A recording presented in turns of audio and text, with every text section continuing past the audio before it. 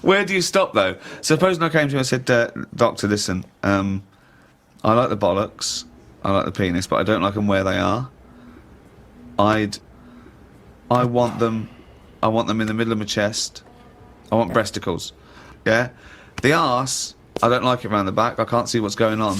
Pop that on the front where the bollocks were. I want my arse where I can look down and see what's going on. Can you do it?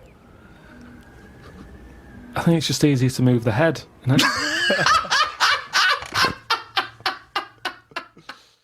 When I was about 13, 14, I once tried to improve the animal kingdom by making the hardest animal ever, the most perfect animal. Now, just to clarify, you didn't, in sort of Frankenstein style, No. try and bolt various bits of animals together. It was a drawing that I sent to Blue Peter. There was no competition going on. You just thought they would be appreciative. I thought they'd look at that and they'd go, well, he's a genius. Yeah. This is like Da Vinci. Sure. And this is the animal. This is what I thought, the perfect animal. I mean, when I say perfect, I meant the hardest animal. This animal, it could take anything. It was just the strongest, hardest, fastest. Right? Yeah. So, I started with the head of a lion. Of course, that makes Do you know what I mean? perfect sense. It looks good. Bite you, right? Okay. I popped that on the body of a rhinoceros. Okay, so it's got the toughness, the armour, if you like. It's full strength. Head of a lion. Think of that. So you've got this picture. Head of a lion, body of a rhino. Perfect. Okay? Hold on, though. Pop some arms on it. The front arms were the arms of a gorilla. The arms of a gorilla. So it okay. could punch, grip, it could make stuff. The lion, I mean, that's where the lion falls down, because it can't make stuff. Sure. It can't climb, you know. So, okay then, wait a minute. You think that's got enough weaponry? Sounds like it. No. Pop on the tail of a giant scorpion. A giant scorpion? Yeah, yeah. So a scorpion that's the size of a rhinoceros? Exactly, so the tail was as long as that lion. So now this is a scary animal. Yeah. And this is where the animal fell down. I thought, right, legs. Well, the fastest animal is the cheetah. Cheetah. Popped on 4 cheetah legs. 4 cheetah legs. It would have collapsed. Crushed under It would the have weight of the collapsed rhinoceros. immediately. So, Yeah. yeah. And you drew this, did you? Drew it, yeah. Did you show it to anyone else? Yeah, my mates went, that's brilliant. Right. They said, that's brilliant. And then just sent straight to Blue Peter. Yeah. Any reply? No reply at all. Really? No reply at all. Surprised. What do you think of that, Carl? If you wanted to make the ultimate fighting animal, what would you come up with? If you had the power, like that fella in Arabian Nights, size of a chimpanzee, you could change into anything, but you could change into, you know, like that. I don't think I'd go for strength and that. I'd go for survival. What would you do? Cockroach. No, I'd have like an armadillo's body. Right. Okay. I'd have a head of an owl. Right. The head of an owl? Yeah. Why? Come on. Why? What does that bring to the table? The head's there to sort of make it look friendly to the make it look human friendly. race. So Okay. because if you look half decent to the human race, they'll look after you. Right. That's the way it works. Yeah. Isn't it? With a Okay. cat and a dog and all that. So the owl makes it look nice. Right. I'd have. I wouldn't have legs. I'd go for like the slug juice. What do you mean? So now you're a really slow-moving, legless armadillo with the head of an owl. Slithering along. How Yeah. is that going to be friendly? They'll see the beautiful face, but then they'll be terrified by the sludge. No, because the head's that nice that they'll forgo the sludge. But hold on though. But wait a minute. So it's got this thing that's stuck, right, going at 0.1 miles an hour, with a going whoo, right? You come over, you kick the head off. How is this No, a because the survival? head can go into the thing like a tortoise. Can it? Yeah, of course it can. Into the armadillo body. Well, no, an armadillo doesn't do that. It just curls up into a No, ball. this isn't an armadillo, is it? So it's oh, go Why on has then. it got the sludge? Why Because is that so attractive? what I'm thinking is an armadillo. They're good when they're on their feet. Flip them, they get stuck like a tortoise. Right. Slug stuff keeps it down. So if anything attacks it, it's like a limpet or one of them things that can. Why lock not have a to stuff. limpet then? But it can't get any. How it can barely move. It can Just hardly go and get just anywhere. go and kick it. What do you Just mean it it's- can't get Well, how anywhere? can it escape from danger? It's going to move rubbish. very slowly. No, because What, that's the it'll worst lock itself animal. in. It'll lock itself in. Yeah, and then I just scoop it up on the You sand. can't scoop it up. It locks itself in if it's in danger. I'd give it peacock feathers. This is the worst animal Why I've has it got ever peacock heard. feathers. Again, it's just the worst animal I've ever heard. Why has it got peacock feathers? threatening. It looks more threatening. That's the feathers least do. threatening thing, peacock feathers. It's like Danny LaRue coming at you. There's nothing remotely scary about peacock feathers. Yeah, to humans, but Yeah. the humans won't be harming it because they like the owl head. People will like to have these things in the garden. They eat lettuce. They eat lettuce. Why has he got a beak? They eat lettuce. He's telling them what it's going to eat now. The owl's going, fuck that, I want a mouse. I love the fact that he's based what it eats on the fact that how it moves a bit like a slug. Yes, Let it eat lettuce. yeah. It moves that, and let it eat lettuce. Like I said, it's not that weird if that existed. If that was normal, like when you went out to empty your bin, he was one of them sliding up the wall. You wouldn't even double take. You'd just be like, oh, there's the owl head peacock feathered thing. I don't know why it's climbing walls in an effort to find lettuce. Yeah, why is it climbing up that wall? Because that's the only way it can see properly. Because its head's coming out like that. So even though you've designed this animal, now you're even explaining got its limitations. problems. Well, Now it's got mainly problems. made as to be on walls. Because what else is living on walls? Oh, God. Oh, fucking hell. What a useless animal that is. KARL, I mean. But nature chucks up odd things, doesn't it? Don't. Why are we starting on this again? No, I'm just saying that is nature. Now and again, you'll get stuff that. Oh, was he looking at you? Yeah. Was he really? Look at his fucking head. Look at his stupid round fucking orangey head and... Oh. Why aren't you a freak? You've got a little bald head. We're not meant to be bald. Well, I was. I think that's the thing. That's what nature's done. You see, I didn't do anything with my hair when I had hair. I didn't style it, I didn't do anything with it, and it probably thought, what am I doing here? Whereas people who love their hair, and they comb it and have different styles and look after it, they have hair for ages. Nonsense. No, nonsense, Gobbledygook. absolute nonsense. Well, you're saying that. Absolute nonsense. Well, it's a little bit weird then, isn't it? And that's what happens with old people once they lose their, will to live. Once they lose the job, they get old. What's my purpose? What am I doing here? And it's like nature goes, you're not needed, and they die. Maybe that's what happened with the dodo. What's it doing? Can't fly. Its wings are useless. Eat it. Tastes horrible. Kill it. No, they did eat Nature. it. I think they did eat Yeah, it. but it wasn't very nice, was it? I think they over-farmed it. I think that's why it was extinct. Because they did eat it. No, but they did eat it, but they didn't like it. Everybody, you never saw like a fully eaten carcass of a dodo. You're making as this they up are again. eaten. All conjecture. No, but they didn't eat it all. Everybody would probably try it and go, it's not for me, that. But you don't know No this. idea, You you're don't just know making this. it up. What's this based on? I've That just- people... And also, why would that kid it out? Because I'll tell you why. Why? Because if it's not nice, people don't get another one in. And they die out. The reason we've got loads of chickens and loads of cows is because we eat them. If we ate polar bears, we wouldn't be short of them. Because you'd farm it, you'd take more care. But what's a polar bear doing? Sat on a block of ice floating about.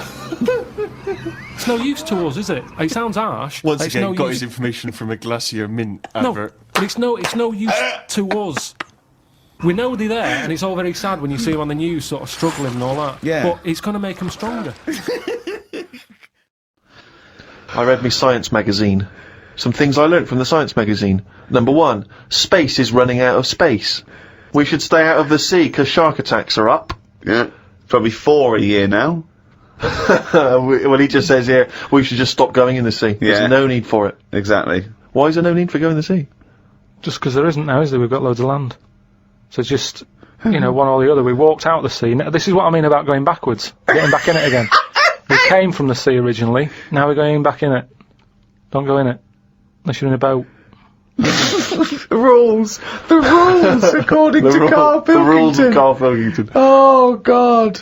Did the podcast and then went for a walk round Manchester Square. Years ago, a woman lived round there who had a head like a pig. She was known as the Pig Woman of Manchester Square. That made me think if there were other pig-headed women knocking about London. Do you know what I mean? Why was she nicknamed that? Why not just the pig-headed woman? That suggests to me like there was loads of pig-headed women, and that's the one of Manchester Square. Right. Well, no, it was more to do with identifying her, not amongst other pig-headed women, but go, have you seen the pig woman of Manchester Square? I.e., go down there and see the pig woman, it's in Manchester Square. What happens if she's walked off from there, though, and you go, well, no, but I saw one on New Cavendish Street. No, Is that the same she'll, woman? she'll always come back if you rattle the feed.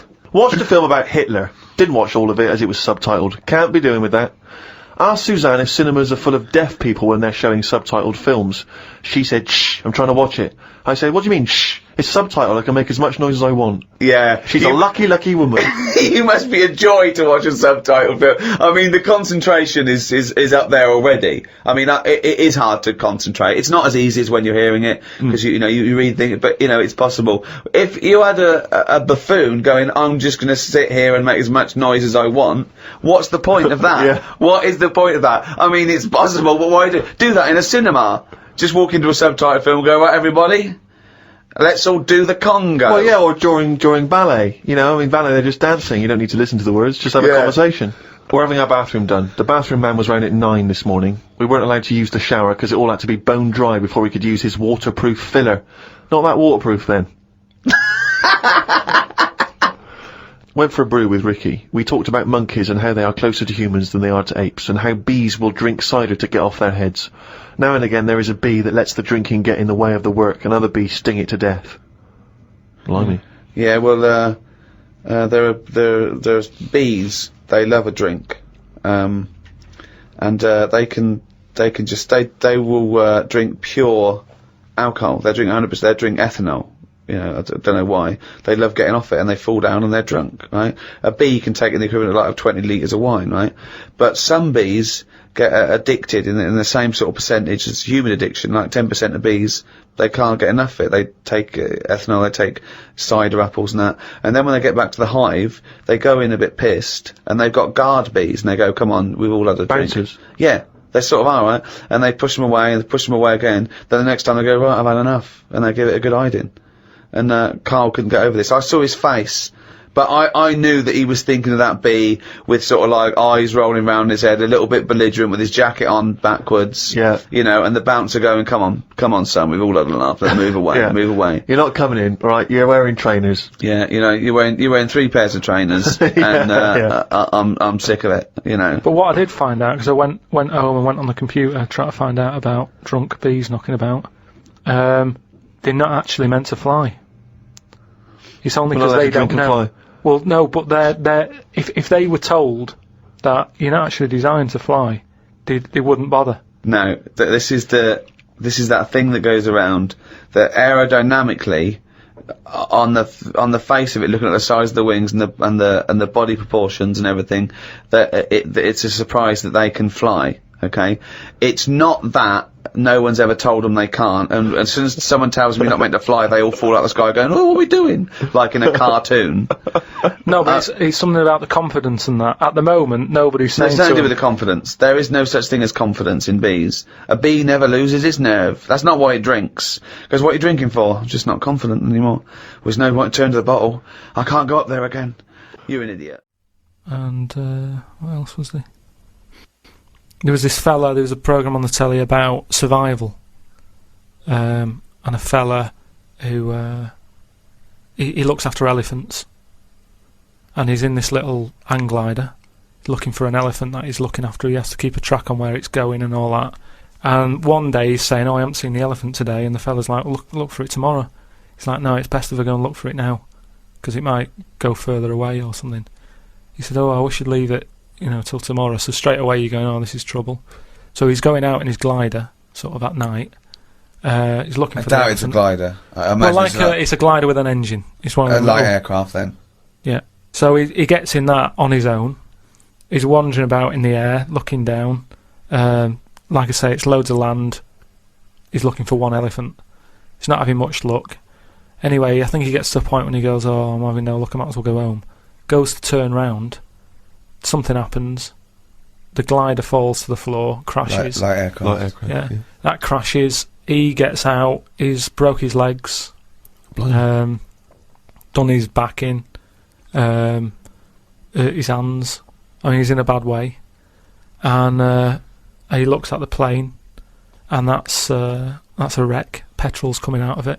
He's thinking that's not going to fly again. And he has to lie there, doesn't he, for like 48 hours or something.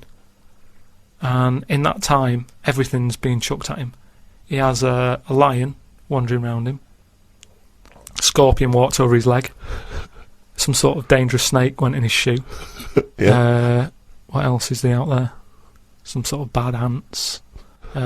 Just everything that's there that could cause a problem. He had it all in his line. I haven't seen this, but I suspect there's a lot of conjecture in this telling of The it. bad you know what I mean? ants. Bad ants. And No, just anything that you could think of that's out there to cause you a bit of a problem. Camels. He got hot. He got so hot his lips fell off. No, because you have to have a lot of juice to keep your lips sort of how they are. Right. So that's the sort of state he was in. Yeah. 48 hours. And yet he survived in the end. Someone came and found him. And Well, you that thought you were gave me- bored doing nothing. Yeah, no, well, He didn't that's- even have the internet. Yeah, but he had a lot of insects. what would to you watch. do then if you landed, right? Supposing we all land, right? We're shipwrecked, okay? There's no food around. But there's a chance we might be saved, like in a few days. We just got to stay alive just for a few days, okay? Steve offers up his penis. For what purpose? Well, it's already you've torn it in the plane crash anyway. It's hanging off. You go, okay, listen, lads, let's eat this. This will go 3 ways. I should be so lucky.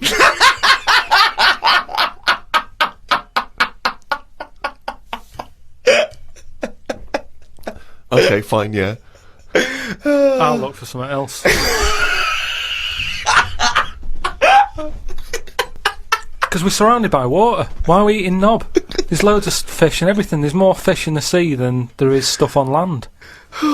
That was something else that I've read about how there's more sea life happening. There's loads more. What do you mean? Then what? Than stuff happening on land. Well, yeah, it's a bigger place, isn't it? Yeah, and there's more. They're all coming further in because it's getting so crowded. Everything's being pushed outwards. So we're going to get to a point where people won't go walking in the sea because there'll be something deadly just floating about on near the shore. Again, that's no information at all. I don't know, There's yeah. no information in that statement at all. Yeah, I said how the sea is so overcrowded that everything's being pushed to the edge. It's not overcrowded. It is. You mean things that are in the sea are being pushed to the edge of the sea? Yeah, because there's new stuff happening all the time. There's new creatures being made. They're changing quickly. They were saying how, like, I don't know, 50 years ago, jellyfish didn't even have a sting. That's rubbish.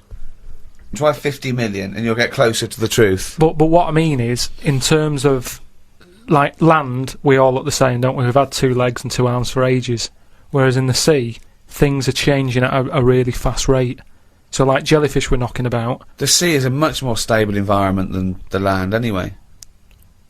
What are you on about? Well, I wouldn't have thought evolution is any faster in the sea than land. Yeah, it is. Well, no, where's the evidence for this? The Well, I'm internet. telling you now. I'm telling you how jellyfish have changed. And look at them. They're And how have nothing. they changed then? So they didn't. 50 years ago, they didn't have a sting. Yeah. Now they have. Yeah. Trilbys, they wore trilbys 50 years ago as Yeah. well. And they just spoke with a much more, refined accent. Just that is quite a lot, though, isn't it? Because jellyfish are nothing. But like no, I said you've to you made that before. up. That's not a fact. There's no facts come out of this discussion. Oh, that's interesting. That you haven't said anything. Jellyfish haven't changed in 50 years. No, they have. They've changed a lot in terms of. Well, they haven't changed in hundreds of millions of years, so I don't know what the 60s had to do with anything. I just don't know what influence the Beatles and Mary Kwan suddenly had on jellyfish, where they hadn't Because changed this for is- hundreds of millions of years. With all this sort of loose, free sex, free love, they were just going berserk. No, yeah. There were no inhibitions amongst the jellyfish anymore. Things are changing a lot. To think that jellyfish, when they first came out, they were nothing. Jellyfish are nothing, aren't they? They're just a blob. So, When they first came out, I when know. they were first released. New by Roncal. Yeah. but what I'm saying is, even though they were nothing, they've grown to have a bit of something, just to get by in a busy place. I Which don't is the know sea. what you're talking about. It's all guesswork and It's conjecture. not guesswork. I've been It's off all all week. I've been nonsense. reading all this and watching stuff. Carl, you haven't learned anything. Well, that's not entirely true because he's obviously learnt enough to have written a poem about some of these subjects. Oh, I love his poems. Are you getting into poetry now, properly? I really like it. Yeah. Is Carl going to read this for me, Steve? If you want him to. I think so. I did one about my kidneys. What was it called? Didn't have a name. It doesn't need it. Ode to a Nephron. Right, I did 2 about jellyfish. Excellent. I don't like jellyfish. They're not a fish, they're just a blob. They don't have eyes, fins or scales like a cod. They float about blind, stinging people in the seas. And no one eats jellyfish with chips and mushy peas. Get rid of them. And then there's just a shorter one I did about a jellyfish. It would be spiteful to put jellyfish in a trifle.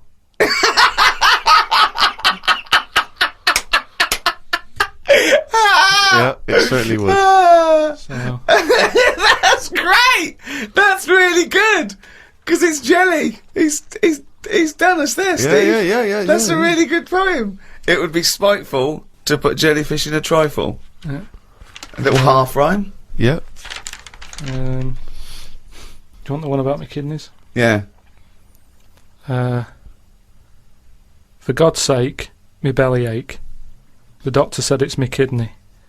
He said he's got to stick a tube up me knob. I said you got to be kidding me. For God's sake, knob ache.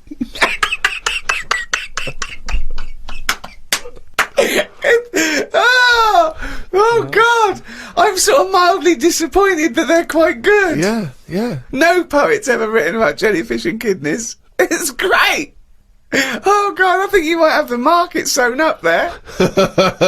It would be spiteful to put a jellyfish in a trifle. Carl, if you could spend a day with an exact replica of you, okay, so somehow they've cloned you, Carl, and you've got him for one day, what would you do with this? What would you make him do? What conversation would you have with him? What would you do? Is there anything you could, how would you utilise him for one day? Well, they'd both say I'm not bothered, and that'd be the end of conversation. What would do me head in is, does he think the same way, look the same way, Exactly dress the same. Yeah. How would I know which one I was? Because you'd be you. That's amazing. No, How would I know which one I was? Incredible. No, because that is the most stupid thing ever said by a human being. Can we get the Guinness Book of Records on this? I mean, out there, listen, people, have you heard anything more stupid than how would I know which one I was? It's the most stupid thing any human being has ever said by definition. But think about it, this other person's going, alright, thanks for meeting up and that. And I go, hang on a minute. No, you came to me.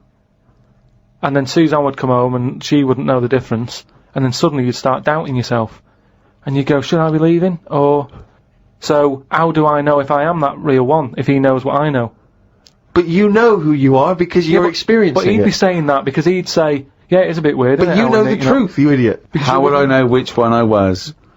So anyway... But bear in mind, What would you do? You could pass him off as yourself. What would you do? Would you play tricks? Would you, You could be in two places at once. would you do stings? Would you do scams? Like Jackass.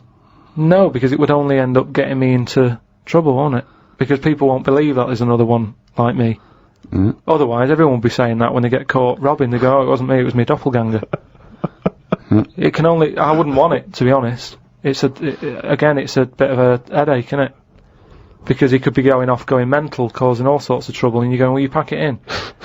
And he's going, what are you on about? But then that wouldn't happen, would it? Because he's being me, so he'd be sat wherever I am anyway. Because he'd want to do what I want to do. So, pointless. But I still wouldn't want it.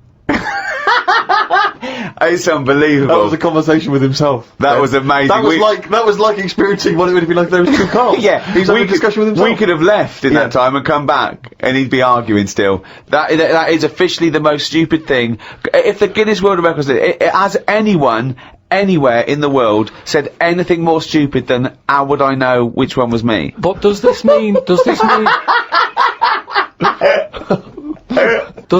though that I could just sit at home and not do anything and just send me out on... Yes. And when he's seen something happen, I'm seeing it. No. You're separate people. You're separate people. But then he's not a doppelganger then, Well, is he? you're identical twins then. You found out identical twins and he's got exactly the same input as you. I mean, it's not a real question, is it? It's just a little... Again... But I said to you the other week about twins and that, how I wouldn't like to have a twin. It's alright when you're a kid, but unless you're a Siamese twin, even they don't even look alike, do they? Just stuck together. You don't go, oh, don't they look like each other? They have different haircuts. They don't carry that thing on, do they? That normal twins do. Like normal twins, the mums say have the same haircut, wear the same shirt. Siamese twins never look the same. They just got their arse stuck together. Again, it's a dialogue in his own head. It's unbelievable. I think I follow science more than you do. You watch all your Soprano box sets and all that lot. I'm watching science. I'm reading but you science. don't get anything from it. I do it for a minute. Well, It what have you learned entertains most me. recently? But you don't learn anything. It goes in and there's a guy, and then you extrapolate in your own little world. A bit of knowledge is better than none. You don't know. I have. What? What's the most recent piece of scientific information you've discovered? There was some scientist on the radio saying that I might not be bald, I've just got very fine hair. Was he referring specifically to No, you? he just was saying any bald men listening. New science shows this. Oh, all right, that's good. Bit of science. I heard there's a load of birds in America that's just died. No one knows. That's a bit mysterious. There's no answer to that one. There's Well, just there is. like 500 There is an birds. answer to it. What's that then? We don't know yet. Yeah, but that's To say that we don't... But that's the best bit of science, I think. The bit when you go, oh, what was that? When you go, oh, they flew into a big window, you go, oh, boring.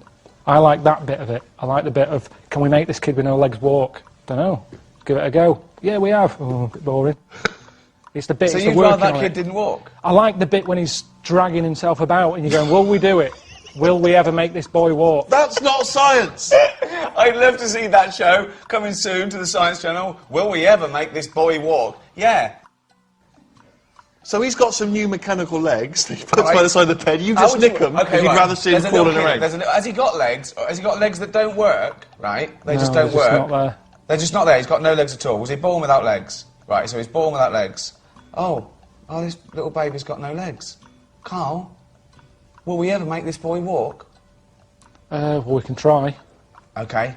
That's the good bit. Down, down, down, down. What are you doing first? Down, down, down, down. Let's make some legs. Ah, what? Wood. Wooden legs. 2011. Give him wooden legs. What wood are you using? Something that's not too heavy. Probably a bit of MDF. Right, okay, right. What do you do? How do you make the legs? Just sort of say, right, how tall do you want to be?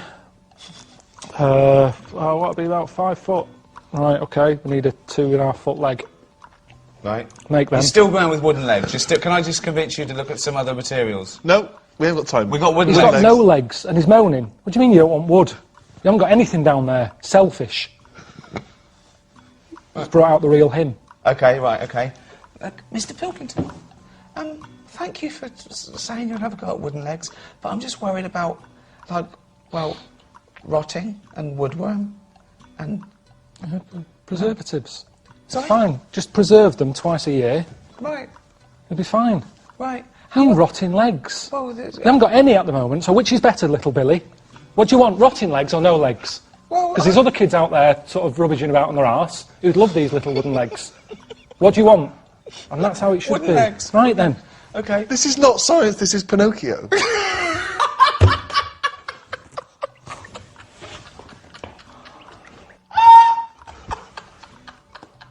Right, come on.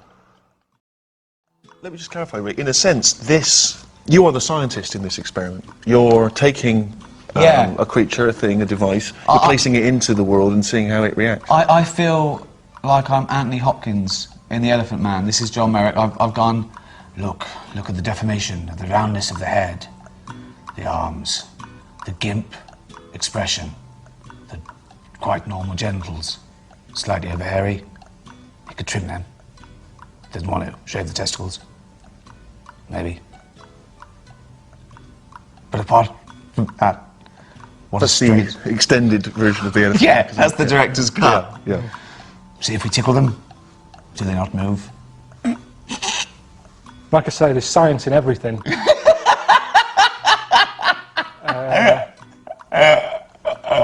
I'd say I'm more into science than you are. I'm always calling you up, telling you stuff, and you go, "All right." Yeah, no, see, What was an example be well, of that? science is a discipline. It doesn't jump to conclusions, it looks at the evidence and follows that evidence. It tries to prove itself wrong. When it can't, it's right. Now, I called you up once on the phone, you went, all right. I said, what are you doing? He said, just walking in the park. He was walking around Regent's Park. I went, oh, what are you doing? He went, oh, So what? He said, a caterpillar just fell out of the sky. I went, really? He went, yeah, it just fell out of the sky. I said, a bird probably dropped it. And he went, yeah, there was a bird, yeah. So instead of looking up for the evidence... Which is probably number one rule of a That's number one. scientist, yeah. Something fell from there. Let's look. He didn't. He said it just fell from the sky. Sure. So now it's now raining caterpillars. Yeah, so that's his science. You've no idea. That's your answer. You weren't there. That's it. To you, you've said it. That's the answer. Might not be the answer. It might not be. It might not be. But you were happy with a caterpillar just fell out of the sky. Carl, every human being spent about half an hour as a single cell. I've heard about that. What do you mean, you've heard about that? I remember reading it. I read it. I think I went to the Science Museum. And it was on the wall. And I just thought, oh, I would have hated that. What, being a single cell? For half an hour. But then when was there ever a chance of a single cell knowing anything? Yeah, if you look at it like that, it's not a problem, yeah. It never was a problem. Why are they telling us then? Oh, for God's sake! This is a guide to. We're trying to educate. I mean, you know, this is for people to, you know, it's just an interesting discussion, isn't it? So we are going to come up with some facts. There are going to be some things that we don't know the answer to. There's going to be many things you don't know the answer to. Sometimes you're right. Sometimes you're wrong. Sometimes we learn something. Sometimes we don't. It's just adding to the debate, really. I just thought it was quite an interesting What do you think when you read that? What goes on in your head? I think it's incredible that that's how it starts. That you One go cell, from there that to then it divides and divides again. A cognizant being. Yeah. That every cell knows what it's got to do. It's remarkable. It's remarkable. DNA. Stunning. Yeah, I'm surprised there's not more weird stuff knocking around. I've always said that. But what's weird? Just something that doesn't look like the rest of us. Nothing looks like the rest of us. There's nothing. What's no, weirder than people-wise, I mean, how many people are in the world? 6 billion. 6 billion. 6 billion people. Yet you don't walk down the street, and I'd expect every fifth person to be like, "What is that? Look at his head. He's got 3 legs. Why? Why is the arm on the back of his head? What do you Why mean isn't there next? more defects in it? Well, there has been. Not Don't that forget. many. Do you know, like that Total Recall? Yeah. Like that, where everyone's a little bit weirder. I mean, you know, there's only so much you can do. I mean, even in that film, there was a woman with 3 tits. You know, I'm not talking about having like a shoe for a head.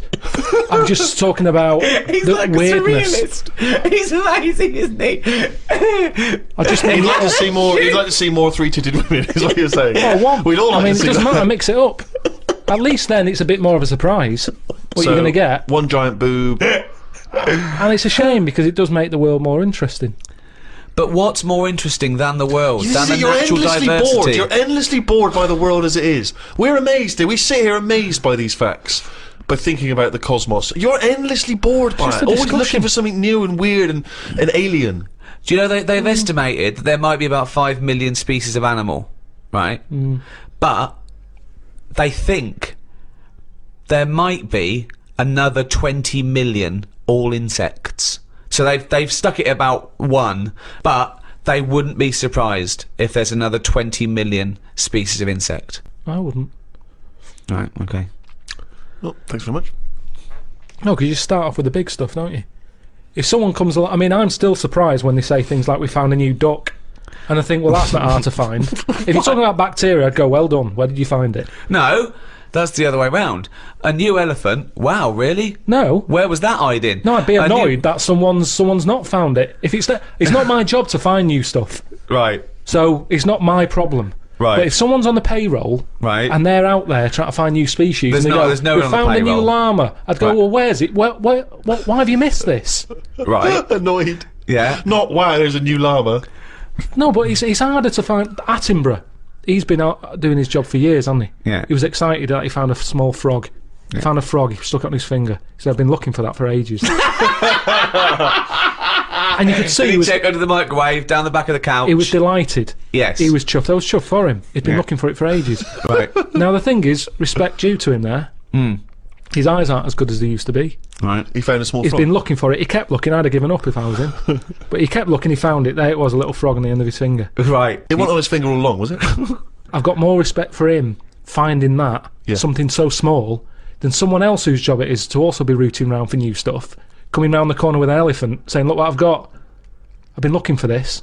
Yeah, but that's not They what haven't been happened. looking hard enough. No one's looking for an elephant and has failed to find it. They don't You're know what they're looking annoyed for. with these people Yeah. who are on the payroll Yeah. looking for elephants By and failed to find definition, them. they're not looking for new species because they don't know they exist. It's a surprise. No one goes out and goes, what are you looking for today? I don't know, say a letter. D, duck then. Let's look for a new duck. Where are you going to look? Pond. All right. I know, but sometimes it's the slightest thing. I mean, we've done Yes, a lot it on is. insects. Yes, it is, But yeah. they go, I found a spider with like an orange leg, or a fish that swims upside down. It's like, put it the right way up. I mean, it's not worth noting. I'd say it's got to be a dramatic difference. Right.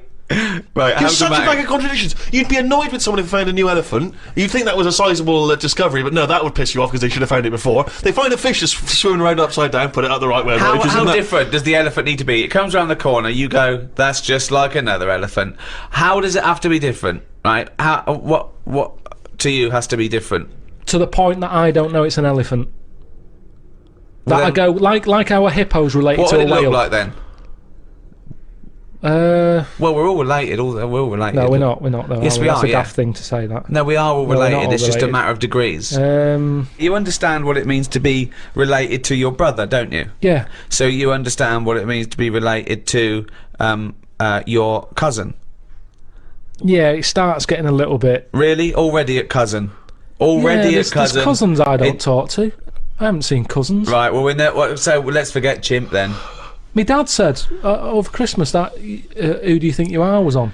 He said, oh, why don't you do that? I said, because it's looking up dead people. There's cousins who I don't even talk to. Yeah, true. I've no idea. It who annoys these- me when they cry about their great-great-grandmother. Who they didn't even know. They're like, yeah, no, yeah. Don't even know them. Don't even know them. And all it's going to do is dig up problems, innit? You're going Yeah. to find someone out who did something wrong and you're going to get the blame for it. I don't want to know. If my cousin was Einstein, very nice. Yeah. But at the end of the day, that's If going to your add cousin extra was pressure. Einstein, then you really are an underachiever. No, but do you know what? If he was, I'd know about it. I don't reckon you would know about it. I I reckon don't I would. reckon your family would be that impressed with Einstein. They He would was have a- stayed in touch. He would was they? always the weird one with the scruffy hair and his tongue out. Yeah. No, I reckon the stuff we know is enough now, and all we tend to do is find problems. All the mysteries still in the world. The What a prick. mind-body problem. What a prick. How to save the world. Yeah, but we're not, are we? We know it's dying. We don't know how to fix it. Not yet, we don't. Turn your lights off. But then we You didn't. turn yours off. Just get sick of it. Leaflets through the door all the time. Turn your eating off. Turn the lights off. Living like a mole. I love his little internal dialogues out loud. They're fantastic. The little discussions he has with himself. Oh, I can't wait till he's old. That's going to be amazing. Us three, when we're about 75, 80, he's fucking moaning. Oh, we're in a little home together. Just fucking... Fucking hell! Oh, Carl! Do you remember when you were 73? No, do I fuck? Tell us the Tic Tac anecdote again. Did you know, Carl, that cataract operations on the eye were performed in India as early as 1000 BC? And in Babylonia, in the same time, the fees of eye surgeons were rigidly fixed by law and were quite generous. So, for instance, if you're a very rich person, it cost you about 10 shekels. If you're a slave, only 2 shekels. But if the rich person lost the sight of their eye after the surgeon had operated, they would cut off the hand of the doctor. What? So he gets one chance at it? Well, he doesn't want to screw up. Yeah, I know, but everyone's allowed a couple of errors. That's how you learn, isn't it? That's a stupid rule. But then again, I don't know why they'd be so worried about their eyes back then. What do you mean? Well, there was less to look at back then. What do you mean? Well, like that, I saw a fella on the tube on the way here today who was blind, proper fully on blind. Blind. Now, for him, I just was like, oh, that's so depressing. Right. So much to see in the world now. Loads of stuff. Right. Art, buildings, and all that. Now, back then, if these people did have sight once, the pyramids, you remember it in your head, and that's enough. There wasn't loads of clutter anyway. It was all sand, so even if you fell over because you're blind, at least you landed on something soft. Whereas now, it's rubbish being blind. Stairs, loads and loads of people, loads of curbs and things. It's not a good time to be blind.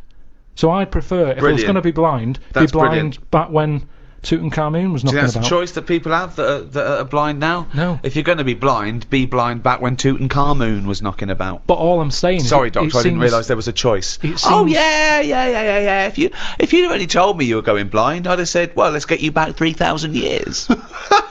It just seems a bit harsh, that's all. When someone's trying to help you and operate on your eyes, and they have a little bit of a slip-up, like we all do in jobs, you have a bad day, and he has to have his hands cut off.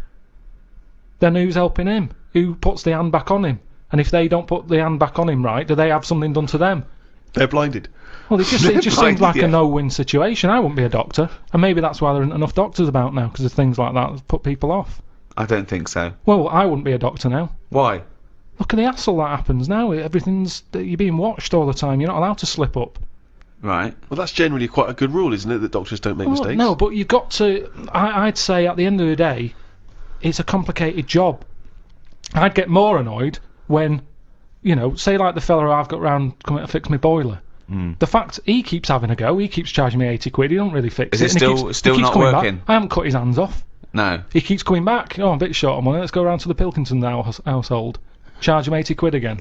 Oh, it's Christmas, let's pop round twice. Do you know what I mean? Whereas a doctor who's trying to help people, it's a Yeah. difficult job. Yeah. If he makes a mistake now and again, I think, well, it's bound to happen. It's complicated. Can't you see where I agree with you that people make mistakes, and I imagine there are good and bad doctors. They try and even that out by it being a very, very obviously stringent exam, and It's 11 years they've got to do. I read up on it. 11 years it takes to be a doctor. No, it doesn't. It does. It takes 7. No, but then they've got to be in hospital or something for 4 years before they get to play with someone. Right. Okay. Yeah. So okay. that's ages. You're going to get bored. You're going to get bored. Well, and then when you- but that's it. They really do try and rule out, and there's still chance and mistake, and don't forget, you're given nearly impossible tasks still in medicine. Just think of the risk with transplants alone. And they're getting better and better at those, Yeah. and they're lasting longer. But the fact of the matter is, it's better to have a go, innit, than not have one. If someone said Well, to me, it right, you need a depends. new heart, Yeah. we're going to do it. If they say you're going to die anyway, let's Yeah. try this new thing, you might as well. Have a But then whirl. there are some things that there's not worth the risk. When someone it goes wrong, someone's facial surgery goes wrong because they wanted plumper lips or a little well, that's- nose, I've I'll got go, no you're a fucking sympathy. idiot. Yeah. Exactly, yeah.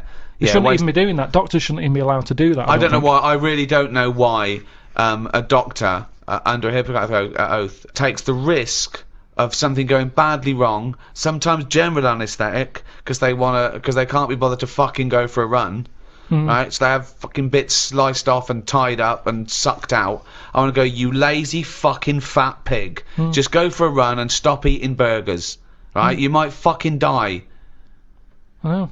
Well, can I just stop you there, Rick? Because actually, if it weren't for a plump patient, the stethoscope would never have been invented. What? Because you couldn't hear. Yeah, their the person who invented the stethoscope, Dr. René Laennec, couldn't have a very fat patient come in and couldn't hear her heart through the blubber. But then that's the sign of the problem. I mean, that's the sign of the problem, isn't it? Yeah. I mean, rather than saying, hang on, let's get a bigger chair in for her because she's got a fat arse, I'd say, well, you're not welcome here. If you can't get through the door, I'm not seeing you. I mean, if you've got a doctor who's having his hands cut off because he messed up an operation, yet fatty's coming in and getting special treatment, I wouldn't give him time of day. You see, this is what I'm saying, right? This is going right back to what I was saying at the beginning. The problem is, we've got pills for everything, and all this is doing is making people treat the body badly. Because you're going, be alright, there'll be something. It's There'll be funny, isn't something. it, that like these tests, they go, well, let's have a look. It's what we were talking before about weighing kids. If they can't get through the door to get to school, you don't know. If they go, oh, I'm just going to take a sample of your stool. Actually, I don't. You're too fat. Your shit's come out like tagliatelle. Your ass is too fucking fat. Stop eating your gun. I'm going to take a sample of your stool. What, the one you fucking broke when you sat down? I just think this is the problem. You know, we can do too much, and because of this, people are going, I don't care about my body. They worry more about the plasma telly getting a scratch on it than they do about their own body. Exactly. And if we stopped giving them tablets willy-nilly, they'd have to look after the body more. Willy-nilly is one of the worst diseases in the Western world, of course. Medicine is the art or science of healing. And that doesn't always have to be a drug or a surgery. I mean, bedside manner has a lot to do with things. And also, it's all about care as well. We mustn't just forget that some people don't need medicine. They just need help. For example, there are people that help disabled people have intercourse where they can't, you know, maybe get on to the woman herself. And there's someone that actually helps the man put in his penis to the woman's vagina. They leave the room. What? I've never even heard of this. It's true. Absolutely true. They're Steve? helpers. Yeah, no, I believe that is the case. Yeah. And that's just as needed as anything that might cure Well, their own. it's not. That's pleasure.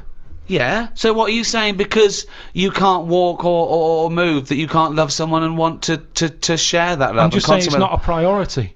Well, no, but they're going to live. They're healthy apart from their disability. I've met someone. They want to, you know, consummate this love, and someone is helps them out and goes, well, you know, that's part of my job. No, it's not part of the job. Well, it no one is would part take of this the job job because that's their job. I have never heard anyone say, oh, I've had a right day today. Why? I've been playing with Arthur's tackle all day. They don't I've play never- with Arthur's tackle. They pop Arthur's tackle in Hilda's vagina. I don't think they do. They do. How can they enjoy that? I mean, They're not doing it to enjoy it. once, and they'd go, that didn't work, did it? I didn't enjoy that, Hilda. No. How can they enjoy it with a nurse stood there They having to don't. do that? No, they help her in. She helps Arthur in, or he might be a male nurse. Pops Arthur in. Goes, okay, Arthur. I'll see you in a few minutes. Right. Goes outside. But That's a good what's the see. point, though, in that? Why? Because it's all about the mood and everything. He's just stuck onto like a stag beetle clinging onto a leaf. There's no enjoyment in that. Oh, the well-known stag beetle copulating with a leaf syndrome. No, but I'm That's just the saying. well-known position in the Kama Sutra. I'm No, just he saying, knows that. You know, I think it's a lovely act, and someone's willing to. Wouldn't you help someone Definitely in? not. No. Definitely What? So not. no. So the guy goes, oh, this is my wife. We're both say, well, I can't. You know, can you just pop me in, Carl? You're the, you're the only person around.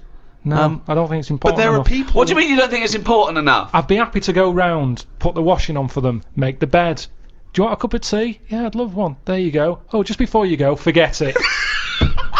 If they asked me to do that, I'd quit. And I don't think it happens because people It wouldn't does take that on happen. for a job. You It never does. hear about it on Comic Relief when they're raising money. They don't go, thanks to Midland Bank for this £100. That's going to go towards Arthur getting his end away. That's No. ridiculous. So you would rather them not have the pleasure of each other than just help them in. No, because they'd work out some way that they could do something for each other. I like to play the guitar. My fingers aren't long enough. I've knocked it on the head. It's the same thing. If you can't do it, don't do it. So are you telling me, right? Okay, supposing there's a little fella who's got no arms, no legs, right? Right? Little Bob. Okay, there he is. All right, Carl. Right? He's got a friend, another little fella with no arms and no legs. All right, Carl. Right? They love each other. Two little fellas, two little dwarves with no arms and no legs. Okay, lovely little fellas. They get married. Okay. Look, Carl, you can't put my penis up my boyfriend's bottom, can you? No, I can't. No. Why not? No, do you need anything else doing? No, I'm fine. Yeah, I've got No, it's weird how you can manage everything else. Well, no. I'm here to help you. Everything else seems to be sorted. Well, just in the chair. Why do you need help in this department? Well, because he's over there and I'm here, and if you just pop me in and just No, leave I'm the not fair- doing that. It's not good for you. You've lost your arms and legs. You'll be losing that soon if you carry on sticking it up there. Say, like, if seals died out, right? Would that be a problem? We've done We've this. been through this before, Carl. Everything has a knock-on effect. Even a seal, that's sort of in between something already. It's between a fish and a and a dog, isn't it? I knew you were going to say dog. It's not between a fish and a dog. What do you think evolution does? Fish I'll to never dog. understand it. Maybe we What shouldn't do you talk mean about it. it's between a fish and a dog? I'm just saying it's. It was a perfectly evolved mammal that re-entered the water, I imagine, and then got streamlined and... I mean, it's between a fish and a dog. But why not have one and the other? Why not have, like, you know, you've got a dog, you've got a fish. No, it's anything not in the between a middle, fish and a dog. It's not between a fish and a dog. I don't know what between means. I don't know what... This is it again about saving everything all the time. What is it doing? What's he doing?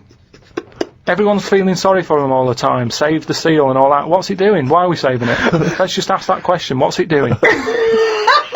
I don't know what to say. It's between a fish and a dog. That bloke, the Eskimo who emailed in, Inuit. would he be in a igloo thing?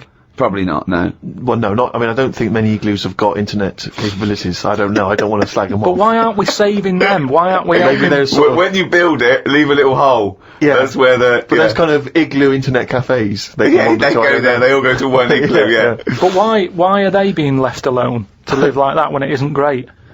What? Well, we're always eager to help everyone in the world, aren't we? We're always like going, oh, look, them people are fed up. Let's build the city up for them, give them a, you know, coffee shop and all the rest of it. They're being left Frappuccinos for alone. them. They're being left alone in igloos and stuff. Yeah. Why isn't anyone saying? But they're not asking for help. They're happy. Well, they're not necessarily happy, but that's the way they live. That's where they choose to live. But why hasn't anyone just gone over and gone? Do you know what? We can make it a bit better for you. Well, they have. I've never had a leaflet through the door saying help an Eskimo out, or, you know, clothing for Eskimos. That's the most remote people in the world. Eventually, someone gets them some whiskey and fags, and that's the end of them as a culture.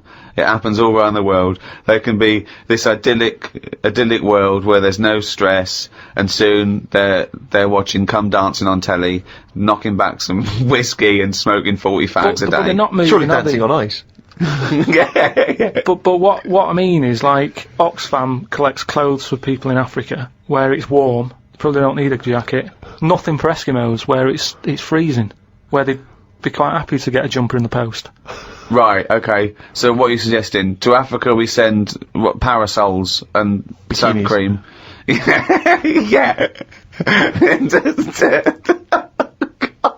You're an idiot. Of course, even in primitive prehistoric ages, medicine was practiced in some ways from the research people have done, cave paintings and the like. Karl, I wonder if you would just give us your initial thoughts on, the medicine of the ancient world. You've not. You sound like you haven't studied it, or you're being. You be modest. You're being modest. Never really thought about it. What do I mean, you they think? didn't have much. I know that Tutankhamun, Tutankhamun. he died of having a knee injury, so they didn't have that much medicine knocking about back then. Right, where do you get this information from? It sounds vague. I read it at an exhibition I went to, and they Okay, did you read the whole sentence, or just... No, I just saw Yeah. they had some like video footage made up. It wasn't from the time, and they just sort of said this is probably what happened. Sure. Did Come you put on. the headphones on and listen, though, or do you just guess it from I the just pictures? looked because Sure, of I course. couldn't have the headphones. Of course not. Why can you have the headphones? They're expensive. How much? About £50, I think, deposit and everything. Well, you get that It's a back deposit, though. If you isn't it? return them, all you have to do is take them You know, off your I head don't and like hand the them idea in. of handing money over because it's like when you get a flat and that and you put a deposit in, you never get the full deposit back. I don't like deposits. Well, what do you Trust think me. is gonna? What do you think they're I'm going to do? going They're to going to take 50 quid off because you put wallpaper on your headphones. No, but it's a not the same, is it? Tutankhamun You exhibition. So you're going to deprive yourself of education because you I don't didn't trust... deprive me. I saw it. the I saw Natural these History things. Museum. It came off a chariot. The dangerous things. He came off a chariot. You saw that on the... How do you know he died? How could you tell from visual images that Tutankhamun died from a knee injury? It's just, honestly, you're going to make yourself look daft here because that's what happened. Imagine that in a room with Carl Pilkington, we make ourselves look daft. How would we have to? That would be incredible. So aside from Tutankhamun's knee injury, that's pretty much your grasp of the ancient world in medicine? Well, I don't know anyone else who's knocking about. Well, what about if we go back even further? What about if we go to sort of primitive man, cave-dwelling man? What do you know there of medicine in that early stage? they didn't really bother. Okay, is that guessing or Wasn't the earliest ones like people like shaman and those absolutely, of course, tribal lords that would say, well, that was I assume even pagan man had sort of apothecaries that certain roots and yeah, shaman who would use herbs and so on. But of course, if we go back to primitive man, you're obviously familiar. I believe it's pronounced is it trepanning? Oh, when you take the top of your head off and let out the demons. And they found various skulls from ancient man with holes bored in the top, some of which had healed over, suggesting that they had indeed drilled holes in their head, or presumably they wouldn't have had drills in that point, cracked the head, and in their thinking letting out evil spirits, and then they healed back over. So in some instances, the people survived. Mm. Don't you think it's fascinating that there was at one point when man discovered that this thing that we now call the brain, which sort of houses the mind, he knew was in his head. It's not that amazing. Well, no, it's not to you, because you know it's there. But but back then, I reckon I'd know that's where it is. Why? Can you feel where you're thinking? Well, it just makes sense to put it there. What do you mean? When you think and you speak, it comes out your mouth. So it just makes sense that whatever's near that is near to the mouth. If your brain was in your foot, it'd take ages for you to say anything. No, it wouldn't. Why? Yeah. This is like actually talking to a primitive man about his understanding of medicine. They would have more insight. By this point, we'd have just cracked open your head to get the demons out. The first contraceptive diaphragms, centuries ago, were citrus rinds. Half an orange rind, for instance, would be used. I mean, more selfish men turned them inside out. I believe that's also still being used in parts of Manchester. For what? An orange. Just think of your head. And it worked? Well, we don't know at this juncture. I mean, maybe... I don't know. It works for contraception because women went, fuck off, what are you coming to me with a fucking orange on your cock for, you dirty cunt? But it could... I mean, again, it's that thing, innit, of we look at it now and we laugh. But look at what's happening. People now are always trying to get us to eat more fruit.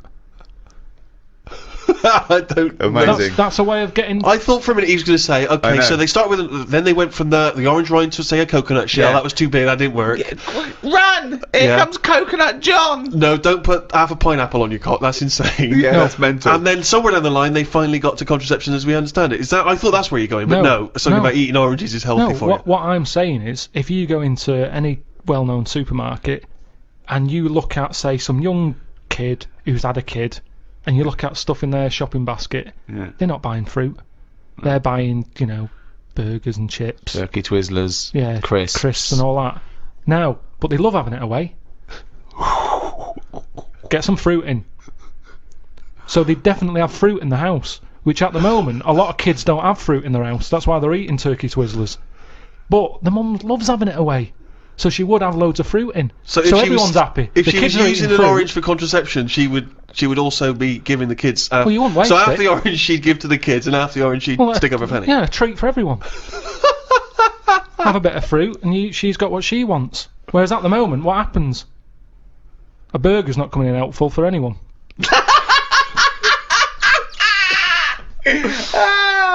If you want me tonight, pop a sesame seed bone on your cock. Take out the fucking pickle. No one likes a fucking pickle up the fanny. Oh, he's a bloody romantic. He popped a plum roast sausage up my fanny yesterday. He loves me. Oh, fuck no. Right. All your cells die and are replaced many times over in your life. Except the brain cells, you only lose them. You lose hundreds and millions and trillions, right? And you've still got plenty left, don't worry. Or most people have. So only a small percentage of the cells you're born with remain yours, the brain cells.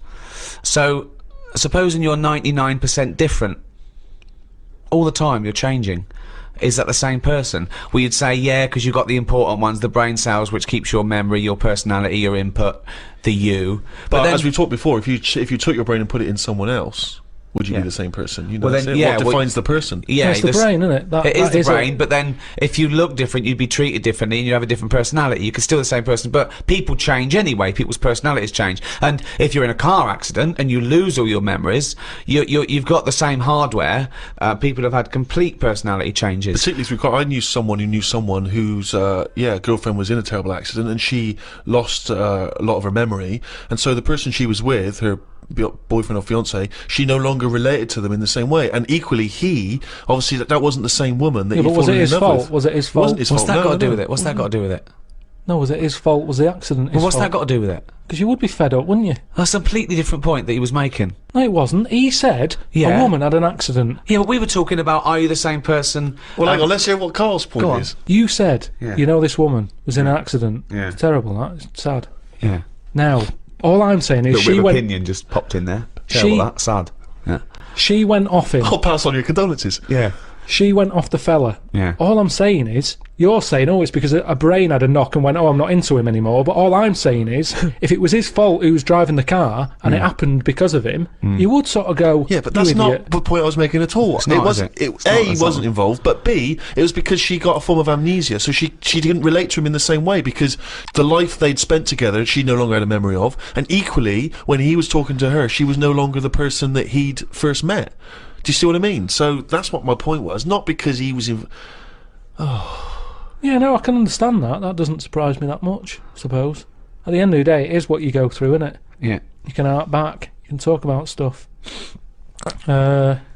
Arp back. You can arp back. Is that what a good relationship is based on? If there's a lot of young people out there listening, they're wondering what to look for. I think that's the best thing about getting old, isn't it? You Yeah. can sit down and do nothing but think about a lot. If you're a baby, you've done now, you're lying there, you can't walk. I can't remember being a baby, and I put that down to it being boring. Because you only remember the good things. remember your birthday. No, it's you remember the good things in life, don't you? I'm quite happy. I can sit down for a good hour or so and just think back and go, oh, that was good. I mean, maybe I'd murder a person. You know, just say, you know, I don't know, but I think I'd probably go mental. Because that's I've what- always been a very reserved person, you know, I've never got into a fight, I've never caused a rumpus. Yeah, but that's a worrying thought because we don't have to have the end of the world for it to be the end of your world, because a lot of people know that they're terminally ill, so they don't go around smashing up bars and killing people. But I suppose I know there'll be no repercussions ultimately, because They're the gonna die next day anyway. everyone's gone, so Yeah, there's not so- going to be mourning families. But then how dare you deprive that person of his last 8 hours or 10 hours of life? I don't care, because it's the last day on Earth.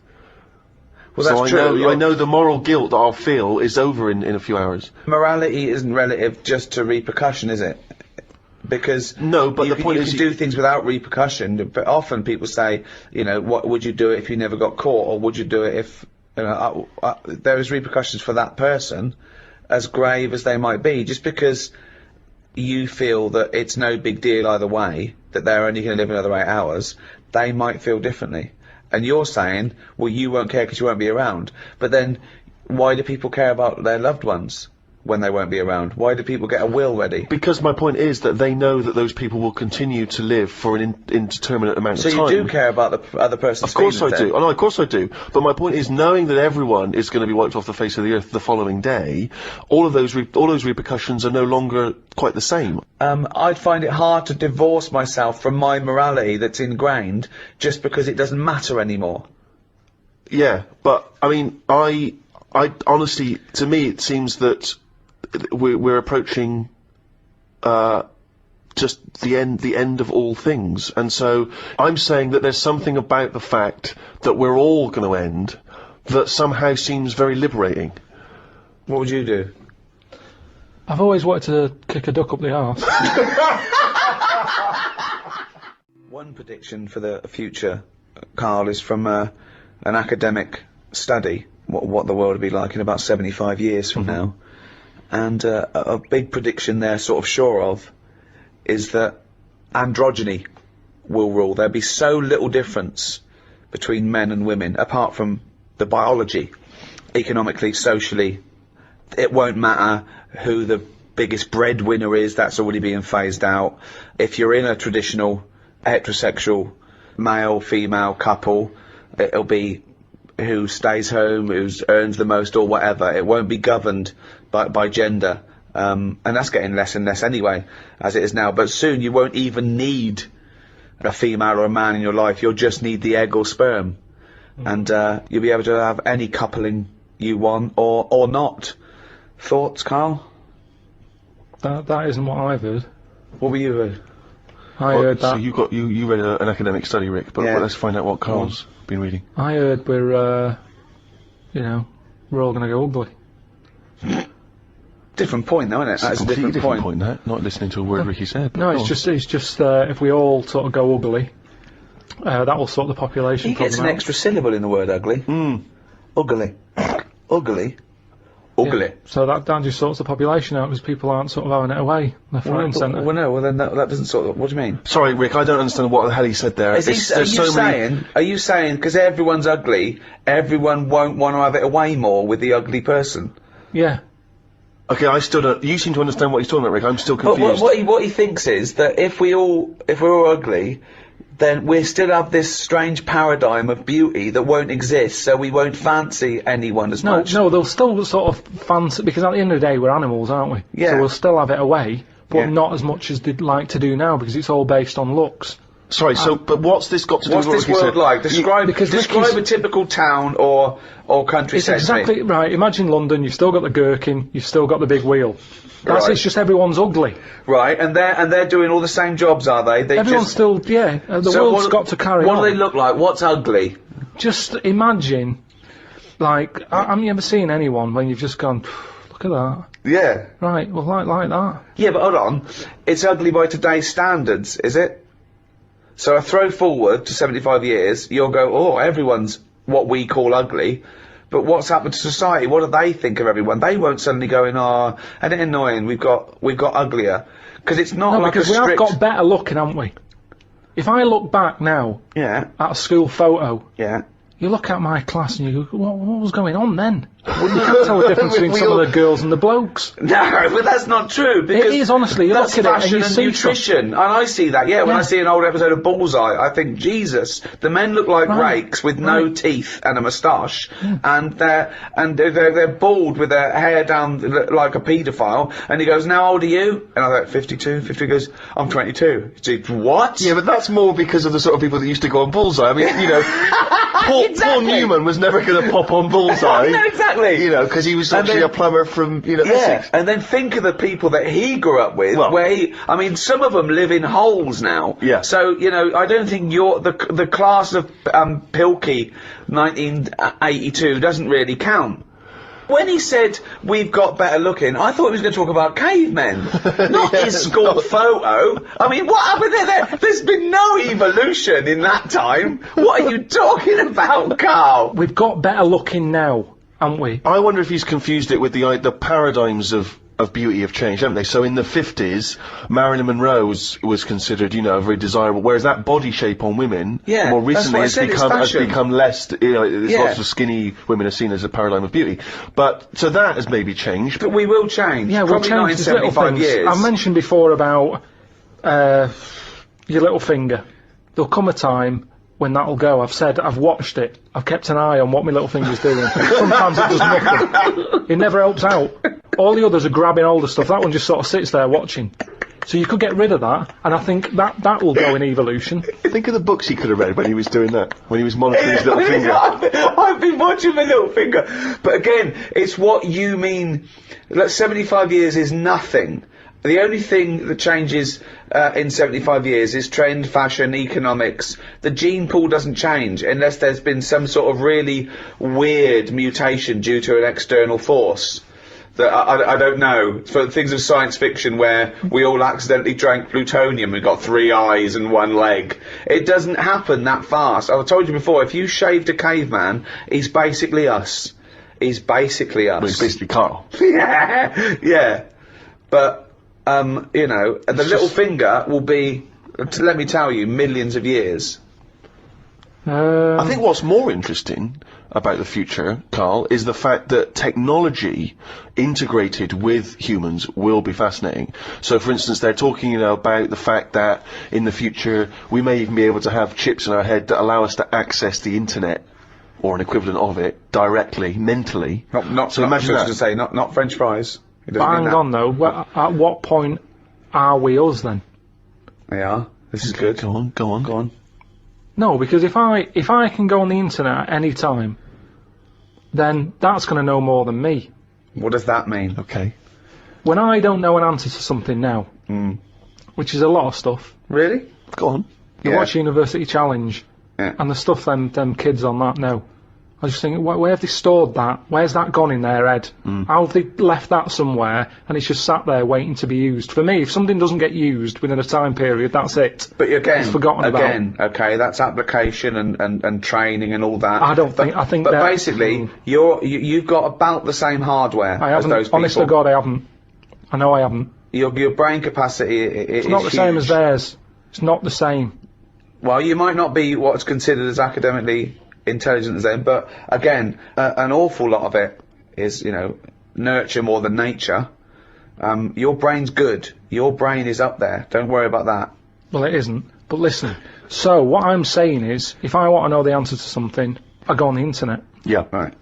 Now, if I've got a chip in my head with Google on it, Yeah. I'm never going to use my head. I'll just be forever on Google. I'm never going to use my head. Well, I'm not, But what because do you what's think the your point? head is, though? Because I'm going to get it wrong. The chances are I'll get it wrong, so divert that. It's like saying... No, you can't bypass the brain straight to Google. When you're having a chat socially, it's not like they're going, all right, Carl, how are you? And you're not there. You're asleep and Google's talking. Oh, I think you'll find that they're... No, only Do you want to see naked ladies? Come this way. No, only for questions, though, that I don't know. But what I'm saying is, because I don't know a lot of the answers, I'll just say, forget it, leave it connected to Google. no. So then I'm not me anymore. Well, what are you doing? Where's you gone? I'm looking at Google. So it is you. No, but what Steve just said is, we'll have a chip in our head Right. that can access the internet. Right. So why bother But using you're my own still the knowledge? go-between. You, Carl, are the go-between between the internet and whatever your But you mouth can't says. beat the internet. Yes, You but can't, you're it the knows everything. No, you're accessing the information like it was part of your brain capacity, but you're still processing and using that information. But hold on, where does Google get the information from in the first place? Someone on one of them bright people on University Challenge has put it on. Yeah, a human being. So, but I'm going to get lazier. I don't watch the University Challenge and go, I want to be like them. I'm going to start reading books. I've accepted I'm never going to be like them. I can't play along. All I tend to do is I say to Suzanne, right, so every question now, I'm going to have egg as the answer. And I'm hoping that one day... What an amazing game! What an amazing Because- intellectual Oh, pursuit! God, what a lucky lady. What does Suzanne say to that? Well, she just sees if it works. She just plays along, and then I'm saying, oh, it might be this one or whatever. I love that, because I remember once, it was about 5 years ago, Carl and Suzanne were round near Christmas, and me and Jane were there. We were playing different parlour games, like charades and that. And then one game, you have to do that thing where you have to beat, and you have to do animals, and you have to go. First one is A, then B. So you say aardvark. Next one goes beaver. Next one goes cat. It came to Carl. He panicked, and he went egg. And he was on egg. So you're sat there watching University Challenge, and on a good night, it's, well-known jeweller Fabergé's, well-known for his jewel-encrusted egg. Humpty Dumpty is commonly pictured as a living egg. Sometimes it's I'm getting saying, extraordinary. if you keep saying the same thing, eventually, it's like a broken watch. Carl It's Pilkington's always head right, looks innit? like hay.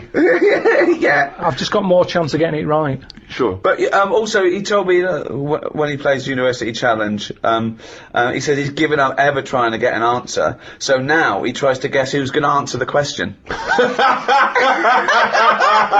great game. Suzanne's roped in on.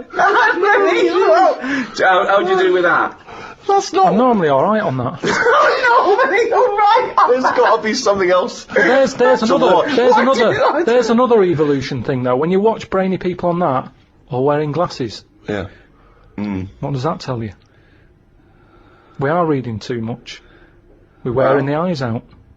And that you Maybe. can't argue with that. Because the evidence is you there. can. Most people on University Challenge, which is a quiz show if people don't have that in the country, it's the brainiest quiz of all time, and to be honest, I don't know why they don't go on Who Wants to Be a Millionaire or something.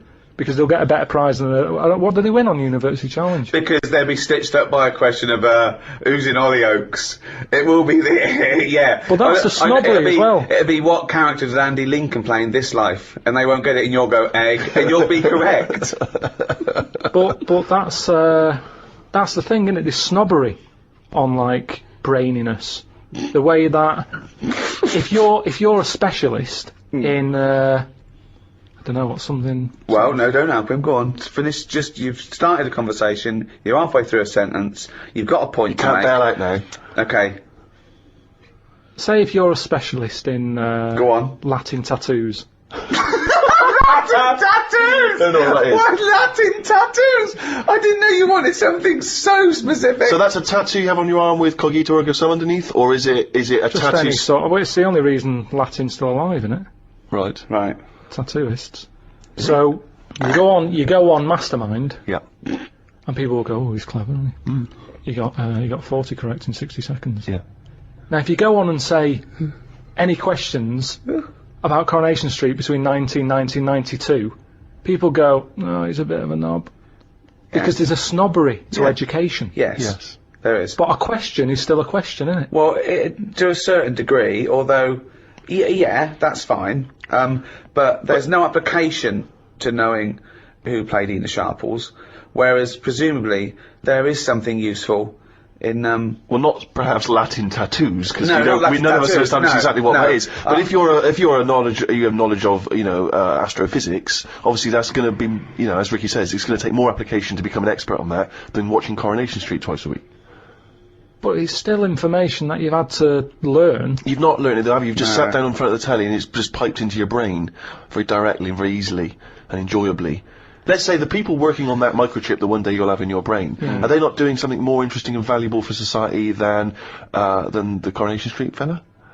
No, because Coronation Street that fella who knows a lot about it. He's enjoying his time watching that. Oh, we're not saying he's not enjoying it. So he's enjoying it, but a brain in a jar can be enjoying it if it doesn't know it's a brain in a jar. Right. So what you asking me? But we were talking. Didn't seem a difficult point what we were saying. What I mean is, Okay, one more go. What Right. do you mean? the chip in the brain isn't part of filling your head with stuff. The journey of filling it with that stuff.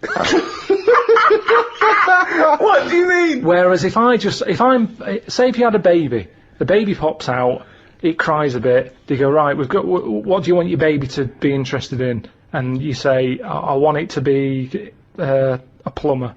You go, right, when it's 2, we're going to stick a plumber chip in its head. Right. Yeah. It's not right, is it? No. I don't know why you chose plumber either. Well, we still need plumbing. Yeah, I don't we? know we do, but It's odd that they would have chosen, but they've got such Oh yeah. such kind of small It's what ambitions for it's their what his babies. granddad did, and they want the sort of the thing to go through the business. They own a plumbing business. They want the baby to carry on the business of the They plumbing. want a baby to be able to plumb. It goes on now where parents force the kids into riding horses, and you see the kid without the parents about, and you go, "Do you like horses?" And they go, "No, not really. Being forced to get on a horse. Yeah. Can't stand them." Yeah. And people would go, "That's wrong. The kid should have the freedom to decide if he wants to get on a horse or not." That's right. Yeah. Well, what about this chip in the head? But you've made this But you've up. made the scenario They're up. not putting chips in babies' I heads. thought you said they were. No, what? Well, what I did didn't say that. No, I never said that. I think Steve's right, and I don't know. I haven't read it, but I imagine he's saying it's the next step in convenience with technology and an interface between a human and a research tool or fun. Computers went from being the size of a room to a thing you can wear on your watch. So the next step may be, you won't forget your palm top, you won't forget your iPod, you won't forget your laptop. It's in there. It's an interface. I know, but it makes us lazy. But you straight away thought that now that it went to some sort of weird laboratory where it's all white and there's just a doctor, and everyone's in a silver suit, right? And they go, "We're removing the self. We're removing the self and putting in chip. You are now computer boy." Yeah, I it's want to not. watch Coronation Street. Well, you won't in a few seconds.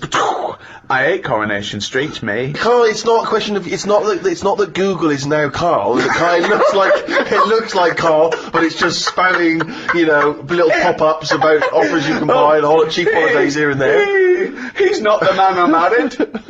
Right, look at it like this. Jesus. Look, I see it all the time now. Go on. You go, where are you going, to someone?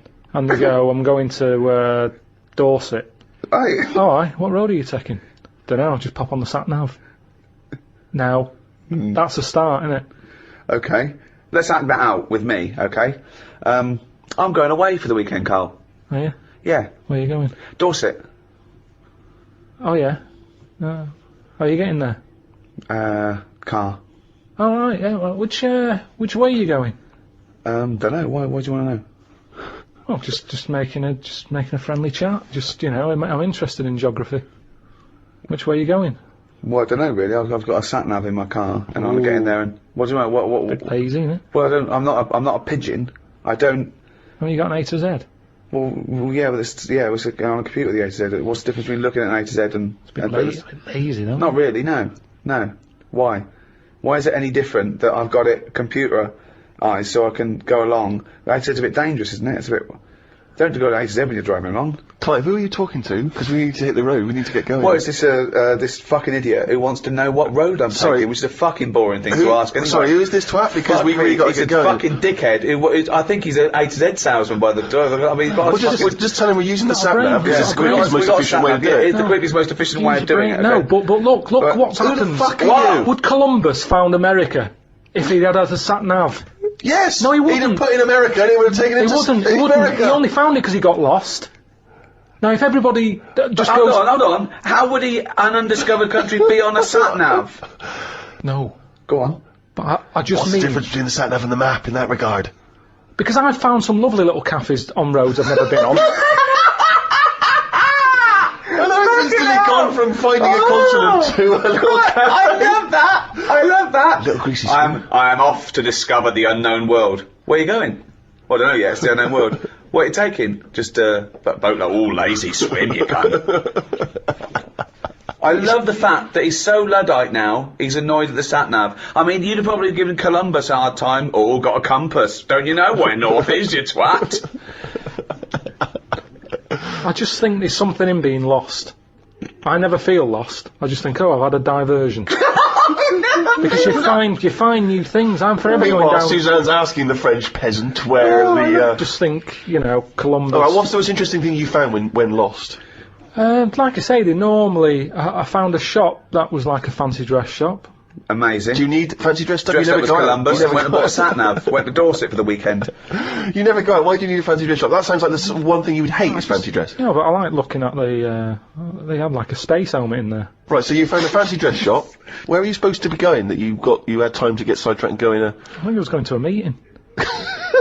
Just cut it. Amazing, that's the last time. So you want to get lost? Yeah, you don't want to get lost, No, do because you? I always give myself loads of time because I get lost a lot. I always give myself... Get a Get a sat nav! No, I'm just saying that's how you find little treats along the way. And next time you pass it, or next time someone says, "Do you know where the fancy dress shop is?" You can go, "Yeah, I do." You go, I have no idea because I was lost. I didn't know where it was. No, normally I Oh, learn. I'm not going to tell you, lazy cunt. Haven't you got an AZ?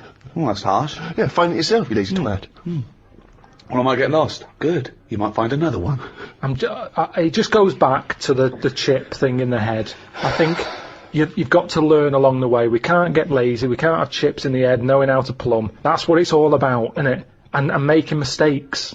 If you make a mistake, I've done some wiring, got a little shock. Won't happen again. It will. I've seen that experiment with you before. We all changed. Carl used to have hair. Yeah, but he hadn't, you, by your own admission, had it for long. You didn't have it hair for long, did you? You No, started it going wasn't. bald It pretty wasn't. early on. Didn't want to hang around my hair. It was never. I've told you, it didn't feel needed, so it went. I never did anything with it. It was hair of a Chinaman, wasn't it? Even the hairdresser said. He said, Yeah. "You can do nothing with this." So what do you mean? He said, "It's just too. It looks all limsy." Limsey! Sorry, was that's a... Limp or flimsy, I reckon. Well, no, that Limsey is a Chinaman that gave his name to the limp hair of the Chinese. So you race. think your hair bailed on you because it was not getting treated well enough? I think that's true. I think that's Right. how it works. But yeah, I know what you mean. I sort of think about if I've changed and that, but I don't think I have that much. I still have the same sort of thoughts. I like olives now, which I didn't like probably 3 years ago. Right, wow. But you can, if you eat 4 in a row, you get a taste for them. And I thought, go on, then I'll have 5. And Right. I thought, yeah, they're all right, these. So that's different. But other than that, I mean, So what were your dreams and ambitions when you were young? didn't have any. Right. It was kind of 5 years old, what do you want to be?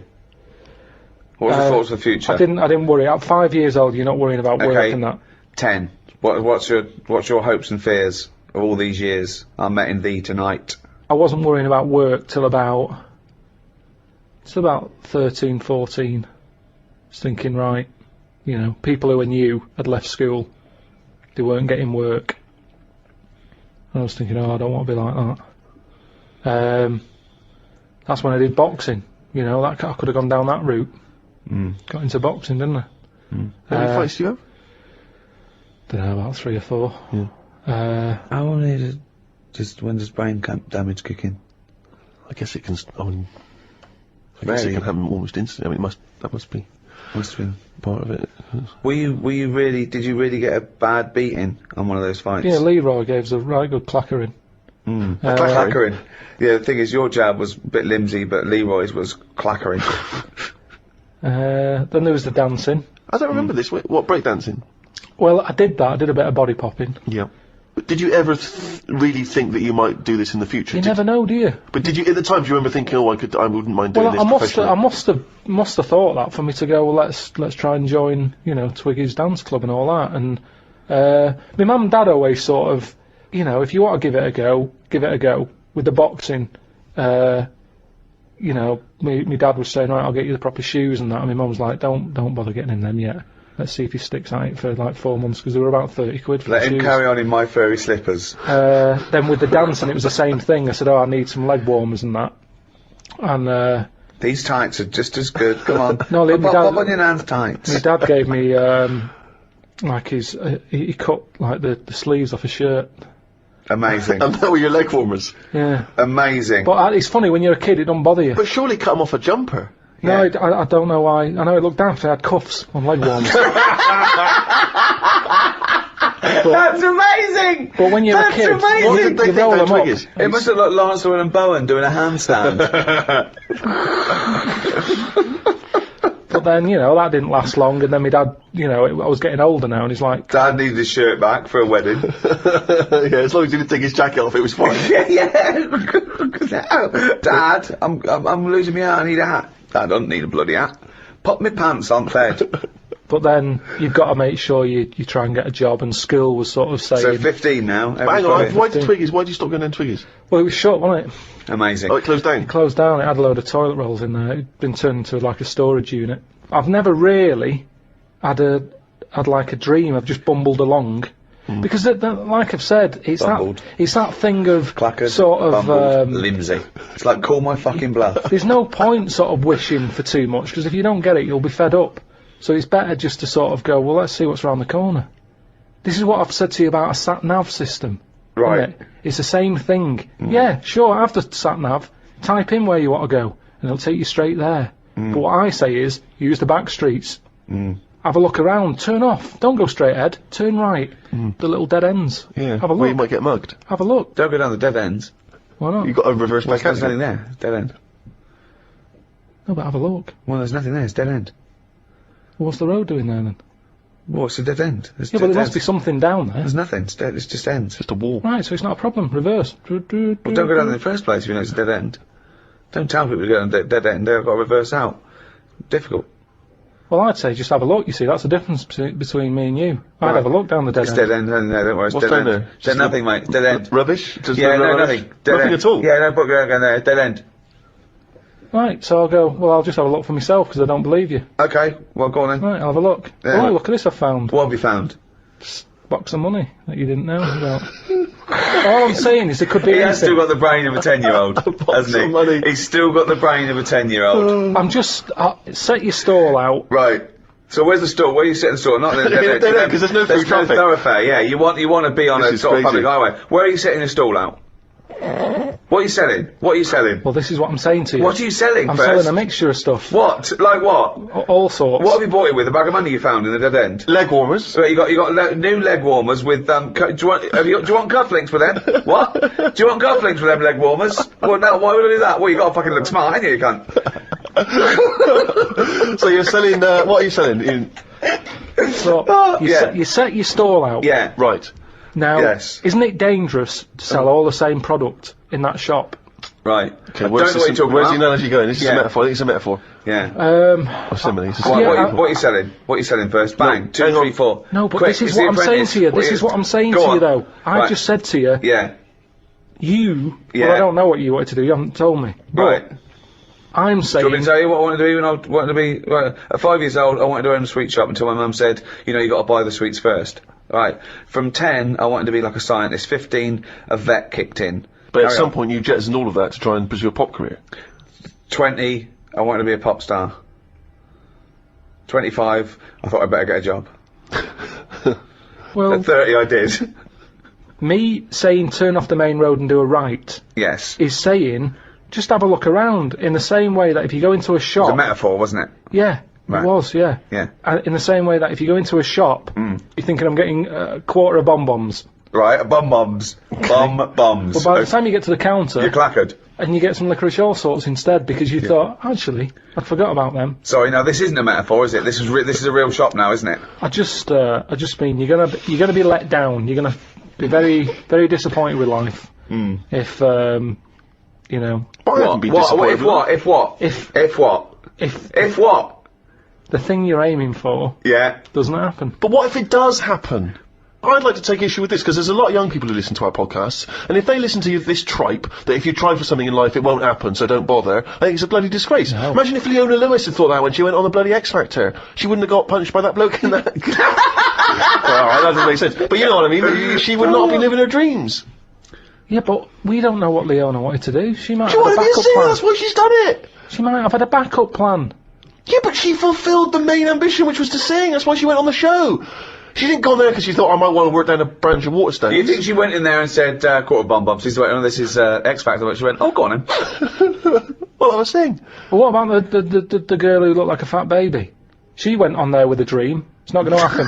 Oh, yeah! But the point is, I'm not saying you all have to go on the X Factor if you're a hopeless idiot. I'm saying if you've got a little bit of talent and you pursue it, it might take you somewhere. If you want to be a vet or a doctor or pop star, you might have a chance. You may as well Yeah. have a stab for it than say, oh, it's alright, I'll just sit around in my underpants. Yeah, they're doing a new one, the X-ray Factor, where you can actually, you know, become a top radiologist. But I've said this for an idea. I think Go on. they should do that. Because how many singers do we need in the world? You see, that's the thing. We're talking Yeah. about the future. Yeah. I think we're not going to talk anymore. I think it's going to be like living in an opera. The way Yeah. things are going on now, everyone wants to sing.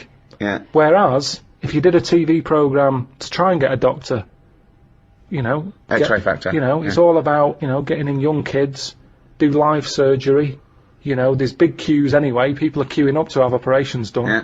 So you say, look, Hilda, you have got a problem with your left bunion. You can either wait for your proper doctor and hospital, but it's going to be a 2-year waiting list. Or you can have Jedward do it Are for you you. free Saturday night, live?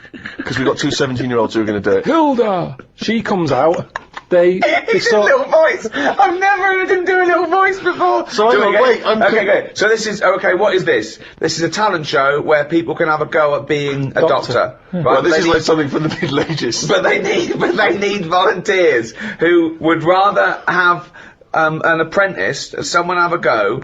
It's not even an apprentice, it's someone No. with no training at all. Yeah. They learn how to do major operations in a week. But no, not major ones, that's for the final.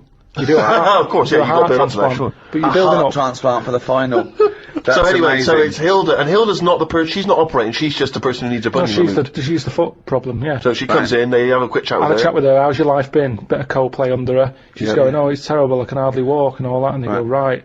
Here's a fat woman who looks like a baby. And then, And you think this is a good... You don't see any problems with this so far? You've not identified any concerns yet? if it means you get younger people into other jobs other than singing, I agree with you. I think it's crazy that everyone now just wants to be famous, a singer or something, and we don't need them. They're just contriving it. All they're doing is knocking the last one off the top number one spot. It's just a factory. But I'm not talking about everyone should try and be a singer, am I? What I'm saying is sometimes you're allowed to pursue your dreams, and they might be you may fulfil those dreams. There's nothing wrong with that. It may be that you want to operate on a woman called Hilda or a bunion. Pursue that dream. on. But according to your negative views, we shouldn't even try and do that either. what Go I'm on. saying is, Go on. What's he saying? Leona was an example. I'm not saying everyone should try and be like Leona. no, but No, listen to his point, Stephen, because he's got a very good point coming up. Here it now. comes. This is it.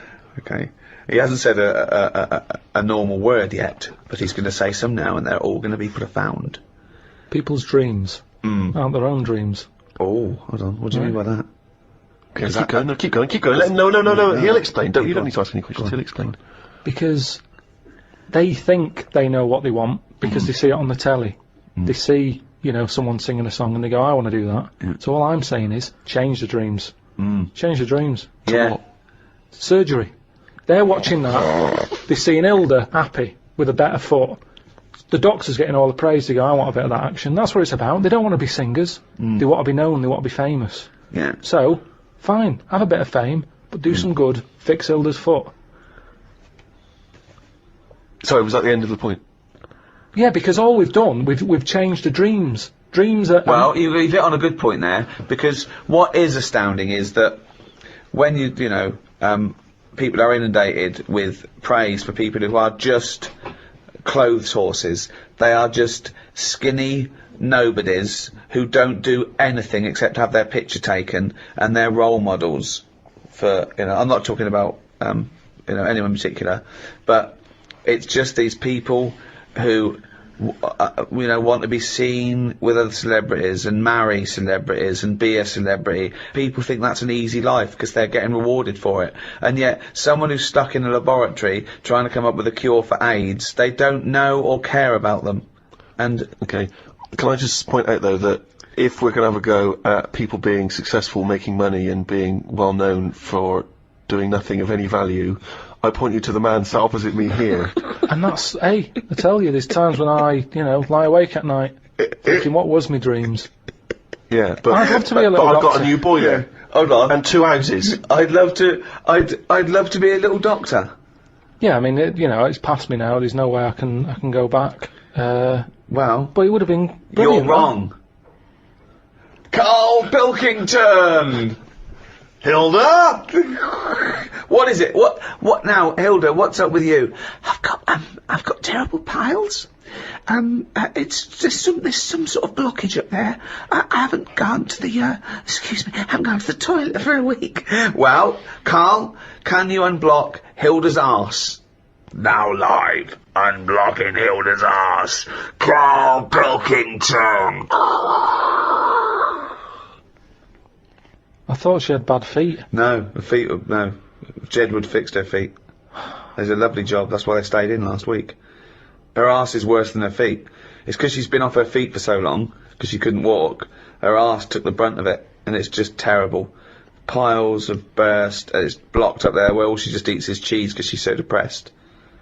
I'd probably knock it on the head there. Why? I'd just say, like going back to the street thing, I've gone down the wrong avenue. I go, this isn't for me. I didn't know I'd be, eye to eye with this. It's not for me, and that's how you find out that it's not for you, by doing it. Right. But at least I gave it a go. So this is the same as you had one fight with Leroy, you went along to a dance studio that was shut, you've seen Hilda's arse, and it's turned you off proctology. Once again, you've just abandoned it. Yeah, well, there's Have no point. Have a go. Just feel inside Hilda's back passage. Feel the blockage. Right. No, because the audience have already decided. They've seen a weakness in me. They're going to vote me out. No, There's no point me getting dirty fingers for this. When was the last time you reminisced? Well, my mum and dad have been round, haven't they? So been reminiscing a lot. Yeah. What were you thinking about?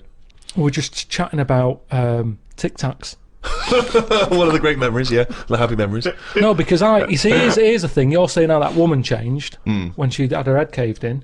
He never said that. What did you? Well, the brain accident. Yeah, brain accident. Yeah. The Tic Tacs.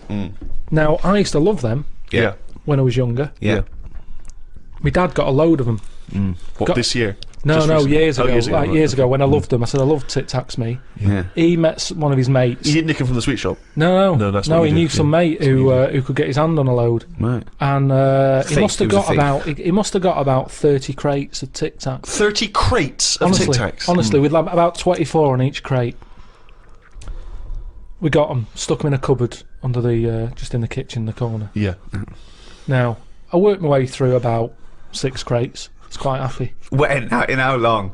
I don't know, in about 2 weeks, 3 weeks or something. Right. And then after that, I'm getting sick of these. Right. Yeah. You were minty fresh, but you were sick lovely of them. fresh breath. Yeah. Yeah. But I mean, I haven't got that much more to tell you about it. It's just. What do you- I So Just this, remember- sorry, whoa. Bear in mind, this was something he was recently reminiscing with his parents about. They were sat round, and we've already learned up to an hour could go by reminiscing. Sat round for an hour, and it's talking about the great I've already Tic run Tac out of saga. responses. I've got Yeah. nothing to say about No that. opinion I on mean, that. I was nearly going to say, what do you do with the empty little flicky Tic Tac boxes? Yeah, but then I mean, you realise that that's utterly dull and boring. well, and not I of any I interest. was struggling. I don't know what this anecdote is, other than a bloke. Other than you said your dad, I like Tic Tacs, mate. He went, all right, I talked to Albert. Albert, you got Tic Tacs? I've got 30 crates, if that'll do, yeah? Yeah, bring him round. Put him under cupboard. He's got through 12 crates. What's his breath like? Fucking lovely, but he's been sick all over the cunting place. Oh, do you want some more? No, of course we fucking don't. You'll talk about that in a few years' time. Of course we will, for about a fucking hour. No. And then we bring it up in an audio book. But I think that's how we got onto it, because even though I tried to get rid of a load, I used to give them to mates, take them to school, say, have some Tic Tacs. You can have them for free. We used a load in the cat litter tray. No. No, we you did. didn't. We did. It No, was you just didn't. ways of getting rid of them. Jesus Christ. Sort of freshy smell, isn't it? It's That's the same amazing. sort of condensity in that, isn't it? Condensity. It is the same condensity. Condensity. Yeah, so I got rid of them like that. And then the weird thing was, even though I'd got shut of them all, you'd be backing up and you'd always hear one ting its way up the tube. It's tinging its way up the tube. It's tinging its way up the tube. It's tinging its way up the tube. Ding tong, ping pong. It's tinging its way up the tube. That sounds like something from Willy Wonka.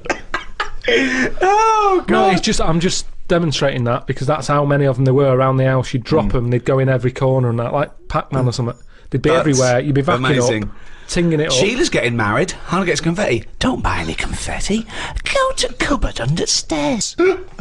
So yeah, that's a little memory there, isn't it? It That is a just little cropped up. memory. Now It's it's a really little memory. The strange Tic Tac house in Salford, where everything is made of Tic Tacs. Wow, that must have been a hell That's of a time you had with your parents there. The Oh. old Tic Tac no, but it's reminiscence. better. You see, you're saying, oh, what a boring story that is. But when I my see mum you've and dad, re-gravelled the drive. Yeah, smell it. Suck the drive if you want.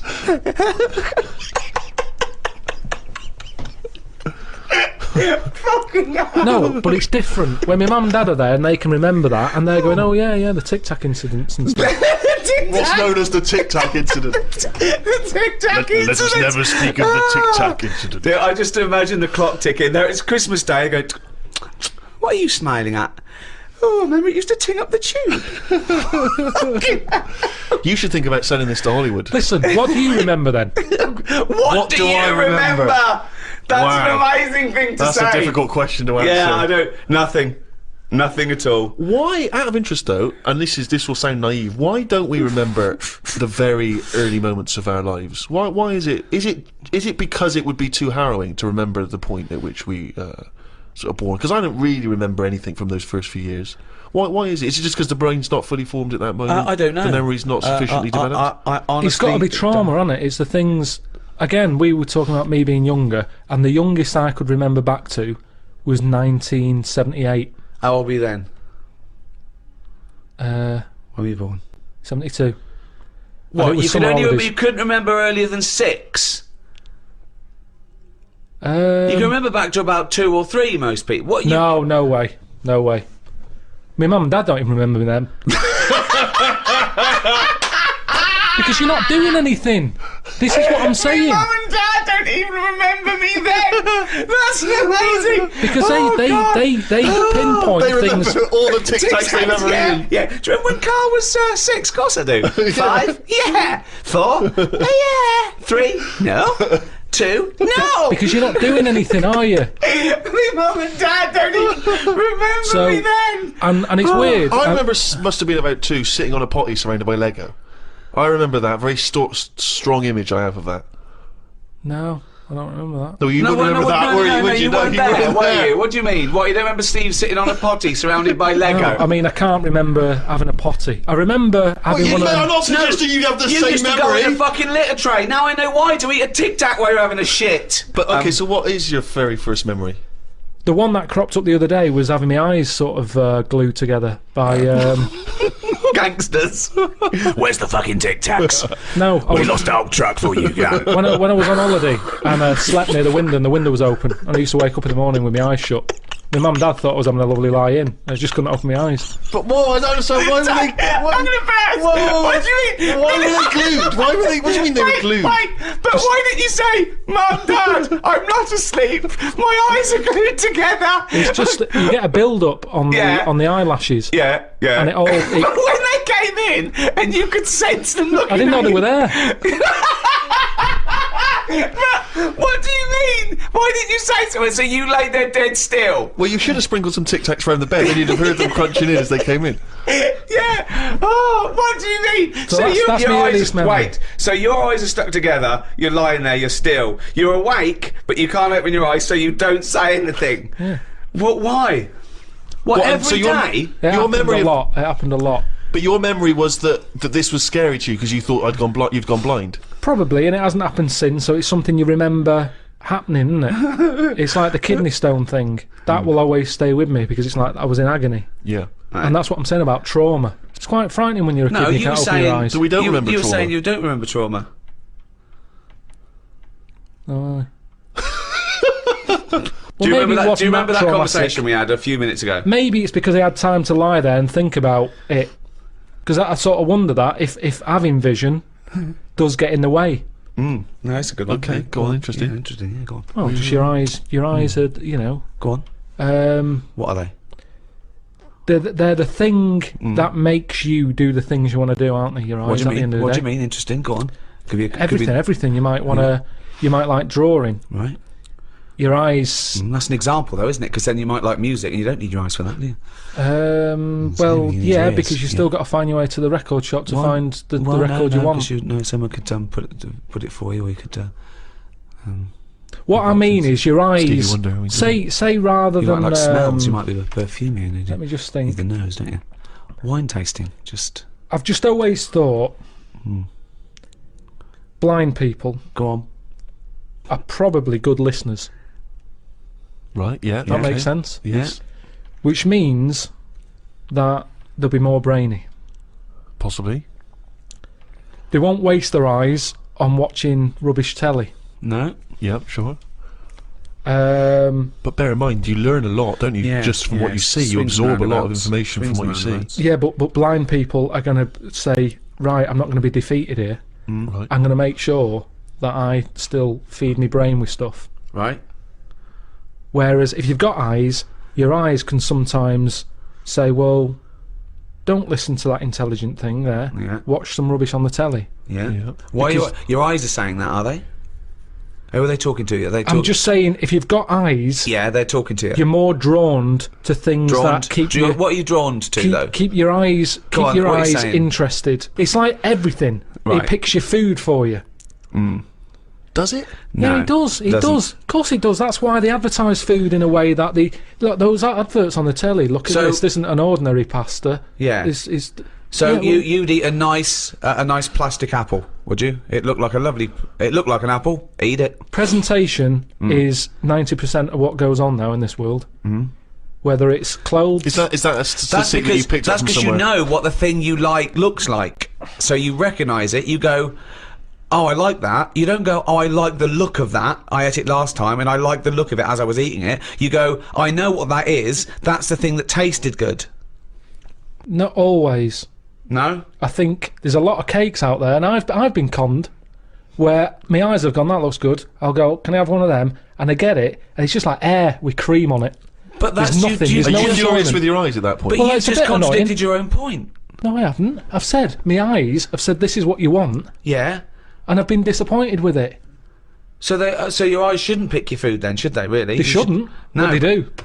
What again? The next time you get the eyes go again. Remember Well, that? yeah, I'll sort of go, hang on a minute. You remember last time? This is different. You are the strangest It's man not. There's I not have weird. ever met. There's nothing weird about You that. are the strangest person not. I've ever met. So are It's you not. mistrustful of your eyes? You You don't are. trust anything you see now. You query it. Here's question it. a clearer way of describing it. Go on. Holiday brochure. Right? Your eyes, look at it. Look at this villa here. Look at that. It's got its own pool close to all the amenities. Get there, my eyes. What have you picked? Because it's not as What? good. Who's arguing now? Who's angry with your eyes? Were your eyes angry then? No, I was angry. Okay, so your mouth and brain are angry with your eyes? Because one, my nose has kicked in. I'm next to the bins. Right, okay. You couldn't see that in the brochure. The eyes couldn't see that's that. true. The bottle banks again. They're close by. My ears are going, what's the racket? Yeah. My eyes are going, sorry. What? Your eyes are saying sorry? I'm just saying, you can't trust your The eyes. eyes. I I don't really love this. care. I'm It's- surprised they felt guilt. I love the fact that his sense of human biology is based on the numbskulls. I don't know why you must pick stuff based on what your eyes thought initially. Well, it depends. But Carl, they're not detached in this separate way. They're not different operatives, all with different agendas. It's all connected. It should be. If I look at a picture in a brochure, a magazine, and I think, oh, that looks nice, my brain instantly says, be careful though, because that's a publicity tool in order to try and sell me this particular deal. Chances are it doesn't look exactly in real life like it does in the brochure. I'm instantly thinking that. I'm not going, hey, I'll book that. And then 2 weeks later I get there, I can't believe I'm fucking disappointed. Ears, what do you make of it? Well, I'm livid because I can hear some fucking racket. All I'm saying is you don't see that many disappointed blind people. You don't see they're that not many disappointed blind people. They're not let down that much. They're not let down. Spurious. You've got no information for that, no evidence for that at all. You've just made that You up. don't see many disappointed blind people. Kissing is a bizarre thing, isn't it, really? I mean, I don't know what the evolutionary origin of kissing is. You know what I mean? It's quite a sort of strange... It's like anything, It's though, a isn't strange thing. it? It's because if you start reading about all the weird stuff that goes on, like people who have it away with dead bodies and that, it's because you've planted the seed in your head. And you start going, oh, I'll give that a go. Like food. You either want an olive or you don't. Some people will go, I'll try it. Some will go, they're not for me. Do you want an olive? No, but you can shove your hand up my arse so far to touch me heart. You haven't got any olives. I have got some olives, but if you are fed up with olives, I've got an arse here going begging, and 30 foot along the elevator now is a little heart I'd like you to touch. But the thing is, if you give that a go and you enjoy it, then you want to do it again. Right, And you've created do not stuff. try and do that. Do not try and stick your hand so far at someone's arse you can touch their heart. There is no point to it. It is a myth that it could happen. You would end up murdering It's a someone. sorry state of affairs where you've got to put that message out there. yeah. But that's it, isn't it? That's the other thing, isn't it? That you don't hear of animal fetishes and animal phobias. You know, you don't get a lion who's a little bit nervous of antelope. I don't like antelope meat. And yet you have people here who are all those weird things of people who can only have sex with a pavement. Which is a good thing to... You'll never be lonely unless someone suddenly drops you on a desert island and you go, I'll never see a pavement again. What do you think of that? Those people that just think, Well, they're just idiots, aren't they? There are some weird... You know, you've got some clever ones. You've got a lot of divs. There's more divs on the world than better ones. Wow, that's a brave sentence to say. Yeah, he's right though. He's right. As gobbledygook as that was, he's absolutely right. I think Karl isn't a div. I think he's a better one, but doesn't know it. I think it's strange because I think that he's got all the other evolution of the human being, but he doesn't know which side his bread's buttered. He doesn't realise he's cleverer than he is. The number of times I find a theory that he said in gobbledygook, but it's true. I think that I think he's been dealt a bad hand in the brain department. Do you know what I mean? Yeah. Thoughts, Karl? Well, your brain's in 2 bits, isn't it? Yeah. And I wonder if one half is really good, the other half's messing it up. Yeah. That's how That I could be feel the case. That sometimes. could be the case. Yeah, well, it is split into two. Yeah, and they are responsible for different things. Yeah. It's like these sort of families where there's a kind of really bright kid and then a sort of wayward child who just gets into drugs and stuff. Sort of like that up there Yeah. in your head. Because you have quite sort of out there nebulous thoughts, and you've got a lot of common sense, haven't you? And just having that that other sense of like, this is dodgy. What spider sense?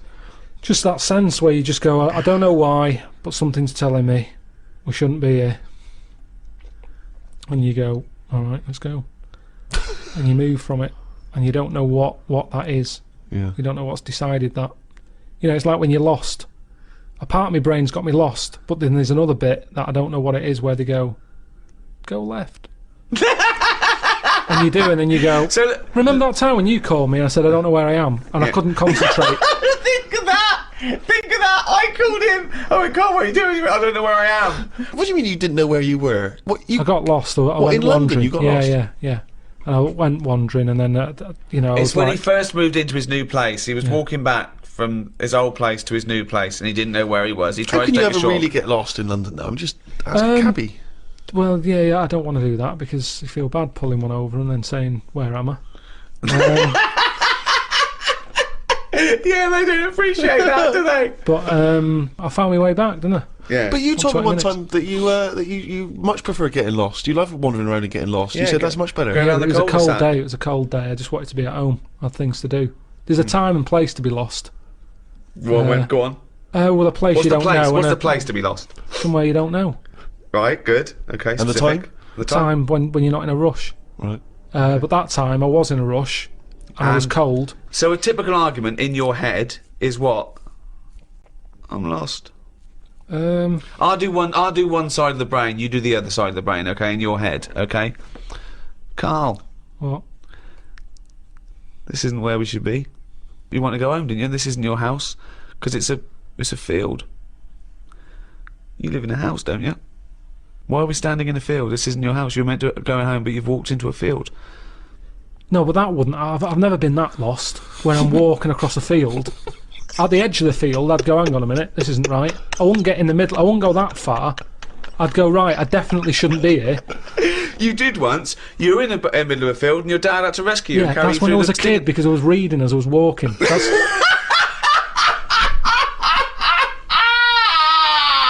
And he never read again. but there's another sense. I was in the middle of nettles there. Yeah. I'd walked. It was at my brother's wedding in Cornwall, and I was walking near a cliff edge. Reading a book. And okay, so okay. Walking. Carl, I know you're enjoying this book. Can I have a word with you? Just look past the book a minute. There's a big drop. Yeah. Well, that's what happened, and then Right. that's when my other senses went, hang on a minute, I'm being stung. Load of nettles and stuff. And I just had to wait there for ages until my dad sort of thought, where's Carl? I was there for about an hour and a half. You showed a book.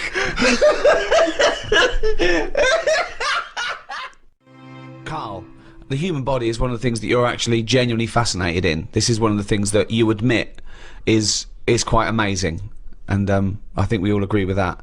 Here's some quite incredible stats and facts about the human body. What do you think of this?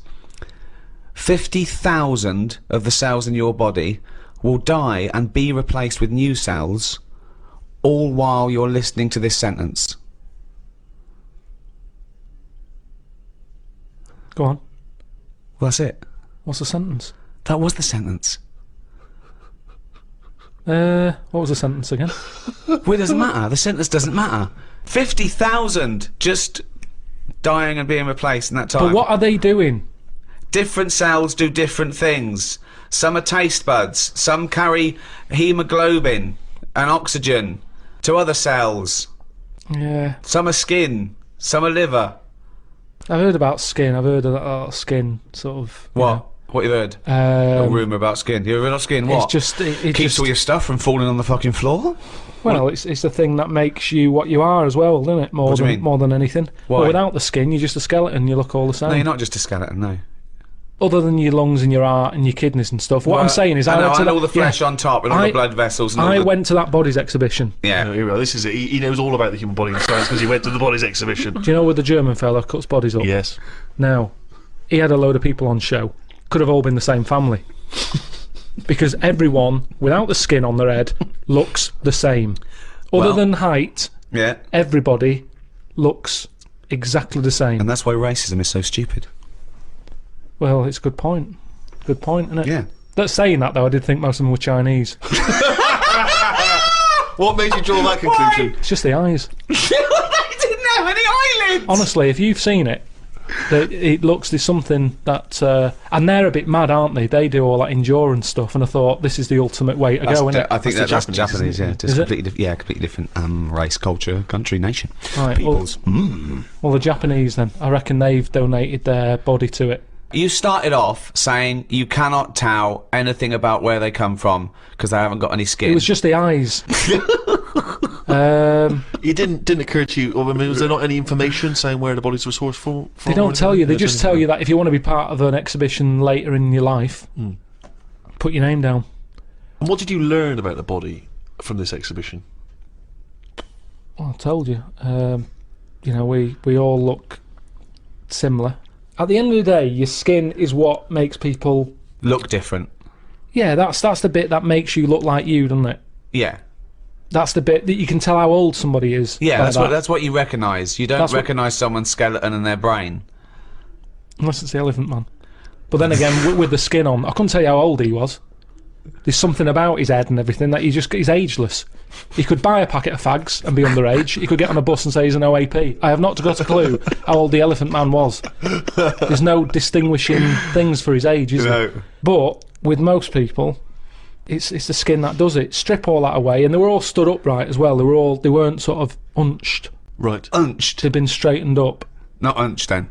Is that the German bloke? Unched. But what did I learn? That's what you're asking me. Yeah, what did you learn? Could I answer that? Sure. Fuck all, probably. Oh, there we are. The skin, of course, you are right in saying, is an extraordinary thing. I mean, it is almost unlike any man-made item. It's one of the most waterproof things, obviously, one of the most durable, one of the strongest and yet stretchiest. I mean, Yeah. it is a remarkable achievement. Yeah. 1 square inch of skin, right, has 4 yards of nerve fibres. In what? In 1 inch? In 1 inch, square inch of skin. It's got 1,300 nerve cells and 100 sweat glands in a square inch of skin, and 3 million cells, right? And 3 yards of blood vessels. Those tiny little things, and they make up 3 yards worth. But I understand you need the blood bit, but the nerves, I'd shorten the nerves. What do you mean? I wouldn't have as many nerves. I think if I could change it... Well, it depends, because there are different amounts per square inch. You've got less on the back of your hand than on the finger tips, obviously, and I think the most nerve endings are near your spine. Tip of the penis. Well, that's probably going to be quite sensitive. Unnecessary, isn't it? In that Unnecessary? It is, really. Why is it unnecessary? Because I'd say what you want... I think you need them in your fingers because you're picking up hot stuff. Sure. I've never put my knob somewhere that I've thought I didn't feel that. There's a quote. There's a quote. If you're sticking it somewhere bad, well, you shouldn't be, so it's your own fault, isn't it? Is what I'm saying. Yeah. Yeah, but I don't think it's just for your penis to be able to identify hot stuff. No. I think it's for other reasons why it's super sensitive. It's just like, is that hob hot enough for your soup? Well, hang on, let me just check Well, no, here. I've got a thermometer here. We don't need a thermometer. Well, no. The thermometer's not accurate. Well, it is. It's a mercury thermometer. Well, you need some. I don't want a reading. I want a feeling. No, you don't need it in that bit. Well, the penis is sensitive, I assume. Because of the sexual stimulation. Yes, because you need to. You don't need the nerves for that. Well, you do, yeah, because you need. Well, something needs to stimulate it for it to know to send a thing to your brain, and you go, all right, we're mating here. We need to get half our genetic material to that egg. I lost him, didn't I? Yeah. When did I lose him though? When you tried to explain how babies are born. modern man, in a sense, with all the technology we have, can play God. And this is something which is huge now. A lot of ethical discussions about things like stem cell research. Should we be interfering in what should be a godly terrain? You say no straight away. Straight away, no. I think you're sort of like messing about now. I think that's the problem. We've got the tools and they like to use them. And that's what happens. I've got a sander for Christmas, and I can't wait to sand stuff. I can't even think of enough things that need sanding, but I want to use it. And Not that's the scruffy same. sander. And that's the problem, innit? If you've got the tools, you can't have the tools and say, pop them in the shed. Well, no, I don't want to use them. Got a new tool here. Right. Sand the shed down. That's the problem, innit? All these medical people. That's what happened in the Hulk, innit? Yeah, well, again, I'll just say that is a work of fiction. The Hulk Yeah, but with all fiction, comes. the future. Yeah. So Certainly in science fiction. But the problem is, this is what I say is the problem. We can sum it up here if you like. I think Go this on. sums it up. Go on. No, this is. Is it a quote from someone? Well, yeah, he is one for sound bites, and it just saves a lot of time. Carl's quote. You don't have to study the book or anything. So let's sum it up there. We're going to end it here, but we're going to end it with this quote from Carl Pilkington. Carl, shoot me.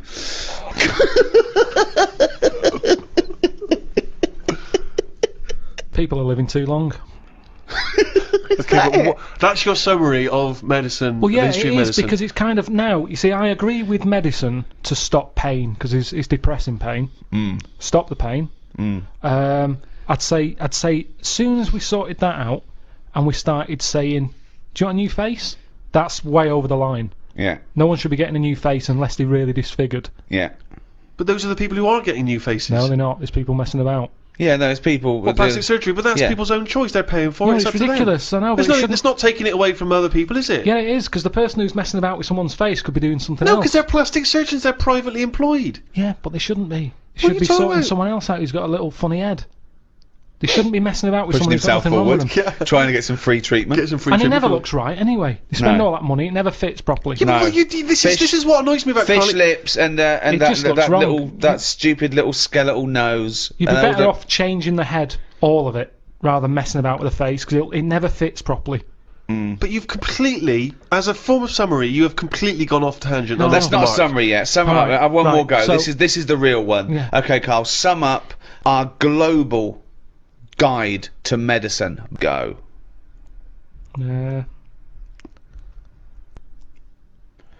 Today's cure.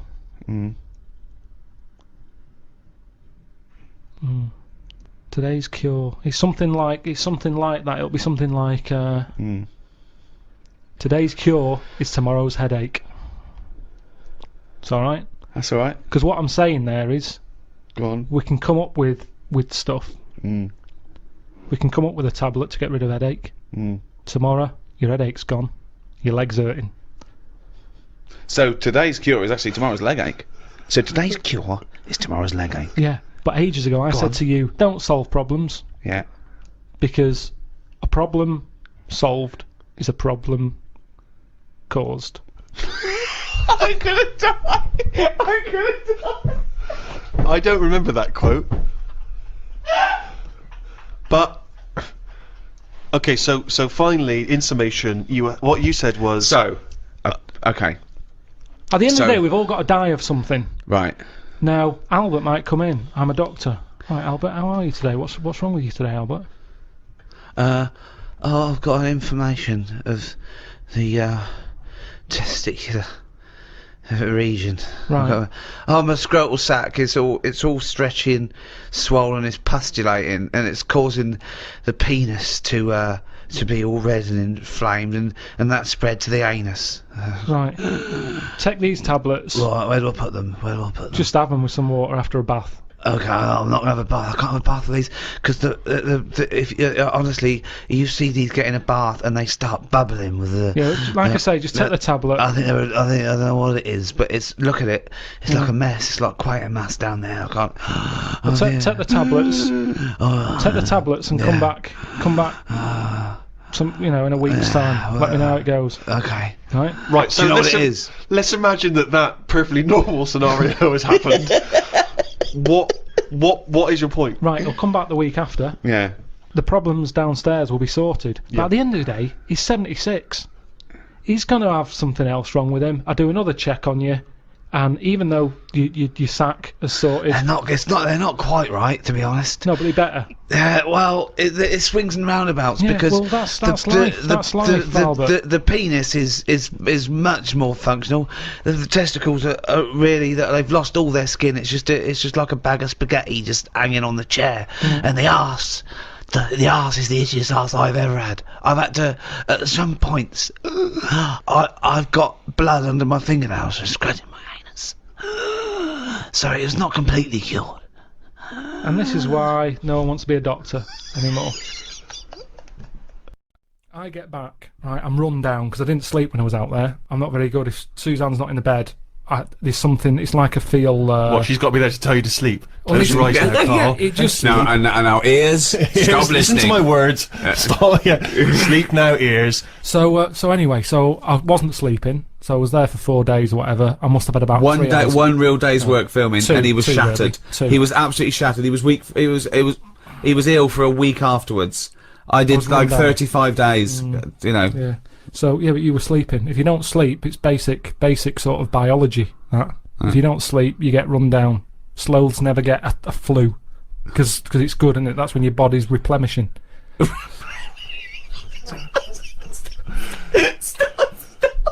Can we just go over that way? Replenishing. What is it then? I'm gonna burst. Sloths never get flu because that's when your body's replenishing. So the thing is, I'm bound to get ill. Steve, you know what it's like. You're always like got a cold and that. haven't you? Oh, he's dissing you. Everything's what's it got to do diss. with I'm just saying because you're a bit of a sickly child, so you don't Oh, jeez! I'm only- to go at the looks understand. and then No, only because I'm trying to get him on my side. So anyway, so I'm shattered. I get back, so I think it's a bit weird that this isn't shaking off. And there was some news report about how there's some serious illnesses in planes because stuff goes out the engine and into the. Oh yeah, it's people from all over the world with all different things. all Yeah, breathing the so same I'm air, thinking, yeah. oh, what have I got? You know, it's my luck, innit? So I go to the doctors. The doctor said- said, "Well, you've done a whole day's work. You're not used to that. Your body's shut down. So he said- You better That's have a slow. holiday. Yeah, you need. This is when your body needs replenishing." And I am a doctor, and I know replenishment is one of the best. Replenishization. So- Replenishization is one of the best things for sloths. So I said to him, I said, look, I'm not one to moan. I hardly go to see him. He went, "Oh, you." I hardly see him. I hardly see this fella. So I said, look, I can't shake this cold off. I woke up the other night shaking. And he said, oh, virus. Right? So, Which isn't scary at all because everything, you know. well, there's some dodgy virus, isn't Well, there? yeah, but there's some. That's what I'm saying. So, Yeah, yeah, well, that's of course, it's a why I'm worried. virus. Yeah. What else would it? What else would it be? I don't know. Not a doctor. So I said, oh, when's it going to go? And he said, oh, might be 2 weeks, this one. Seems like a bad one. Quite clammy, he said. So I said, yeah, I feel a bit clammy, yeah. And he said, yeah, you will do. So anyway, so I felt happy about that, and I'm more confident with the doctor because, you know, you've got your vest off and all that, so you think, why not just let him do a bit of a body check? So I said, doctor, whilst I'm here, I think I've got some eczema on my leg. And he goes, let's have a look. And I said, there it is there. And he said, that's not eczema. So you've got to touch a ringworm. Blimey. Right? So straight away, anything with a worm in it, you're going, you know what? Yeah. It makes it sound worse, doesn't it? I was thinking like tapeworm and stuff. Yeah. So he's going, yeah, ringworm. And he saw me panic and he went, don't worry. You it's not- pictured a worm with a giant Well, mechanical arm crawling up your back. You could see by my face I was a little bit like, I've got a worm in my leg. He's going, don't worry, it's not a worm. And I said, how have I got that then? And I reckon it's from this bear suit. That I had It to wasn't. wear. It was. Well, it was It's a fake little bit fur. weird that I had No, it was bare 'cause you're in boots on. I had bare boots on, and Yeah. where the bare boot was, I ended up with ringworm on my Do you leg. know why it's where it was? Because the only bit of your leg showing, because you had bare boots on, fake fur, with a fake fur tunic, and the only bit showing was your shin. You were walking around in long grass. You got it from the grass. Well, no, because I said to him, because I wanted to hear the words bear suit from him. I said, where? What's the chances of that? Yeah. I said, where? Doctor, what might I got this from? And then you just shut up and waited for him to say I said, bear suit. it's a little bit weird, isn't it? I said, I thought that died out with rickets, right?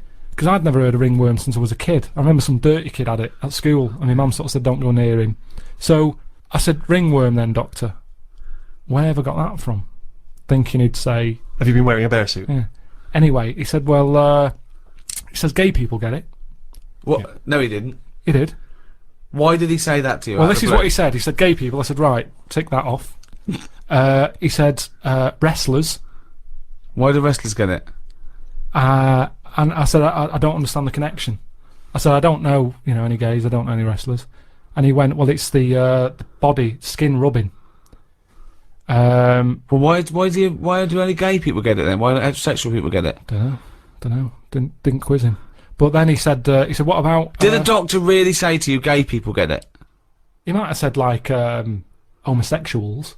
Does this doctor operate from a park bench somewhere? Sorry, Does he have a lot of carrier bags with him? Why would his first thing be ringworm? Gay people get it. So yeah, I said not gay. No, I said I don't know any wrestlers. That's a fact. And then he said, have you stroked any bald pets? Any bald pets? Bald. He said, have you stroked anything with hair missing? Bald. Just yourself. And I said, I can't remember. And I couldn't be bothered. Was this, sorry, were these all euphemisms? Like, wrestlers get it. Wink. Do they? Yeah. You stroked the little bald hairless thing. No, doctor. Okay, gay people get it. Look. Are you gay? Are you gay? I'm gay. I'm gay. I want to stroke someone bald. So I didn't want to get into the bear suit thing because then he'd be thinking, what's he doing? No, you've got it. So what? Wait. So he had a list of he's reading this off a list, was he? No, he did it from his head. He knew it already. He didn't have to look at a form or anything. He went ringworm. He's obviously had a few people in there who have had it, and they've gone ringworm. That's a bit of weird. Where have I got that from? And he knew straight away. So He's had 3 people in there with ringworm. Popular. One of them was a wrestler. One of them had a shaved dog, and one of them was a homosexualist. Is this the same doctor who Told me that my nerves were too short for my body. Yeah. Different fella. So yeah, ringworm I got from my time in Boston. Well, that was a heck of a story. I'm beginning to wonder if the reason Suzanne didn't go with you on that trip was not to do with work obligations. Some scientists have come up with a cure for bird flu. It's somewhat to do with some stuff in horses. They gave the flu to a mouse and then injected it and it's well again.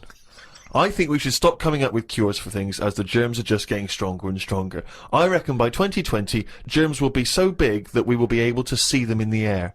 They will no longer be little particles. You wouldn't swallow one. If you did, it won't be the germ that will kill you. You'll just choke to death. I think that's how we'll die in the future. Choking on enormous giant germs. And Does it they'll be not what? get They'll bigger? be like rampaging around the cities, will they? I'll tell you what though, right? Now, I'm getting worried now because the stuff he believes and thinks of, I mean, it could be mental. Do you know what I mean though? Like a proper paranoid sort of, one of those people that assume going to live in a loft covered in tinfoil, Yeah. right? And pages of the Bible all the way around the. And Yeah. Suzanne's having to put on some sort of spacesuit to come in and give him his beans on toast. Yeah. And he's going to have to polish each bean. That's what Yeah. scientists do, isn't it? They just sort of think ahead of everyone else. That's what I'm doing. And the weird thing is, right, Steve? Sometime last week, there was a science piece which was close to what I'd already said. Yeah. That they've got some germs Sure. that like eating sugar, right? They stick them in a lunchbox with a chocolate bar. Within an hour, it was gone. Right, and they say now these germs love chocolate and stuff. Did this scientist leave it near this fat scientist that works in the same laboratory? And he went, it's unbelievable. He said, Ted, he went, what? Right, I put the chocolate bar in here with the germ. I came, it's gone. That's amazing. Wow, that's brilliant, that. Do it again. What? Do it again. Leave another one, see if it happens again. So in the future, you're running around, and germs are. Eating chocolate. That's not science. That's Pac-Man. I had a vision of that Chinese flu. Right, that's C. I had a vision of that Chinese flu. You had a vision of that Chinese flu. Yeah, and that's the the letter band C. C. Right, so 3 bands there, 3 cryptic clues. Not really. Text in 83 XFM. Just send the 3 band names. That'll do on it. Can they do a website as well? If they want, they can email in. Well, tell them what it is. Yeah, ricky.gervais@xfm.co.uk. Send it in there. Give them again quickly then, Carl. Right then, so get a bulb when it's young and that. Look Brilliant, after it, different, look totally after different. It, teach it stuff. Yeah. And all that. Okay. What's the band? Right. Yeah. Second one. People have a problem doing this when they get home late at night. You know, they've been out drinking and that. They get home. What problem are they going to have? K is the initial. Third one. I had a vision of that Chinese flu. What do I mean? Brilliant. C is the initial. Play a record. I mean, it's abomination. Right. Give us the. Go on, give us a clue. I haven't got an idea. Go on, give me the clue then again. Right. Well, do you want to say who the winner is or? No, do you- let's hear the answers first. First clue was if you get a bulb when it's young, you look after it and that, you teach it stuff. Yeah. What's going on there? Go on. The initial was R. Yeah. Right, that was razor light. Alright? Raise a light. You raise a light. Razor Yeah. light, okay. Kind of works. Yeah, Second didn't matter one. what sort of bulb it was then. It was very Sure. specific. Got it, mate. Go on. People have a problem doing this when they get home from a night out drinking. Yeah. What's the problem they're having? They have a problem getting the key in. Keying. That's the That's awful. word. That doesn't count. The words. Keying. And they got it right. It's keen. It's keen. It's Get it one's right. awful. The last one, Awful. I had a vision of that Chinese flu. Yeah. That the initial I was C. That was Caesars. Caesars. They managed to get that as well. Great. I love the fact that even he knows they managed to get that as well. Did anyone get all three? Yeah, a few people. That's terrible. Okay, who was the first one? Who was I the don't first? know what it says about XFM and its listeners that people are getting these answers right. I know. Go on. Shall we move on to the ancient world in terms of Egyptians, the Greeks, the Romans, of course, because they made huge advances, particularly the Romans, who understood, of course, the importance of sanitation. You know, famously, their streets were clean. Yeah. Don't you think that if we hadn't have cleaned up as much, that I don't know, we'd be stronger? What? Well, I know what you mean. Yeah, they say now, don't they? They say let feed a your kids baby, eat eat dirt. mud and Yeah, all of that. course. Well, that's building up its sort of immunity system. If you're too closeted, you don't fight it. And that's exactly what immunisation is, giving you a bit. Yeah, but of it's the gone disease. mental now. Whenever a baby's born, he's drugged out of its eyeballs. It's only do you about a mean? week old. They're giving it all sorts of shots. Like what? Loads of stuff for whooping cough. Yeah, you don't want whooping sugar cough. lumps. Tutankhamun could have died of whooping No, cough. but give it loads of stuff. And now it's like, I don't know, it's making us weak. Yeah. Soon there's going to be things that, one, we're not immune to, and two, our antibiotics no longer work, because of course things like the viruses and bacteria or whatever, they evolve and change so quickly that you can't keep up with them. And also there's this big thing, like the superbug, for example. There's a very strong theory that says that it's where people took half the course of antibiotics, and what it did was it was almost like an immunisation to the bacteria and virus against the antibiotic. They got stronger. That's what I mean. So yeah, we need some germs, as you'd call them, but there are some that we have eradicated. I mean, I think it was in our lifetime that they eradicated smallpox from the world. They just stopped it, and it saved, I mean, millions and millions of lives, and they wiped it out. There are rumours, of course, that both Russia and America still have the smallpox virus under lock and key, which they could theoretically breed and use in a chemical warfare situation. Well, there was a bit of a scandal a few years ago, I think 10 years ago, where in a university laboratory, someone came across a marked yogurt pot in deep freeze that had smallpox in it. That was a hangover from the 70s. When you say it was marked, was it like someone's put their name on it because they don't want someone to eat their smallpox no, yogurt? I think they looked into it, and it was the deep frozen smallpox virus that thawed out They and just released. left in a fridge. Well, I think so. Yeah, it was an I don't admin understand. problem. I'm sure that it's somewhere. What I mean is, it's under lock and key or frozen at minus Well, that's 200 not good degrees enough, is centigrade. it? Why? Under lock and key and all that. It's not good enough. Get rid of it. Why are they keeping a little tub of smallpox knocking about? Well, are they not? Are they not meant to be? Well, No, that's but a what was he lesson. doing there in the first place? To me, that's like in James Bond, where they don't kill him when they have the chance. There's always that little thing of, oh, let's play with danger, let's keep a bit. Yeah. Well, it's Pop it probably next to AIDS in the Kiora bottle. I don't understand why you'd store that. Well, there's probably a presumption, it's probably an overhang from the Cold War, where people were thinking, well, listen, what if Russia's still got some smallpox? We better hang on to some smallpox.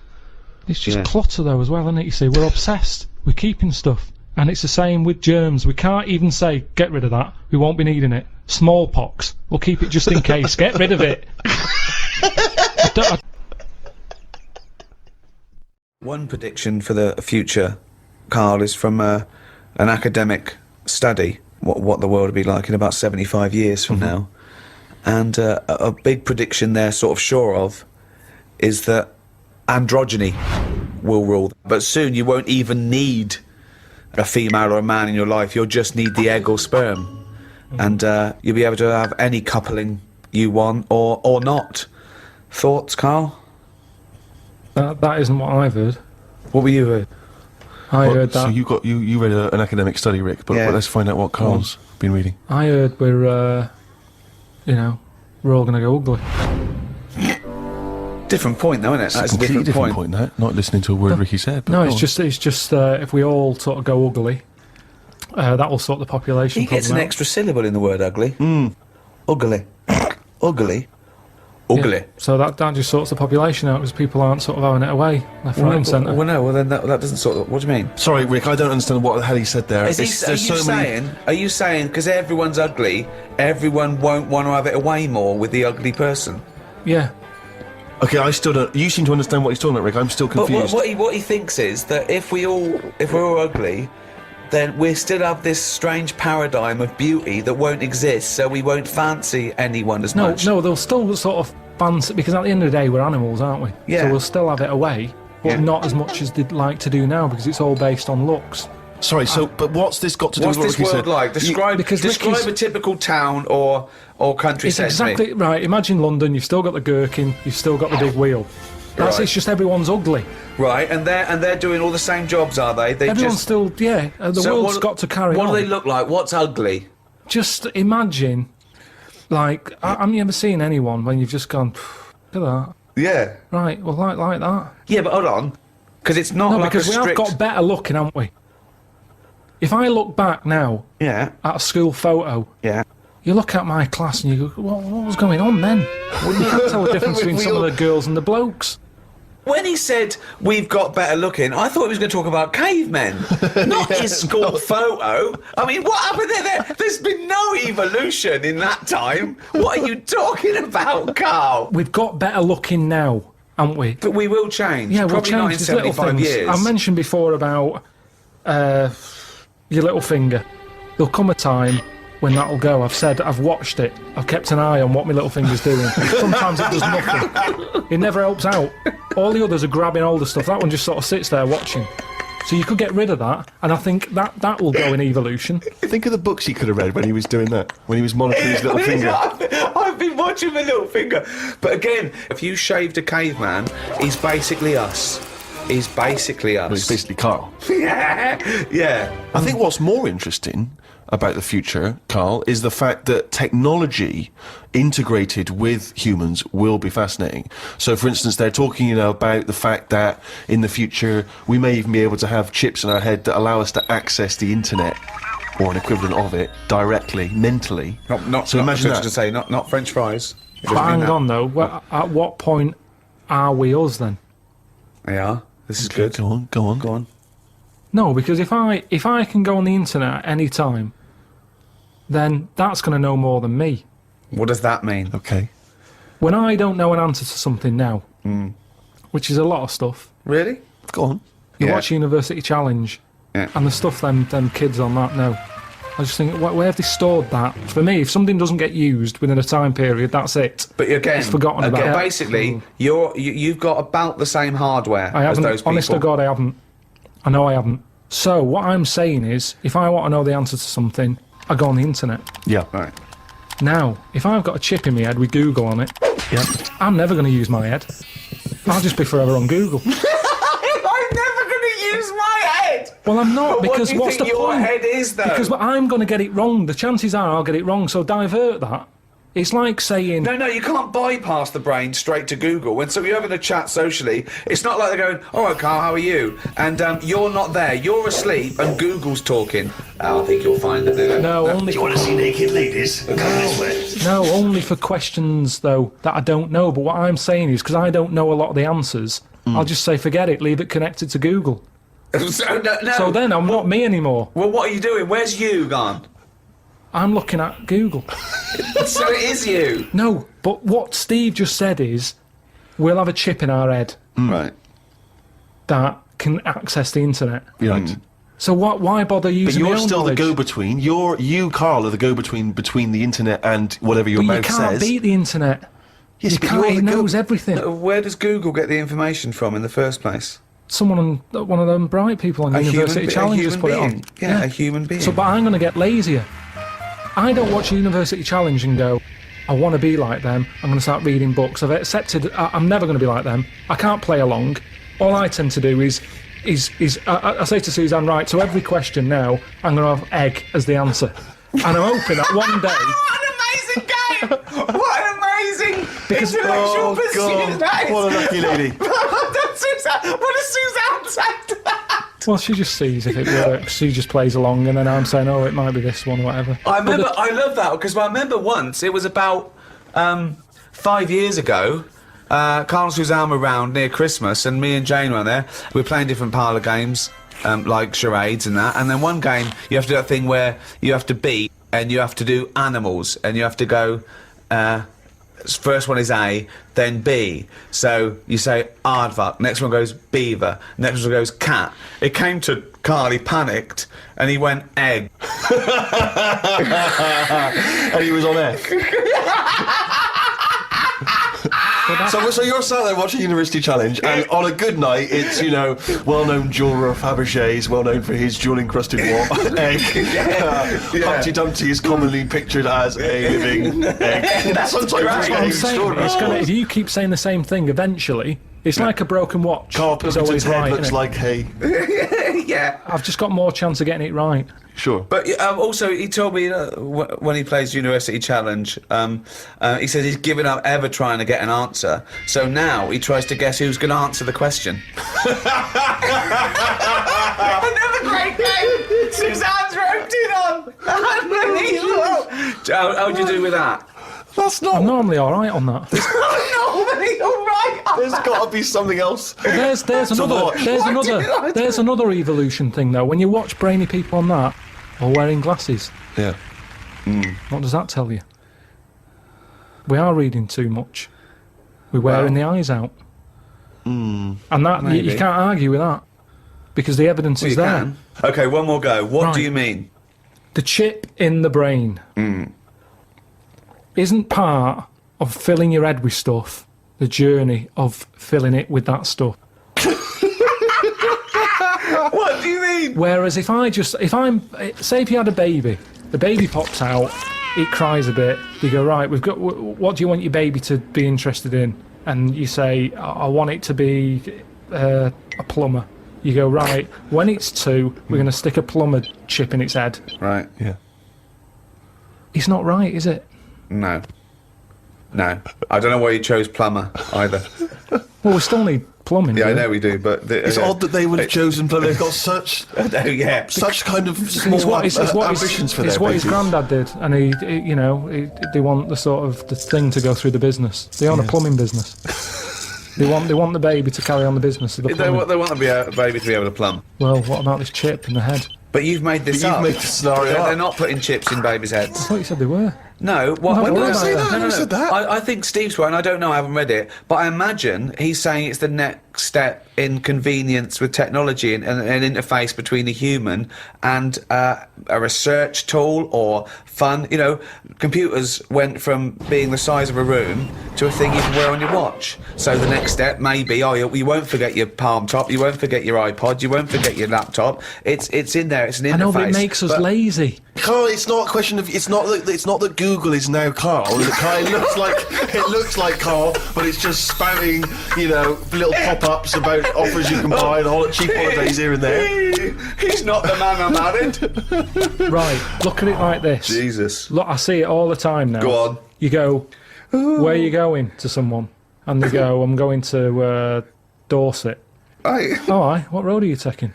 Don't know, just pop on the sat-nav. Now, that's a start, isn't it? Okay. Let's act that out with me, okay? I'm going away for the weekend, Carl. Are you? Yeah. Where are you going? Dorset. Oh, yeah. How are you getting there? Car. All right. Yeah, well, which way are you going? Don't know. Why do you want to know? Oh, just making a friendly chat. Just I'm interested in geography. Which way are you going? Well, I don't know really. I've got a sat nav in my car, and I'm getting there. And what do you know? What? Easy, isn't it? Well, I'm not a pigeon. I don't. I mean, you got an A to Z. Well, yeah, but it's on a computer the A to Z. What's the difference between looking at an A to Z and Lazy, though. Not really. No. Why? Why is it any different that I've got it computer eyes so I can go along? A to Z's a bit dangerous, isn't it? It's a bit. Don't go to A to Z when you're driving along. Clive, who are you talking to? Because we need to hit the road. We need to get going. What is this? This fucking idiot who wants to know what road I'm taking, which is a fucking boring thing to ask. Anyway. Sorry, who is this twat? Because we really got to get going. He's a fucking dickhead. I think he's an A to Z salesman by the door. I mean, just tell him we're using the sat nav because it's the quickest, most efficient way of doing it. It's the quickest, most efficient way of doing it. No, but look, what's happened. Who the fuck are you? Would Columbus found America if he had a sat nav? Yes. No, he wouldn't. He'd have put in America and he would have taken it to He wouldn't. America. He only found it because he got lost. Now, if everybody just goes... Hold on. How would an undiscovered country be on a sat-nav? No. Go on. But I just What's mean... the difference between the sat-nav and the map in that regard? Because I've found some lovely little cafes on roads I've never been on. And I've instantly gone from finding a continent to a little cafe. I love that. Little greasy I am off to discover the unknown world. Where are you going? Well, I don't know yet. It's the unknown world. What are you taking? Just a boat. All lazy swim, you cunt. I love the fact that he's so Luddite now, he's annoyed at the sat-nav. I mean, you'd have probably given Columbus a hard time. Oh, got a compass. Don't you know where north is, you twat? I just think there's something in being lost. I never feel lost. I just think, I've had a diversion. Because you find new things. I'm forever going Meanwhile, down... Suzanne's asking the French peasant where the... Just think, Columbus... All right, what's the most interesting thing you found when lost? Like I say, I found a shop that was like a fancy dress shop. Amazing. Do you need fancy dress stuff? Dressed You up never as go Columbus, out. went and bought a sat-nav, went to Dorset for the weekend. You never go out. Why do you need a fancy dress shop? That sounds like the sort of one thing you would hate is fancy dress. Yeah, but I like looking at they have like a space helmet in there. Right, so you found a fancy dress shop. Where are you supposed to be going that you had time to get sidetracked and go in a... I think I was going to a meeting. Amazing, that's the last time! So why do you want to get lost? Yeah, you don't want to get lost, do No, we? because I always give myself loads of time because I get lost a lot. I always give myself... Get a sat-nav! No, I'm just saying, that's how you find little treats along the way, and next time you pass it, or next time someone says, do you know where the fancy dress shop is? You go, yeah, I do. You have no idea because I was lost. I didn't know where it was. No, but normally I learn. I'm not going to tell you, lazy cunt. Have you got an A to Z? Oh, that's harsh. Yeah, find it yourself, you lazy twat. Surely. Have you started seeing this now? Virgin are starting plugging Virgin Galactic. I think it's something like 200,000 quid, and you'll get a chance to go in a space shuttle into space. KARL, thoughts? Going to space? Wouldn't it be a fascinating experience to go into space and look back at the Earth? I mean, at what point are you all meant to be happy? Do you know what I mean? You're floating about up there, and because you don't get out, do you? What, you mean to do some duty-free shopping? I'm just talking, you don't go floating about, do you? You stay in your seat. Well, they probably let you move around on the shuttle. Yeah, I know, but I'm talking about getting out. For me, when you go on you want to holiday... get out into space? Yes, but that's what I'm saying.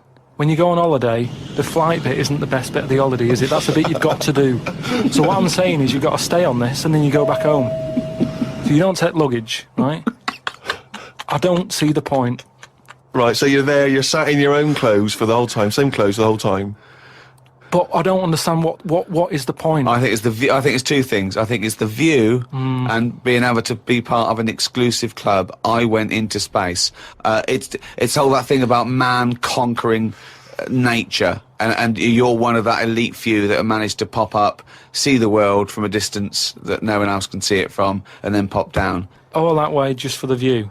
Yeah. Is it worth it? I mean, there's a lot of other places I haven't seen anyway. Right, before I think about that, I think if you've done everywhere, I haven't been to Scotland yet.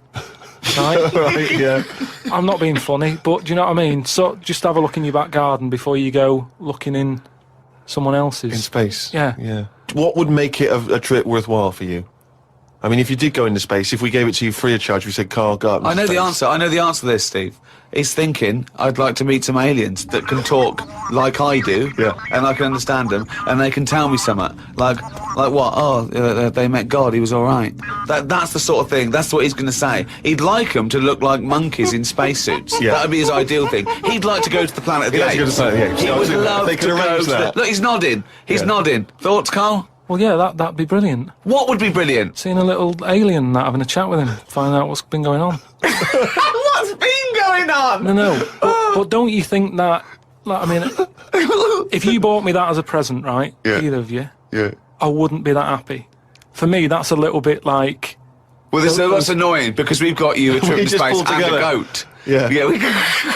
Do you know how, like, I am interested in sort of going on another planet, right? Not, Carl, you are on another planet, mate. no, but do you know what I mean? It would be quite sort of interesting. How do you think you'd get there? Well, yeah, you'd go on a rocket and stuff, but what I'm saying is, at least you know when you get there, you're getting out, you're having a bit of a wander. But I wouldn't be happy in just the journey bit of it. That's all I'm saying. That's great, isn't it? But the thing is, right, because I was looking into it a bit, because I was reading about the Virgin Atlantic thing, right? And I was reading something that in 1971, right, 3 of them went up there. There was 1 bloke in the rocket, right? The other 2 wandered off, had a walkabout, seeing what rocks they can find. And that bloke who was in the rocket, right, he was the loneliest man ever in the world. I don't know what to do. What that was. I don't know what to do. I don't know if that's some sort of profound poetry, or I don't. Do you know what I think he's trying to say? He's trying to say he was, by definition, a human furthest away from all other human contact. Yeah, that's what I said. Yeah, okay. No, you said loneliest. Loneliest evokes an emotion. Yeah. But it's like he started crying and writing poetry and listening to Morrissey records. But what I was thinking is, do you think when he got up in the morning, he still bothered to put his clothes on? That's the first thing that came into your mind. No, when just you because pictured him I in always, there. you know, at the end of the day, even if, like, my girlfriend Suzanne's out at work and that, I'm not happy walking about with everything out, because you never know what's going to happen. I just mean, you never know if someone's going to turn up. no, I don't like what I don't like. No, I always pop some pants on or a towel, even if I'm not alone. always. Because I've knocked on your door when you've been stood there with... No, he's Yeah, taking but his trousers off. No, I when did he it comes to the door. especially Oh, knowing right. that you were there. I've done it especially to annoy you. Oh, right. Yeah, so. But do you know what I mean? Do you think he was walking about the rocket with his tackle out, or did he floating go, about, well, no one's watching here? Do Do you know what I reckon mean? it floats up or down? Well, if you are the man who was up in a space rocket and was for a short period the loneliest man in the world, we'd love to hear from you. We'd love to hear what you did with your time, how lonely you felt, and also did you float around with your cock and balls out? Woke up at 9:55 a.m. Soon as I woke up, I looked at Suzanne and she looked at me. I said, "Did I tell you about?" I just think of him opening his eyes and looking at him. Okay, all right. Okay, so he opens his eyes. He looks at Suzanne. She looks at him. What question, Rick, do you think he immediately asks his girlfriend? Go on. What question do you think? Have a quick guess. Am I dreaming? I woke up. I said to my girlfriend, "Did I tell you about?" I woke up. I looked at Suzanne. She looked at me. I said, "Did I tell you about the immune system?" Did I tell you about the immune system? Suzanne started laughing. I said, "It's amazing." She said, "Not now." Oh God! I was thinking that. Springing into action, he zips up, his eyes are like... Did I tell you about the immune system? Oh, shut up, Carl. Put the kettle on. No, it's something. When I was looking on the web, found something out. Go on. It's a story about a woman who had a baby. Who had a baby? What are you talking about? What? A woman who had a baby who was having a baby. It was no clearer when you repeated it. No, Carl, I don't know what to do. I don't know what to do for the common good, right? Pursue this line of inquiry, right? Because I don't know where it's going, or play a record. I'm actually torn. I don't know what to do. No, I remember seeing it and thinking, I've got to tell Ricky about that. It's brilliant. What should we do? Should we go with it? I mean, it's like, it's entering into the abyss. It's opening Pandora's box. It's peeking, it's going down to the cellar. I've got a couple of questions though. Go on then. Well, come down there with me. Come down in the cellar with me. Okay, right, Carl. What, first of all, it was on the way. What do you mean? The baby was what? Had another, was it, she didn't give birth, the doctor didn't find one of those set of Chinese dolls up her?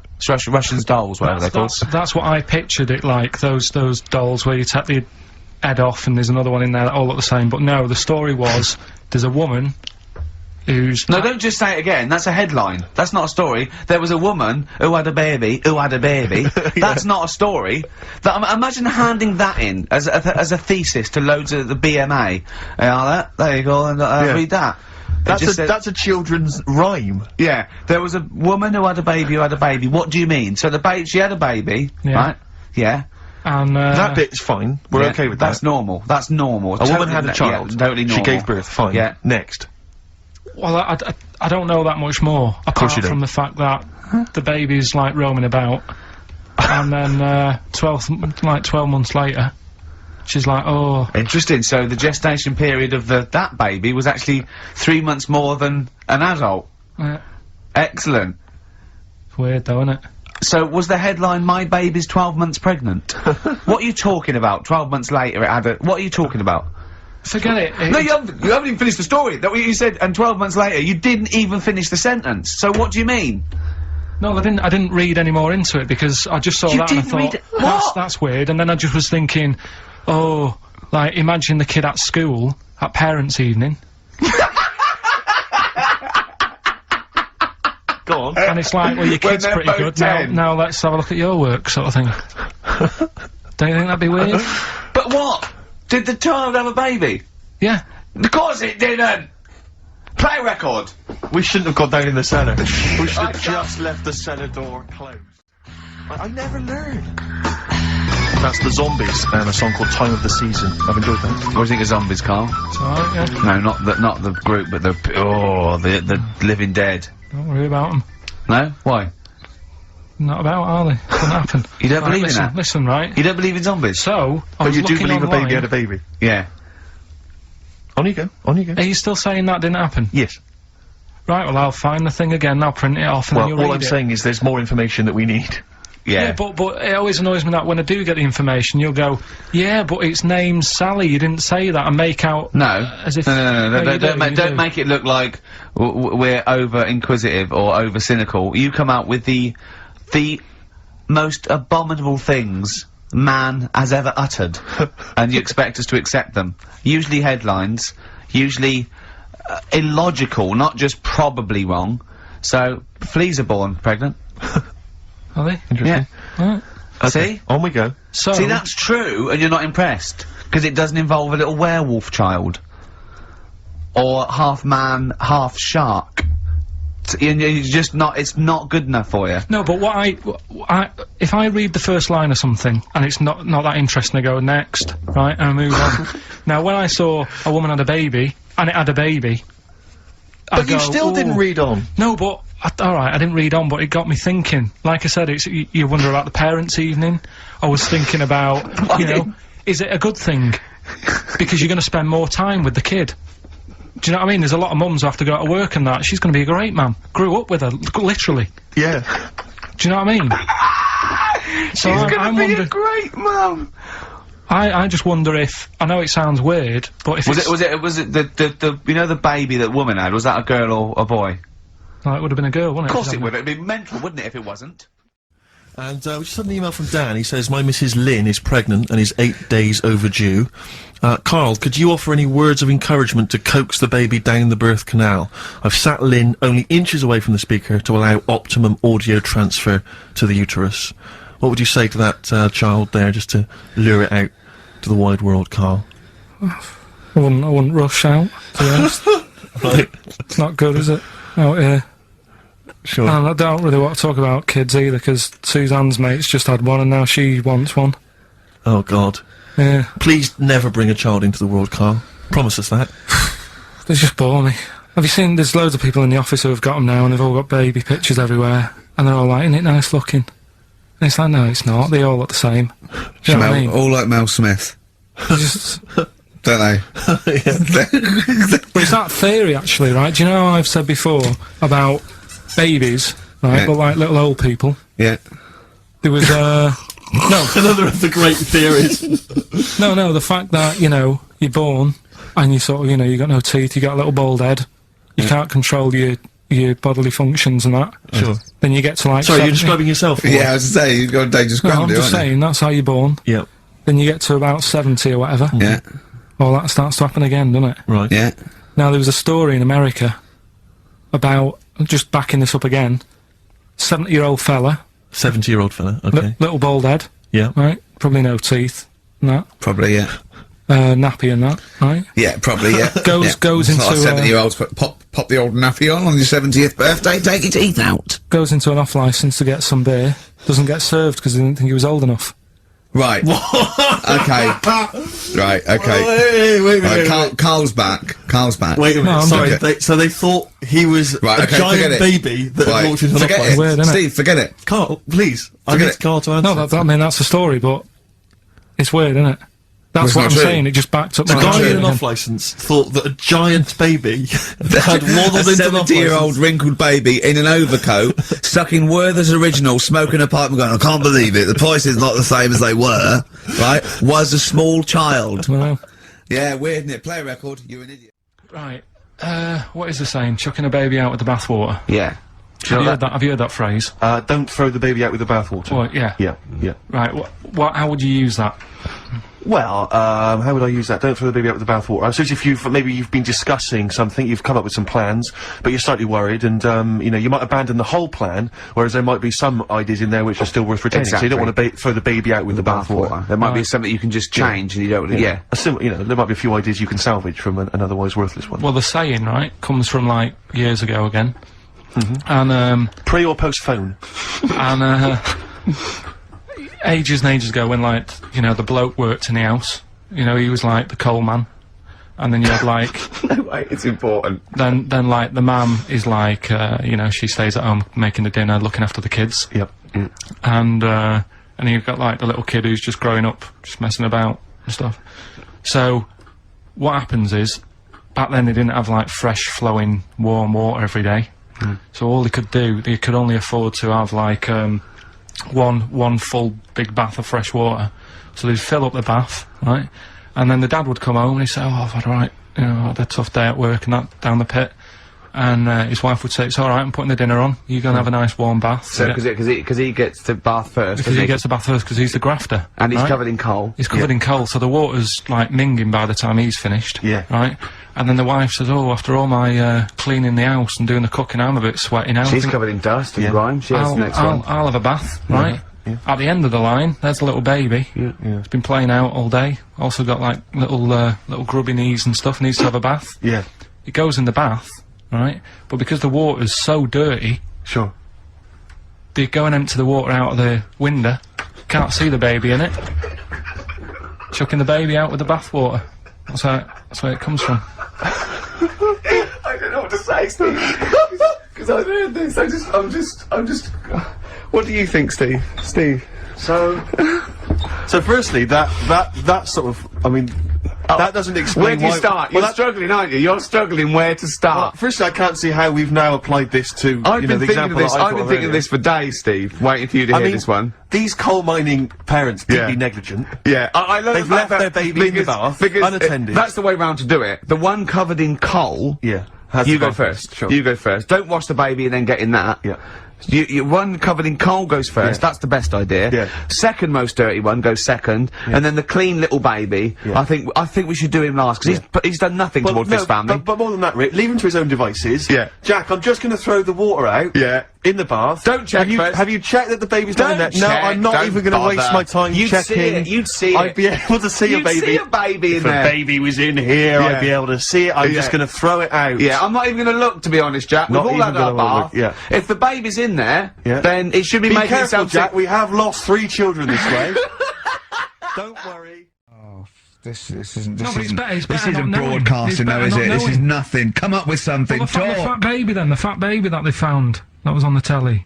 Right. Well, what was that? It's just a little fat baby. That, Oh, for I don't know what, it's just a little fat kid and that. what? Tell what? It was on the telly, it was on the telly and But that. what was on the telly? You just said fat baby, fat baby, fat baby, fat baby on telly, fat baby on telly. You're meant to be telling them what's happened in the world. Tell me about the fat baby on telly. It's just they've found some, there's this illness called Momo, right? And, they've just got this woman had a kid. It's really sad, it was on Channel 4 and that, right? And, kid's born. You sure it wasn't Jimmy Carr? Kid's born and that, right? Momo? It's called Momo, Isn't that yeah. a Black Music Award? No, right, little fat baby and that, and there's only 3 of them in the world. These little fat babies, Right. and So one of them, they're in danger. How fat? Are you not telling what do you mean? How fat are they? 6 stone. It was only 2. And there's 3 of them in the world, and there was this one, and there was one in Brazil. Are they like No. endangered? Is that the problem? Because there's only 3 of them in the world. I don't Are we know. worried? Is it like a conservation campaign? Hunted for their flesh. No, it's sad. If you, I know, it's easy to You shouldn't joke and laugh, that, but but if you you'd could make seen an it, you'd interesting go, oh, handbag it's a bit sad and that. Well, I haven't seen it, and I know nothing about it. Well, I've told you, there's 3 of them in the world. I mean, when you've been saying I've got a round head, I was a bit like, yeah, everyone has. Stop having a go. Yeah. And then I saw this picture last week. I thought, God, he's right. Can we, It can we, is can't we just pop it on the XOM website? I'd rather not. I'll go on, just get Steve, someone. have you seen that man in a jar without a brain? Sorry, is that something? Is that a product you can buy? in like Sainsbury's? Is it a dream you had yesterday? Man in And you a wondered if jar. you could. Can I? Yes, hello. Could you make my dream into reality, please? We can't actually, sir. In plastic would be good. Sorry, what do you mean? In the a man- future, you'd be able to download your dreams and then just like act them out again, probably in the year 2000 or something. Soothsayer. No, there's some museum somewhere Yeah. that's got this little fella who was born without a brain, and he's in a jar, and it's just that he's got a really round head. Right. And when I saw this picture, I thought, God, it just reminded me of this little fella in Yeah. a jar. Hold on, what do you mean he's born without a brain? He was born without a brain. So it's a baby. He's not a little fella. Yeah, but it's working. Do you know the difference? Do you have conversations with like people in prams thinking that fella's little and he doesn't talk much? Yeah. You know babies aren't like little people. Well, maybe. Well, they are little people, but I mean they're not very small adults. They're not like midgets. They don't do a job of work, is what we're Yeah, saying. yeah. You're very there. What do you I mean? didn't read about it. I just saw the picture. And This it is looked where like you're a going man. wrong, Carl. This is always your mistake. You see the picture, you don't read the little caption. But what do you underneath. mean? How do you think guess at what you think the meaning But is. how did you know he didn't have a brain? He said something like the brainless man. Yeah, but people say that about you. It doesn't mean you literally you haven't No, got a no. spinal cord. I bet somebody's seen it and knows what I mean. It's a famous picture. It's Right, like- call in 08700 800 1234. Once again, you win a prize if you can tell us what Carl is talking about. Just in general, it's an ongoing competition. We're trying to find some CDs to anyone who knows what Carl is talking about. Well, we've had calls confirming that there was indeed a fetus or a stillborn child. A pickled baby. A pickled baby. No wonder it died. Born without a brain. But everyone has, you know, pointed out that it wasn't a little fella. It certainly wasn't a little fella. No, no. But because it had been in the jar for a long time, I think it had aged a bit. What are you basing that on? You do carry on growing, yeah. of course. Yeah. Your ears and your nose. Your ears and your nose. And your eyes don't grow, so, Yeah. you could probably, yeah. I'll dig it out for you. Yeah. Imagine if like there was an experiment where they were raising a child just based on the information that we said on the radio.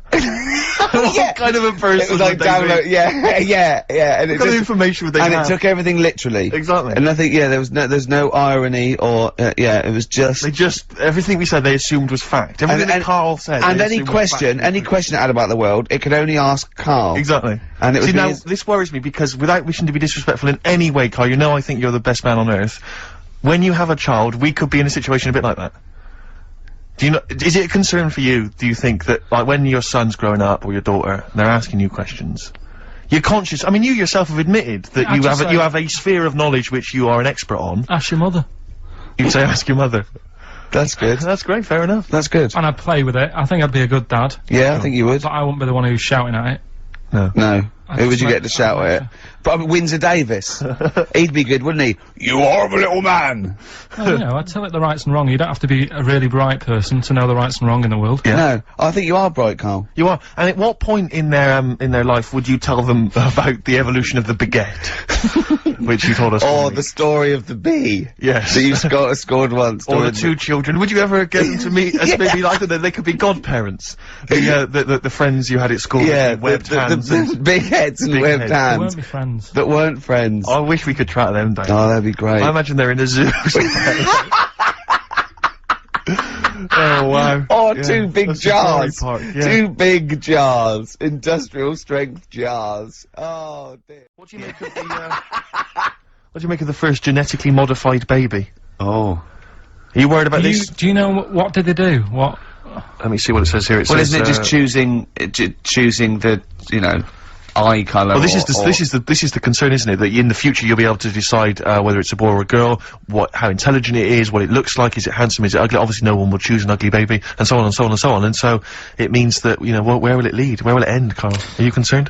I've thought about this a lot. What will us three look like in the future if they're listen. being, you know, genetically modified beautiful people? What will we be like? How will we be considered in That's society? true, yeah. But we've talked about this before, haven't we? About the cloning thing. Yeah. That's a bit weird. Yeah. But I don't think it matters, because at the end of the day, right, you might look like some other kid, but it's the way you're brought up that will change your features and the way you are, you know, your personality. If you lie, you get a long nose, don't you? Well, no, but listen, right, because I remember when we, you know, I was growing up on this estate. This is gonna be good. Go on. No, it's not. It's just an example of how this doesn't work. Go on. So we don't need to worry, sort of thing. Sure. Right? Okay. So I'm growing up on this estate, and there was this woman about 4 houses down, right? Who's a bit rough. All right. Didn't fancy her. Oh God, no. Right, but she had a Why? baby. Well, tell me about her first. I'm interested in this woman. Why was she? It was a So very. like being a man in a I dress. mean, I didn't grow up in a posh house or anything, and Sure. I'm not saying that if you live in a bit of a rough house, you're a bad person. What did she look like? But anyone can Tattoos? clean up. Looked and like Tony Green with a fag on. they didn't clean up much, right? Oh. Which, even if you've not got a lot of money, you can still try and make Get a some place look jiff. nice. Yeah. Right? But she didn't, and a kid used to take a horse into the house. Sorry. whoa, Oh, no, yeah. Whoa, Neddy. Whoa, Neddy. What do you mean a kid used to take a horse into the house? Where did they believe get it, a right? horse? Must have nicked it from somewhere. Must have done. you seen a horse in it? No. What, is that from outside the saloon round the corner? Yeah, was it just tied up with a bit of... Right? Oh, that's great. I've Big been Big out. Jake, come and looking Exactly. for it. I'd been out. Oh. Nicked Sorry, already. let me get this. This was before the lynching stopped or after. Where did he get a horse from? What do you mean he must have nicked it? His mum said, where'd you get that from? I bought it. Alright then. But keep it out the kitchen. I don't want you going Catlin rustling. Where did he get a horse from, Carl? And how long did he have it for? Was he Until- leading it or riding it? Mum, open the door, I can't I stop! can't stop it. Open the patio door as well. I'll be. Looks like we got us a runaway. What do you mean? I don't know, but the thing is, they couldn't afford to buy one because they're not cheap. So I'm just guessing. Maybe that's wrong of me. But I think. He had a horse. Yeah, right. So That's why the family didn't have any money. They'd spend it on the horse. No, I don't Exactly. think, that's what I'm saying. I don't think they would have bought it. So anyway. Yeah, it's wise to whisper, Carl, in case they're listening. Yeah, and They could be in the room next door. It's not buying it, it's keeping it as well. Oh, So I was like in the car with my dad coming into the avenue, and you used to have to drive down it to turn round. And, Yeah. and you know, sort of go back to our house. you had the traditional method of transport. Yeah. And the horse was in the lounge, Reading a paper. just like walking around. Oh God! What? And when I was doing, I tried to earn myself some money once by flogging little flowers in plastic cups. What? This is And I went- genius. It just keeps coming. What do you mean you're trying to flog little flowers? What do you mean? Wait. Let's play a record. Let's play a record and come back to this, wait a because this minute, story's going to just unravel and unravel. It's Yeah, going to go on yeah. for hours. Let's It play a gets track, deeper Carl. and deeper. It's Yeah, like come an on, Carl. onion, isn't it? We've created a whole world here where there's a man living with a horse. Just walking around the lounge. I mean, I come from the West Country. I've never heard anything like that. I just think of a big sort of like orange carpet and a rediffusion telly and this horse going, I'm fed up in here. Exactly. This is really I am not taking the rubbish out again. Yeah. We got on to genetically modified babies, but and then somehow Carl started telling a story about someone with a horse, and then he got on to, he was trying to make money selling flowers. Just do the flowers briefly. Well, hang on, I just want to recap slightly. So there was a family, and who had the horse in the family? It was. Because you lived on an estate in Manchester. So the mother was a right pig, apparently. Well, I don't know whether that's you don't need relevant. to go that far. But you- But well, what go I'm on. trying to do is like make a picture for you so you understand. What does what she a look picture like? it Who is. did she look like? Bit of a, and no disrespect to her, bit like Pauline Quirk, Quirky, yeah. right? Okay, I knew you were going to say that.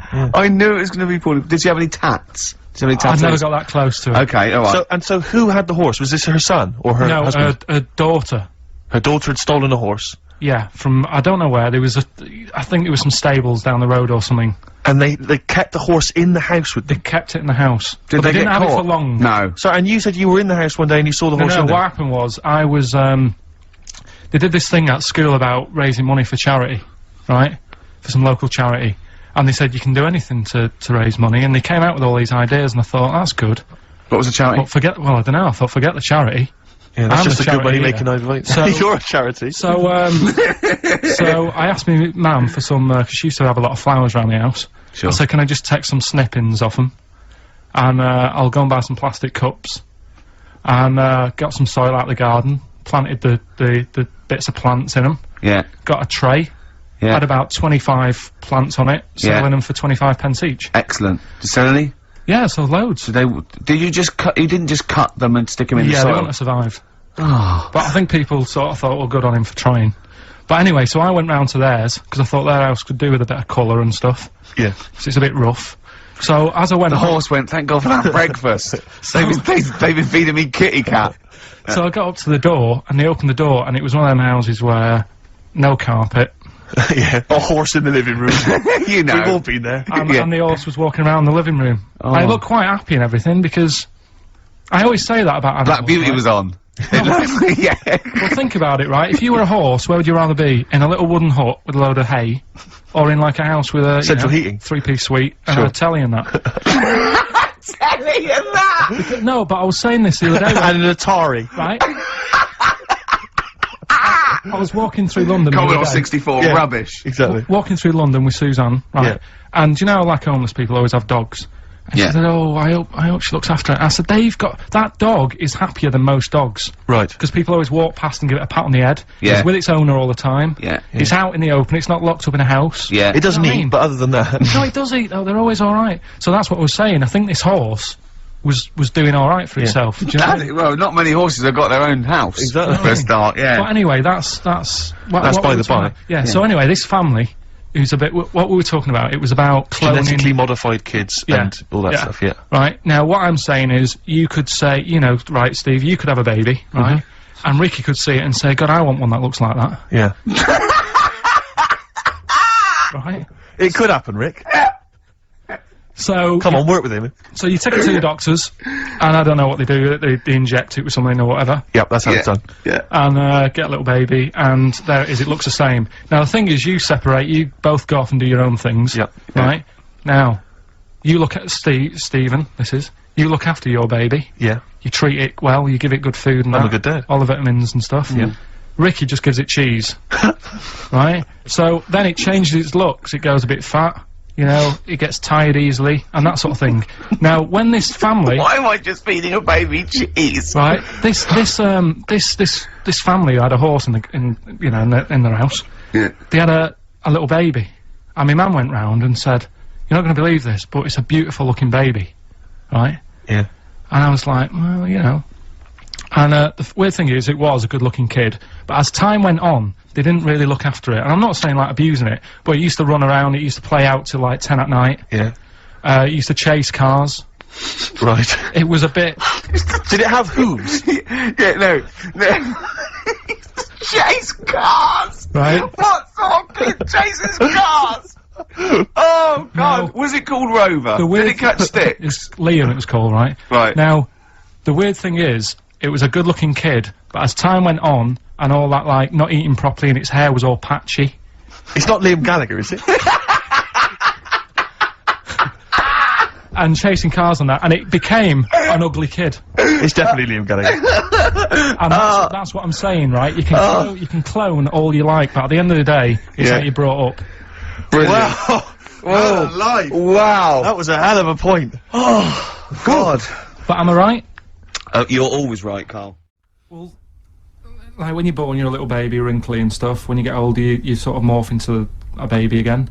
And you go through the same phases. So when you're young, you buy singles. You get old, you got nothing to do all day. You got all your pension money. What will I buy? Cliff Richard's on the telly. Here's my video, buy me song. You see, that started off as quite a sensible point, because I actually think they do it. But what was all that alien stuff about when you're born, you go wrinkly and you go wrinkly again? So sometimes you mix like normal things that human beings say with I don't know what. Well, look, when you're a baby, you've got a little bald head, no teeth. You get old. What happens? Are you a philosopher? Are you an official philosopher? Because, I mean, it sounds like it. Do you know, the other week when I came up with, like, a different idea of how we can sort of make the world run and that?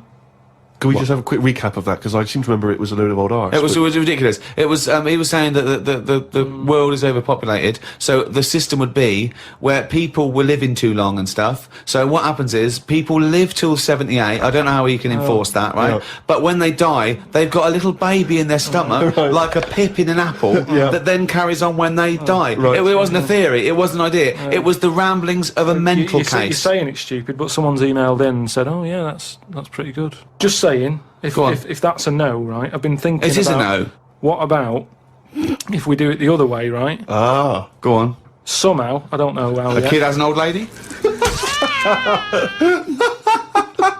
That's what it's going to be, isn't it? A child will give birth to an old man. No. What I'm saying is, right? Go on. Work the other way round. Come on then. So if somehow we can inject something in like a body that's just died, right? Listen to this. Imagine this is notes. So- when he hands it into the Nobel people, Yeah. and they go, if there's a way that we can inject something, they go, well, what? Well, I don't know the chemical formula, but something HO2. Right. So anyway, so you inject it in the temple. He's narrowed it down to the temple. So what happens? She sort of wakes up, Amazing. right? And she works the other way. So like she might be 77, Yep. and then she'll have a birthday. She's 76, and she's working that way. Right. If you know what I mean. Okay. Are you with me? No, keep it. Because the thing is, you've got. I'm really scared. Yeah. I'm really scared. This is the maddest thing you've ever said. This is madder than the old lady with the pip like an apple in her belly. It sort of did work. This is... No, it didn't work. It worked in your head. It's like a dream that you wake up and go, oh, I've got a great theory. And This it's is like, this is it. Let me just tell you the Go on then. ending, because the endings works out a bit better. Go on. What I'm saying is, when you die, at the age of 78. 9 months, What? at the age of 9 months, because that's when you come out, What do you mean when you die at the age of you're 9 not scared of dying because you're now a baby, so you don't know what's going on anyway. So there's no fear. So you missed out a bit here. So this woman, literally gets younger and younger? I think when she's in her 20s, she's in her old age, Rick. Yeah, but it doesn't matter because that's the fun part of your life, isn't it? When you're 20 and you've got all your energy and that. So before you die, you're actually having a good life rather than it being the other way around. But does she do different stuff than she did on the way up? Because she's already lived 78 years, hasn't she? Don't forget. She was a baby once, and she grew to her ears, then someone stuck a needle in her head and said, right, back you go. No, we'll forget all that bit. I'll forget all that bit. How do we forget that bit? What I'm saying So is... she died and she doesn't remember all her... This is a new life, is it? Let me just leave you with this. Right, you're talking shit. Explain yourself. But aren't the family getting younger as well? What's happened to the family? Forget it then, we'll leave it as it is. No, leave it as it is, shall we? Shall we? Can we all agree on that, guys? Now, should we agree to leave it as it is? Is that all right? Because I don't want to hear any more from the diaries of Charles Manson. No, it's. I mean, you're a fucking maniac. I don't like change, and that's what's happened. I'm not You don't, happy do to- you? You're like Rain Man. He really is like Rain Man. Anything change? It's got to get in a little routine. You can't. No, I don't like to. I'm not like Suzanne's mum and dad and what have you, where routine cannot change no matter what. Like what? Well, we've talked about it where, you know, if it's a Tuesday, I'm having sausage, egg and chips no matter where I am. That's what they're like. Right. That's what they'll remember, actually. When I'm saying about stuff about Live 8 and all that, you know, people will remember. If people said to a dad, you know, you remember Live 8? Okay, what day was it on? Tuesday. Well, I had sausage, egg and chips. Nothing changes. But the thing is, today, normally we have a bit of a, you know, I know what we're doing where and all that, and it's all sort of messed up. We don't usually know what we're doing where. We say, what should we do next? No, You go, but I know, like, Rockbusters has been done early. Right. So that's normally done at That's about, really about 5 throwing you. I minutes. say, I just don't. I don't like all this change and that. It's messing about, innit? What could you, if I said, right, quick, you've got to come up with top 5 things, what would it be? I mean, I'm into weird stuff, but it seems a bit tight to stick them in a list. What, like what? Well, like, you know, sort of freaky people and that. I've got that freak book. But I don't know if they'd be happy if I called one of them up and said, good news, you're at number 1, because you've got 4 legs or whatever. I don't know. Do you know what I mean? Okay, then, this is the exclusive Ricky Gervais guide to Shortlist magazine, Carl Pilkington Top 5 Freaks, in at number 5. So you've got to work backwards, haven't you? I've got to know what my number 1 is. I think you say do work number 5. backwards. Probably something not too good at number 5, but it's still interesting. Lighthouse Man. Who's that? Lighthouse Man? What's Lighthouse Man? It's a fella with a hole in his head. And he, what he does, rather than moan about it, sticks a candle in it. Shut up. What are you talking about? Sticks a candle What are in you it. talking about? Where is the hole? I bet he didn't call himself Lighthouse Man, did he?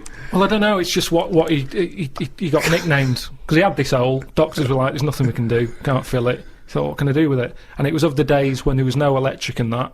You had to walk about with a candle. Right. So hang on a minute. I can have both Got a hands little for candle you. holder here. Stuck a candle in it, and he just got nicknamed the Lighthouse Man. So again, it's not that amazing, but I like the way he was sort of energy efficient. Didn't he have, like, wax dripping on his head? No, because it all went into the hole. So in What? a way, it was filled in. By What the do you end of mean? the It day- wasn't a hole, though, it was a dip, surely. No, a big hole. Yeah, but not a hole through the skull with wax dripping on the brain. No, just a really big hole in his head, but it had skin. Like a golf hole. Yeah, I suppose a golf hole's a good way of looking at Perfect it. for a candle, basically. And Yeah. then the drippage went Went into the hole. Yeah. Candle sort of stood up straight. Yeah, So was it in his forehead? No, on the very top of his head. that's perfect. You don't want it in the forehead, Steve. You'd have to walk back with It'd your be neck ridiculous. cricked. So he was like a kind of human jack-o'-lantern. He's a lighthouse man. What is it, Steve? What Sorry, mate. Yeah, I better forgot description about do you that. need than the lighthouse man? So yeah, he's probably at number 5. Wow, that's at number 5, Steve. Number 4. What about Pig-faced Woman of Manchester Square? Again, you're getting what it says in the tin there, aren't you? Now, pig-faced woman of Manchester Square, is that someone you knew growing up? No, it's a square in London, Yeah. Right. and it's just this woman who had a face like a pig, and the rumour was Yeah. that it wasn't a woman. Someone said it was a pet bear and they'd shaved it. That's what Oh, God! That's what Was I've this heard. someone? Was this someone you saw? Or No, that you just read this about? is going back. This is years ago. This is years and years ago. Yeah. When there was loads of like weird looking people. I mean, the fact that it's Pig-faced Woman of Manchester Square Yeah. says that there might have been one in Piccadilly Circus. yeah, whatever. So there was a lot more of them knocking about back then. Let's assume that it was a woman, and the first one, the lighthouse fellow, he's a human. Do you think people would object because of their disfigurement, deformity, a bit like being called freaks? Do you think? Well, it gave them a purpose back then. See, if you were a freak years ago, there was work for you. You'd have these circus things. Now, if you've got a funny head, you're on the dole. They don't do these All side working shows. with Ricky Gervais and Stephen Merchant on the world's #1 audiobook. Great. Number 3? What about Elephant Man? Right. Stick him at number 3. He's Number 3. He's surely the most famous freak ever to have lived, isn't he? he's the one who got me into it. Right. Yeah. Sure. He's sort of entry-level freak. Yeah. A gateway freak. Everyone is aware of him. If the Elephant Man still existed, right, and you got the opportunity to meet him, and you walked in, a couple of questions. One, what would your first reaction be? And two, what would you say to him? What would your first question be?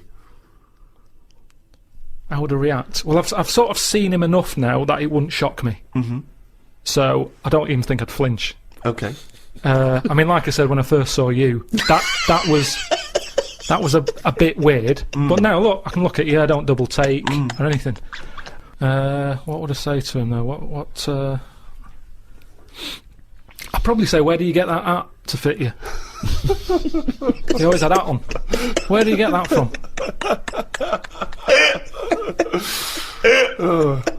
That sort of flat cap that he's got. Yeah, that one, didn't he? So, very stylish. so yeah, I'd have him. So he's at number 3. Right. Elephant Man number 3. I can't wait for 2 and yeah. 1. Right. Okay. Number Well, I 2. know what my number 1 is. It's just number 2 now. I don't know his name, but there's a fella knocking about. Well, I don't think he's around anymore. But he had like a normal body. Looking at him, you'd go, "What's up with him? He's not a freak." Takes his undies off. He's got 2 knobs. Right. Wow. Okay. I mean, there's nowhere to start. Do you don't think know. he uses them alternately, like have a wee out of this one, have a wee out of that one, or does he just like spread the load so he's weeing out of both? I don't think he knows. What I do you think mean? it's sort of No? like a lucky dip. When he goes to a urinal, Yeah. he can have a little bet with himself. He's just like, I don't know what's going to happen here. So do you reckon he holds them Holds both them out? definitely. So he takes his trousers down because I mean, you know. Yeah, you can't use a Y front. Right. It'd be, Need more like a W front. Yeah. So he pops his cakes down there. I don't think it's that much of a problem. It's not like. Well, I don't know. I'd prefer that than Elephant Man's head. Well, of course you would. Well, that's what I'm saying. What if you had Elephant Man's knob? Yeah, but it didn't work like that, did it? That's the thing. They said he had the body of an elephant, but that's the only thing that wasn't of an elephant standard. His knob was normal. Whereas with this fella, it's the other way round. Everything normal. Take the pants off. Oh, well, what's going on here? But why would you ever take his pants off? No, I wouldn't. I'm just saying if... But why? I don't know why you'd be in a situation with this man with 2 knobs standing there with his pants on, and you go pop your pants off. You're not a doctor. No, say if I'm waiting in a cubicle, and he's there. For what? Sure, you're waiting in the cubicle and he I'm comes waiting, in. I'm waiting to have a wee at a cubicle. Oh, He's in the taking 2 toilet. urinals up and going, Right. hang on, you don't need them both, do you? He goes, well, actually, Oh, and have then a look at this. right. He's got 2 knobs. See, I didn't see him at 2 urinals. I saw him at 1, maybe them pointing inwards. If you had that, and say the first time that you met Suzanne, would you mention that straight up? Would you say, right, before this goes any further, I've got something to show you? Well, let's see. Tell me exactly what you would say. All right, Carl, I can't wait to go back to your place. Oh, maybe we should end up sort of like boyfriend and girlfriend and live together for the rest of our lives. You had normal head then, didn't you? I had the same head, yeah. Yeah, but it had like hair coming out of it, didn't it? And sort Yeah, of like, yeah, but she also had a smaller arse back then as well, so I think we've both been dumb. If you want to hear more of this kind of intellectual discussion, then download our audios. Anyway, we need to get to number 1. Yeah, number 1. okay, it is. It's Pillow Man. Oh yeah. Pillow Man. Okay, now explain for those that don't know who he was. He's a fella with no arms and legs, just a head and a little body. Nickname Pillow Man. What else do you need to know? Well, why is he your favourite? Just because he's amazing. Just the way he just got on with his life. He used to light a cig, just using his lips and his tongue and that. Oh, I've And seen not this. It's fully lit. He'd buy like roll your own. Yeah, it's in the film Freaks, isn't it? Yeah. And he He had a rolls shave it. as well. Yeah, that's right. Yeah. How did he Do you have a think shave? he used to do it? He used to get it in his mouth, and I don't know. Jesus. It's amazing. Did he have a knob? I think he did because he had some kids. What? Yeah, he had kids. He was an all right looking fella. He wasn't odd looking. It's just that Sorry? he had no, his head. He looked like Samuel L. Jackson. Imagine him with no arms and legs. Right. That's odd, though, isn't it? Really? It's weird, but you've got to give it to him. You know, I mean, he's there rolling his own. He's pretty cool looking. I just want to say to people, it's not. You say it looks cool, to, with no arms and no legs to smoke, but don't forget that smoking can stunt your growth. Yeah, but yeah. Remember, he was on like this circus freak show thing with Yeah. like a bearded woman, Yeah. right? Which isn't really a freak, is it? She's going to have a shave. Have a shave, you're not a freak anymore. Yeah. A bearded woman. Compared to a fella who's got no arms and legs, a bearded woman, get out! But there was like a fella with no bottom half to his body, called Johnny Eck, was his name. So, you know, when you're knocking about with that crowd, you're going to get a bit. You're going to get a bit. So, yeah, he had kids, and they were all normal kids. They had all the limbs. Did his and wife everything. had arms and legs? Never saw his wife. Never saw his wife. I think He was probably ashamed of her. She was a bit of a freak. for someone like him, you'd think he'd just give up, wouldn't you? You think, forget it. What sort of life is it? Yeah. I'm like a Mexican jumping bean. It's not worth living. But he just got on with it.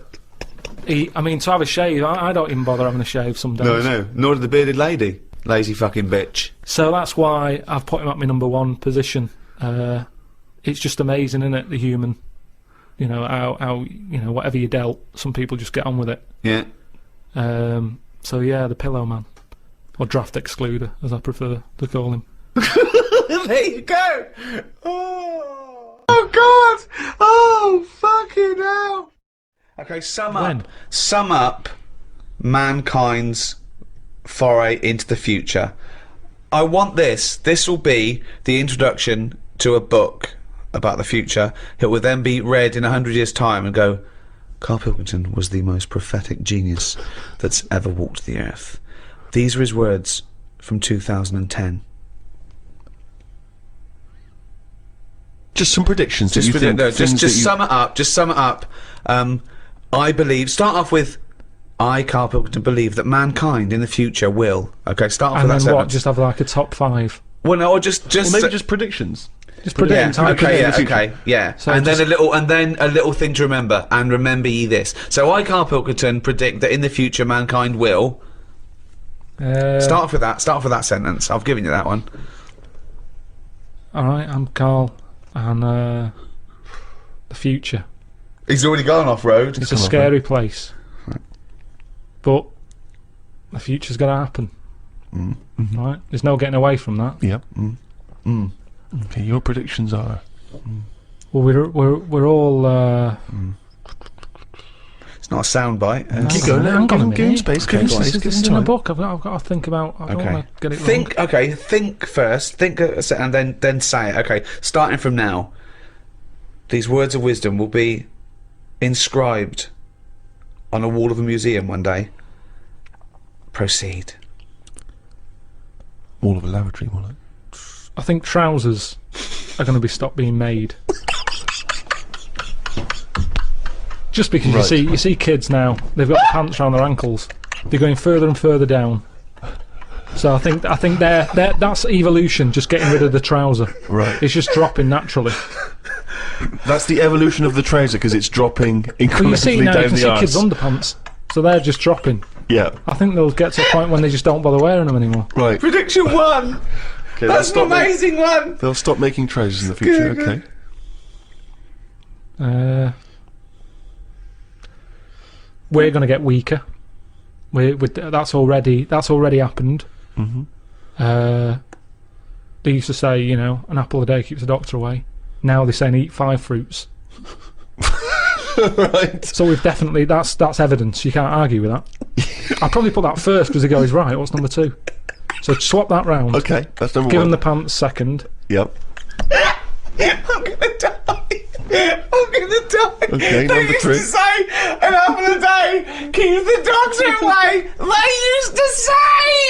They used to say pull your trousers up. Now they say put them down. You can. I've never had such fucking dribble. Number 3. Right, number 3. Oh, the scholars are now waiting with bated breath when they find this old scroll, and they go, "Ooh, what can number 3 be?" I reckon we'll blend all our food. Oh God! No, because I honestly thought, mate, he was going to make a point about race. When he said, I never thought it would be we will blend all our food. like they do for babies, you mean? Just yeah, I just think when you think about all the stuff we eat now, cavemen chewing on big lumps of meat. Yeah. We had wisdom teeth. Yep. Now they say, "Take them out. You're not using them." Yeah. Why not using them? Because your food's soft. Yep. Sorbet. Yep. Soups. Yeah. You know, everything's softer, Just isn't it? those When you two, get an but yeah. avocado, they say, "Is it soft?" Everyone's squeezing the food before they buy it. Yeah. No one wants anything tough. Yeah. So I think chewing is sort of It's a thing of the thing of the past. We haven't got the time to chew. Everyone's like, "Hurry up, eat that." You don't have to go out for dinner with Ricky. He's like, "Hurry up!" Like, I'm still eating Well, it. he does blend his food, I think. Okay, so blending food. Great. I reckon. What else do we do now? So I've done teeth. Done trousers. I've come up with this idea. It's sort of like glasses, but you can live wherever you want to live. What do you mean? Everything that's real, you're not looking at that anymore.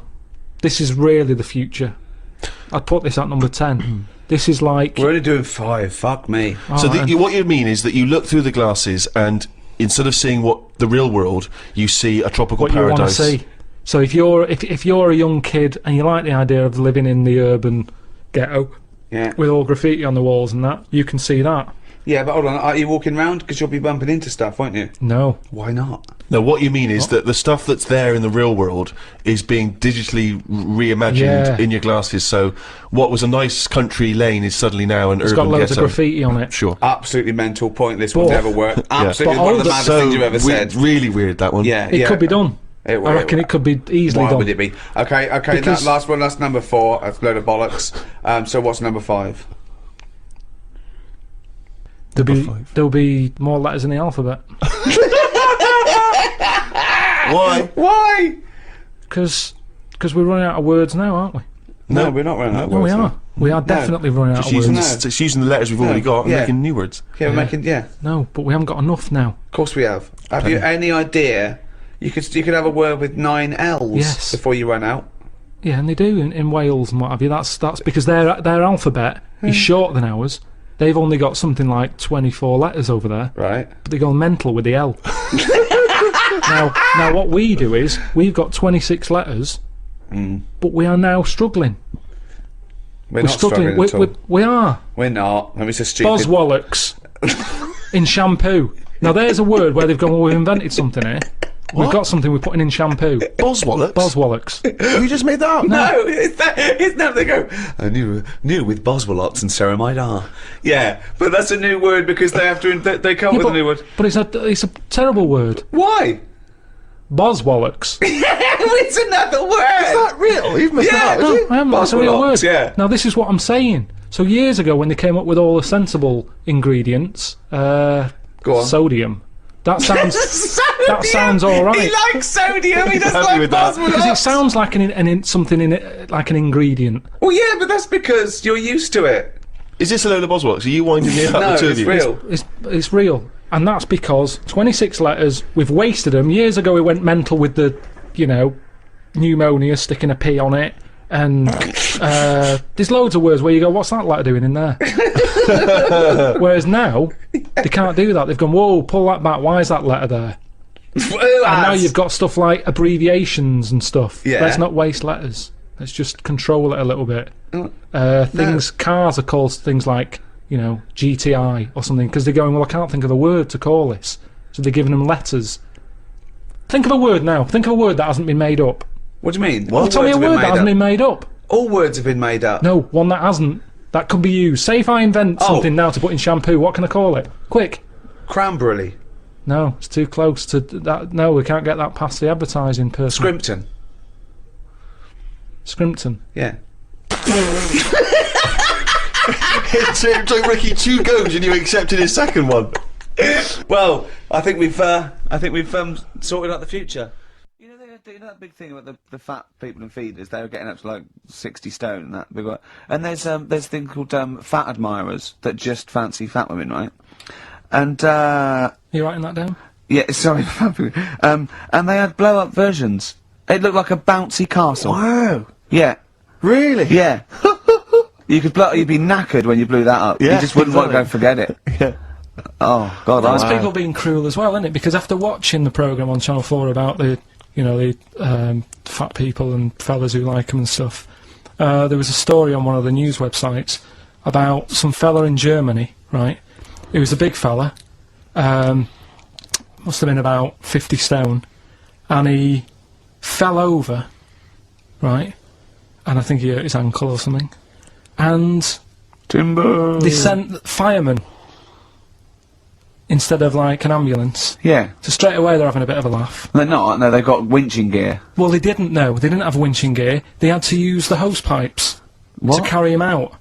I think it was Ananova, that news website. They had to use the hose pipes, so they made like a bed using the hose pipes Oh, yeah. and had to carry him out on that. And then they had to sort of get him into a special truck, they said, and do the same when they got to the hospital. I mean, that's a bit... That's mad, isn't it? They shouldn't do that. Although, Carl, I'm loving that story. I'm just worried that we're not going to be able to fit in Cheeky Freak of the Week. What's So the which Cheeky is one Freak you of the week? nominated? Alright, Cheeky Freak of the Week. Something I found on the net. Yeah. A fella who had 27 toes and fingers. In a jar. No, still on him. And proper ones as well, not like little stumps and that. Proper, fully formed fingers. He Was had it- like... Was he a pianist? Close-up magician. I don't know what he did. He just said that he was... Cat's cradle professional. Did he ever work on finger bobs? He was saying in the week, For the crowd scenes. I'm now going to do Braveheart. yeah. He said about the Elephant Man. He said, I want to do a thing right with freaks, where it's good and bad. He went, what did you said? The pro about him is... What about the fella with loads of fingers, or...? No, the Elephant Man.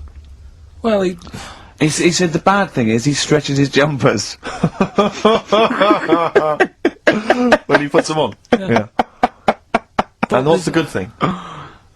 Sort of... He never gets up and goes, oh, my hair's a bit of a mess today. No. He's always having another bad face day. I like to complain about this head and shoulders. Are you taking the piss? Oh, dear. So that's freaky... Didn't you see an elephant woman in Manchester? Yeah, leave that. What do you mean, leave it? No, because it is sad. I know it's sad, but I mean, I don't know what my next sentence is. Yeah, but people always That think... should be the end. Did I don't need oh, to say anymore, people will know what she looks like. It's a good name for her. Did she like buns? Oh dear. It was when it's when my dad was a taxi driver and I used to sit in the front, Yeah. and she used to get a lot of taxis. Yeah. And, And he only charged you half price, didn't he? He was a good guy. well, the bad thing is as well with people like that, you don't want to offend them because they never forget.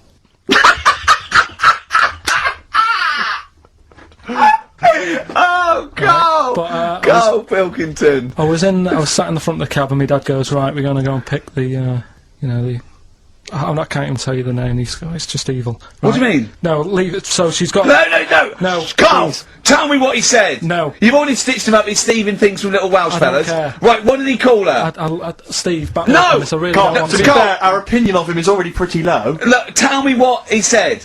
No, it's not, I'm scared of what my dad gets, it's the person who's got... the She's thing not wrong. listening, is she? Well, her headphones wouldn't fit on her head. Tell me what he called her. I don't want to. Tell me what he called her, Carl. I'm getting angry, man. Tell me what he called her. No, I'll leave that. Honestly, Tell me what he... It doesn't matter. Tell me what he called her! Carl, just... I'm gonna Steve. go... Seriously, I want to know what he called her. Right, you're not gonna stop this show. We're not doing the next show until you tell me what he called her. What did your father call the elephant head woman? Tell me. Spudhead. How old were you? I don't know, about 9. Did you laugh? So did you expect to see a potato with a dress? He did sort of, again, it's a good name. Do you know what I mean? I had an idea of what it was going to be about, and he said, do you want to stay in the car? I'll take you home because you Spudheads, you got lovely eyes. can't. Carl just remembered, we've got Cheeky Freak of the Week to fit in. Cheeky I don't know Freak what of to the do. What's your Cheeky Freak of the Week, quickly? Just throw that away. Right, well, it's just like, we look at cheeky freaks. Is this show offensive in any way to some people, do you think? Ding dong. Got any buns? Oh, it's the Elephant Man. Go on. Right, well, it's a bit of a problem for you, this one, Steve, right? I'm chucking it forward to you. Remember the cheeky freak of the week that we were talking about? That illness where people age quicker? The 5-year-old girl that was older than her mum, and he said to you, what, if you ran off like you wouldn't serve her fags and beer? And you went, no. He went, why not? And you went, because it's a 5-year-old. Yeah. Right? He went, oh, she's got enough problems, give her some fags. You remember that, don't you? Sure. Yeah, right. So, another dilemma for you, right? Picture this, you're running a restaurant, right? Door goes, right? Few people, most of them look normal. You notice the woman at the back, crawling on all fours. Top half is woman, right? This is real. Yes. This isn't like a comic or anything. This is on, Yeah, it was on the internet. I've seen it. They're called dog people, and her legs just come straight down. They're like little, just with legs at the back, and so they walk on all fours because it's easier. Dog people, right? Yeah, not got a dog people. They're human beings with deformed back legs, so they walk. It's easier for them to get around like that because they can't stand up because they can't stabilise, and also it comes straight out of their hips. Right. So you're running a restaurant, it's a busy night, you haven't really got time for any hassle. She comes in. Would you serve her? The premise being what? That he doesn't serve dogs? Because the restaurants don't allow animals in. Right! Right. So it's a dilemma. It's not a dilemma, she's not a dog. She's a human being. Yeah, with I put, you know, a plate of meatballs on the floor, and she tucks in. And a little glass of, you know, a little bowl of wine next to it. He turns round, there's the woman older than... Get away from that plant! Have we got a cheeky freak of the week? Do you want one? Yeah. I think we should have a jingle for this. Okay, I've got a jingle. It's very similar to chimpanzee. Chimpanzee that? Yeah. Well, let's hear it. Okay. Oh, cheeky freak of the week. Brilliant. Yeah, no, I think that's excellent. So, cheeky Okay. freak of the week. You've spotted a This freak is where somewhat, I think, offensively, you pick on someone who's not like other people and say it's your favourite freak of that week. Yeah, I remember we had the woman whose legs looked like the hind legs of a dog. We've had the little fella with the ageing disease with the little head playing the piano. That was your favourite. I think that's your probably freak of the year, isn't it? It's a pretty good one. So what's this? Is it a man with a horrendous injury, or is it a congenital birth defect, or what? Yeah, but you put it like that, and now it sounds like I'm being tight. Sounds like I'm being out of order. But I'm just giving him a mention. Just giving him a big shout out. Right. There's quite a lot going on in the freak world. There always is. You've been visiting hospitals the last week, have you, when we were away? No, there was a thing on a website. This isn't even the one that I've picked, so... So this is just a bonus? This is a bonus freak. Tease, yeah. Yeah, go on then. This is a free freak, right? It's a fella called the Lobster Man. The Lobster Man, of course. Again, good name, you know what you're gonna get. Yeah. What are you gonna get? Some succulent meat. I like the idea that the vicar on the christening suggested that. I don't even want to call him Mark. Can I make a suggestion? Yeah. Look at his hands. What's his name? Mark Michael Webster. Right. Right. Yeah. Have you thought about a nickname? Not really. No. Have you? No, Has he looked at his hands? Yeah. We don't want to talk about that because You know, they look a little bit like quite lobsters. well, yeah, but it's quite deformed. It's like, you know, we Can I can't. suggest Lobster Man? That's terrible, Vicar. That is terrible, Vicar. Pinchy. Go on then. We're gonna see. This is what the sort of feature you come up with, Carl. So, Lobster Man. There's probably people listening now with, you know, lobster feet. Right. Lobster hands. So, Squid boy. So, Lobster Man, what does Lobster Man do? Does he fight crime? not that much. Okay. Apparently he got into a bit of trouble. He was in a restaurant, and this was years ago, by the way. And someone picked him to eat him. No, so apparently the waiter said, "Oh, you shouldn't be sat here. You should be in my pan," or something. Oh dear. And they had a fight, got out of hand. Yeah. Got out of claw. And yeah. So that was. What do you mean they had a fight? What did he do? A waiter took the mickey out of someone with. No. Now, can I just make clear? I'm assuming his hands look a bit like those of a lobster. Yeah. Yeah, well, it's fused, so it's just like two big fingers. They're Right. fused, I assume, probably in the womb, and they're just like, instead of like having Yeah, five yeah, digits, they're fused, and it. But you can pick stuff up, can't he? Yeah. What does he pick up? He mainly eats crabs and jellyfish, doesn't he? Yeah. Yeah. So he was having a fight with the waiter, he snipped off his nose. Right, so anyway, He just held on to the waiter's bib. Yeah, And the exactly, waiter was yeah. screaming, "Go and get him off me." Yeah. so anyway, Does he eat other lobsters? Do you think he would eat lobster? Or is it kind of... would he feel bad about eating lobster? Right. the little cheek of the freak that we've gone for anyway. The what? The little freak of the week, Yeah. cheeky freak of the week. We've gone for this Siamese lad, Okay. right? Happened back in. You can't have a Siamese lad, can you? All right, yeah. This Siamese twins happened back in 1693. Oh, he's got a date. Blimey, that's the first time ever. Yeah.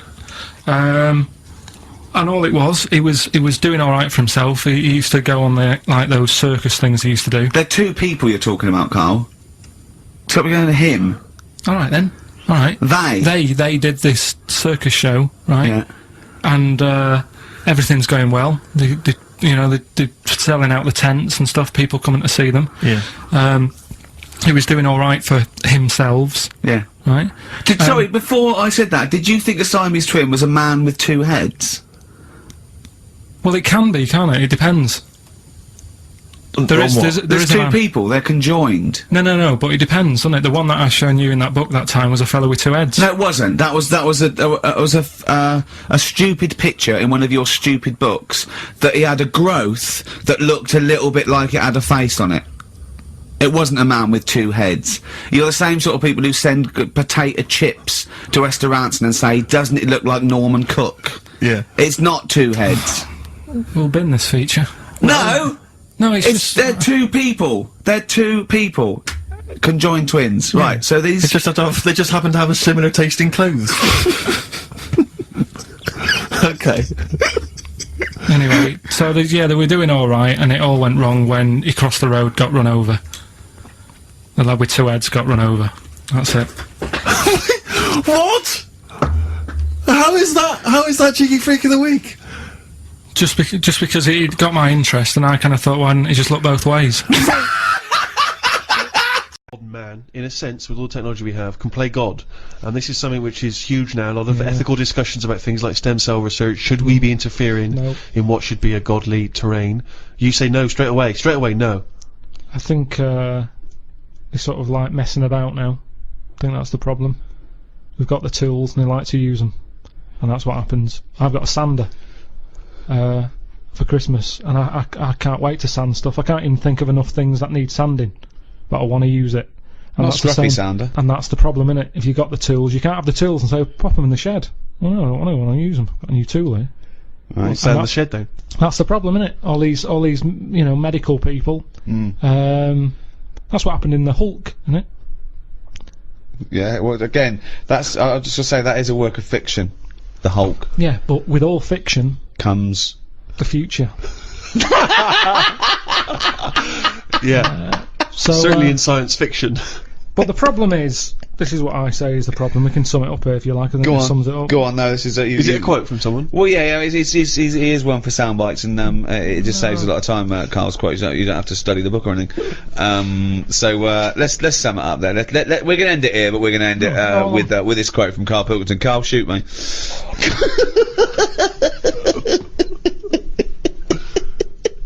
People are living too long.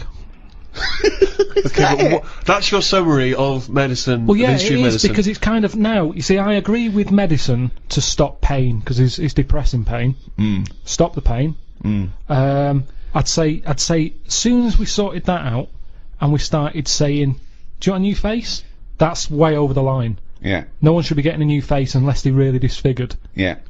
But those are the people who are getting new faces. No, they're not. There's people messing about. Yeah, no, it's people... Well, plastic surgery, but that's people's own choice. They're paying for No, it. it's up to them. ridiculous. I know, but It's not taking it away from other people, is it? Yeah, it is, because the person who's messing about with someone's face could be doing something No, else. because they're plastic surgeons. They're privately employed. Yeah, but they shouldn't be. They What are should you be talking sorting about? someone else out who's got a little funny head. They shouldn't be messing about with Pushing someone who's got himself nothing wrong with forward, them. trying to get some free treatment. Get some free And he treatment never for it. looks right anyway. You spend No. all that money, it never fits properly. Yeah, No. but this is what annoys me about Fish Carl. lips and It just looks wrong. that stupid little skeletal nose. You'd be and all better the- off changing the head, all of it, rather than messing about with the face, because it never fits properly. But you've completely, as a form of summary, you have completely gone off tangent. No, on That's the not a mark. summary yet. Sum up. Right, I have one right, more go. so- This is the real one. Yeah. Okay, Carl. Sum up our global guide to medicine. Go. Yeah. Today's cure.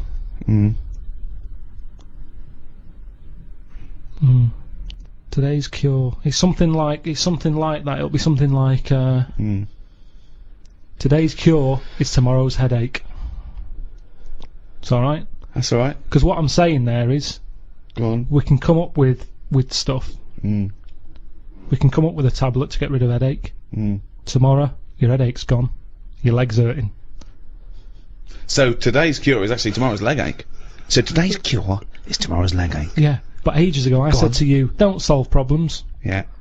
because a problem solved is a problem caused. I'm gonna die. I'm gonna die. I don't remember that quote. But okay, so finally, in summation, what you said was So, okay. At the end of So- the day, we've all got to die of something. Right. Now, Albert might come in. I'm a doctor. Right, Albert, how are you today? What's wrong with you today, Albert? I've got an inflammation of the testicular region. Right. Oh, my scrotal sac is all stretchy and swollen. It's pustulating, and it's causing the penis to be all red and inflamed, and that spread to the anus. Right. Take these tablets. Right, where do I put them? Just have them with some water after a bath. Okay, I'm not gonna have a bath. I can't have a bath of these because honestly, you see these get in a bath and they start bubbling with the. Yeah, like I say, just take the tablet. I don't know what it is, but look at it. It's like a mess. It's like quite a mess down there. I can't. Take the tablets. Take the tablets and come back. In a week's time. Let me know how it goes. Okay. Right. right. So Do you know let's what it is? Let's imagine that perfectly normal scenario has happened. What is your point? Right. He'll come back the week after. Yeah. The problems downstairs will be sorted. But at the end of the day, he's 76. He's going to have something else wrong with him. I do another check on you, and even though your sack is sorted, They're not quite right, to be honest. no, but he better. Well, it swings and roundabouts Yeah, because well, that's life. That's life, Albert. the penis is much more functional. The testicles are really they've lost all their skin. It's just like a bag of spaghetti just hanging on the chair, and the arse. The arse is the itchiest arse I've ever had. I've had to, at some points, I've got blood under my fingernails from scratching my anus. So it's not completely cured. And this is why no one wants to be a doctor anymore.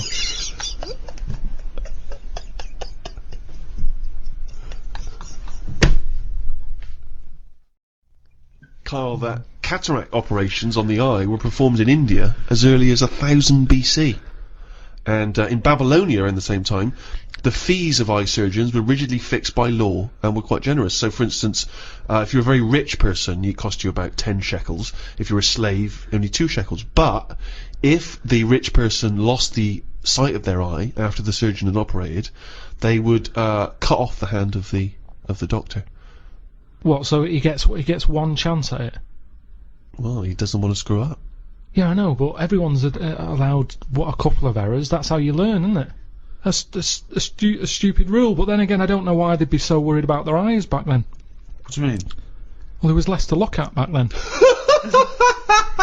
What do you mean? Well, like that, I saw a fella on the tube on the way here today who was blind, proper fully on blind. Blind. Now for him, I just was like, oh, that's so depressing. Right. So much to see in the world now. Loads of stuff. Right. Art, buildings, and all that. Now back then, if these people did have sight once, the pyramids, you remember it in your head, and that's enough. There wasn't loads of clutter anyway. It was all sand, so even if you fell over because you're blind, at least you landed on something soft. Whereas now, it's rubbish being blind. Stairs, loads and loads of people, loads of curbs and things. It's not a good time to be blind. So I'd prefer, if I was going to be blind, That's be blind brilliant. back when Tutankhamun was See, knocking that's a about. choice that people have that are blind now. No. If you're going to be blind back when Tutankhamun was knocking about. But all I'm saying is... Sorry, Doctor, I didn't seems- realise there was a choice. It Oh, seems- yeah. If you'd only told me you were going blind, I'd have said, well, let's get you back 3,000 years. It just seems a bit harsh, that's all. When someone's trying to help you and operate on your eyes, and they have a little bit of a slip-up, like we all do in jobs, you have a bad day, and he has to have his hands cut off. Then who's helping him? Who puts the hand back on him? And if they don't put the hand back on him right, do they have something done to them? They're blinded. Well, it just seems like yeah. a no-win situation. I wouldn't be a doctor, and maybe that's why there aren't enough doctors about now, because of things like that that put people off. I don't think so. Well, I wouldn't be a doctor now. Why? Look at the hassle that happens now. You're being watched all the time. You're not allowed to slip up. Right. Well, that's generally quite a good rule, isn't it, that doctors don't make mistakes? No, but you've got to... I'd say at the end of the day, it's a complicated job. I'd get more annoyed when, you know, say like the fella I've got round coming to fix my boiler. The fact he keeps having a go, he keeps charging me 80 quid, he don't really fix Is it. it and he still keeps not coming working? Back. I haven't cut his hands off. No. He keeps coming back. Oh, I'm a bit short on money, let's go round to the Pilkington household. Charge him 80 quid again. Oh, it's Christmas, let's pop round twice. Do you know what I mean? Whereas a doctor who's trying to help people, it's a difficult job. Yeah. If he makes a mistake now and again, I think, well, it's bound to happen. It's complicated. Can't you see where I agree with you that people make mistakes, and I imagine there are good and bad doctors. They try and even that out by it being a very, very obviously stringent exam, and you know. It's 11 years they've got to do. I read up on it. 11 years it takes to be a doctor. No, it doesn't. It does. It takes 7. No, but then they've got to be in a hospital or something for 4 years before they get to play with someone. Right. Okay. Yeah. So okay. that's ages. You're going to get bored. You're going to get bored. But and then when you- but that's it. They really do try and rule out, and there's still chance and mistake, and don't forget, you know, you're given nearly impossible tasks still in medicine.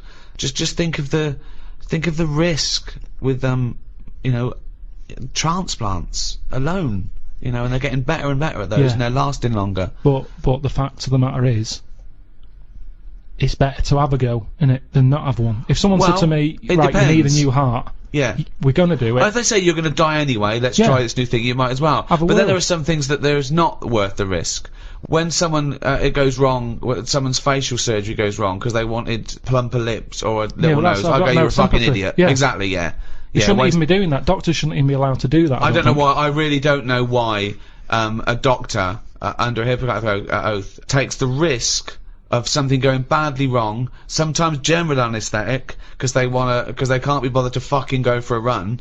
Right, so they have fucking bits sliced off and tied up and sucked out. I want to go, you lazy fucking fat pig. Just go for a run and stop eating burgers. Right, you might fucking die. Oh. Well, can I just stop you there, Rick? Because actually, if it weren't for a plump patient, the stethoscope would never have been invented. What, because he couldn't hear Yeah, their the person who invented the stethoscope, Dr. René Laennec, couldn't have a very fat patient come in and couldn't hear her heart through the blubber. But then that's the sign of the problem. I mean, that's the sign of the problem, isn't it? Yeah. I mean, rather than saying, hang on, let's get a bigger chair in for her because she's got a fat arse, I'd say, well, you're not welcome here. If you can't get through the door, I'm not seeing you. I mean, if you've got a doctor who's having his hands cut off because he messed up an operation, yet fatty's coming in and getting special treatment, I wouldn't give him time of day. You see, this is what I'm saying, right? This is going right back to what I was saying at the beginning. The problem is, we've got pills for everything, and all this is doing is making people treat the body badly. Because you're going, be alright, there'll be something. It's There'll be funny, isn't something. it, that like these tests, they go, well, let's have a look. It's what we were talking before about weighing kids. If they can't get through the door to get to school, you don't know. If they go, oh, I'm just going to take a sample of your stool. Actually, I don't. You're too fat. Your shit's come out like tagliatelle. Your ass is too fucking fat. Stop eating your cunt. I'm going to take a sample of your stool. What, the one you fucking broke when you sat down? I just think this is the problem. You know, we can do too much, and because of this, people are going, I don't care about my body. They worry more about the plasma telly getting a scratch on it than they do about their own body. Exactly. And if we stopped giving them tablets willy-nilly, they'd have to look after the body more. Willy-nilly is one of the worst diseases in the Western world. So, Carl, if you had to go to a new planet, don't worry about starting life again. They've got sort of like these breeder clones that do all that, but you can choose 6 people from this world to take to start this whole new world. Okay, so you need, you know, as I say, you don't need to. So worry what's about, happening here? Is this? It's going to be wiped out. Okay, it's going to be wiped out. But there's enough on this spaceship for you and 5 other people. Okay, and they've got them there. They've got these sort of breeder clones there, so it's going to be populated. You're going to have the workers, the drones, everything like that. But you want to take 6, I suppose, sort of world lords to teach, to lay down the politics, the teachings, the laws, the government. I'd hate it. And how long have I got to make a decision on it? Till the end of this podcast. Right, go. Who do you take? Who's the first person you take, and why? And where are we going? Mars. Okay, so a planet where there's an atmosphere. I've got to know where I'm going because I've got to sell it to the people who I'm asking. There's no point when I go, are you coming with me? Where are you going? I don't know. It's just like this world. There's oxygen, there's seas, there's rivers, there's forests, there's animals. Okay, but we're going to populate it with the human race, and you can choose 6 people to lord over this new kingdom. You want the best people for the job. Yeah. So who's the first person? Probably Patrick Moore. Why? Why would you take Patrick Moore? Just because he knows his way about up there, doesn't he? He'll know the way. So just have him. I think that will, whoever I pick next, if they see that he's going, they'll go, right, you know, it's going to be a long Moore's journey as on it board. is. You don't want someone who's going to be going, is it left here? Is it right? Do you know what I mean? And he could play the xylophone on the journey. But Carl Right. is more the most useful person to have if you've only got 6, because he may be very useful getting to the planet. No, but I've once always you got wanted to there, meet him as well. I've always wanted a chat, and that'd be a good chance, wouldn't it, when I'm in a rocket? How long's it taking to get to Mars? I don't know, a year. That's what I mean. No, it's so, not Mars, it's somewhere else. Okay, so it's a year to get there, and then... yeah, well, that's what I mean. So it's a good chance to have a chat with him Okay. about stuff. So And I think he'd be up for it as well, to be honest. Yeah. I think you know. it's his- why do you think that? Just because he spent his whole life talking about what's going on up there, isn't it? And yet he's never been. And I feel sorry for him. You know, most people when they're into something, they get to go to a place, don't they? Sure. People who don't know who Patrick Moore is, he's an 80-year-old astronomer. Yeah, that's what I mean. So let him have a bit of a good life. So Moore's on board. Yeah, Patrick Moore. He's on. Right, out 5 others. 4 others now. Jamie Oliver. Why would you take Jamie Oliver? Just food and that. You need someone, because they say that like you know, you can feel down if you don't eat. He couldn't convince 8-year-olds to eat a carrot. What's he going to do in this brave new world? They're all going to be on turkey Twizzlers. I think he's got the right attitude. He wouldn't be faffing about. Remember, we've landed now on this new world. Yeah. I don't know what it's like. The people who've Listen, maybe I love Jamie Oliver. I think he's great. Yeah. But he wouldn't be in my 5 people to start a new world. That's all I'm saying. Nor would Patrick Moore, because he knew the way. Well, what chef would you pick? I wouldn't pick a chef. Why would I pick a chef? Because you want someone who's going to, like I say, food's important. When you're low, there's nothing better. If you're a bit fed up, there's nothing better than having a good... But Carl, I don't think you've quite grasped that these people have to start civilization again. They have to be wise people who can make the laws. Yeah, and before you do all that, you need a good meal. So Jamie Oliver, that's his job. It's like when we get there, that's when he kicks in. Right. He's the first one, really, Can I who suggest gets going. Just to save 2 places on Patrick Moore and Jamie Oliver, take a map and a cookbook. Okay, who's number 3? What sort of state is this world in? Does it need... Oh, he's going to take a fucking gardener. It's like It's the world, but new. It's that exactly. It's the world, but new, untouched by humans. There've been no fossil fuels burnt, no machinery, no wars, just this Garden of Eden. And you, Patrick Moore and Jamie Oliver pitch up. Plus, who else, Carl? Go now. First thought. Attenborough. Again, he's a genius, and he's a bit of a hero of mine. But I don't know if we need Attenborough. Just because I reckon if it's a new world, you're saying it's the same, but they always say, don't they, that all worlds are different. So I'd want him there just to sort of, when we're roaming around, because we'll all stick together for a bit, won't we? When we're roaming around. Then they'll be sick of the sight of you. They go, let's lose Carl. But you've got two men so far who've got a combined age of about 150. I mean, if you're starting a brave new world, they're, dare I say it, not going to be around very long. Shouldn't you be taking some younger, fresher blood? No, not really, because they haven't lived, have they? These have lived, and they can and they're useful. Like I say, Patrick Moore's done his bit. He's got us there. Oliver has cooked us a dinner. Day 2, I reckon we'd end that on day 1 there. We'd have a dinner, we'd all have a chat. I don't think you're thinking of the future. It's like camping trip. Exactly, I think you're thinking of the journey, and then the first night. Okay. So you've got David Attenborough, you've got Patrick Moore, and you've got Jamie Oliver, you've got 2 other places. I get the feeling that you're not so much recruiting people for a new world as I'm a celebrity, get me out of here. As a dinner party with people you'd like to meet that you've seen on the telly. Oh. Come on, 2 more. I'd text someone who's a bit daft. Just so. No, you don't need to, Carl. That's covered, believe us. Yeah, no, that's what I mean, though. I don't want them having a go at me going, why are you here? I'd point the attention somewhere else. To text someone else who'd sort of wind them up. So Who's that then? Paul Denan, or someone like that. It really is. I'm a celebrity. So you've got Patrick Moore, you've got David Attenborough, you've got Jamie Oliver and Paul Denan. They're starting life again. Okay then, brilliant. Oh God! Right, one more. This is amazing. It's going to be. I'd love to go back and visit this in 1,000 years. What teachings they laid down. Oh God! Don't know. It'd have to be a woman. I think you got to have a woman in that little group, haven't you? Could have another woman chef or. It's mainly eating.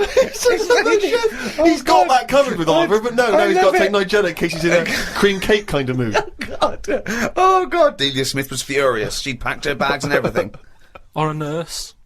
Now you're thinking. Abby Titmus?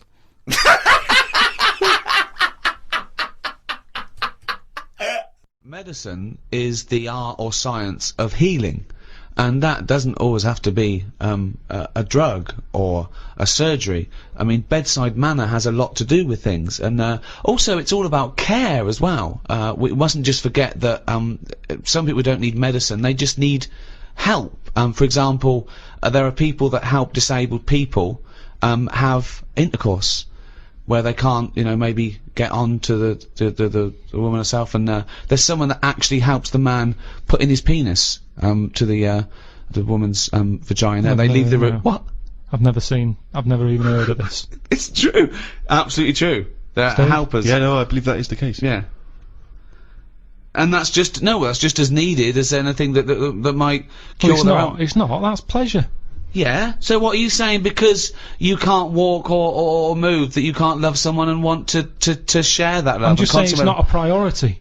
Well, no, but they're going to live. They're healthy apart from their disability. I've met someone. They want to consummate this love, and someone is helps them out and goes, well, that's part of my job. No, it's not part of the job. Well, it is part of this job because that's their job. I have never heard anyone say, I've had a right day today. Why? I've been playing with Arthur's tackle all day. They don't play with Arthur's tackle. They pop Arthur's tackle in Hilda's vagina. I don't think they do. They do. How can they enjoy that? I mean, maybe once, and they'd go, that didn't work, did it? I didn't enjoy that, Hilda.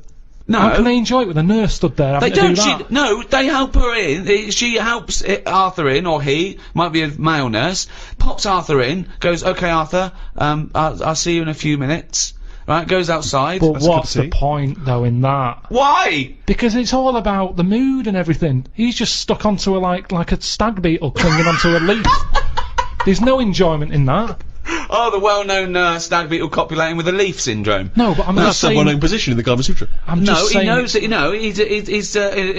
I think it's a lovely act, and someone's willing to... Wouldn't you help someone Definitely in there? not. No? Definitely not. No, so the guy goes, oh, this is my wife, we're both, so I can't I can't, you know, can you just pop me in, Carl? You're the, you know, you're the only person around. No, I don't think it's important But there are enough. people. What do you mean you don't think it's important enough? I'd be happy to go round, put the washing on for them, make the bed. Do you want a cup of tea? Yeah, I'd love one. There you go. Oh, just before you go, forget it. If they asked me to do that, I'd quit. And I don't think it happens because people It wouldn't does take that on happen. for a job. You It never does. hear about it on Comic Relief when they're raising money. They don't go, thanks to Midland Bank for this £100 that's going to go towards Arthur getting his end away. That's No. ridiculous. So you would rather them not have the pleasure of each other than just help them in. No, because they'd work out some way that they could do something for each other. I want to play the guitar. My fingers aren't long enough. I've knocked it on the head. It's the same thing. If you can't do it, don't do it. So are you telling me, right? Okay, supposing there's a little fella who's got no arms, no legs, right? Right? Little Bob. Okay, there he is. All right, Carl. Right? He's got a friend, another little fella with no arms and no legs. All right, Carl. Right? They love each other. Two little fellas, two little dwarves with no arms and no legs. Okay, lovely little fellas. They get married. Okay. Look, Carl, you can't put my my penis up my boyfriend's bottom, can you? No, I can't. No. Why not? Why No, not? do you need Carl? anything else doing? No, I'm fine. Yeah, No, it's weird how you can manage everything else. Well, no. I'm here to help you. Everything else seems to be sorted. Well, just in the Why do chair. you need help in this department? Well, because he's over there and I'm here, and if you just pop me in and just leave No, I'm us not there. doing that. It's not good for you. You've lost your arms and legs. You'll be losing that soon if you carry on sticking it up there. There are, of course, a number of extraordinary developments. You may obviously be aware, Carl, that the first contraceptive diaphragms, centuries ago, were citrus rinds. Half an orange rind, for instance, would be used. I mean, more selfish men turned them inside out. I believe that's also still being used in parts of Manchester. For what? An orange. Just think of your head. And it worked. Well, we don't know at this juncture. I mean, maybe. I don't It know. works for contraception because women went, fuck off, what are you going to do with a fucking orange on your cock for, you dopey cunt? But it could. I mean, again, it's that thing in it of we look at it now and we laugh, but look at what's happening. People now are always trying to get us to eat more fruit. I don't. Amazing. That's a way of getting. I thought for a minute he was going to say, I okay, know. so they start with, then they went from the orange rind to, say, a coconut shell. Yeah. That was too big, that didn't work.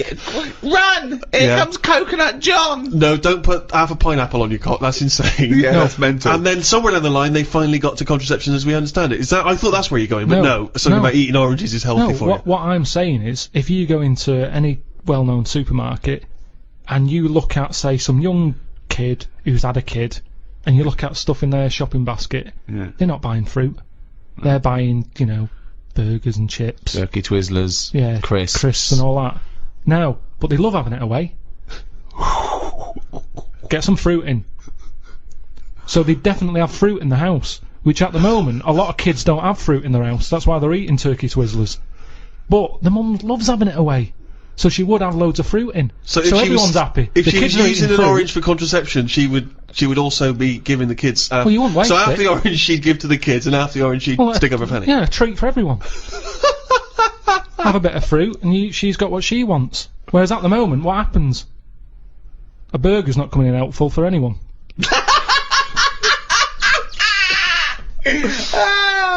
If you want me tonight, pop a sesame seed bone on your cock. Take out the fucking pickle. No one likes a fucking pickle up the fanny. Oh, he's a bloody romantic. He popped a plum roast sausage up my fanny yesterday. He loves me.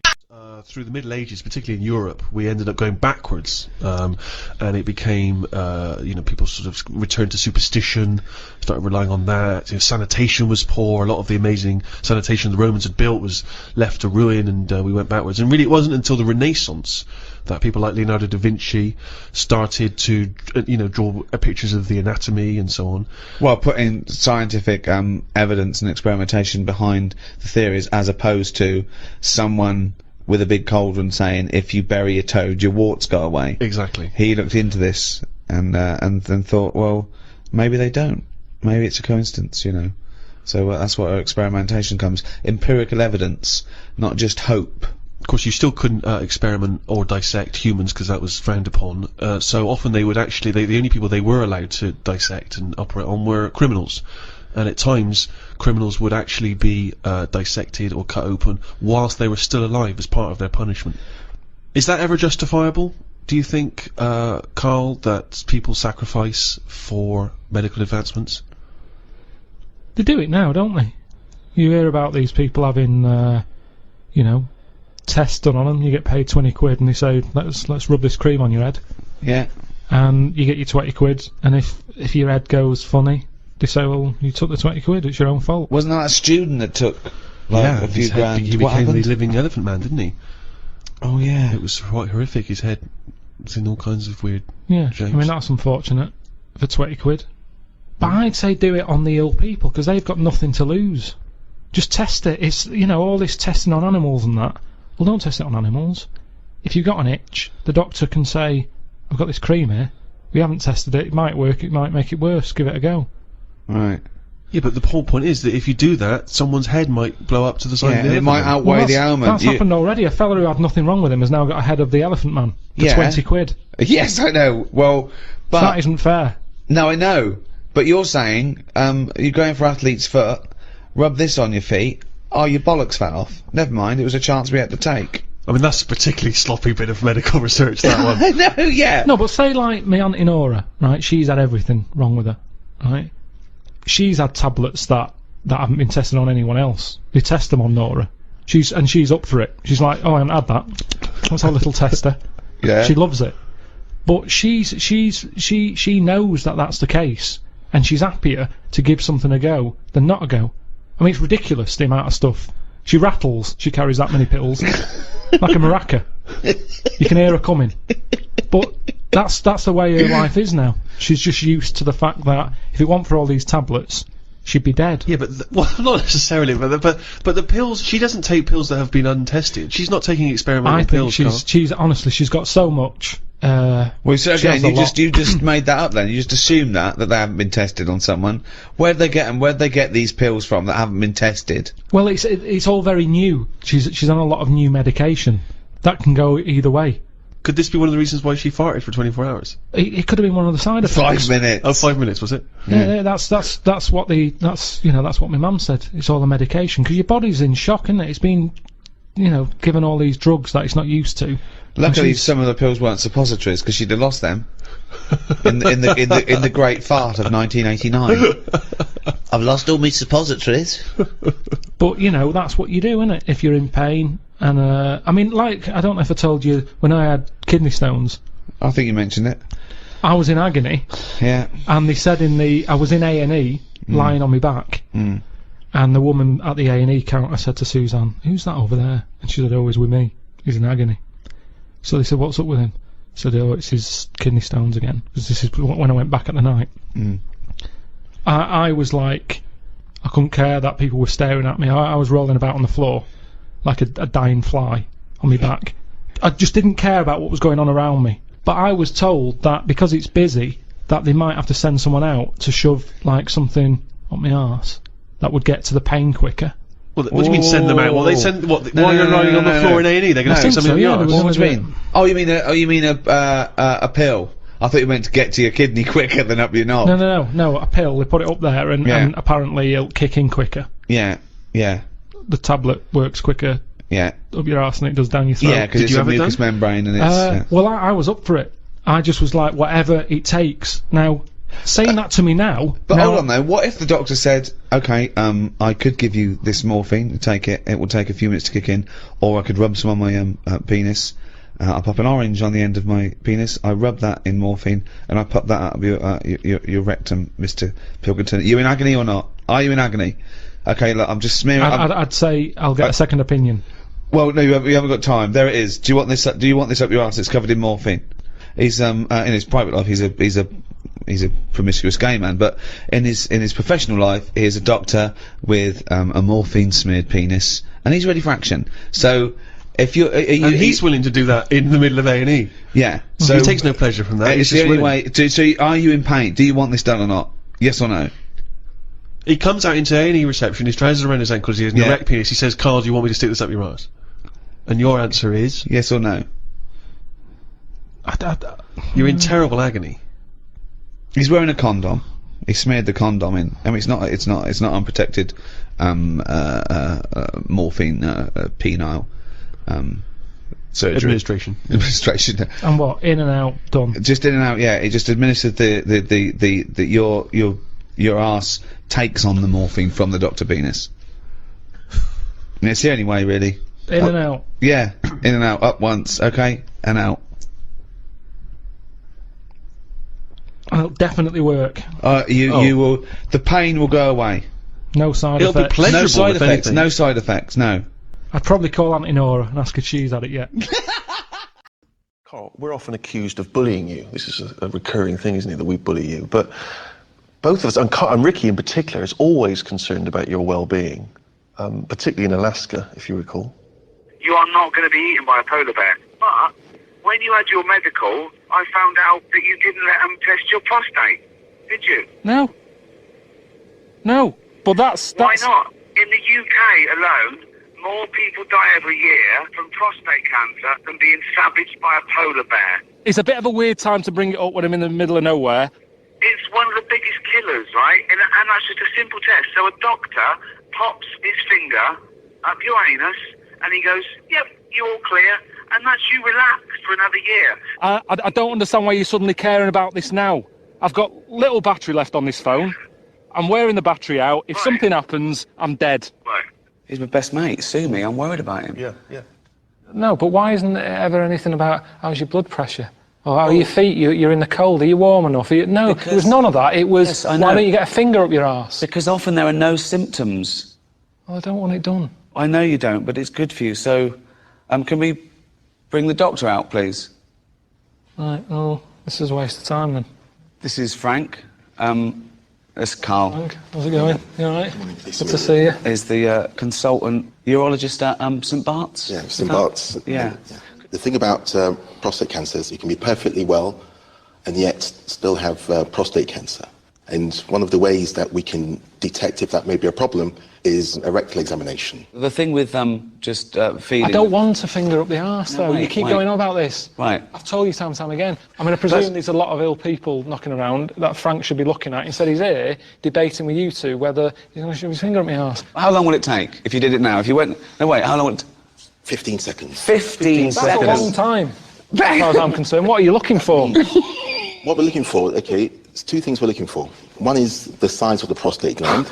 Number two, it's the consistency of it. In other words, what it feels like. It's a quick, simple thing to do. Carl, can I tell you what's going to happen? It's going to be about 10 seconds. He's going to say, "You're all clear." You're going to say, "What was the fuss about?" And you know you haven't got prostate cancer. But not today. There's no better time. Cause Maybe it's that you and I and the cameras and that are making it a bit intense. Oh, we've maybe got a if they private went room. privately to We've another got a private room. discussed it. We've got a private room.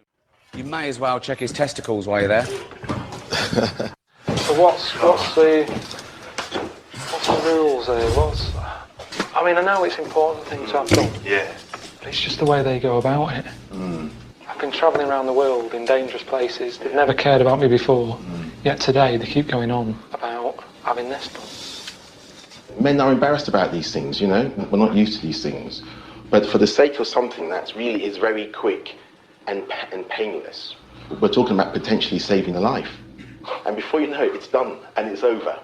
I know, but it's just... I did this day in, day out. That's what you do, seriously, every day? Yeah, every day of my working life, that's what I do. And are you going to move up and get to do something better, or is this your future now, just sticking your finger up a fella's arse? It's just part of the job, you know. A lot of the time I spend in operating. A lot of the time I spend in clinics. So how many people are you doing a day? 10 to 20 maybe. And which finger is it? Is it a big one or a little one? It's the index finger. Why is that? Why not just a little? Because the prostate lies a little bit in. Get your hand, you just couldn't do that with your little finger. So you're going round a corner, you've got to go in and round. Then you've got to go in and then a slight twist. It's the thought is worse than the actual delivery. Let's put it that way. It's the thought of it. All right. And Okay, let's do it then. Let's do it. Do you wear gloves? So yes, Do you know Richard Blackwood? Yes, the comedian, yes. Yeah, he had a colonic on telly, never seen again. I think that's far worse. So, rest your pillow. Then what you need to do is you need to bend your knees up. Yeah. You need to pop that arm over there. So, what I'm going to do, I'm just going to get some lubricating gel. Or just... Right, so what I'm going to do is, if I may, I'm just going to pop your trousers down. Bend your knees up a bit more. Come towards me a bit more, so you're at the edge of the couch. Marvellous, okay? Take a deep breath. Deep breath. And out, okay? And relax, breathe normally. I'm just going to pop a finger in now, okay? Deep breath, well done. Jesus, well done. that's high up. Fucking hell. Right, that's surely enough, isn't it? Right, you're touching a lung. Well done. Well done. Okay, I'll just look at now. Your prostate's fine.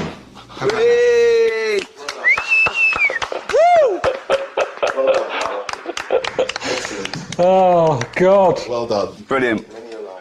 I don't think it's the sort of thing people pay a guy's subscription for, to be honest. In HD. Well done. Cheers for that then, Frank. Now, you're a doctor, aren't you?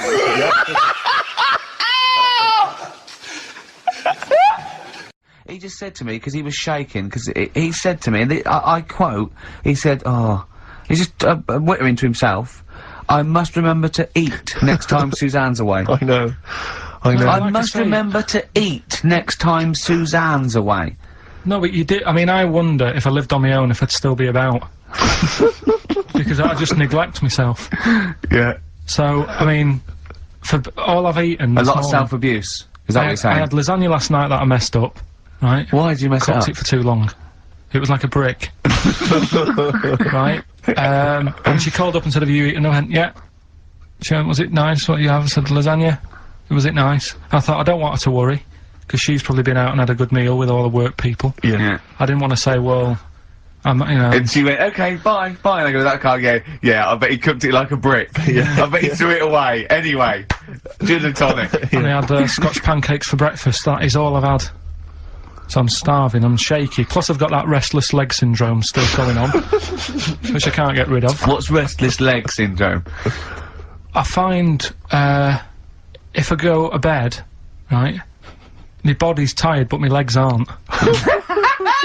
Are you like Michael Flatley? You have to get up and do a bit of tap dancing. Do they just keep going even when you're asleep? Keep moving about, so I have to get up and stretch them or something. Or I've worked out that if I put a pillar on, like, the bedpost down at the other end, if I have my legs higher than my heart, it calms it down a bit. Is this why Suzanne works away so often? I don't know, it's weird. To get a decent night's sleep? I put it down to Smarties and that, it's like a sugar thing. But, stop eating them. Apparently Bob Mortimer's got it, as well. No, he's got arthritis. Was he? You told me the week that you'd mastered moonwalking. Yeah. Yeah, I can do that. Is that one of the things you did, like, in the middle of the night? It's moon sleepwalking. Yeah. He just gets out, he finds himself walking backwards and wakes up and goes, oh God, I'm brilliant. I'm brilliant at this. Medical problems then. I've got a couple of things under the banner of colon then educate me. Yeah. We've got, this is interesting. Right. Do you know if you have an operation on your brain, right, what they do is, I mean, this is why I'd never go to the doctors. I don't like doctors, because this sort of stuff freaks me out, right? They can operate on your brain, and what they do is, they put you to sleep first, cut your brain case open. Your skull, yeah. The brain case? Yeah, yeah. And then wake you up and operate on you. So you're sat there, with your head open, messing with your brain, and you don't feel anything. Well, there's no nerve endings, is there, in the brain? But still, it's not right, is it? What, do you think they do it for fun? No, they but go on, Reg, wake him up so he's all freaked out. well, is it necessary that you're awake, do you think, or... Well, they need the brain active, don't they? Yeah, but it is when you're asleep, you're having mad dreams. I had a mad dream the other day. Go on. No, I might tell you about it later, but there's no sense to it. But, so your brain's still... There's this conversation. Yeah, I mean, it'll turn out, I'll go, no, Carl, I was there, that wasn't a dream. Yeah. No, but... So, I mean, if I had an operation... On your brain, heaven forbid. Well, operation anywhere, I'd like to sort of think, well, I'll have an injection, I'll go asleep, but when I wake up, it'll all be sorted. Yeah. Yeah. The fact that Your brain case is open. and they wake you up and you think, oh, is it all done? And they say, well, have a look in the mirror, and your brain. See, I don't think they do that. I don't think they try and frighten you when you're during an operation. Yeah, I don't think that you go about your business and they sort of follow you around, dabbling. Yeah. No, but it's almost like they are having a bit of a laugh with you. Right, well, I'd just like to say now that they don't. Anyone who's going in for an operation on their head, do not ever listen to anything But Carl says. why have you got to be awake? Because you'll be bored anyway. You'll be sat there. They'll Well, be they messing give you a about. telephone directory look, and they say, look how many Macs are in there. That's the Scottish telephone directory.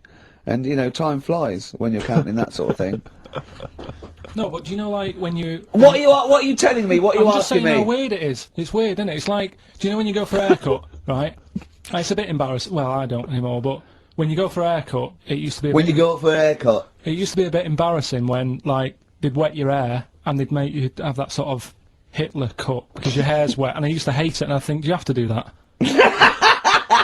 Do you know what I mean? You know It's what I mean, similar. don't It's you? very similar to open skull No, but surgery. what I'm yeah. saying is, it's almost like barbers like to do that to make you look daft and feel daft for a bit, and there's women coming in and out, and you're sat there with a daft haircut. Yeah. And this is what that reminds me of. Do you think they do it in a shop window? This brain operation? I'm just saying, it's a bit Do you weird. think they do it? Why are we doing it in John Lewis's? Just so more I people love can the idea that that's what doctors are doing. Let's make this guy look a bit stupid. Yeah. Open his brain Look case. at the twatty look with his brain out of his head. Take a Polaroid, Reg. Take Yeah, a Polaroid. Look at him. Look at his face. Right, clock his face when I give him the mirror. Get this on camera. Put Carl- this fake nose and glasses Sorry, on. if that did you teach me something then? Was that Well, I've educational? taught you that your brain case can be open with your awake, and you just sat there sort of letting them get on with it. Brilliant. I've learned that. I'll never forget that. Right, go on. Anything else? So we'll move on to this next one, right, which is brilliant. Go on Dead then. short story. So, right, old woman, about 70 years old. Yeah. She's normally fit and healthy and stuff. Nothing wrong with her. She's having a good life. And one day she goes for a check to the doctors, just to check herself out. 'Cause she's getting on a bit. Yeah. Says take your clothes off and that. So she does, and checks her out. Says yeah, you're looking good. You're looking good. Turn round. He said, oh God. He says, you got a tumour on your buttock. Right?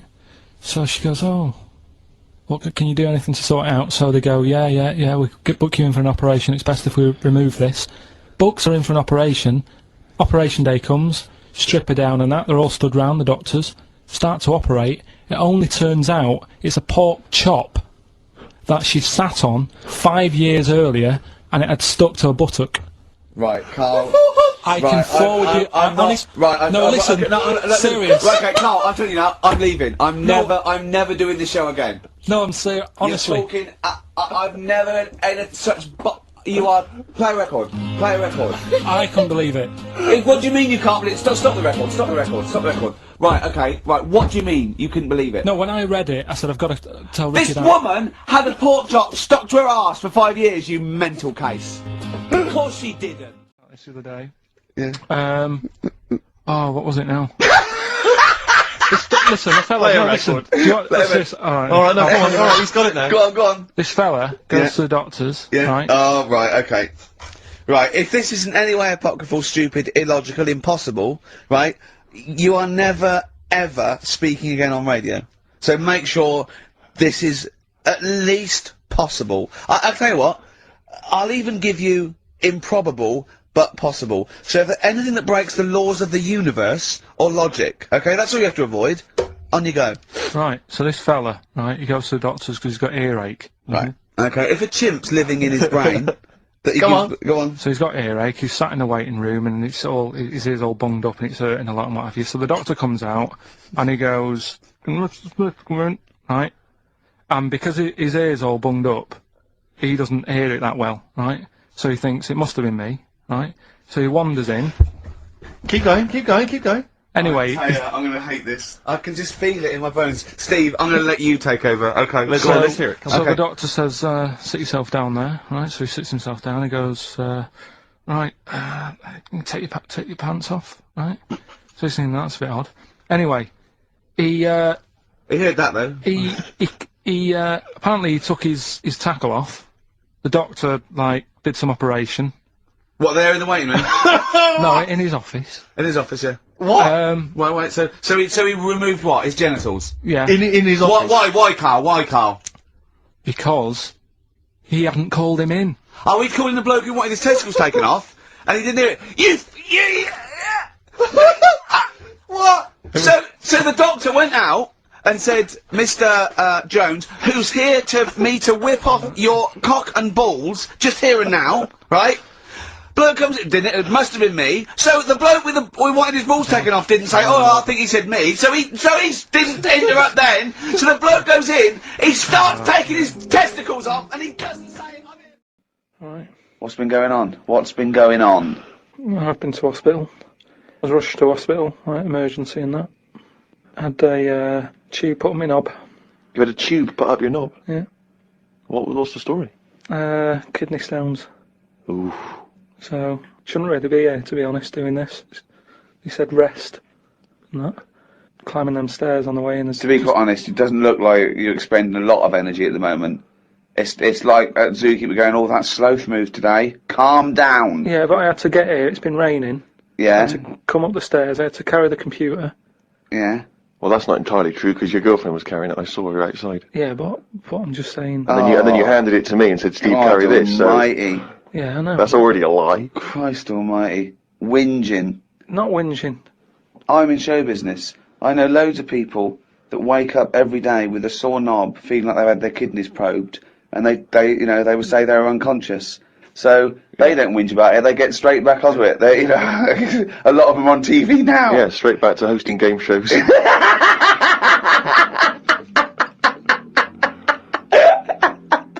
So you're rushed to hospital. So take us through the events, because it does sound quite dramatic. You started feeling a bit of pain, did you, initially? I felt a bit of pain, and I thought, yeah, maybe I just pulled a muscle or something when I've been wrestling with Ricky and that, because you don't know what damage is being done. So I just think, it'll go in a minute, and then it didn't. It got a bit badder. It got badder, did it? So then I thought, I dear. was crippled. I was lying on the floor in agony, looking on the internet, looking for sort of Still looking at solutions. Monkey News. No. I just put in like bellyache and stuff, and they were saying it can be loads of different things. And what I used to do when I was a kid, I used to always just get a cold ashtray and put that on my belly, and the coldness used to get rid of the badness. Amazing. The coldness got away. Well, what, like a witch doctor? Yeah. This is like a witch doctor happens to work in a pub. It's like some sort of 5th century remedy, written in mud. Coldness doth get away with the badness. Why specifically an ashtray? Just because they sort of old cold. They're old cold. I don't know what this is. I love this idea that he's had the operation and he comes round and they're talking to him, and his girlfriend gets a phone call and they say, Mr. Pilkington's maybe complications. He's just talking rubbish. She goes, oh, good. Yeah, he's back to his old self. What? Why specifically an ashtray? Sorry, because it's old cold. I understand it's old cold. Yeah, we understand. Everyone who's done a medical degree understands old cold, but old cold belly madness. If you want to buy that book, Old Cold Belly Madness, it's the history of abdominal surgery by KARL Pilkington. No, it just. But you put it in the freezer or something first? You can do if you want, but they're normally cold anyway. They're sort of thick glass, and that holds the cold. But we don't smoke in our house, so I had to use a plate. Oh, well, that's madness. A plate's not going to work. Famously, a plate doesn't work. No! Oh, so you put a plate on your belly, but that didn't do any. That didn't work. So called Suzanne and said, "Oh, I'm in agony here." She said, "Go to the doctors then." Good advice. So a lot of people would have done that straight away, as opposed to going through the plate ashtray.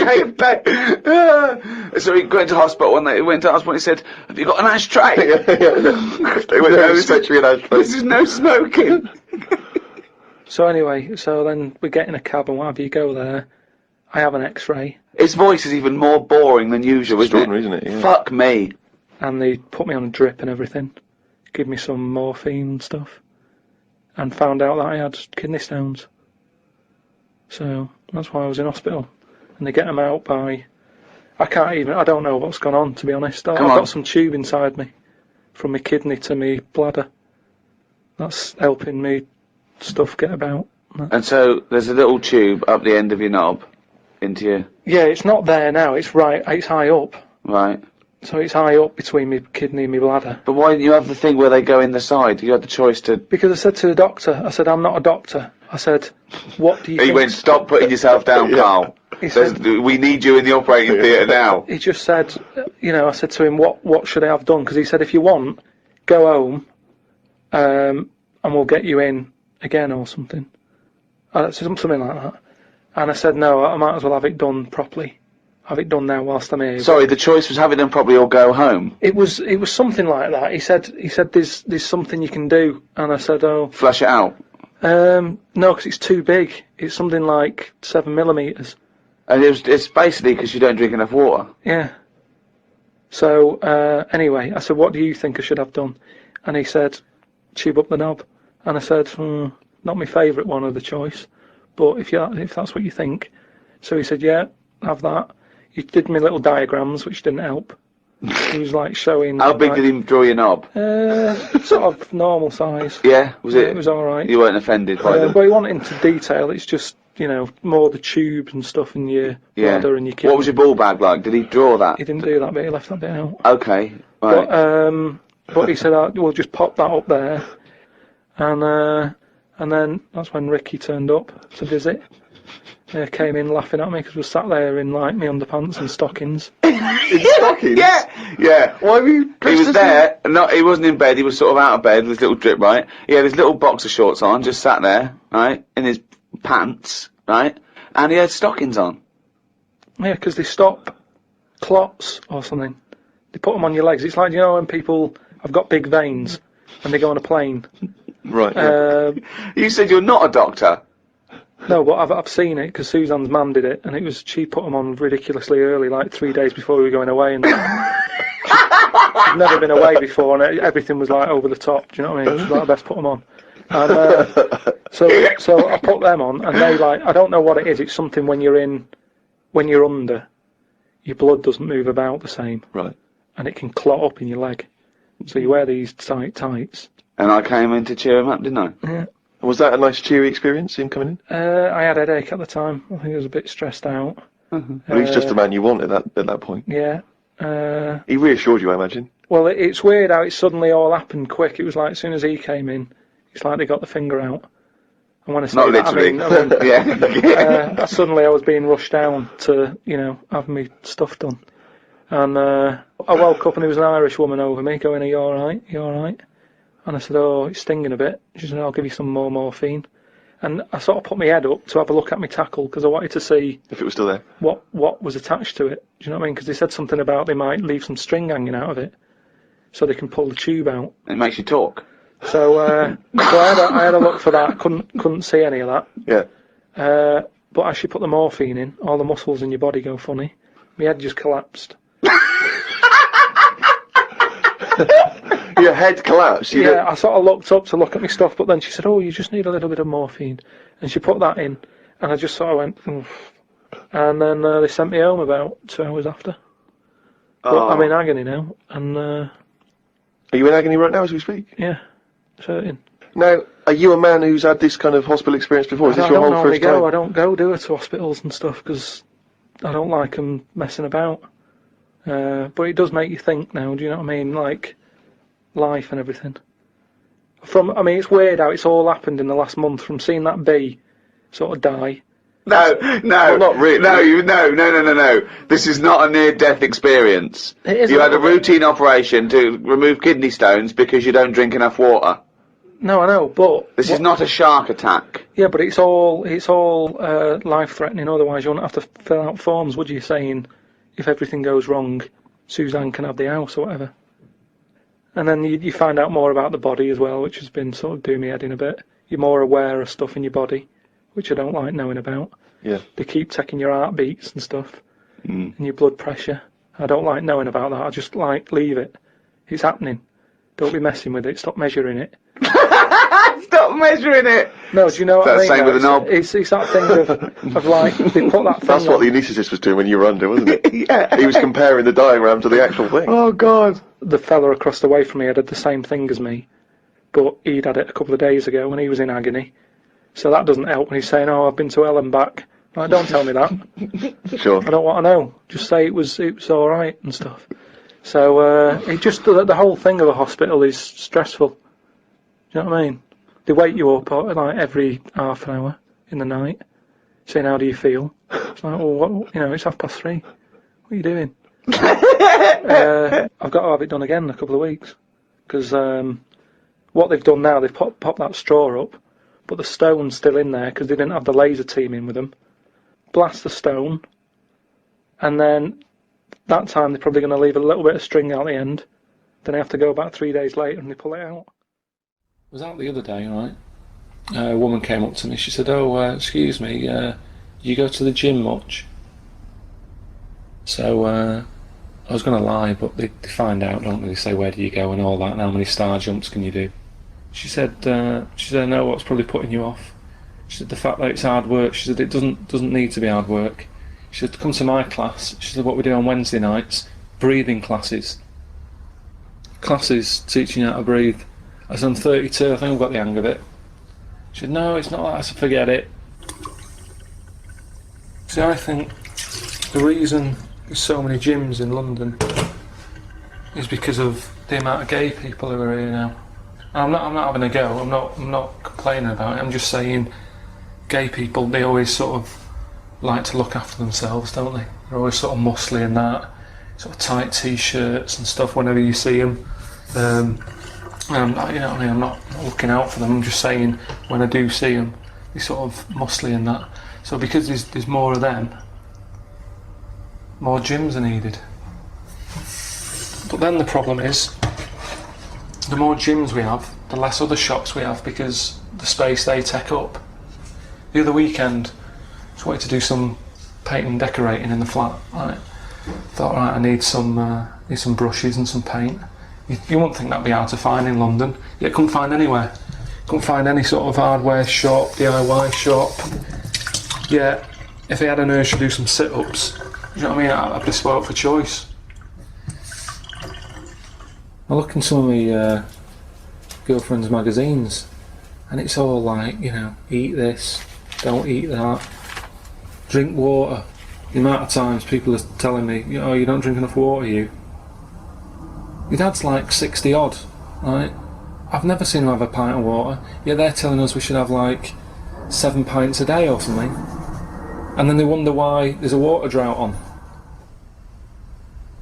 There was a fella on the telly the other week who was saying we only get so many heartbeats in a lifetime, so we shouldn't be wasting them, should we? We shouldn't be running around lifting weights and all that. And I look at the tortoise. Never rushes about, right? Yeah, it lives to be about 250 years old. You know what I mean? When was the last time you heard about a tortoise having a heart attack? Doesn't happen. And they keep coming up with daft ways of sort of keeping fit, don't they? Paintball. You know what I mean? Chucking paint at each other. I don't know where they're getting the paint from. We get on to, I said, well, things are, I'm saying, we can see the speed of evolution in lower life forms like bacteria, viruses, they evolved, and that's why, soon we won't have an antibiotic that can kill some certain bacterial strains. And he said, and this was about, 11:30, and I said, I'm going to bed, right? He said, in the future, they reckon that you'll be able to wake up and eat a yogurt you can have a chat with. I don't know what that means. Let's put a song on, right? And we'll come back to it. So you're going to explain that? Yeah. You've got an explanation? He said, they reckon, and I said, I'm going to bed. He went, no, really? I said, no, I'm going to bed, Carl. There's no point now, because I mean, it's just like you're talking gobbledygook. You know what I mean? I might as well talk to a pot plant. Yeah. He said, in the future, they reckon, I don't know who they are. Sure. I don't know, people who post things on the internet that he reads, I think. The Telegraph. Anyway, complete the sentence. They reckon that in the future you'll be able to wake up. I love it. There's always a little scenario, an embellishment, like this little. Oh, hello, darling. It's your yogurt. Hello. you'll be able to wake up and eat a yogurt you can have a chat with. All right. Well, thanks for that, Rick. I'm looking at you. I'm going to throw that over to Carl. Right, it's when I was away on holiday, right? I got, I don't normally buy the Telegraph, because it's too big and that, innit? So, but, they were giving it away for free on the plane, so I thought... Ding dong. Might as well have it. And I saw a couple of things in it, I thought that would be interesting. I saw this thing about the future, and it was talking about evolution and what have you, right, which I always find weird, because I always think that maybe we've sort of done it wrong anyway. Do you know what I mean? I sometimes think... You can't by definition, evolution can't get things wrong. Things change, that it's not successful, it can't pass on its genetic material, or but if you're around, it's working. If you're around, it's working. Slugs are as evolved as they need to be. Slugs are as evolved as you and me. That's true enough. Yeah. No disrespect, but it works. It works. Sorry, they're around. anyway, what's your point, Carl? No, I mean, I think we probably would have been better off staying as a fish. Just because there's more water than land, isn't there? Right. And you wouldn't drown. This is why I went to bed. No, I'm thinking of dozing off now. No, but do you know what I mean? From what was it? It was bacteria, it was fish, mermaid, man, onwards and what have you. So anyway. Oh God! No, there are a few knowledge gaps in your theory of evolution. All right, man. You generally got it right, though. So I mean, basically, yeah, it went bacteria, fish, mermaid, man. What's next is the big question. So it was telling you all about this and what have you, and saying how like we shouldn't have interfered because maybe if we wouldn't have invented planes and what have you, maybe we'd be able to fly and what have you if we really needed to and stuff like that. Okay. So we've interfered with evolution, you see. Right. But then it was saying, well, what's the future got? Well, yes, in one way we have interfered with evolution. Yeah, the evolution of the human being in society is changing. It's no longer based on the strongest or the fittest, because medical science can keep us alive long enough. People can pass on their genetic material where without this civilization they wouldn't have been able to. So yeah, there are different parameters, there are different pressures, there are different things that say whether we're going to pass on our genetic material or not. Okay, so in that sense you're right. And that, Rick, as far as I'm aware, has led to a yogurt that you can eat and have a conversation with. So this is what it was saying. It was just saying, we're living in mad times and that. You know, there's a lot of weird stuff going on. One of which is... And the fellow was just saying, with computers and stuff like that, the way it is, we'll be able to wake up... Go on. Have a chat with your yogurt and have something to eat. What do you mean, have a chat with your yogurt? Because of the amount of... I mean, you have them yogurts already, those friendly yogurts. Those bacteria-friendly ones, so this is just a really friendly one. Yeah, they don't Oh God! I'm my best! Do you know what, sometimes, Carl, I think that we're having a chat with a yogurt. Do you know what I mean? There can't be any difference. Yeah, but then I'm always reminded that would be more entertaining. That would be more informative. I'm intrigued to know how Why wasn't he looking both ways? I'm intrigued to know how you get run over. What was it, 1629? Yeah. Well, it's horses and that, wasn't it? Yeah. Oh, why wasn't he looking both ways? Carl Pilkington, you are a genius. Like I say, it's been a struggle. We'll do that. We'll do Cheeky Freak of the Week. Do you want to? Oh, definitely. Should we do Cheeky Freak of the Week? Cheeky Freak of the Week? I can't wait. I'll always do these. I'd start off with these. Alright, well, let's have the jingle for Cheeky Freak of the Week. Oh, no. Do you remember it? No. I remember it. Oh. Oh, Cheeky Freak of the Week. Brilliant. Something like that? I want someone, because that was slightly half-hearted. Oh, Cheeky Freak of the Week. Excellent. Right. This, we're going back again. Yeah, 17th century? Well, it was 1829, right? Oh. I'm impressed. Yeah. Now, the problem is, with Cheeky Freak of the Week...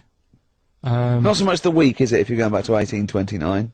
Well... Not even of the century. You haven't even done Cheeky Freak of the century. There's... What's the problem with Cheeky Freak of the Week? Just because... Other than the sort of moral implications. Yeah! Well, last week, it was a fellow with two heads. Yeah. We've done Siamese twins. It's Siamese twins again. Oh, no, it was Siamese twins. It wasn't a fellow with two heads last week. It was Siamese twins. Conjoined twins, sorry. They're two different people. This is what I'm telling you. But this is the problem. They're going to crop up quite a lot just because they've got double a chance. Alright? Oh, please don't write in and complain. He knows not what he does. You understand, don't you? KARL will actually feature one day in this section. Yeah. So, right, go on, well, KARL. we're going back to 1829. Yeah. All the way back there to This is a 1829. retro conjoined twin link. A couple of guys set up a business. They were called Chang and Ang. Oh, they're the first. That's why they were called Siamese twins, because they wasn't that what it was based on? Those two, Chang and Ang. Was it? The original, yeah. That's why they're called Siamese twins, 'cause I think they were Siamese. So these are the first ones. Well, they're not the first ones, but they're the First ones one. that got to fame, I think, and why people started calling them. The people started calling them conjoined twins, Siamese twins. I think I'm right there. Anyway, Good. Well, the sort of set up business, sort of going around the US Well, both of them. and Europe, yeah. Yeah. And what they used to do, people were amazed by it anyway. But Yeah. people wanted to know how they get through life doing certain things that you think about when you think about Siamese twins. You think about, you know, how do you get through a day like that? Yeah. And the thing that cropped up the most with people was how they take a bath. So they used to go on tour around the US and Europe and sit in a bath, have a wash and that. And Did they ever wash each other by mistake? They go, oh, that ends there. That ends there. Like those things in supermarkets. They put one of those down. We go, oh. what do you You mean? put that there. What do you mean? You know the things on the conveyor belt, the little dividers. Yeah. They wind me up, those dividers. Now it's Chang and Ang. They're in the bath. They're washing their own bits. They got one of those dividers, right? They go, well, that's definitely yours. I marked mine. That's definitely mine. What? Don't wash that, Chang. I wouldn't, Ang. I wouldn't wash that. Right? So what are they doing? They're in the bath. Carry on with the story. That's about it, really. I mean, that's the fact that people. So two little Oriental fellas joined in the hip, had a bath. No. That's your story. No, they didn't have a bath. They sort of they must have done some sort of research, right? Who? Chang and Ang, right? And they said, well, what do people want to see? Isn't that basically Roller's song? But it's an idea that people have queued up. They've paid their money. They're in a tent. They're well, I hear they're going to have a bath. They're going to have a bath. Two Siamese people have a bath. How would they possibly do it? Well, I've heard they get into a bath. But that's I don't know they what's wanted to see exciting. them nude and where the join was. No. More than how do you get in the bath? I don't know. They just that's what they picked. They said, what would be good to see? What do you want to see them do? Having a bath. How would you get into trousers? Was there Exactly. This is all part of it, isn't it? That's why they picked having a bath. This is all part of it. Well, then watch them get dressed afterwards. Yeah. Who was the best out of Chang and Ang? Who was your favourite? They both look the same, to be honest. There's a surprise. One was a short ginger woman. Oh dear. Is there anything you know? What would be better than having a bath for you when you're seeing them? What would sort of make you go? Oh, I wonder. One of them pulling and the other one going home alone. Yeah. I go, look, she's definitely up for it. I'm taking her home. I go, oh, what am I going to do? Can I watch? Definitely not. Definitely not. Look, you go to bed.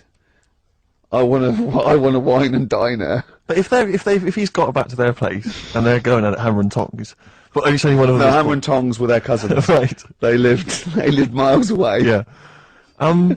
If one of them gets knackered, can the other one take over? God, I think we play a record. That annoys me. What? That sort of being at it all night. What do you mean? Let's put a song and I'll come back. What do you mean? The controversial cheeky freak of the week, where KARL finds a human being with some sort of congenital or imposed deformity, or So and we talk about that in a wry way. Do you think that's big and clever? No, but that's just it. It's never about taking the mickey out of someone, right? It's to make you think. I'll tell you what isn't big and clever. How lucky you are. A dwarf with learning difficulties. Nice. Yeah. Well, we'll explain it to you. Nick Cave and the Bad Seeds. He Wants You. Brilliant. Yeah. So, KARL, off you go. Well, we're not going to do Freak of the Week here, okay? Right? Because we've done quite a bit of that in the last 20 minutes. We've right? So OD'd we'll on that. freaks, you think? Yeah. Sure. We'll just shift it a little bit. Okay. And I don't, like I keep saying, don't want people to be thinking we're sort of taking the mick out of anyone. No. right? Because we're not about that. I feel that, like, I can do a little bit of it because I work with you, Steve. Yeah. Right? Sure. It gives me that right. It's like a care worker. Yeah, I understand. Well, it's like that thing of you can't be homophobic because I've got a couple of gay mates and Sure, stuff. sure. I think it sort of gives me that edge, Yeah. right? So you're not freakophobic because you work with Steve. Yeah, that's right. Yeah. So yeah. Okay. Well, by that token, I should be able to sort of slag off, the mentally ill. What do you mean? At least mentally handicapped. Now there's a term you don't hear very often. In 2003, there was the mentally handicapped. Isn't that what it was? I don't know where to start. But I'd like to apologise for the Lady Diana stuff, the term mentally handicapped, and any inadvertent racism that we may have stumbled What's over. the actual term then? Is it retarded? Right, are we having Cheeky Freak of the Week? Do you want to do it? What time have you got to show off? Could do with shooting off sort of soonish. Okay. To be honest. This is not radio. Have you ever heard that on a radio show? Chris Tarrant going, I can't show off right now.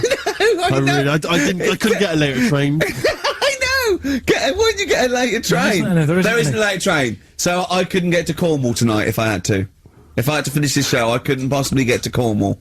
Rubbish. Of course there's a later train. Oh, I've booked it now anyway. Right, well that's the point, isn't it? Yeah, you're not Right, whatever. I don't think the show's lost anything. I think we've still had the, Freak of the Week's coming up now.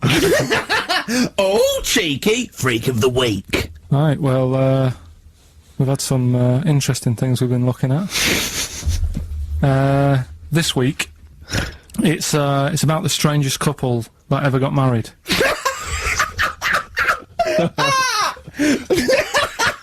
and we've had 2 sets of chimps, so it's stranger than that. Oh, it's not Dale Winton and Nell McAndrew, is It's it? not your parents, is it? Well, we're going back again to about, I think this is about 19... something like that. 1940. Yeah, whatever. Whatever. Yeah. Strangest couple, a fella, right? He had skin of a lizard. He had the skin of a lizard, okay. And the woman who he Which he married... used as a condom. The woman who he married, airiest woman ever. Right. And that was their act. They used to tour the world, and they'd say, it's like, couple who've met, they're having a great life. Let's get them out on stage, here they are. And they'd What do you mean he had a skin of a lizard, first of all? That's what it said. He had some sort of, some illness. So he was called Lizard Man, and you like that because it was good description. I thought that's good. I'm here, hello, we've booked a table for 2. Who are you meeting? I'm meeting Lizard Man. Oh, he's over there. Yeah. You know he is, right? Yeah. I'm meeting the hairiest woman in the world. She's over there. Yeah. Yeah. So what did they do for their act? Now, bear in mind that we had some Siamese twins last week, and their act was having a bath. yeah. So I hope it's an improvement on that. What did Lizard Man? He came out and ate some flies, did he? I don't really know. I just think they stood there on that. Yeah, when you read this and it goes the most interesting fact ever, Lizard Man, and you go, that's enough. That's enough. I can extrapolate from that. But straight away I start thinking. I'm thinking, right. I wonder if they got the wedding photos. Right? And then, like you said, that they had a kid. Oh, what would that be like? Exactly, It'd be like an ostrich, wouldn't it? It would sort of like. That's what I was thinking. What did you think it would come out like, the baby? I didn't think what that looked like. I just was thinking, parents' evening. You wouldn't want them coming up to the school, would you? So little Johnny, who starts off relatively normal, he's quite good at, he's good at nature, isn't he? And his mum and dad come into the room and they'd be looking around, wouldn't they? Well, it's always like that thing at school when, like, you find out your mate's mum and dad are really old. Right, Have you ever seen that? Yeah. When you go, your gran and granddad bought you? Yeah. Your mum and dad. Yeah. And you go, It is weird. What's that we're talking about? He calls him mum. What was that? Oh, sorry. do you know what I mean? Yeah, no, that's always strange. If you had Godzilla and King Kong as your parents, and it was, they're always fighting. They're always fighting, and like you say, you're in a school play or something. You wouldn't tell them, would you? You wouldn't want him coming out with a video camera. He didn't tell his parents he was in the... When we were well, exactly. You did Little Donkey, and you didn't tell your dad, did you? And he came along and videoed it. Yeah. Was kept that? it quiet. Kept it quiet. Don't want them to know anything. But you did. What was it? You was meant to be playing. You had a little drum, didn't you? Yeah, I was doing. I had a little drum. I think I was meant to be playing "We Three Kings." Yeah. But he started doing little donking. I thought I can add a touch to this. Sure, you improvised. Started playing along. It was like the loved first yeah. remix, wasn't it? It went down well. But yeah, that's what I was thinking with the Freak of the Week this week. That's what I'm saying about Freak of the Week. It's to get people thinking, right? Thinking how lucky they are that they don't have to comb their face. What are you talking about? What do you mean? Freak of the Week is to let people know how lucky they are. Just what about the little freak you're talking about? What are they thinking? They're going, oh, he's talking about me. I'm a little hairy lizard man on a stick. Pop in, give us a call. That's what I'd like to do on a TV programme. That's what I want to do. I want to go and meet these people and say, right, let's just go shopping. Let's, we'll film what your normal day's like. Yeah. Let's pop out, nip into Sainsbury's or whatever. Yeah. Buy a comb. Park right up close to it. You know what I mean? Yeah, yeah. So what you're saying is you just want to get a little message out there, which is that there's always someone worse off than you. Well, there's proof of that in this room. You know what I mean? I just think it's a shambles. I've asked for Cheeky Freak of the Week, and it appears that Carl's not ready. He's not prepared. No, I can sort of remember it. It's just that I like to have all the information. Contempt for But the you've listener. you've just had a whole bunch of adverts and placebo in order to get it ready. We're chatting, we're having a chat and that. Right, do you want to sort yourself out in future? Yeah, someone, that's what we were chatting about. Someone emailed in about they watched the £200 tumour thing, and when it was removed, it was carried away in a wheelbarrow, right?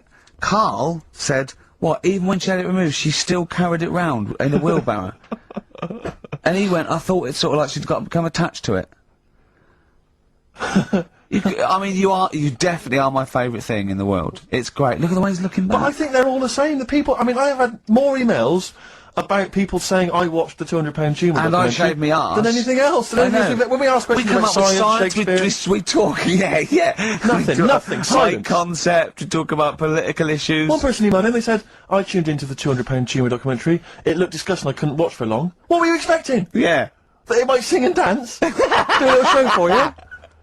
Anyway, these are really your listeners, Carl. Now I think you know what I mean. You find your niche, you attract your. I think me and Steve are pretty much just here. I think the people that we had in the early days, Rick, they've long since abandoned us. They jumped ship. They've got jobs. Yeah, they've got jobs. They're out now. They've been released. Exactly. Yeah, they're getting their life back together. Carl, Come so on, what's the Carl. situation with Cheeky Freak? I've got a couple of bits. Like I say, I haven't got the in-depth stuff that I normally. Oh no, because usually it's it's pretty scientific. Exactly. Yeah. Do the jingle. We've come up with a new one, haven't we? The Freak, say chic, Cheeky Freak of the Week. Right. Well, couple of bits. I don't know which one to use as the main feature for this week. It's that good, is it? Well, there's been another one born. What? Little kid. Who won? 4 eyes. Insult? Just a guy who wears glasses. Come on. 4 eyes, 2 noses, 2 mouths. That's weird. This bloke, did he also have 2 heads, 2 bodies, sort of born sort of slightly separately? He wasn't stood next to a mirror. No, it's weird, that, isn't it? That's all you've got. I love that. That's weird. That. Imagine the doctor said that. Well, Mrs. Parks, kid's got 4 eyes and 2 noses. Weird, isn't it? Any clues? Any clues? So that's it. That's all the one. information. Well, I'll tell you what. No, that but that again- shouldn't be the main one. Okay, No, I've answered but it. like I say, what's the idea of this feature? What do I say all the time? Don't know. I always say, think about it. Think about what that would be like. Okay. What? Giving birth to him? No. Being, I think it's a girl. Being like her. 2 mouths. 4 eyes. What would that be like? Mad, innit? I don't know what this feature is. I don't know why. Is there another one? Is that you said? I mean, I hope everyone took the opportunity there during that silence to just think about what it would be like. I know I was. Could she talk with a mouthful? What? Is that allowed? Because she's got 2 mouths. Yeah. Yeah. Would that be alright in her house? She'd be eating. Yeah, one, she could talk with one mouth and eat with the other, I Right, well, suppose. listen, the main one, right? You've thought about that. That's good. The main cheeky freak of the week. I haven't got all the details. Smallest person ever. Right? How big would you say that is? Carl is now sort of like holding his hands up like a fisherman, long ways. That's about 1 foot. Right. Smallest man in the world. I printed the thing off and I can't find it. There's a little picture of him. Right? The odd thing was... But why have you asked me how... Did it say, or was it a picture of him? I didn't really read it. Of course you didn't. Jesus. I just saw it and thought, oh, that's... What, you that's straight away sorted. assumed it was natural size? Is that big? But what do you mean it was that big? Little fella, like that. But why are you doing that? What? It was a page with a little fella. How do you know that was natural size? No, it was, because it said it's world's smallest man. And the funny thing is, I've read the first line, I always read the first line, it said, world's smallest man. Well done. The weird thing is, he got an head like a light bulb. The shape of it, apparently. I don't know if that's got anything to do with his shape and size. Oh, God. That big. His name's Mr. Watts. And the annoying thing is, what got me is, if you're that big, right, don't have your picture taken next to a fruit bowl. Why was he having his photo taken next to a fruit bowl? Don't know. Whoever the photographer was, obviously having a bit of a laugh. Yeah. At his expense. Because you would just stand in the middle of nowhere, you'd look normal and that, but he was stood there, just leaning on an apple. Leaning on an apple? What is this? In what world do you inhabit? This was on the internet. And I printed it Leaning off. on an apple? Was it Tom Thumb? What is this? Are you sure it wasn't some sort of sci-fi show they were advertising? No, it was Leaning on it. Can you can you just lean on the apple? Just lean on the apple there. Do me a favour, will you stand next to my chihuahua? You're not taking the piss, are you? No, not at all, no. Would you mind leaning on this matchbox? Yeah. Leaning on an apple. And that's what, so he just said he's the world's smallest man leaning on an apple. Smallest man, said about his head being like a light bulb, I don't know what that meant. And I just thought, right, that'll do, that's that sorted, cheeky freak of the week done. I think that was on like Monday. Right? I found that, I thought that's done. Printed it off, forgot to get it off the photocopier. Someone's nicked it. Play a record. That you got to... You know, it's just... Steve. No, can I just say, There's no Carl, point. please, There's no if point. I say, let's have Cheeky Freak of the Week, and you haven't done your research, you haven't got the information, just tell us you can't do it. But don't lead us on. Don't say things in like this on charade. radio, hold your hand up to me and go, how tall is that? It's nothing. That's This is radio. nothing. It's nothing. I think it was that big because he was leaning on an apple. It's not enough information. But imagine Trevor McDonald coming on, going, some news, some stuff. How big's that? How big do you think that is? Yeah. Because there was a fella, coming up after Chris Tarrant. Play a record. Carl, if you were president, would you sort of make it compulsory to maybe have a little monkey? Everyone has a little monkey of their own. Little chimps out and out, old age pensioners. It's not a bad little, It's funny, you know, because there was, a story the other day, when I was looking for monkey news.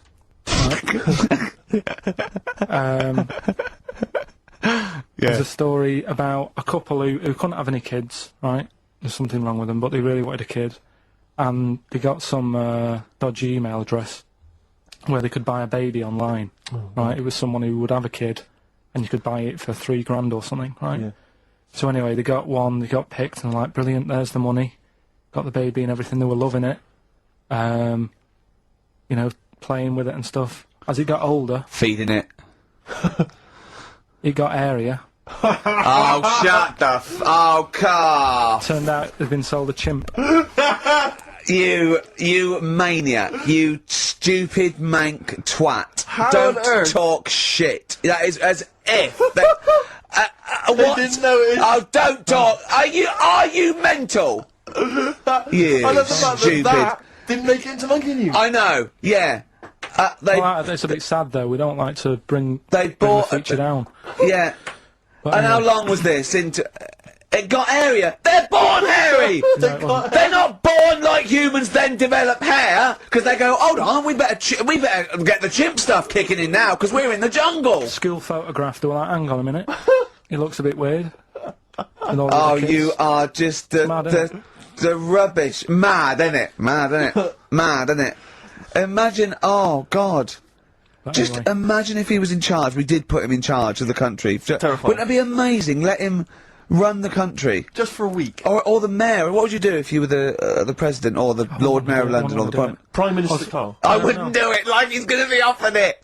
It's a hypothetical question, Carl. No, but Suzanne was, right, my missus, if you're a new listener. You keep her, sure. Yeah, help her. She was watching the news, trying to follow some heavy stuff. And I'm like, The weather? What? Do you know that? I just was like bored and I was reading about that mouse that had an ear on its back and stuff like that. So she said, will you take notice of this? Should be, you know what Ricky and Steve are like. They try to teach you stuff and you don't even want to learn. So to try and get me interested in it, she was like saying, what would you do if you're president and stuff? Yeah. And I can't be doing with any of it. What did you come up with? You must What would have. your slogan be? What did you come up with? Did you come up with anything? I had a little, the design of it, right? I said I'd have like red and blue, to sort of, do you know what I mean? Both sort of major sides into one. Well, that's broken the back of it. That's a pretty good manifesto so far. Anything else? What's on the second page? I had like, KP looks after me. That would be the badges, would it? Yeah. That's good. I'm a KP nut. Yeah. KP looks after me. Yeah, brilliant. That's about as far as I went with it. What would you do? What about, policies, transport, crime, just law and order? Yeah, what would you do with crime? What would your initial approach be? Would you introduce guns? Should police carry guns? Nah. No. Would I have to worry about that? Okay. No, good point. Good point. No, what I'm saying is that, Tony Blair isn't sorting everything out, is he? No, but he has a say in most things. Does he?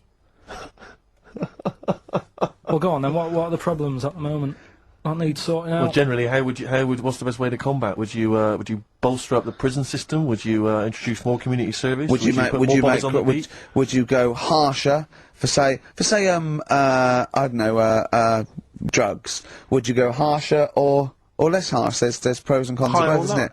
Because of course you can't see to condone it, but some people, you don't want to go through the court system and cost taxpayers thousands of pounds of money for someone, I don't know, the difference between smoking a spliff and dealing crack. Do you know what I mean? You have to all these things. Have I lost you? Yeah, I'd just think about it for a bit. Do you know what I mean? Brilliant. You think about it for a bit. Yeah. Probably ask Suzanne. Do you know what I mean? This is amazing. Get her help on it. Yeah. What about the foreign situation? Would you have supported Bush in his war on terrorism? You're aware of this war that we had recently? Yeah. Sure. I mean, if I was new though, couldn't I just say, look, new slate? Do you know what I mean? Let's start again. Yeah. Right. Of course you can. I'm in charge now. Let's see if we can sort this out. What would you do then? Then see what happens. Just Brilliant. Suck it and see. Brilliant. Brilliant. This is excellent. Now this is not really your jurisdiction. This is not really your area, but I imagine you'd have some powerful friends who might have a say in it. Go on. Yeah. Would you? What would you do about single-sex marriages, same-sex marriages? See, this it's Cameron. I thought Cameron had blown it on Big Brother because they said, what do you think about gay fellas getting married? And he went, no, in the Bible it says, a man and a woman. And I thought, he's put off a lot of. Yeah. I don't think many Christians tune into Big Brother, but we know the gays love it. Yeah. They love Big Brother, don't they? The gays. Yeah, so interesting. But what would your take be on that? Same-sex marriages. And then what? Having a kid? Well, let's start off with, that's all right, isn't it? Do you know what I mean? Just let them get on with it. It's not affecting anyone else. Sure. Yeah. Sure. Right. But it starts getting tricky. Right. When you get a kid. Okay. Go on. Why? Well, it's just tricky, innit? Do you know what I mean? Well, yeah, you could be right. I'm not giving anything. I mean, we're not. There's no right or wrong It's answer. alright if you were if you lived in the jungle, right, with no one else, right, and you just had these two fellas, right, looking after you, but because you got no one else looking in on that, saying, "Oh, you're a bit weird, aren't you?" Do you know what I mean?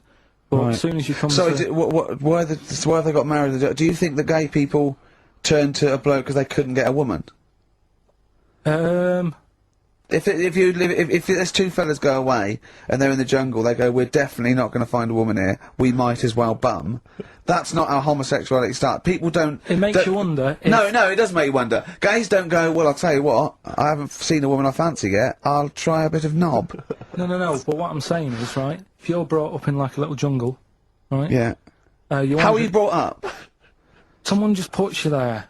I don't know what. I don't know what this is about. Steve, I can't be bothered. Go on, running mate. the I'm country. listening. I'm fascinated. I can't be bothered running the country. Like, I'm too much trouble for you. KP takes care of me. All right, then fair enough. What I'm saying is, right, if you're brought up in a jungle, Right. right, What do you mean brought up? Just let him finish. What does he mean You brought understand up, what he though? means, like Tarzan.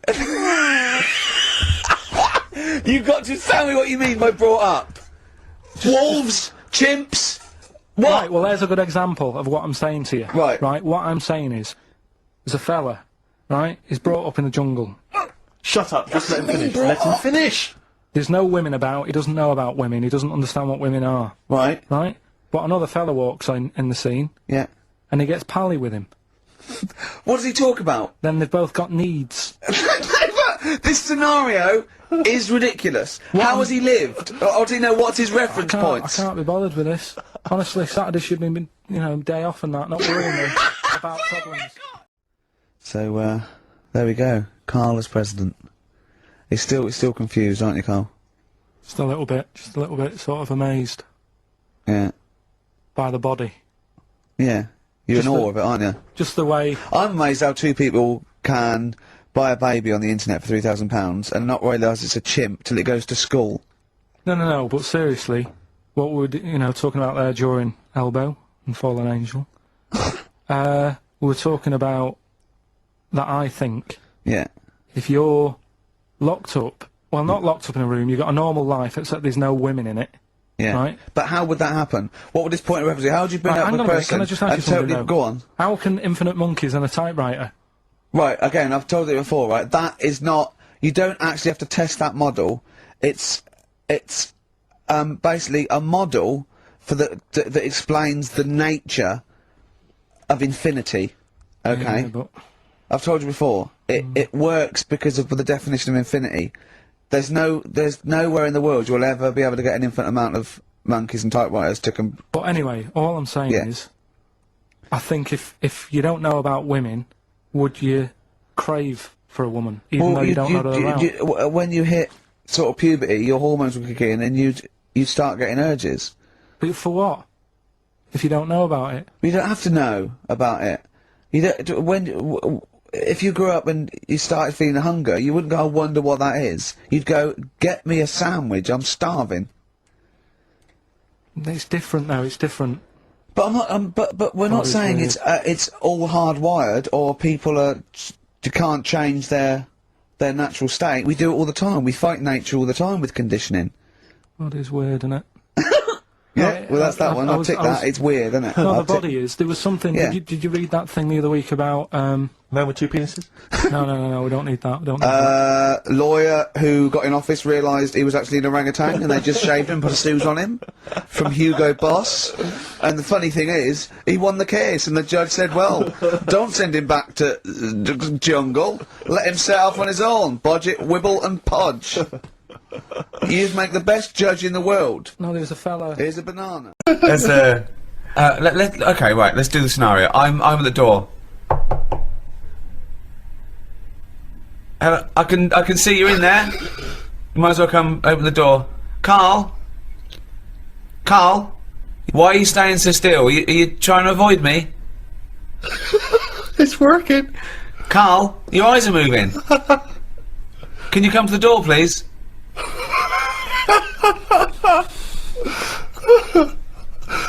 I suppose in the end you've got to move KARL, no, I'm going to stay here. I'm just going to stay here until you have to move. KARL.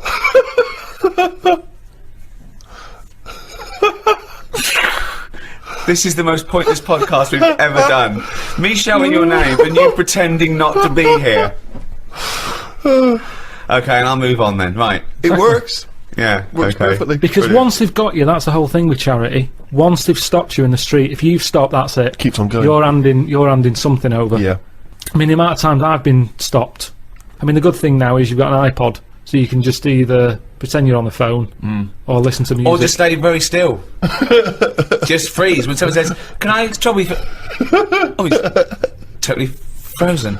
That would be amazing, because they're normally in one spot, aren't they? Yeah. So it's just So they're as soon carrying as on they selling, stop you, and so you've you got to just stay freeze there it, for the you- rest of it, outside Waitrose. Yeah. For 7 hours. Yeah, it goes dark. Well, I've finished my shift, I'm off. And then you just see, your eyes just see them walk away like that, and they all meet in their little tunics. And then you start walking, they look back, and you freeze. And then they walk on, and then you can go home 7 hours late. Ever since I was young, I've always liked going in charity shops, particularly because, you know, you find sort of interesting old records in there. Never sort of gone in there to buy clothes and stuff, but, you know, books, whatever.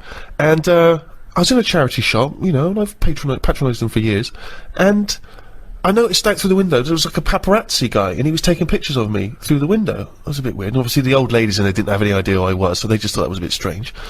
And then it was in one of the magazines, like the kind of celebrity magazines. It was, oh, here's Steve Merchant. You know, despite all the money he must have made from his various projects, he's still going in charity shops.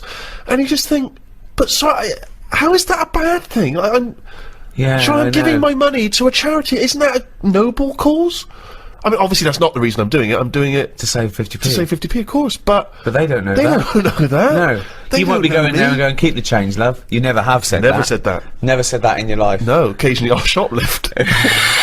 I'm no mug. 70p? Don't you think that seems frustrating, though, that... Yeah, but what do you expect? What are they going to do? They're not going to say Steve Merchant, Heart of Gold, are they? I just thought all these things would slowly accumulate towards the OBE. Yeah, I know. I think you've got to do a bit more than get Roger Whittaker's greatest hits for 10p. My mum's always in them, and because my mum goes in them, my dad sort of got into going into them now because, you know, the weather's not good or whatever, and he thinks rather than standing outside, he went in one, and he was after a jacket, just like a sort of a, you know, casual but quite smart. Yeah.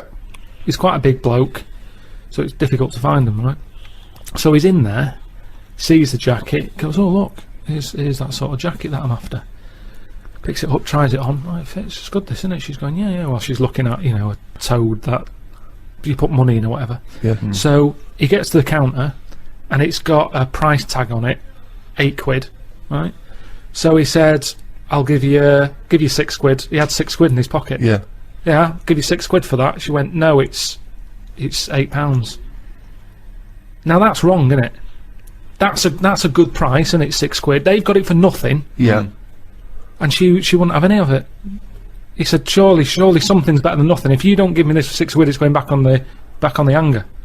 And they said, no, sorry. Yeah, but they might later sell it for £8. But they might not, and it's been given to them for free. Yeah, so but what does it matter? But the old lady's Who's come up with the price of £8? Who is this? Yeah. They don't she's know how not much it's haggling. worth. She's not there to haggle.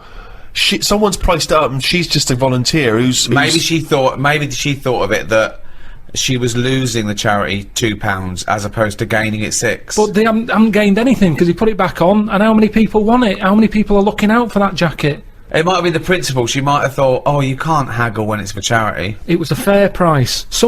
I give a lot of stuff to charity. A lot. Most of the time, just because it's nearer than the wheelie bin is. It's just a way of getting rid of garbage most of the time with me. Stick it all in a bin bag, good stuff on the top, the stuff that you're embarrassed about, Yeah. stick it in the bottom of the bag. What are you embarrassed about? Just old shoes, trainers, some of the books you've written. Socks, underpants. Underpants! You do not give underpants to charity. Washed. But who's gonna wash? I know, as opposed to just like peeling them off. Yeah. Well, And I don't know why you've got a problem with underpants, but shoes. You see, I'd Who's never buy buying shoes. underpants from a charity shop, though? I mean, I don't care how low you are on the socio-economic level. I know. You can get about 14 pairs for £1 in some places. I know. I don't know who's buying underpants. I don't know who's buying your underpants. I definitely don't know. I mean, if they were signed, yeah, That is something I like doing though. When I've given to charity, I like going past a shop and seeing if it made it in the window. any success? Yeah, recently the one not far from here had me egg cups in the window. So it's like, oh look, there's What, you've got a new set of egg cups, so you've got rid of your old ones? Yeah. I don't think we've got any egg cups. Haven't you? No. Why I don't not? think so. I don't. You don't have boiled eggs. I can't imagine you. It would take. You'd be too impatient to boil an egg, Rick. Well, yeah, I just don't, it's just those things you think of never buying, you know, like, you know, egg cups, a whisk. No, but you do eventually. I suppose you got to, haven't you? Yeah. Yeah. It's things that were just always there when you grow up, isn't it? That you Yeah. have to go and you think, but not second hand though. But there's nothing wrong. Honestly, it's hardly. I mean, it's made the window space. That's how good it was. It had hardly been used, that egg cup, because it was a doubler, and I think they were quite small for the egg size that I get. I think they were made more for the small egg, and I have the large egg. Right. So it was never really Just used. like your underpants. But Are you ever been a charity shopper, Rick? Yeah. What I used to do a lot of was records and tapes and things like that. But it ended up sort of being ironic. It really ended up like getting, something like Shane Rich's greatest hits. Yeah. And things like that. a bit of a dilemma that my Auntie Nora had. She likes charity shops as well. She's got a neighbour.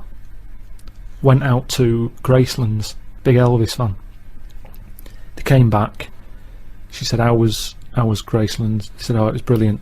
Best holiday we've ever had. Probably go back again. Back again. We've got a gift for you." Right? They get out this clock, like a little sort of. It's like a Swiss. Do you know the Swiss sort of? Looks like a little clock. house, like a cuckoo clock. Mm. But on the hour, little Elvis comes out the top and goes,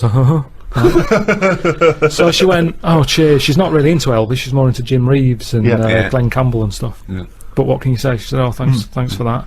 She put it in, took it in the house. Maybe they could get attachments. Maybe you get a little Jim Reeves to pop on the spring. Change it anything you like So Solid Crew. You can get a little So Solid Crew, and that pops out, or whatever. So anyway, it's in the house. She's thinking, "I'm not going to put that up. It's not her sort of thing." So thinks, give it to charity. Of course. She goes down to the charity shop, gives them that, thinks nothing of it, goes off to the pub for an afternoon drink. Anyway, next day she's going out for an afternoon drink again. Passes the charity shop. It's in the window. Ooh. And the chances are her friends are going to pass by. That was a dilemma. Of course. She had to buy it back. That's brilliant. At a hugely inflated price. For those that are American listeners, Comic Relief here is a sort of it happens every other year, and people often do things in their workplace or at school. They can dress up, they can raise money in different fun ways, and we were told in a school assembly, it was Comic Relief next Friday, everyone has to come along dressed up in fancy dress to school on that day. Has to. Yeah, they said have to dress up. They said you pay 50p towards Comic Relief, and you have to pay £1 if you don't dress up.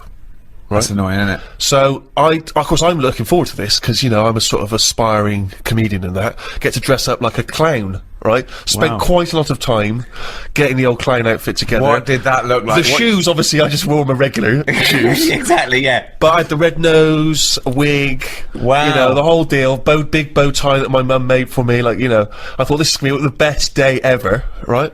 Get to school, I want you to picture this scene, right? During the assembly in my class of 30. School uniform, school uniform, school uniform, school uniform, school uniform, school uniform. Lanky kid dressed as a clown. School uniform, school uniform, school uniform, school. There was 3 people in the entire school who dressed up. But Steve, you're 50p. Yes, but then worse than that, it turns out I was furious because I looked like an utter dick. Obviously, it turns out that what happened, I don't know whether I'd missed this information, but apparently the headmaster must have had another assembly where he told people that he wasn't allowed to enforce that rule about making people pay against their will. Yeah. So obviously no one showed up dressed like an utter dick except me and about 2 other knobs. What disappoints me is that for a man who was a self-confessed aspiring comedian, you chose the least funny thing in the world to dress as. Carl, what doesn't annoy you? That's the question, really. No, I'm not going to sit here and different things annoy me, but I don't just go about getting annoyed. Stuff happens. No. Stuff happens. What's annoyed you this week? I mean, I tend to get annoyed when people around me get annoyed. I'm never the one who's going in somewhere getting annoyed. I'm quite happy-go-lucky, me. You're having a laugh. I'm not. That's rubbish. There is nothing about. No one would ever say that. No one. How would you describe Carl Pilkington? Oh, he's happy-go-lucky. Whenever I see him, he's skipping along, whistling a tune. I whistle a lot. I've told you. I'm Yeah, always only whistling. to annoy people when you're playing Scrabble. No, I just. At the end of the day, I think the problem is most of the day I'm on my own. Right. Right. I'm doing DIY at home. I'm quite happy. No one's there annoying me. I Right. go for my lunch later than everyone else, so I don't have to see people. He's like Quasimodo, isn't he? It's like Why? coming down when everyone else is not there. No one's around. Yeah. Suzanne! No, but then that's the problem. Suzanne then comes home. She's been sort of with people, so she comes in with loads of energy, and I'm going, just slow down. Stop going on. Then she's breaking stuff, and that's probably the last What do thing. you mean she's breaking? She's heavy-handed with all the stuff I've been fixing. She broke the shutters. What else did she break? Well, the you other could have day? done a good job. I did do a good The job. shutters? Where do you live? In the Old West? What do you mean the shutters? Some shutters on a window. She heavy I like handed it dark. I don't want them to see me. What a mum. So what else has she broken? She's always breaking stuff. The light switch outside. Heavy-handed. Don't. She forces things. If it doesn't work, it doesn't work. It doesn't matter how hard you hit it or how hard you pull it. Just tell me if it doesn't work and I'll sort it. That's what I do these days. I'm like a caretaker to Suzanne's house. I'm wandering around replacing stuff that she's fucked up. Jesus Christ. Oh, dear. So she annoys you. She comes home. You've had a lovely day of peace on your own. So the only person that likes you and talks to you annoys you. And when you're at home doing your DIY, I want to picture that scene. Well, okay, right. We've never done this before, right? But let's do a typical day. We've known each other now. How long have we known Carl? Nearly 10 years. Feels like a long time, right? yeah. So let's do a typical day in the life of Carl Pilkington. So, for my first question is, what time does Suzanne have to wake up? Does that annoy you? Does she have to get up earlier than you? Because she's got a proper job. The alarm goes off. What time? About 7. That seems early. Yeah, but I'm used to it now. Okay. At the Now, you moment, spring out of bed, make her a cup of tea, do you? no. Right. I let her get up, mess about. By mess about, you mean get ready for work, Yeah. right? She's not being quiet, so I'm awake now. Right? What do you mean she's not being quiet? Well, she's just banging about, like I say, heavy-handed. I don't know how she does it. It's just doors and stuff. Everything seems like the Hulk's in the house. Bounding about. Just don't be heavy-handed with it. Even like pulling the curtains shut and stuff, because it's not her who has to fix it. Do you know what I mean? When she's yanking at them and pulling them open, it's like just pull them like that. I've put them on a nice rail. Just pull them slowly like that. Right. It's things like that. This sounds like these jobs aren't done correctly. That's what They are done proper. No, because if you get if you get a bad pair of jeans and someone says, "Oh, you've ripped it," a good pair of jeans, they won't rip, boy. No, just look after it. Doesn't matter if you've got good jeans or poor jeans. Treat them the same. Look after your stuff. I've always been like that. I know, I've yeah. told you from a young age I didn't like people sitting on my bed after I'd made it. It was like, I've gone to the trouble, I've made it, there's no creases in it, don't sit on it. There's a chair there, use the chair. Sure. Okay. That's mental, but yeah. It's not mental. It's the behaviour of a It's not mental. Yeah. So, Suzanne's she's bitching got- about the place. So the doors, I mean, what's up with the doors? Do they squeak, or is the No. catch been done wrongly on them, No. or No, is it it the hasn't. wrong No. wood or something? No, Someone's just done- heavy-handed. no. Right, okay. So then, she has a shower. right. If I have a shower, I like to go second, because I've got the Mr. Muscle spray that she doesn't do properly. Right. Do you breakfast together? Just sit on the bed, have some... Have you made the bed yet?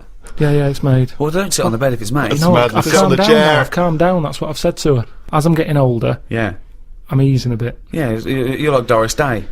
So, sit on the bed, look Why out are you the having window. breakfast not sat on the bed? That doesn't Yeah, make sense it to doesn't me. make sense Either to me. have breakfast in bed, Just 'cause classic, the or have it radio- at the kitchen The table. radio's in there, and it's just kind of... So you get up, make breakfast, and go back and sit on the bed because the radio's What's in there. going on with the crumbs, Rick? I don't know what the crumbs are doing, The but I don't crumbs know why all they've got two Crumbs. radios. Hang on, you don't know what I'm having. I'm having cornflakes. No crumbs with cornflakes. No, but then. So you haven't. Two of you are sat there.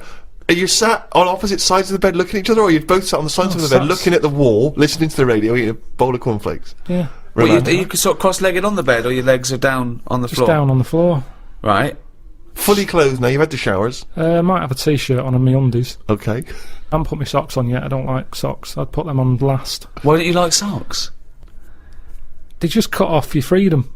I don't know how socks can cut off anything. It's alright if your feet are cold, they're nice to put on, but I don't know, my socks are never that well fitting.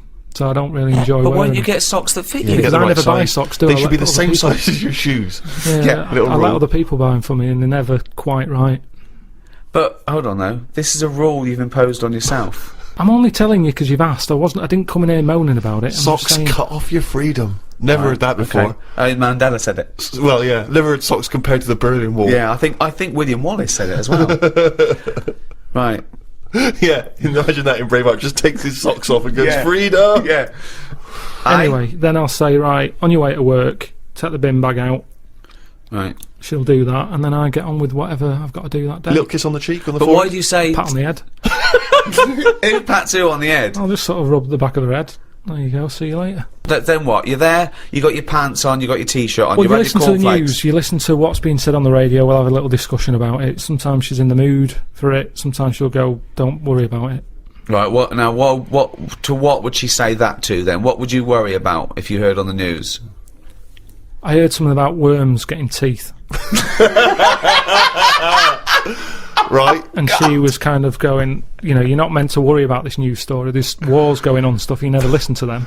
Do you remember the story of the worms with the teeth? Should we be alarmed ourselves? What was the information? It was just saying how it was all about nature versus nurture thing, Right. and saying how worms that are growing up in a family where there's loads of food around, What do you mean growing up in a family? just a family of worms in the soil, Right. they're going through the soil.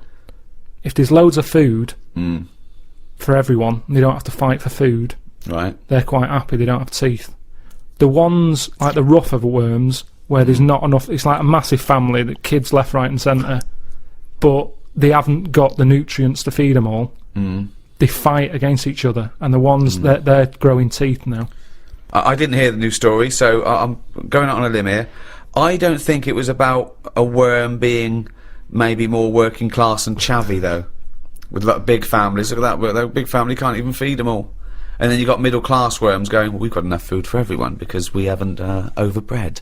You know what people are like now? They've got researchers watching all sorts of stuff, Right. keeping their eye on everything. When you don't have to worry about it. A worm with teeth, if they've got teeth or not, to me it is not a problem. Not a problem at all. I normally save a worm if I see one. So In the rain, on a pavement. If I see it there, I go, someone's going to stand on that, and I chuck it, and I sort of watch it for a bit, see which way it was going, give it an helping hand. see which way it was going, like it had an aim. Well, See they do. which. No, they do though, don't they? They're always going somewhere. Yeah. He's You going to the can't, dentist. you can't tell. You don't know which end its head's on. Do you check that it's got teeth first? Because there's either some crunchy food or there's some soft food. Like I said, it doesn't concern me, but I listen to it because it's on the radio. Okay, so it's 8:05. Suzanne's gone out. You've rubbed the back of her head. She's took the rubbish out. You're there. Pants, t-shirt, No socks. no socks yet. What happens to the bowls of ex cornflakes? Where do they go? Have you got? I wash up. You wash up. That's the next thing you do, is it? Right. Okay. Now then, do you plan ahead for the day? Do you think to yourself, Carl, make a list of stuff to do, or do you just let it go? I let it happen. I just let don't it like the worst thing for me is planning. Yeah. I've told you before. Yeah. You don't get anything done by planning, is I what you said. don't like the idea of waking up going, I've got to do that today, because that's when you don't look forward to doing the thing. Yep. Whereas I get up, I'm washing up, I'll look at a wall and I'll go, those tiles aren't very good, I'm going to rip them off. So, Jesus Christ. This is amazing. This is amazing. I mean, forget Idiot Abroad. Forget the Ricky Gervais show. Let's just have 24/7 Carl Cam. Just think how that would look. He gets up, Suzanne leaves, we get him to, he looks at a wall. He starts tearing the tiles off. It looks like the behaviour of a psychopath, doesn't it? Oh, so... Are there handles on the inside of your house? This is what worries me though. The fact that you're always doing DIY suggests that you didn't do a good job in the first place. no, Steve, am I wrong? I never ever do the same thing twice. No, Once we it's know. done, it's done.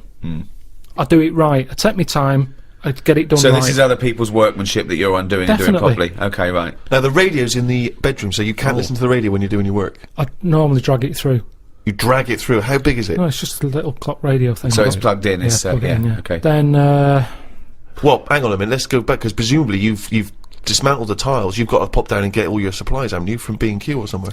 well, I went to home base. Might have a walk there if the weather's nice. Yeah. 25-minute walk. That's all right. 25 minutes, a bit of a jaunt though, because you got to carry all the stuff back, haven't you? Depends what I'm buying. If I'm Right. just buying a tub of adhesive, I Yep. can handle that. It's if you're getting heavier stuff. What do you do in that case? Drive. Okay, get the motor. Yeah. But Now, I don't are you- like shifting that because you lose your parking Now, space. do you put Doesn't like on... moving the car because he loses his parking space. So don't use the car for fear of losing the parking space. Yeah. Not if I can help it. Now, question. When you go to Homebase or B&Q or some sort of tile shop or a lumber yard, do you affect a more working class accent like I've heard Steve talking to his carpenters? I always do that, yeah.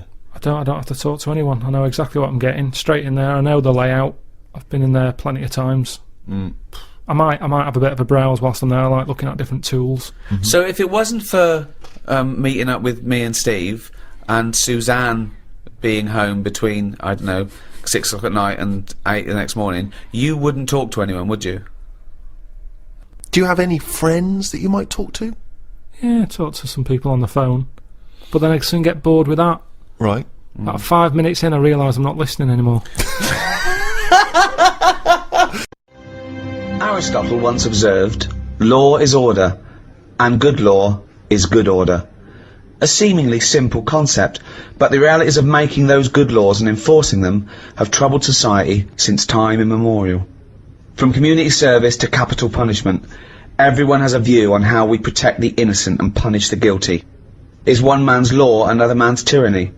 Is justice available to all? Does prison work? Should we lock up lawbreakers and throw away the key, or does that fail to address the root causes of crime? To discuss these questions and more, I'm joined by Stephen Merchant, award-winning writer and graduate of the University of Warwick. Hello. And KARL Pilkington. Look at that fucking head. Right. So, KARL, law and order. I'm not interested in it, to be honest. What do you mean? I've got no interest in law and order whatsoever. It's not part of my life. That's the problem. You keep picking topics that don't buzz me. Of course they do. They don't. Well, let's talk about this. Let's talk about this. You're a man quite obsessed with law and order. Based on what? Well, law and order is basically to protect the innocent, isn't it? I mean, when we think of law and order, we usually think of crime and punishment, but it's all about protect our person. We have the right to walk the streets without getting mugged. When someone wrongs us, we want justice. It's fundamental. And you do. You were sitting in your old flat in London, phoning me every day that you wanted to go downstairs and smack their heads in for being late and shouting around and being drunk, and you could hear it. You wanted some justice. Yeah, but nothing would have happened if I called someone up and said there's people doing noise pollution. Even though there's a law for noise pollution now, it's not really taken seriously, is it? Well, So it you isn't. are, see, but you are concerned with law and order. No, you but there's wanted no your point. rights, and you Quiet, ended up quiet. moving. He's moved here now. He's moved to lovely sunny Hampstead, just down the road from us. So you're having a better life. Yeah, so but I shouldn't have to move because of some noisy people. no, you shouldn't. But I'm saying you were No one stressed, cares, though. and you wanted justice, but you thought you couldn't get justice, so you moved away. Yeah, so I dealt with it in my way. Yeah, I right. hated them. Right. Because they didn't care about anyone else. Exactly. But the police wouldn't get involved. There's other people who live round there who had to put up with it. No one cared. So what did it feel like every night when you were trying to watch telly, and it's hot, and you got the window open, or? No, you could just hear stuff, and it's that thing of you get a lot of tourists in London, so they're talking. It's not even as if you can listen in to what they're saying and have a view on their opinion because they follow. Would so that you be can't. entertaining for you? Well, yeah, because if you can hear what people are saying, you go, oh, yeah, that's a Switch good the point. telly off. Oh, you know, there's some I sort don't of- want to hear anyone talking. I'll tell you what, really feel sorry for people with, like, neighbours from hell. Because it's, I mean, you know, I'm not saying it's justified, but I can see why people go mental with someone when they're bullied or, you know, constantly harassed and no one cares. And when you can't go to the police, you can't go to the police and go, there's a bloke next door, he's got his television loud, he's always pissed, he's shouting about, if you don't do something, I'm going to go around there and crack his head in. You're the one that... But isn't it your own fault for living in central London? Well, not really, because it wasn't always like that. I'd been there years, and then all of a sudden, you know, good fellas turn up.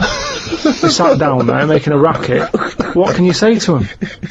You call down, they can't hear the phone ringing. Could I just say that Goodfellas wasn't a pizza joint? He No. called the loud people that because he thought they were gangsters, Right, because they sure. did what they wanted and sat outside and... Yeah. So, but it's louder. I think it is louder abroad than it is here. Whenever I go away on holiday, I always notice that it's always a couple of decibels higher. Really? Always. Like the sound of bird noises and that are louder abroad. Because they're trying to get a nut above the noise of the noisy people. No, that's not true. They are. When I was where was I? Menorca or something.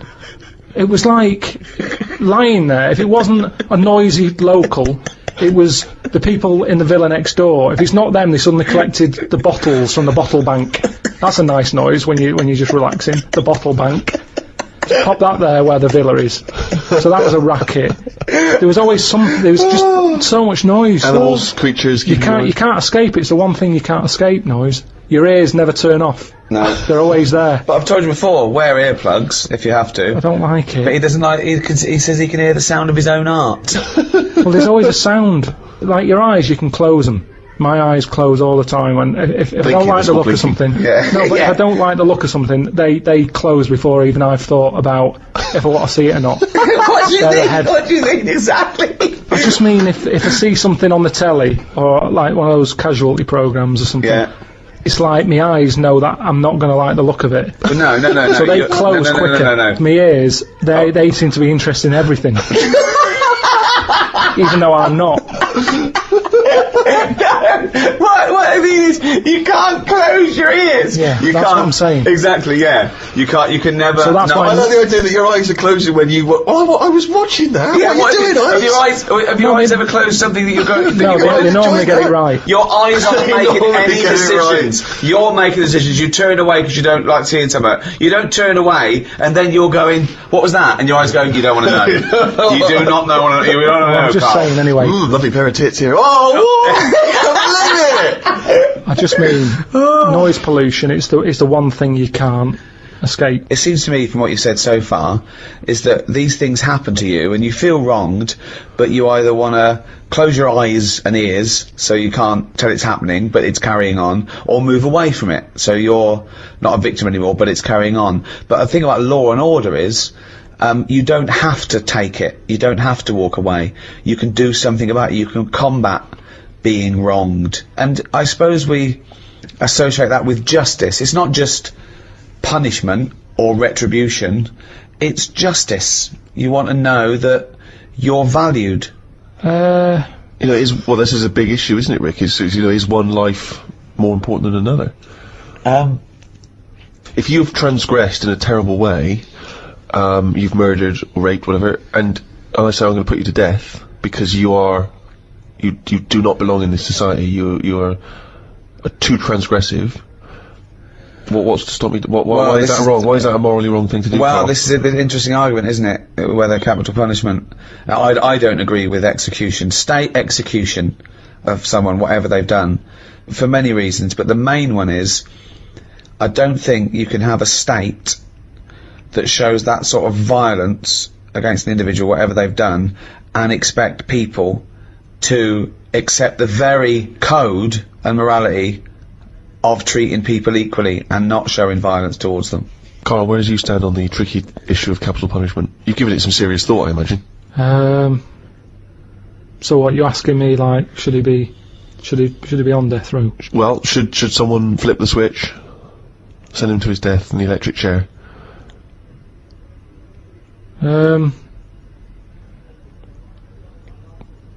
Yeah.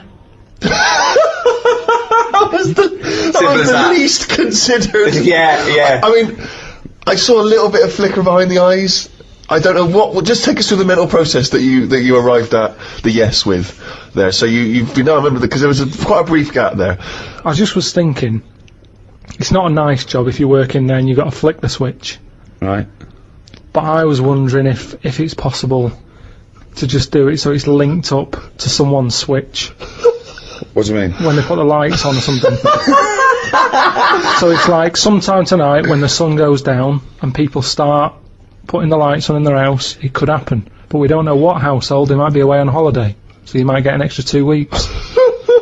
But at least that way, because for me, the worst. Did you say that? This is not the question I asked was whether we were talking about the morality of whether you put someone to death. But he was thinking about. He was thinking about literally the practicality of flipping the switch. Well, no, I think that aren't you talking about the integrity of the person who knows or knows not that they've put someone to death, like a firing squad, like what they used to do sometimes in the First World War when they had 6 riflemen, but Only 5 one were blanks and one and no one knew if they were the person that killed them. Yeah.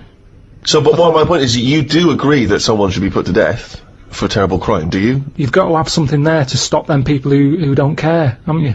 Nature's done it in a way with bees. They've gone, we'll give you a weapon, but if you use it, you die. And that's like the bee. Well, so they're worried they're going to go, I'm not going to do it. We do, won't we? We have people saying, 1, you can't do that. That's step 1. Here's the law. Don't do it. But there's a lot of people who go, I'm not bothered about the law.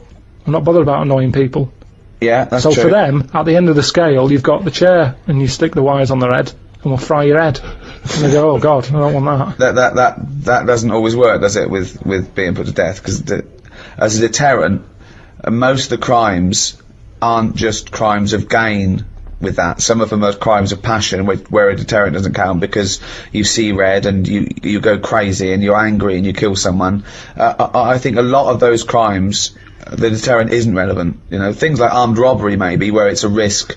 What can I get versus what my crime? Maybe then it might be a deterrent. But then, of course, if you start to get a capital punishment for crimes that aren't murdering someone, then that thing brings in you might as well murder them, because then you've got more chance of getting away with it. So it's very delicate what you make people be killed for. You've made an interesting and reasoned argument there, Rick. I'm looking forward to hearing the riposte. Right. When I was younger, I used to nick Mars bars. Okay. Right. Now, I did that then, and I knew that even if I get caught, what's the worst that's going to happen? Yeah. I'm not going to go to prison over that. But it was worth nicking because the Mars bar, they were like 45 pence. Sure. When you're a kid, you can get a lot of chewing nuts for that. Chewing nuts? I don't know what you're talking about. Yeah, they like caramel covered in chocolate. Last ages. Quite hard. Oh, I know. Yeah, you suck the chocolate off and then you've got to chew them until they're... Yeah, I know, yeah. Now, I could afford them at 10 pence a bag. They'd last me sort of a morning. A Mars bar was a proper treat. There's a lot going on in there. A lot of chocolate, a lot of caramel. Yeah. Like I said, 45 pence. Yeah. So, to me... That was like an advert that went on just to the end. They started off good. They go, this fly's good. He's, you go there. Mars bars, a lot in it. It's like, oh, good, keep going. Yeah, it's got caramel. It's like, yeah. But it's 45 pence, which is too fucking much, so fucking nick it, you cunt. But, when I was younger, that was worth a risk. Because I knew that I'd be getting something worth 45 pence for free. You weren't going to get the electric and I wasn't going to get done. So, the stakes were high, the risk were low. No, wait. You mean the stakes were high, the risks were low? I think he's just trying to sound cool. The stakes weren't high. The stakes are what can happen to you, and the risk. The stakes and the risk are the same. The risk is the stake, okay? Yeah, unless you're nicking meat from a butcher's, then the stakes are high and the risk is low. I don't know what the fuck you're talking about, but what you meant was the game was high. The game was high. Yeah, the game was high. Yeah, the risk was low. Yeah. But no, it wasn't, was it? Because 45p isn't a lot unless you're a kid. It is when you're a kid. It is when you're a kid. Because I was getting but then 50 surely pence. getting caught for nicking a Mars bar's higher when you're a kid. No, it's not. Look, you see, most of the time, I didn't want to say which shop it was that I nicked it from, but it's where I did my paper round. Now the thing is, so you're nicking from your own boss? Nah, but listen, I used to wake him up. I helped him terrible. run. No, because that is terrible. This is awful. That Go is, on, hang on. I want to hear. Really I want to hear him bad. rationalise his terrible that sweet crime. old man who used to give. It's not an old man. I used to go round and Sweet wake him little up. man. Right, he hated running that place. Right. If anything, I'd say I was his best asset. Not really. Yeah, because I You were nicking from him. You were stealing from him. I don't know how much he business. made on papers, but he'd probably go 45p profit. Hold on. They got their papers really early because I got up early. Yeah. I used to go round to the shop. Mars a day helps you work, rest, and steal. So I used to go round there, wake him up. He'd be like, "What are you doing round here so early?" Don't know, I'm just hungry. What? I'm just hungry for work. No. Oh, well, good boy. I'm just going to turn away a minute. While you stand there in front of the confectionery. I'll turn away now, and I've looked back now, and here's the papers. And thanks so much, Carl, because you're a lovely He's like kid. an honourable and trustworthy Yeah, I can't guy. really afford to. I've been betrayed so many times. That's why my Yeah. lovely wife's no longer with me. You know, she ran off with Ken. Yeah, but I mean, at least I've got a friend. At least I've got one young You turn friend. up early. Oh God, it's brilliant. Oh, and Carl, keep a lookout because Someone's been nicking Mars bars. Yeah, I know it's not you because I trust you implicitly. And by the way, Carl, why don't you take a Mars bar for free? Oh, thanks. Well, that never happened.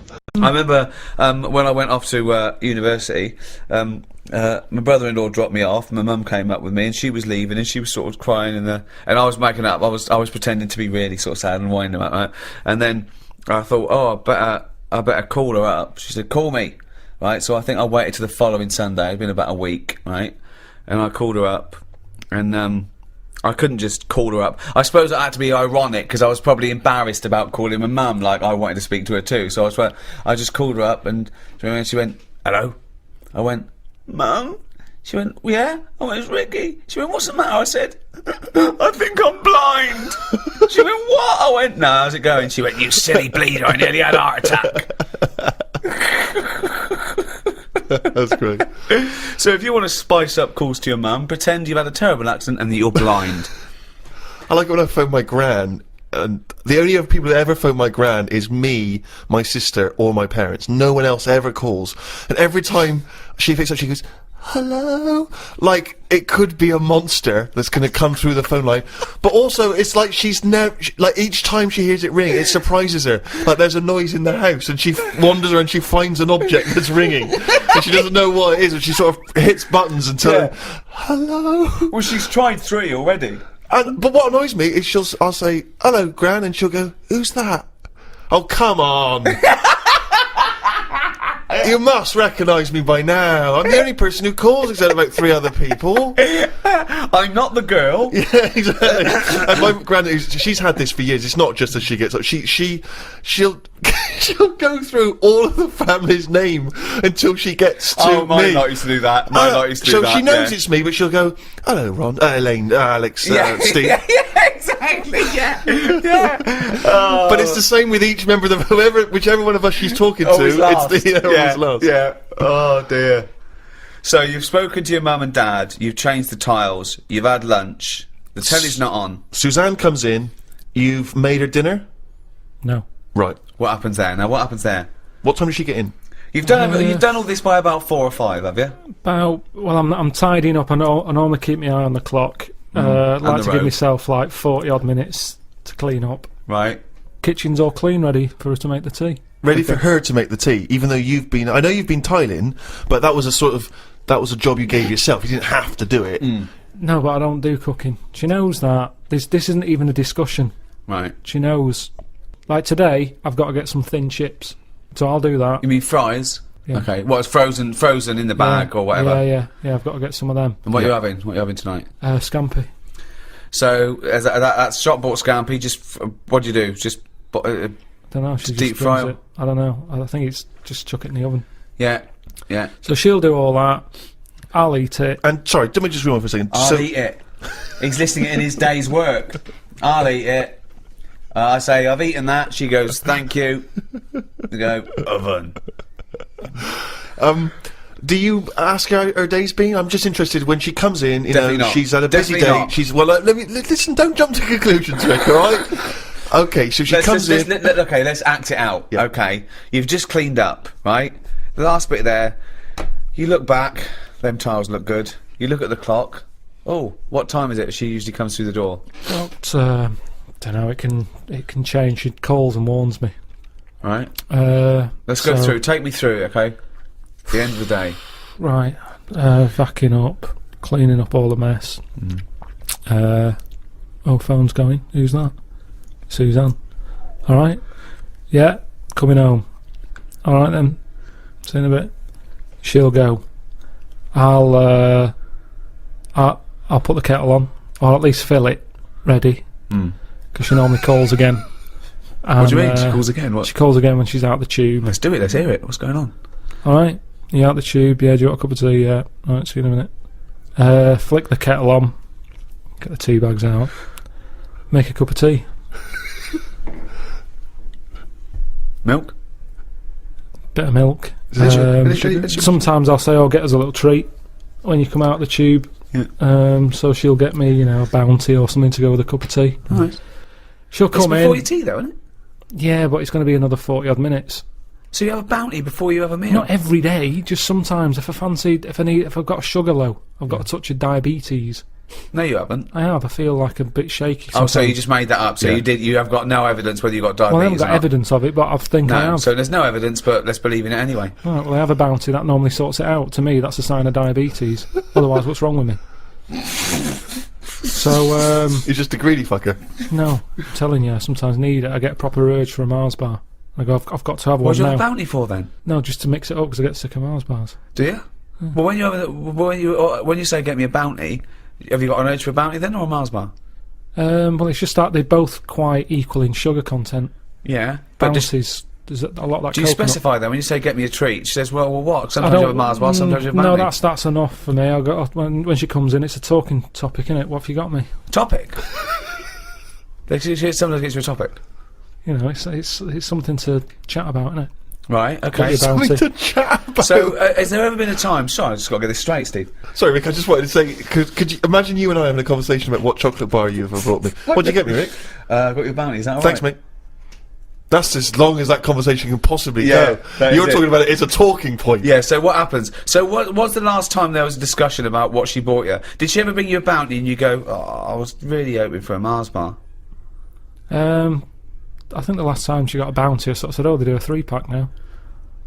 Do you know how they just have 2 bars? They do a 3 one. Right, what did she say? She said, did they? She said, I want out of this relationship.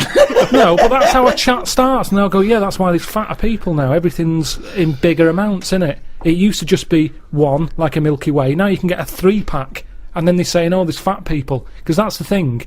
She's sort of been talking to people all day. I've been tiling, listening to the radio, hearing reports of obesity. So this is a chance for me to tell her what I've learned, in a way. Right. So I'll empty what I bet I've she learned. loves coming through that door. Well, she comes through, took her coat off, I'll go, oh. She'll go, what, are we having scampi still, or have you gone off the idea? And then I'll go, oh, you know, we should get them tablets my mum's been talking about. She goes, what tablets? I go, the food. So see how it's all coming together? Yeah. So it's like that, and that's What does we she do. say to the idea of now living on tablets instead of having some scampi and chips when she comes home after a hard day's work? What does she She say just to sort of that? goes, oh, right. She says, oh, right. Yeah. So this important information which you're imparting that you've garnered during the day, her response to that is, oh, right. Yeah. So- and then I'll get her attention at some point. I'll say there's worms with teeth. I'll get her attention at some point. I'll say, I'm going to bring out the good big guns now. I imagine- Right, she's ignoring me. Okay, wait for this. Suzanne, I see you're ignoring me. Yeah. Worms with teeth. Oh, God. Amazing. So what does she say to worms have teeth? I can't remember. She just sort of said, oh, have you got the facts right? I said, yeah. That's kind of it. And she'll either go, all right, or she'll... I mean, it's pretty rare that it's anything more than that. So it's not a conversation, really. It's, No. Because the response twice now has been, oh, right. Right, so she's looking forward to some scampi and chips. She hands over your bounty. You go, oh, they do 3. Yeah, whatever. Right? What happens next? Take us through. I'll sort of say, you got anything to report? Anything gone on today? Mm-hmm. And she knows it's. I sort of phase off again. It's like a phone call.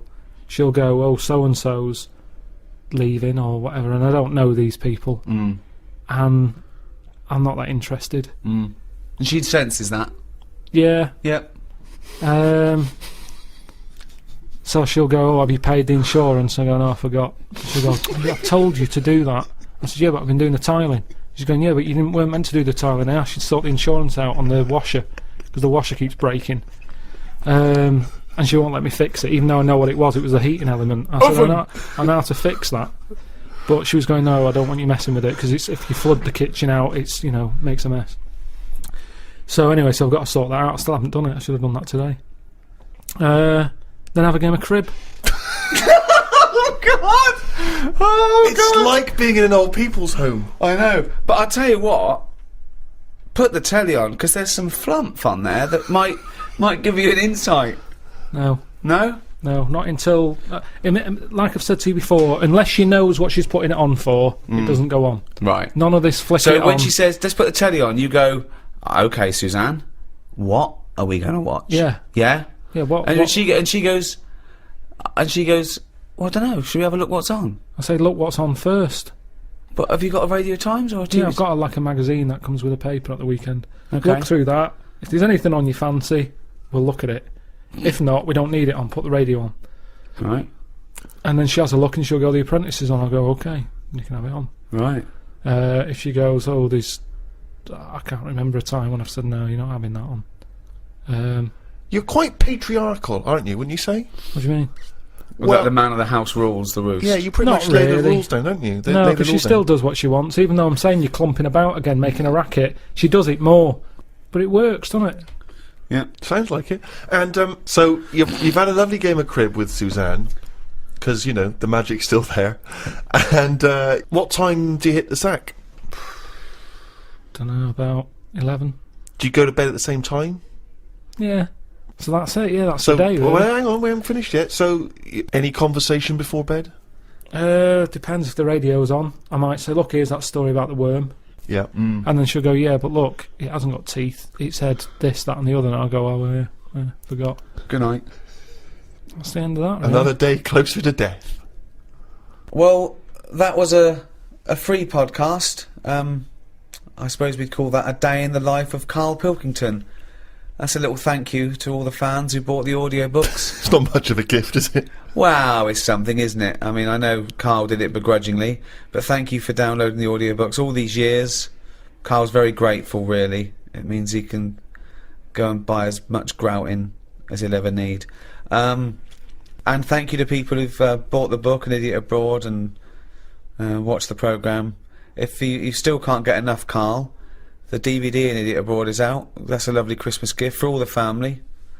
Order that now at amazon.co.uk or Calm or Yeah, HMV or your retailer or Play. of choice. Your retailer, Any retailer of choice. Or go out and buy it. Go out for get a off your walk. arse and buy it. Go out for a walk and buy An Idiot Abroad on DVD and the book. And what a lovely Christmas gift the Ricky Gervais show would make as well on DVD. Animated ramblings from the round-headed moron. Some people don't even realise that The Idiot Abroad is Karl Pilkington from the Ricky Gervais show. If you're on Twitter and Facebook and MySpace, or if you've got just friends you actually talk to via the mouth, then tell them if they enjoyed An Idiot Abroad to get the Ricky Gervais show on audiobook or DVD.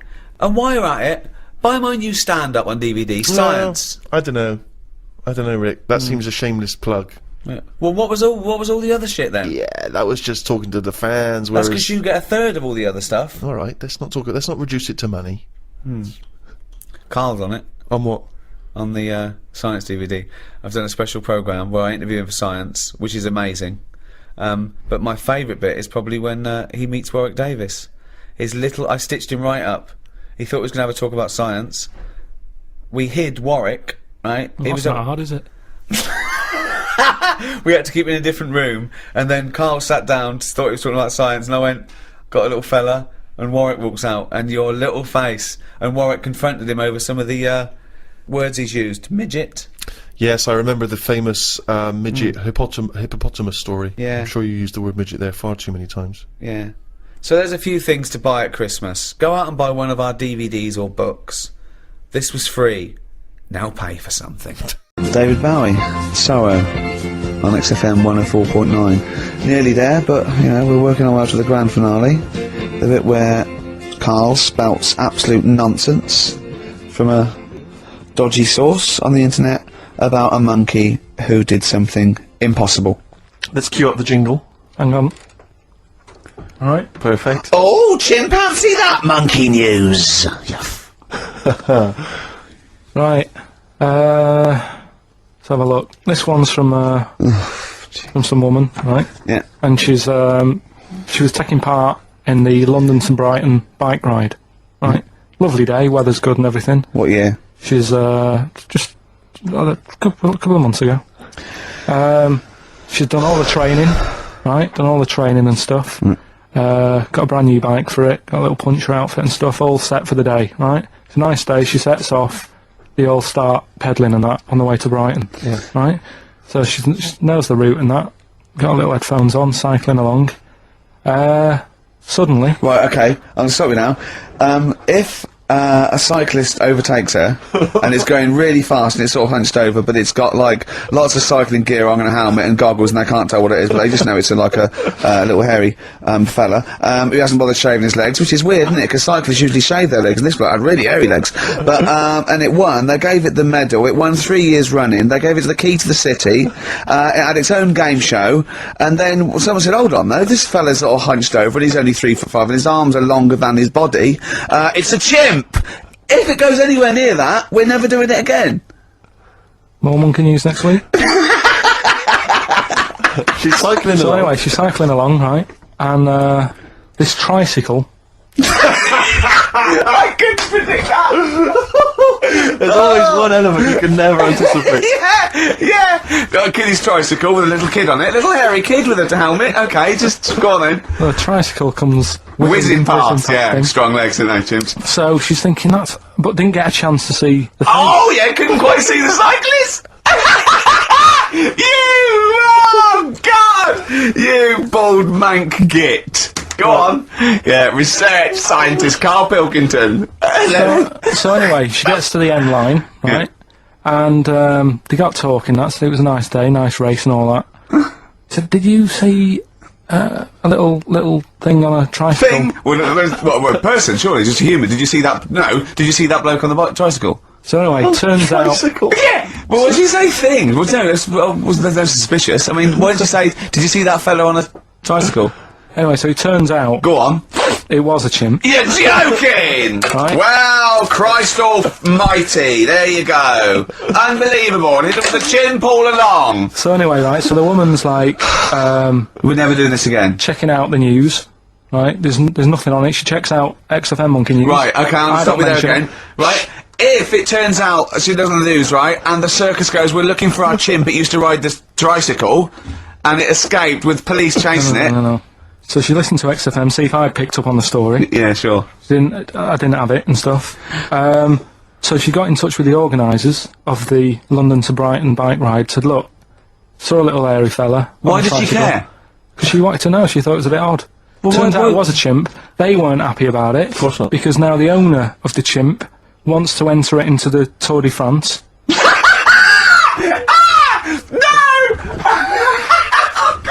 I'm gonna die! Oh God! In 2005. Now, a couple of questions. I trust you'll be able to answer these. Oh God! Steve, help me out. How did it get hold of the tricycle? I don't know. Okay. Okay, no, that's fine. That's not an important point. Like, that's important. What's the matter with you, Steve? He doesn't know that. How did it know to...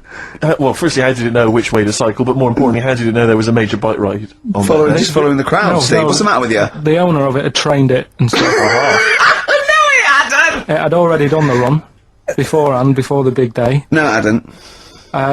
Like I say, it wants to do the Tour de France in 2005. No, it doesn't. But there's something about animal rights. If they don't let it enter, they can kick up a bit of a fuss. The animal rights is that it's cruel to make a chimp ride a bicycle. Not if it that wants it's to. prejudice that it'll go, is it because I is hairy? You idiot! Right? So... Wow, that is the worst. That is the worst one yet. Absolute twaddle. Absolute rubbish, Carl. Have you got a tricycle? Unbelievable. One of the prizes on KARL's competition this week is the very best Led Zeppelin, that's obviously rock and roll. We've also got Live Forever Britpop CD, Marion and Jeff, and Red Dwarf. And should we play it again? So people There's have got this another hairy chance? Chinese kid. Who are the artists? Here we go.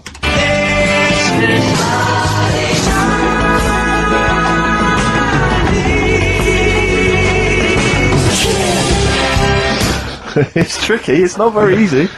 Once more. One more.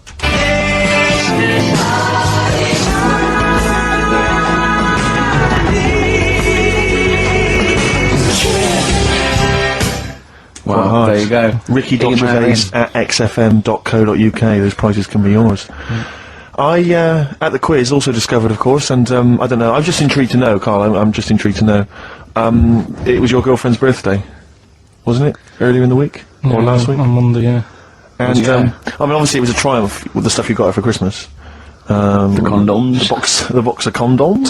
Box set of condoms. Oh yeah. not just the singles, the whole set. Yeah, a complete collection. Brilliant. So what do you go for this What time? did you get her? Yeah, but Yeah, but it's her birthday. How long have you been together? about 9 years. Okay, so God, it must cost you so much. I know, but it starts getting tricky, doesn't it? Because I spoiled her a lot in the first few years. Yeah. So then you Here's start- a packet of rubber bands. Enjoy them. Oh. Well, it's what she wanted. Okay. I mean, you're making out as if... No, everyone wants paper clips. Come on, what did you get her? Got her a new pair of gloves. Right. All right, well. And? What, nice leather ones from Selfridges or Howard's or something? They were good ones, they're the sort she likes, so... They weren't... Well, they weren't the little woolen ones that she had. Yeah. I thought that was a joke when she said he got me these, because I laughed. No, but I know that's... The one she did have... When they said it's his birthday, it was her birthday Monday, and me and Steve wanted to get her, and she went, he got me these, because she had those little woolen gloves on. I laughed, because I thought she was joking, Carl. That's what she wanted. Right. I've told you before about buying presents. Does those gloves have your name sewn in them? And a piece of string that ran over the back of your duffel coat? You know, I've never been into getting presents and that. I had the problem at that Christmas one, that time with the Victoria Plum. Yeah, we'd hate that. We'd hate to bring that back. We've done that. Because you talked about the book, because it's kind of to do with your dad, isn't it? He's a very bad gift buyer, was that the problem? Well, yeah, my dad just wouldn't bother. It was my mum who sort of made an effort, and she sort of worked out half of what I wanted, then she left it to my dad to get it off someone, see if he could get one cheap or whatever. I love the fact that usually people talk about, like, drinking heavily or violent abuse, right? Yeah. But here's what he's been left with and scarred with from parents is bad gift buying. Yeah, and That's the not so Victoria bad, Plum is it? incident. In the greater scheme of things in the world, Yeah, but- that's not a bad thing to have, is it? What? Say it again? If an idea isn't daft, it isn't worth thinking about. I can't imagine him saying No, I daft. can. No, well, it was something like that, though, meaning that every new idea seems a bit mental, Yeah, right? it's a good But point. then it leads to something. I'm not sure that but I no. think if we were sat with Einstein now and you'd brought up the machine that allows doctors to feel, I don't think he'd be saying we should pursue that idea. There's some ideas that go, I think the Earth might be round. People go, oh, you idiot, it's flat. And then there's people who stand in doorways covered in crucifixes with tinfoil on their head saying, Jesus is in my cock. Yeah. But Now, he's a mentalist. yes, but what I'm saying is, wouldn't you have said it was mental years ago when someone said, I'm going to make a machine so I can look inside your head? Years on, hello, get in the machine, we've got an MRI scanner. It's the next one along. You'd go, they'd go, well, why are you looking in their head? It's where the brain is. I'll tell you what, we've got similar to it anyway, because I've read about this machine where, right, say if, put it on Steve, right? Go on. I wear a camera on my head. Right, if this is going to be I can see Steve's thoughts. No, but it's similar to that, and it works as well. So, I put a camera on Steve's head. Okay, it's changed already. Whose head's the camera on? I don't think it matters. Okay, Okay, fine. okay, well, okay, Let's okay. put the camera on Steve's head. Okay, right, okay, I've got look. a camera on Steve's head. Right, What I've got on my head are some goggles. right, Over your eyes? Yeah. Okay. okay. You've got the camera. Through my goggles, I'm seeing what your camera's seeing. And where's the camera? Is it looking out from my eyes? Yeah. Right? So basically you can see what I can So see. I'm seeing what you see. But couldn't you just stand where I'm standing? Well, that's just a monitor. Well, that happens now. Yeah, you can listen, all have I the same haven't monitor. Hang on. So Okay. wait. So, how does it work now? Hang on a Well, minute. wait. We're Hang all, on a minute. you're, this is you're at the Royal College of Surgeons. You're presenting this idea now. Everyone in the world is sat down here. The eminent scientists are going, "Can't believe I don't know he's a genius. He's got an idea for cameras and goggles." No, you're saying this already exists. This has just come out the other week. Oh, okay. Put a camera on Steve's eyes. He sees through the camera. I've What do you got mean? the goggles Why on. is he seeing through a camera? I don't know what you mean. He's just got. Is it Wherever he filming looks, the camera's looking. Okay, so it's a camera, right? Okay, It's yeah. a camera on his head. He's not seeing through it. It's just seeing what he sees because it's pointing in exactly the same direction as his Yeah, eyes. if he turns his head to the right, Yeah, I exactly. will see. So it's monitored to tell you. So you're looking at a monitor, really. Right. So one of the simplest ideas, but it's taken us 20 minutes to explain it. Yeah. Okay, go on. So it's the same as a cameraman pointing the camera anywhere. We're watching the telly. We're seeing what the cameraman sees, basically. Go on then. But it's not like you that. just invented television. Well done. Okay, right. So I've got the camera on my head. It's seeing what I'm seeing. Go. Right. You've got goggles on your eyes. I've got goggles on. If you turn right, I feel like I'm turning right. Okay. Now my Yeah. brain gets to a point that if you wear it for long enough, that brain thinks it's you. Because what happens is, because the brain's being kidded. At the end of the day, my brain thinks it's seen everything because my eyes are looking at stuff. Yeah, no, that's true, but it doesn't think I'm Steve Merchant. It experienced what Steve's seen. It's like a virtual reality. No, but that's the weird thing. If you wear it for long enough, the brain's sort of seeing it like Steve's arm go up to his head and scratch it, and it gets to a point where the brain feels a scratch, even though it's not scratching my head. So they're saying this is like, you're kidding your brain, basically. I can see how that would work. But you're not going to believe that you're me. No, you're not going believing to you're Steve start Merchant. experiencing life as I experience it. My brain would. What do you mean your brain would, but you wouldn't? Because I'm kidding the brain. Yes, but you couldn't kid it into thinking you're me. You wouldn't forget that you're Carl wearing a contraption. But what it was saying is if someone went up to your stomach and started tickling you, my brain would look down and see that someone is tickling me. Yes. Yeah. And I'd start laughing. I can understand you No, might... you wouldn't. No, you would. Well, yeah, you might do because it might be a confusing But stimulus. yes, but the point is, there may be certain physical things which you experience through it, but you're not going to stop thinking, "Hang on, I'm Carl wearing the mask." Are you? But you can do that. You're thinking you're Carl, seeing all the things that actually. You're going to Steve's start yeah. having memories that you think are what? Your memories are going to change. You're not going to remember your name. You're not going to remember Suzanne's name. What were you talking about? No, but say if we did that at that event with a load of students in front of us, I'd remember that day through your eyes. Right. So I'd be living your day. But you'd also remember that you were wearing a life. contraption. You wouldn't remember it as being, I was Steve Merchant for a day. But I Yeah, kind you'd have of different was. thoughts because you'd access. But look, Carl, listen. I sat down and we watched the same thing. We watched a bit of Brokeback Mountain, and we all had different thoughts. Yeah, because we're all sat in different places. No, roughly speaking, we had the same experience when we were looking at the same thing. But it doesn't mean you assess it the same way, it doesn't mean you understand it the same way, and it doesn't mean you apply the knowledge in the same way. No, I understand that, but... It's an interesting experiment. It is interesting. It'd be interesting to see it live. You're actually living.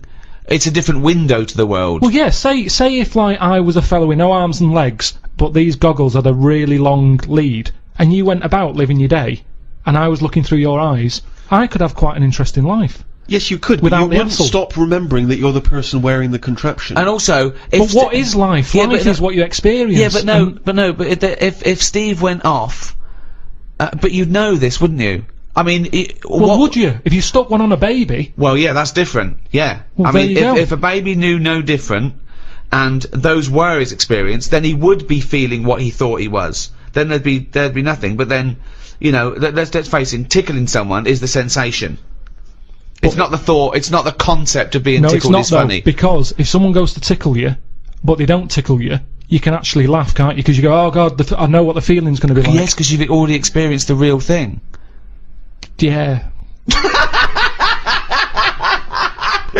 I still think. there's Well, something so in stop it. with that. Stop that sentence there, and you're lying. Let's go back, if we may, shall we, to just some of the extraordinary early developments in medicine. Do you mind if we? Oh yes. If we go back, just get back on message. There are, of course, a number of extraordinary developments. You may obviously be aware, Carl, that the first contraceptive diaphragms, centuries ago, were citrus rinds. Half an orange rind, for instance, would be used.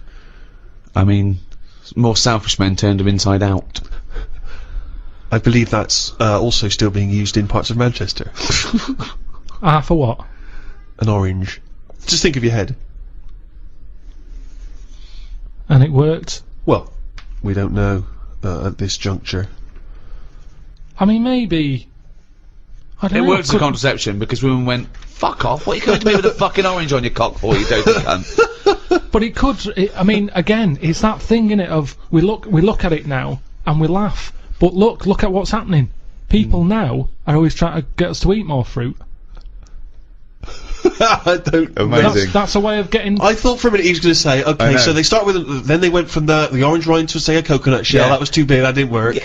Run! Here comes Coconut John! No, don't put half a pineapple on your cock. That's insane. Yeah, that's mental. And then somewhere down the line, they finally got to contraception as we understand it. Is that? I thought that's where you're going, but no. Something about eating oranges is healthy for you. What I'm saying is, if you go into any well-known supermarket and you look at, say, some young kid who's had a kid, and you look at stuff in their shopping basket, they're not buying fruit.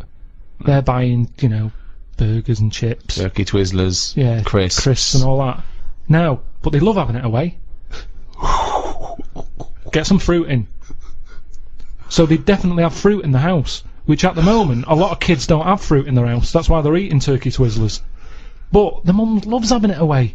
So she would have loads of fruit in. So everyone's happy. If the she kids was are using eating an fruit. orange for contraception, she would also be giving the kids. Well, you wouldn't waste so half it. the orange she'd give to the kids, and half the orange she'd stick up her penny. Yeah, a treat for everyone.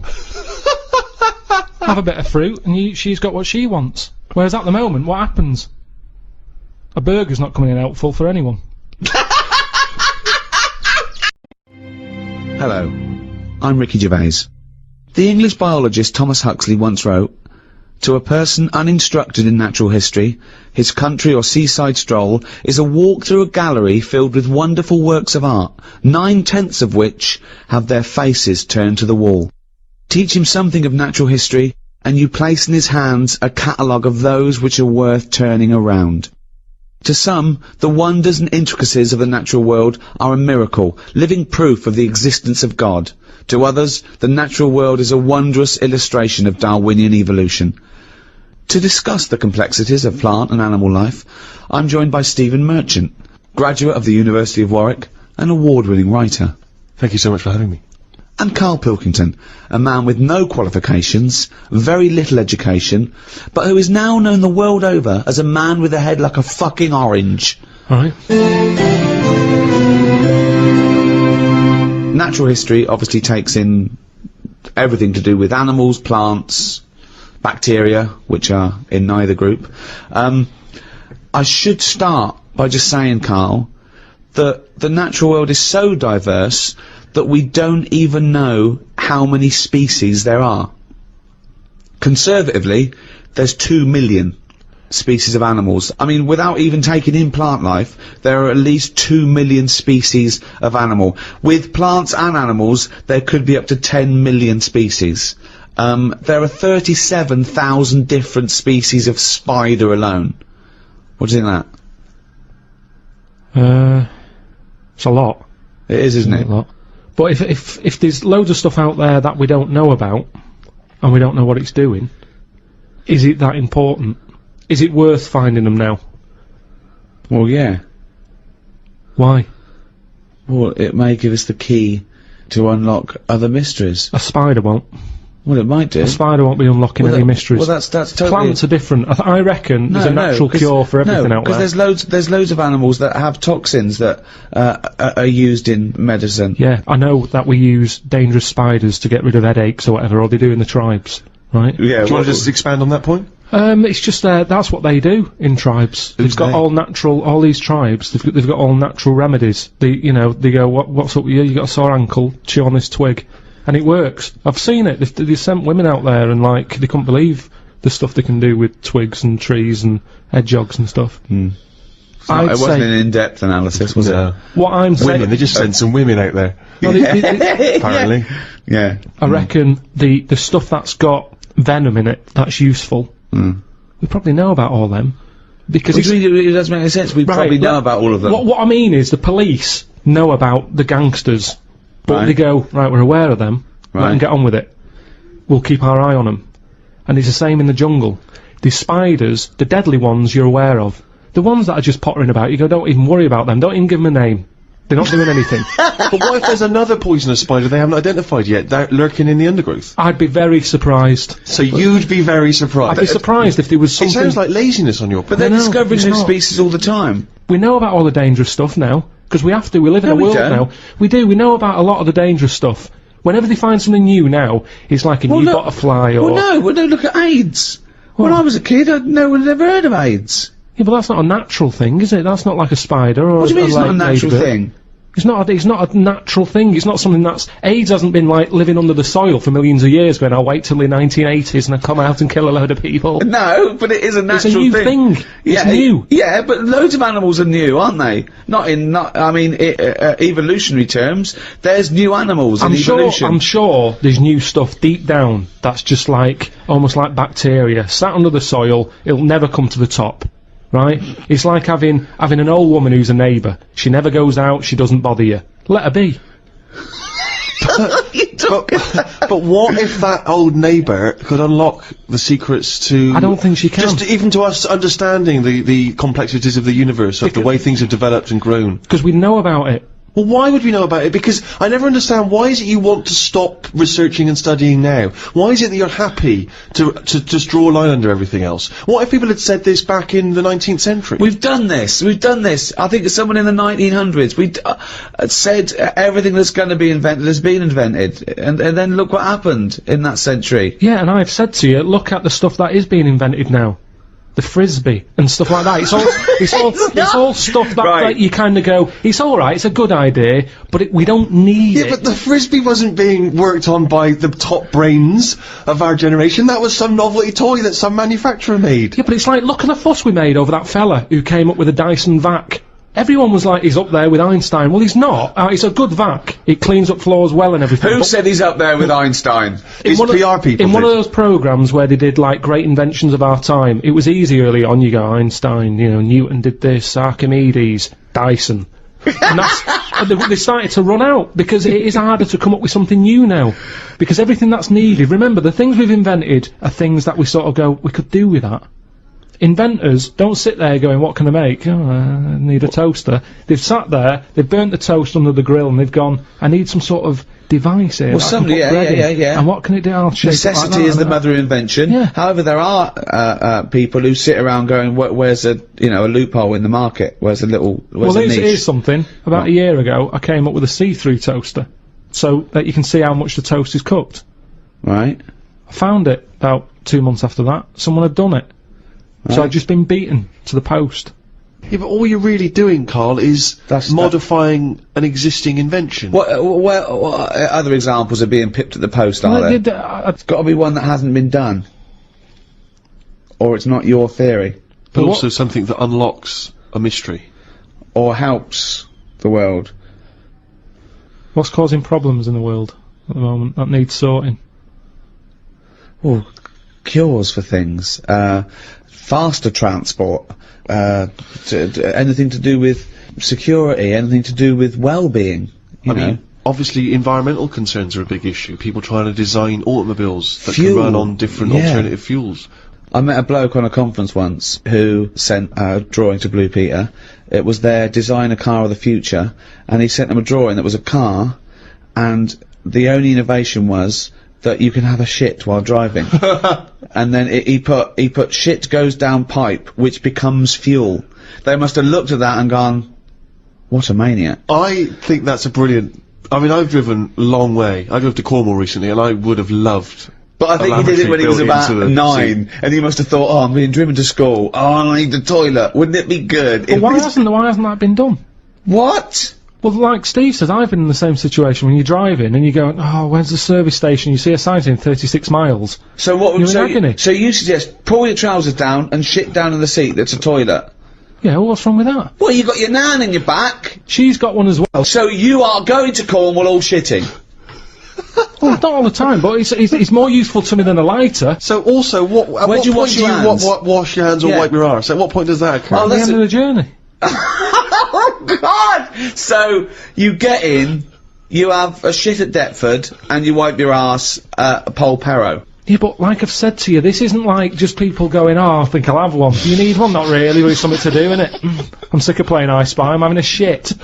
You have it when you really need one. When you have to pull off a motorway, it's a lot of messing about. There's probably going to be a queue at the toilet. No more queues at toilets. 10 minutes, Rick, that takes, doesn't it? 10 minutes to pull off, have a quick shit. Driving along, It's just going on.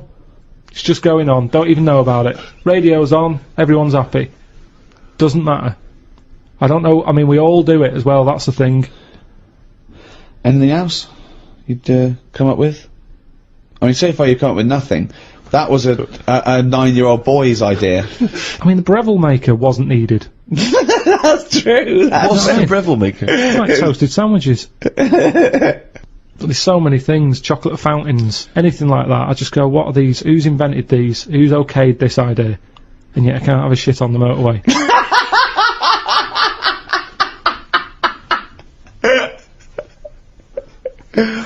Think of computers. What about them? Well, I mean, that's in the last few years. You know, 100 years in our existence. Okay. They've been dabbling with anything even close to a computer. Nothing before that. Yeah, computers are a good thing, and it baffles me as to how they came about. When you think a computer chip is just made out of sand. Now, for someone to come up with that, you go, there must have been some sort of alien involved here. What do you mean? Why do you think that? So I love it. So the frisbee, rubbish. Anything too clever? Well, it wasn't an invention, it was an alien. So there's nothing between frisbee and computer chip. What I'm saying is, it's not even an idea, is it? What do you mean? A computer chip, where's that come from? Oh, it's amazing. It's astounding, yeah. So you think it was an alien? What are you talking about? Great. Because I can't believe that someone would go, right, I want to make something that will hold information and be able to do, I know, let's use some sand, we've got loads of that. You'd go, what, you don't... Well, that's what genius is, though, isn't Carl, it? there's no alien involved. No, but when I say alien, I don't mean an alien came down here and said, you know, oh, do you want to buy this? There could have been a spaceship crash, right? Right, yeah. And there's all them rumours, isn't there, in that hangar. They've got the spaceship, they take it apart, they go, yeah, wheels, we've got them, yeah, steering wheel, and then they go, hang on, what's this here? And they find the chips, and they break it down, and they find Carl, the sand. but that as an explanation to human genius is nearly as ridiculous as the Adam and Eve explaining life on Earth. How could you tell that to someone without going red? I mean, I always worry about that, where people who believe in Adam and Eve, don't they wish there was a slightly better explanation? With all the evidence we've got, do you know what I mean? With all the evidence for evolution, that they think the Earth is 5,000 years old, and God made Adam out of some dust, and then he went, oh, I need a bird. It's alright, I'll make it out of your rib. But, he's had a call. He had a call recently from a film company asking him if he's got any ideas for movies. Now, how desperate, in what dire straits must the British film industry be that they're going, well, we need Carl Pilkington. We have hit rock bottom. And he went along for an interview. So what, and you went in and you... I went along and had a meeting in a cafe. And they just said, right, you know, got any ideas? And sort of said, you know, what are you thinking? What sort of thing are you after? Are you after action, thriller, whatever? Because you can provide any of that. I love that he's playing it cool, like you've come to the right person. My time's precious, what do you need? Yeah, I'm Carl Pilkington, they call me the movie doctor, what do you need, Papa? So, thought of this idea sort of on the spot. Good, that I whiz by 'em. No, but sometimes that's how good ideas come up, don't they? Just random. So a lot of yours have come up, yeah. No, but if you just talk, I find that your mouth comes out with stuff. Right, there's another quote. Right. There's another quote. If you talk, your mouth comes out with that to me stands along with what were those things in Gremlins called? Does your brain rule you, or do you rule your brain? No, but what I mean, if you sit there and try and use your brain to do it, right, it doesn't work the same. Just keep talking. Just keep your mouth talking, and eventually it will come out with something pretty good. That is exactly what Plato said. So anyway. Aristotle, he said, sit down, I've got an idea for you. Aristotle said, Plato, how do I go? Right, just keep talking, and eventually your brain will come out with stuff. So what I thought, I just started off by saying like actors' names and that who I thought should be in it, because then that's giving more. It's building. Right. Okay, so who did you say? So I said, right, I'm seeing Clive Warren. Who the fuck's Clive Warren? Who's Clive Warren? The one who was in Closer. Clive Owen. Clive Owen. Right, alright. Did they look at you like you're a fucking idiot? Well, So they all started trying to figure out who's this Clive Warren we've not heard about. He must be amazing. He's Clive Warren, get me Clive Warren on the phone. Get me Clive Warren. and I said Rebecca De Mornay, right? What? Oh, where did that come She from? hasn't been in a film for 15 years, has she? Clive Warren and Rebecca De Mornay. I love this. They thought he was a genius. They thought he was an absolute nugget. Like, we've never thought of putting Clive Warren with Rebecca De Mornay. But hang on a minute, you could have any film star. This is your fantasy casting, and you choose a bloke that doesn't exist and a woman who hasn't been on TV or in a film for 10 years. Oh God! Why didn't you choose someone who existed J-Lo or someone who's a big star? Oh God! Clive Warren! Oh God! Oh So God. anyway, so they were going, yeah. And what happens is, they're going out and together and that. Yeah, Clive Warren and Rebecca De Mornay. I said, it's one of them where it starts off and the people, you're seeing into their lives from like the morning. Yeah. So it's like a nice sunny day. Yeah. Radio's on. They're going about the day, they're having the breakfast, they're saying, oh, what we're doing tonight, they're planning a big do that night and stuff. And you're thinking, oh, they've got a nice life. Mm. She's like, love you and all that, yeah. He walks out the house, gets hit by a bus. Oh. So Clive Warren's dead, right? Yeah. Now, what happens is, she's devastated, Rebecca. I don't know if Clive Warren would take that part Because he ain't got much to do, has he? No, I don't. If I know Clive Warren, And I think you do. I think I do. He's going to say, "No, hold on though. There's more, isn't there? Have you jumped the gun there, Rick? Go on, mate. What? Carry on. So he's hit by a bus, so he's So dead. he's hit by a bus and that. The titles come up. Oh, it's got okay. you, right? She's Starring devastated. She's Clive Warren. fed up. She's devastated and that. Doctor says Clive's dead. And that who's playing the Doctor? Jack Nicholson House. Sort of. What's that fella who was in Independence Day? Will Smythe. No, the old black fella. Morgan Freeman. Yeah. Yeah. Get him in. Morgan Freeman. Yeah. He says, "Your husband's dead." Right. She's like, "Oh God." What happens then is he says, "But listen, what we can do now, we can take the brain out." Right. Right. And a fact that I read that day before the meeting. This isn't in the film now. This is me. Right, but Right. luckily, I read a thing about how the brain can run on half of it. Yeah. You've actually got a full brain. Yeah. You can Some run it of on us half. You can run it on half. Right. Yeah. So this was in my mind still. So I thought I'll get that in. Well, half your mind, yeah. So I said, what happens is Morgan Freeman says, been working on this. You can run your life on half a brain. Right. She's sort of a bit like, what are you telling me this for now? My husband's just died like 20 minutes ago. Yeah. And he goes, yeah, but if we're going to do this, we've got to act quick. She's like, do what? He said, I'll tell you. He says, we can, whilst his brain's not fully dead, because it stays awake for a bit when you've been he's killed. not dead then. Fine. No, but Wait he till he is. comes alive. What do you mean? He is, but they found out that Right. it stays awake a little bit. No. So- No, he's gone. No, You're no. hit by a bus. Yeah, no, he's You're dead. If the brain's dead, you are dead. Clive Warren's dead. And if the brain's not dead, you're not dead. No, but it's like people in a coma. They're dead, aren't they? But No, the brain no, isn't No, dead. no, they're in a coma. No, they're they're in a dead. coma. No, they come out of comas, don't Alright, then he's in a coma. He's been hit by the bus, but the chances are he's not going to come out of that coma, but his brain is still awake. they? Right, okay. So, change that. That's easily done. Hold on though. I like this fact that he's in a coma, so they're going, look, he's definitely going to die in this coma. Take the brain out now. Pop the brain out. But why is that such a weird thing when that's what they do now? That's what they do now. What is? That's what they do. What? They do that. What? A brain transplant? No, but when, like, how I've signed that donor card, Yeah. right, if anything happens to me... No. they've There's got the no lot. such thing as a brain donor. Oh, we've explained to you before. Yeah, but they're working on it. They've said something about Einstein. They messed about with his brain for ages, trying to work out if it was full of stuff. That's what they're doing. They're working on that. There's loads of things that doctors are doing that we don't know about. I've seen some weird stuff on the internet.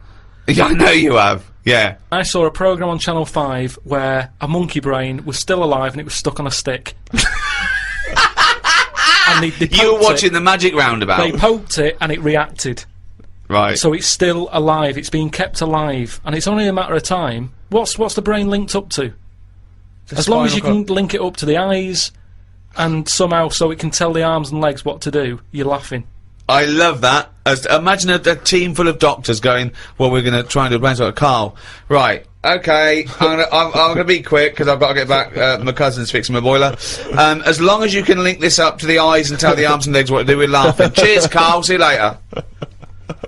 Then what happens is, they say, do you want half of his brain in your head? She says, definitely not. I'm having you struck off. She starts screaming. She calls the police. He gets Yeah, arrested. but you'd have said that years ago when people can have, like, someone else's arm put on their body and stuff. Yeah, but he's only in a coma. Yeah. No, but he's not going to come out of that coma. Right. So it's like this or nothing. It's Right. like, look, you know, what we're going to do here? We can either turn the switch off, Yeah. or we can put his head in your head. But why would So what he does? So what they do then? They're going to take half his brain. Half of his brain, take out half of hers, pop it in place. Why would she do that? Because she loves him. But hold on. Well, no, wait. What would she then be? Because this is what I'm trying to tell you. Okay. Sorry. What happens is, he explains all this. So I mean, this would probably cover about 20 minutes in the film, but I'm just rushing I just rushing switched it up off, now. but yeah. No, you wouldn't. This bit would have you. So what? Well, I'd have actually left when I wouldn't have even gone in to see a film starring Clive Warren and Rebecca De Mornay, unless it was 1985. So the thing is, she's the same as you. She says the same thing. She goes, "Why would I do that, Doctor?" And he goes, "Well, what will happen is, he's gone, but you'll have his thoughts. So in the morning when you say, oh, I don't know what to have, well, they have cornflakes. His bit of the brain will sort of say, Have a Weetabix. Have shredded wheat or whatever." And she's like, "Oh yeah, good idea." Sorry. So the point of this film is that the dead man can remind her what breakfast cereal she likes. Yeah. So the thought. What do you mean? Yes. So that's it, is it? No. That's not the only thing. Wait a minute. This is only Act 1. That's just the first bit. Everything's going well. She has it done. So who is she? Is she herself? She's Rebecca De Mornay. Yeah. But now With and again with him chipping in with a bit of voiceover. So the idea is it's all going well at the beginning. And so she can't decide what dress to wear. She's had half of her brain taken out and put in a bin. Yeah. Okay. And Clive Warren's half has been put in there. So now she's walking round. Okay. So she's like she's schizophrenic. No, it's okay. No, it's okay though, because the bit they put in of Clive Warren's brain is actually remembers in a coma. So there's nothing happening anyway. Don't worry about it. All she's got is half a brain. No, like I say, the brain is alive, so it's all going well when she leaves hospital. Yeah. And she gets a first taste of it, and it's a bit weird to get hold of because she's sort of. I think when she signs herself out, he's sort of fighting, writing his name and stuff. So there's a few sort of technical things that she has to get used to. And does Clive's brain know that he's now inside her brain? Does that matter? Well, I would say it matters because otherwise, yes, it does matter, Carl. What's he thinking? What's the point of this? Why has she gone along with this? Because she really loves him. But what's in it for him? What does she think? Well, say if I died, Yeah. and Suzanne said, "Go on, I'll have half of Carl's," right? She would wake up in the morning to a thought of me sort of going, "Oh, you never guess what I've just thought about," or whatever. I'd still be there. But she It's wouldn't only ever physical, do that. isn't it? The rest of the rest of your body is sort of waste, isn't it? But Carl, the rest of your body's sort of waste. No, it is kind of. If when someone dies, it's not that person anymore, is it? They're still there physically. Yeah. But you can't have a chat with them. So if you could have someone's brain in your head when they're dead, you'd have it, wouldn't you? What are you talking about? Why would I have someone's brain in my head when they're dead? Well, what I've else? got a perfectly good brain. Yeah. So, but like I said, you're running on half. So have Who's that in running there. on half? So you're telling me you wouldn't have it done then? Of course I fucking wouldn't. I can also categorically state I wouldn't either. Yeah, but you're saying that now, but once you're in that position that someone who, you know, you love and that dies, if the doctor said, "Do you want it?" No! I'd go, no! It's madness! I don't think you It's would. madness! Alright, let me just ask this as a question, even if we accept this as a possibility. If Clive Warren doesn't know that he's in Rebecca's brain, their love and the conversations they used to have and what would the connection between them is going to be absent, because she's going to be talking to him, and he's just going to be going, I don't know, shredded wheat. It's all thought. She doesn't have to So talk. they're not talking to one another? Well, they are, but not out loud. She's not walking down the corridor going, "What do you think, Clive?" And, Right. And he's saying shredded wheat. It's happening. Right. But how is this dramatically they're shown on screen? Do we hear those So now voices? they've Yeah, got you hear the voices. You hear the voices? You hear the voices. So tell me anyway, tell me a typical bit of dialogue. well, we've done the breakfast scene. Yeah, that was okay, yeah. dynamite. Yeah. That's fucking Oscar winning. Yeah, can we do lunch? There may be, like, at the funeral, because even though the brain's still alive, they still have the funeral, and you can have, like, a funny bit where they stood around the grave, and, like, there's some relation there who he doesn't like, and she can start laughing, and the family are looking at her going, why is she laughing? Yeah. And she's sort of laughing, and he's saying something a bit rude, going, look at her head. Do you know what I mean? Yeah. Looks like a Stuff on fucking the orange. family. Yeah. Little cameo for you. Yeah. And so you have all that, and people are sort of liking the film, thinking, oh, it's quite funny, this. Yeah. And then you hit them hard. The 8 people that have gone to see it. Yeah. Rebecca De Mornay and her family. Yeah. Clive Warren's 3 mates. All right, I Clive. didn't know you were a film star. No, I was working in a garage yesterday. Yeah, I was fixing boilers. So anyway, this is where you get them. It's the most ludicrous idea for a film I've ever heard. It's the maddest. Honestly, it really is the ramblings of a mental case. Right, I have to say though, I am hooked now. I want to know what's going to happen next in the story. Oh, Christ. Remember, I was making all this up. It's not based on a true story then. Imagine if he said that in a meeting. Remember, I'm making all this up, and they go, all right. Oh, okay, I thought, oh. So the meeting's still going on. They haven't left at this point. No, they were sort of going, oh, right, yeah. But what annoying... Check, please. Check, please. That's the annoying thing. It was like... I just wondered whether this is what they do just so they can have a cake every day at 4 o'clock, because it was odd. I can't imagine Spielberg sort of nipping down to Costa Coffee to discuss E.T. So I said, right, so this is where you get them. You've got everyone laughing, and that's what it's all about with a film, isn't it? It's emotions, messing with people's emotions and that. Yeah. So they like that. They were like, yeah, it is, yeah. Yeah. I thought, Oh, that's and a there whole you go new- again. whole new outlook to filmmaking. That's yeah. me. That's my mouth coming out with stuff that even I didn't know I knew. Yeah. So then I said, right. Then what happens is, she hears the voice go, Leslie, where are you? Something. Right. Her name's not Leslie. No. She's thinking, who's Leslie? Yeah. So in her mind, she's going, who's Leslie? He's going, oh. So he's thought, hang on, I've let something slip. I've here. let something slip, so she's going, answer me. Oh. He goes quiet on her. Oh. So he was having an affair. This is the thing. So she's trying to hunt down Leslie, and he's got to stop her thinking it. Then what happens is, I mean, you know, Where your backs? So he's got to hunt down Leslie. So she's got to hunt down Leslie, right? And that can fill about half an hour again. I'm not I love the sure. fact that you're doing how far you've got through the film. Yeah, you've got to fill up 2 hours, right? One more idea. We call it half hour. That's the end of the film. See you later. Starring Clive Warren. So nice to see Rebecca De Mornay again, wasn't it? Yeah. So Leslie has got to be sought out. It's a woman, is it? Another Leslie, or It's is it a another bloke? woman. Right. But what happens is, I mean, without ruining the end for everyone, what would sort of happen is, Oh yeah, because we don't want to ruin it for them, because this will be filling the multiplexes in no time. This film's definitely going to be This made. is definitely going to get made. well, seriously, isn't any pick a massive Hollywood film and look at it on paper and go, that's a balmy idea. Casablanca. I haven't seen it. Okay.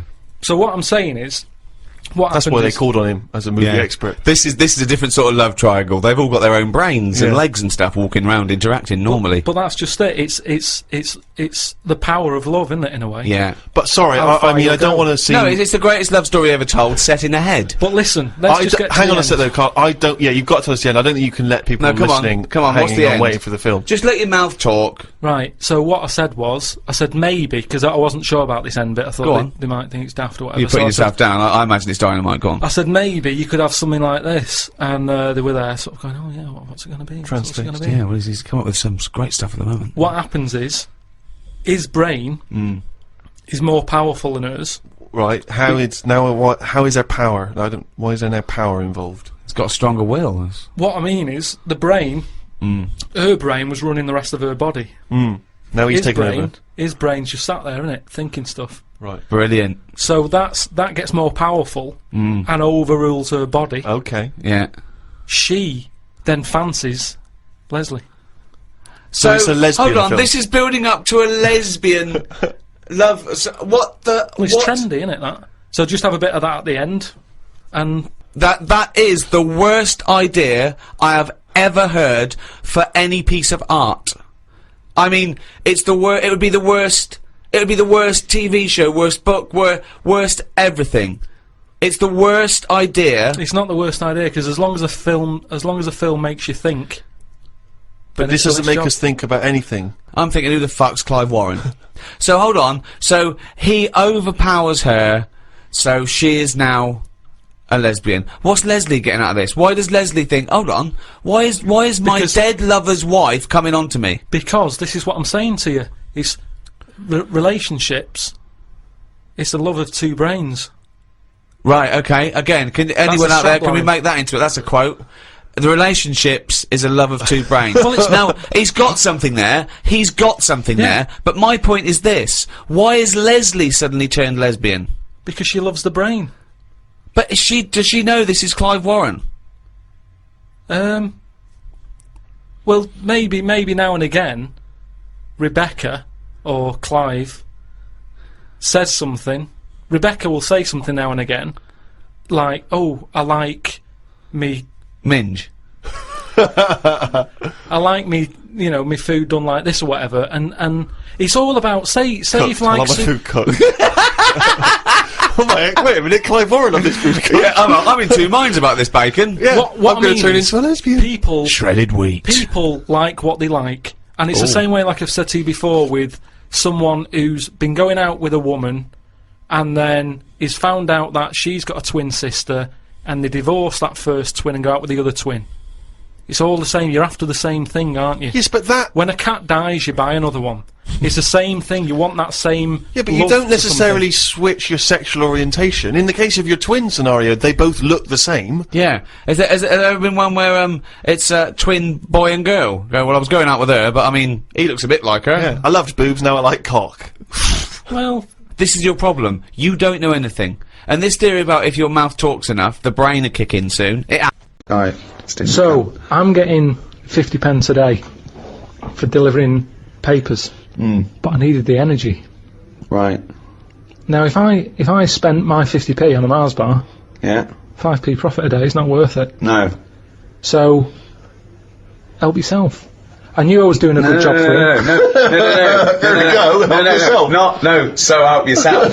That doesn't follow. So help yourself. Get another job, leave that job, negotiate a pay rise. Not help myself. That doesn't go. That's ridiculous. Where does it stop? If you worked in a nuclear power plant, well, they're not paying me much.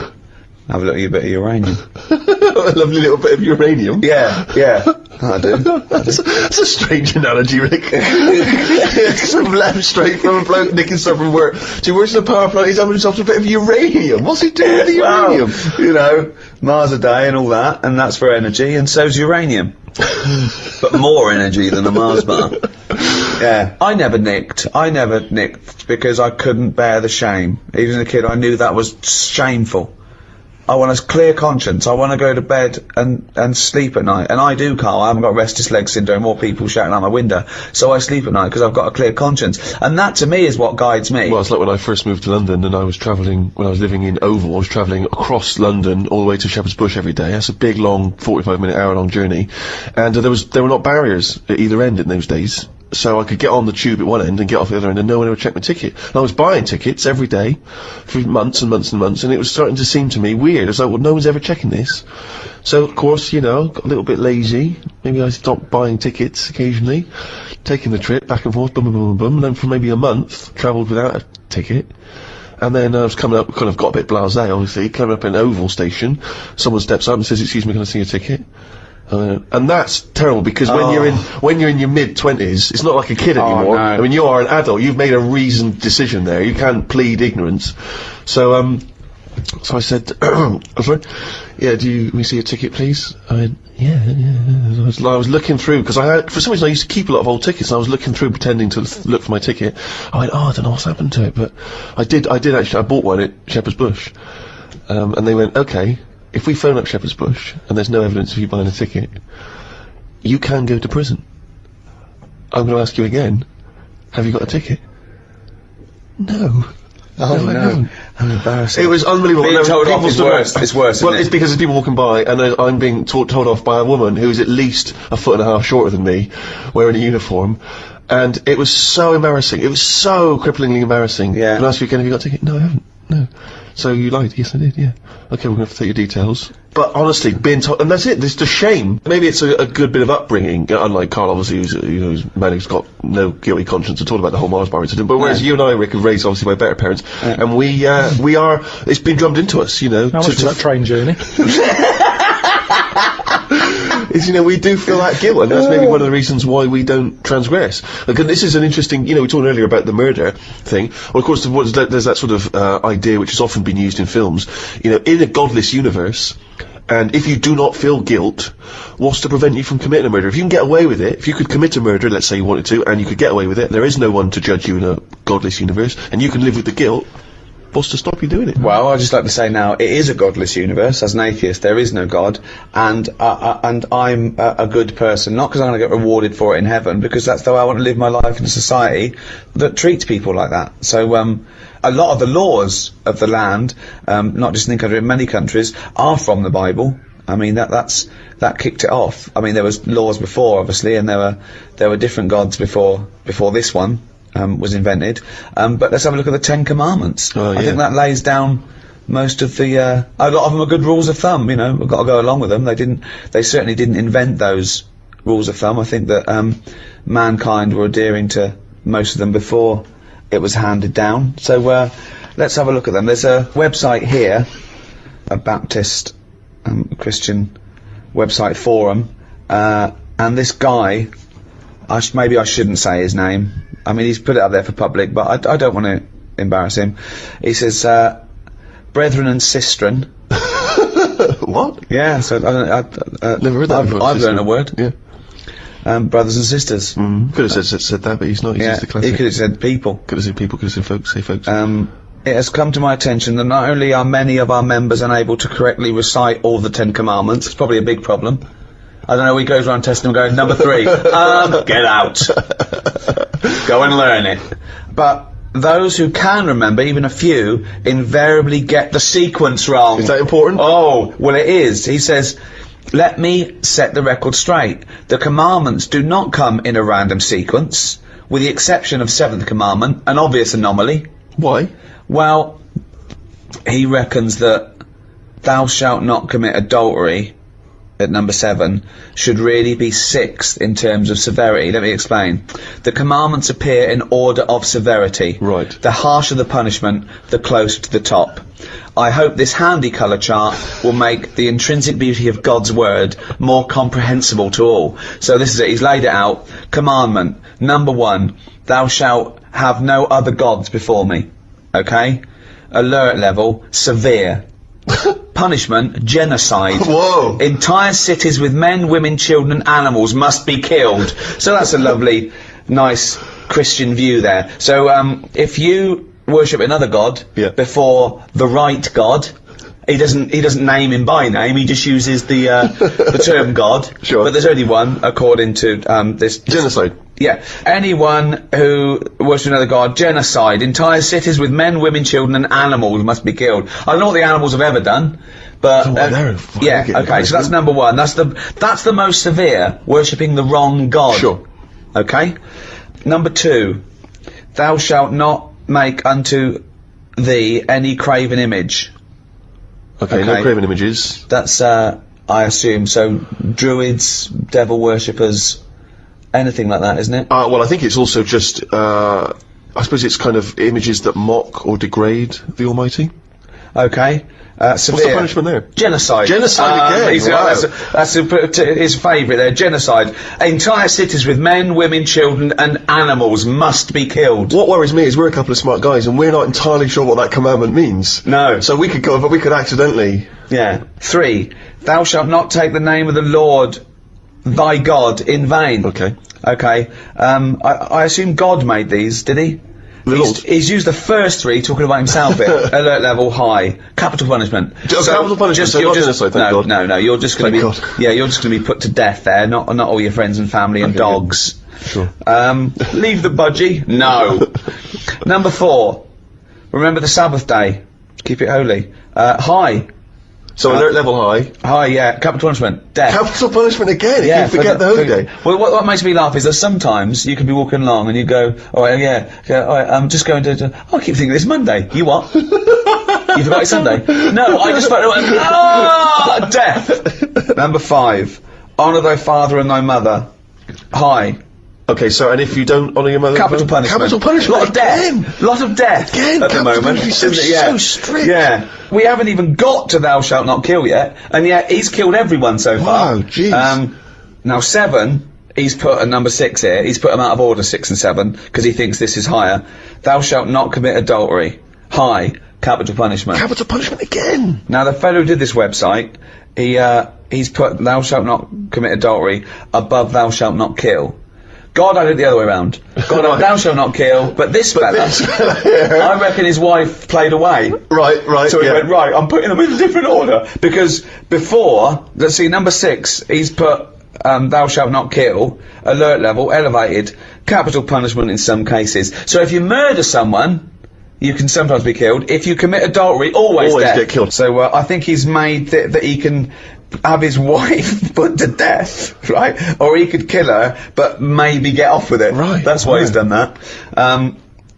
Number 8, thou shalt not steal, guarded, excessive fines. Only in rare cases capital punishment. Oh, just excessive fines. Yeah, excessive. Number 9, thou shalt not bear false witness to thy neighbour. So basically lying, low. Despisement and scorn. Is that the punishment? Yeah, for lying. Yeah, despisement and scorn. Despisement and scorn. Yeah. Thou shalt not covet, really. Don't try and get stuff, don't be jealous of stuff and try and punishment? get it. Despisement and scorn. Despisement and scorn, sure. Basically, yeah. Now, at first, initially, he's annoyed. But his voice, the voice is still Cruise. the same as his was, even though it's got Tom Cruise's mouth. It's got a bit of both. A little bit different. Who's doing it? But okay, sorry. Just practically, who is doing the voiceover then for the? It's Tom now. So He's Tom's acting. sort of doing an impression of this actor. Brian's inside Tom. His name is Brian, but when you look at it on the telly, when the camera woozes round, Yeah. and you see him sat in his bed, it's Tom Cruise. Sure. Right. Okay. His girlfriend's over the moon because she loves Tom Cruise. Right. He's gutted because he couldn't stand him. He can't stand the films. He's thinking, Yeah, oh. but he must be thinking, I look like Tom Cruise, one of the most loved actors of his generation. No, And he's he also a thinks good-looking so, bloke. but he's not because he's in shock. Remember, Right. he was expecting to see himself, and when he looks in the mirror, Yeah, he's no, seeing it must someone be else. shocking. Yeah. So Also, the voice. he's going, I can't stand this, and she's going, calm down, you'll get used to it. I don't want to get used to it. And she's sort of saying, look, you're alive. Right. Stop moaning. Yeah. Brian, stop moaning, Brian. She's calling him Brian, I assume. She says, And Tom Cruise just had a sort of donor card that allowed his body to be given away, did it? Yeah, it's the future. Right. This is 2013, Steve. Things have changed. Clearly. Right. What's his girlfriend's name? Claire. Claire and Brian. Okay, great. Just a different body, just a slightly different look. All right, Just like- so yeah, he's seen that he looks like Tom Cruise. He's shocked, but he's getting used to it. He doesn't look like him. He is him. Okay. No, right. he's not him. He's Brian, isn't he? Yeah, but to most people, it's Yeah, when he he thinks- leaves the hospital. They go, all right, Tom. I thought you were They're all dead. going, it's Tom, and he's going, Really? oh yeah, and he's going, oh, I knew this would happen. It's doing me head in. Are there paparazzi? Do the paparazzi No, think it's Tom? no. Let him explain. Sorry, Rick, because you've heard this. I want to hear this story. This is weird though, because it's so he looks like Tom Cruise. So he wheels out. He's in a wheelchair. Okay. He's going, I'm sick of this. The other patients are going, Tom, I thought you were dead. And he's Yeah. going, Right. yeah. And he's annoyed. He gets in the car. He gets out there, Right. and he sees a poster up on the side of the road Right. for Mission Impossible 8. It's hold on though. It's finished. I thought he died while they were filming It's not it. finished. But now, these days, he's shouting about films before they're made. Okay, It's like Lord of the Really? Rings, isn't it? Yeah, they're going, Lord of the Rings is in the making. And they're going Wow. brilliant and all the hype But and they put a everything. poster up even after. Seems premature. No, the poster Yeah. was already up. That They seems haven't put it up. premature, given that a What, man coming- died during the production. Yeah. Doesn't matter. I'd have taken the posters down, No, but it's then I all- don't work in Hollywood. Right. So the poster's up there, and he sees it as he's in the car driving past. Yeah. And he thinks, that can't be finished. That makes sense, yeah. They both look at each other. This is your chance. You wanted to be an actor. This is the chance. Yeah. Right. Go back to the studio. So he goes in. Hello, you don't know me? And they go, oh, we think we do. And he goes, no, you don't. I'm Brian. Tom Right. died on your film set. Well, they must Presume- know that. They must know Tom that Tom Cruise Cruise died. is dead. Because his family must have been All right, notified. if you want to, it makes no difference. We can tweak the script. Right. You have, because before he was a plumber, by the way. It was a plumber who was turning up going, I'm going to finish Mission Impossible 8. So that was the I'd much prefer that. And I can sort out your lavatory. You get the idea. Right, no, we don't get the idea. So this is, Brian has turned up looking like Tom Cruise. He said the film company, right, who must know that Tom Cruise died on their film set. What were they going to do? When They would have had to wrap it up. They would have had to say... You said that, but the posters are up. Yes, the posters are up before they've even finished So they're filming it. cancelling the film until he walks Basically, in? yeah. Oh, so they are cancelling the film? They're cancelling it. Okay, so we're afraid that production has stopped on Mr. Impossible 8 due to the death of Tom Cruise. Hang on a minute. What? I'm Brian. Who's Brian? Oh my god, you look exactly like Tom Cruise. Oh, have they done that thing where they put Brian's brain in Tom Cruise's body? Yeah. Ah, but it's not Tom Cruise. You can't act like him. I'm an actor. Yeah, but he was good because he was like one of the best actors. He's not that good. I never rated him. Yeah, but a lot of people did. And Yeah, a lot of people didn't. So Right. let me bring in a new audience for you, eh? I can bring a bit to this. Right. So the film people. So just tell me what happens. Do they sign up the new guy? They But sign is up, it in right? the news? It must be in the news that But Tom are they Cruise pretending that it's really Tom died. No, and they that Tom can't do survived? that. They can't do that. No.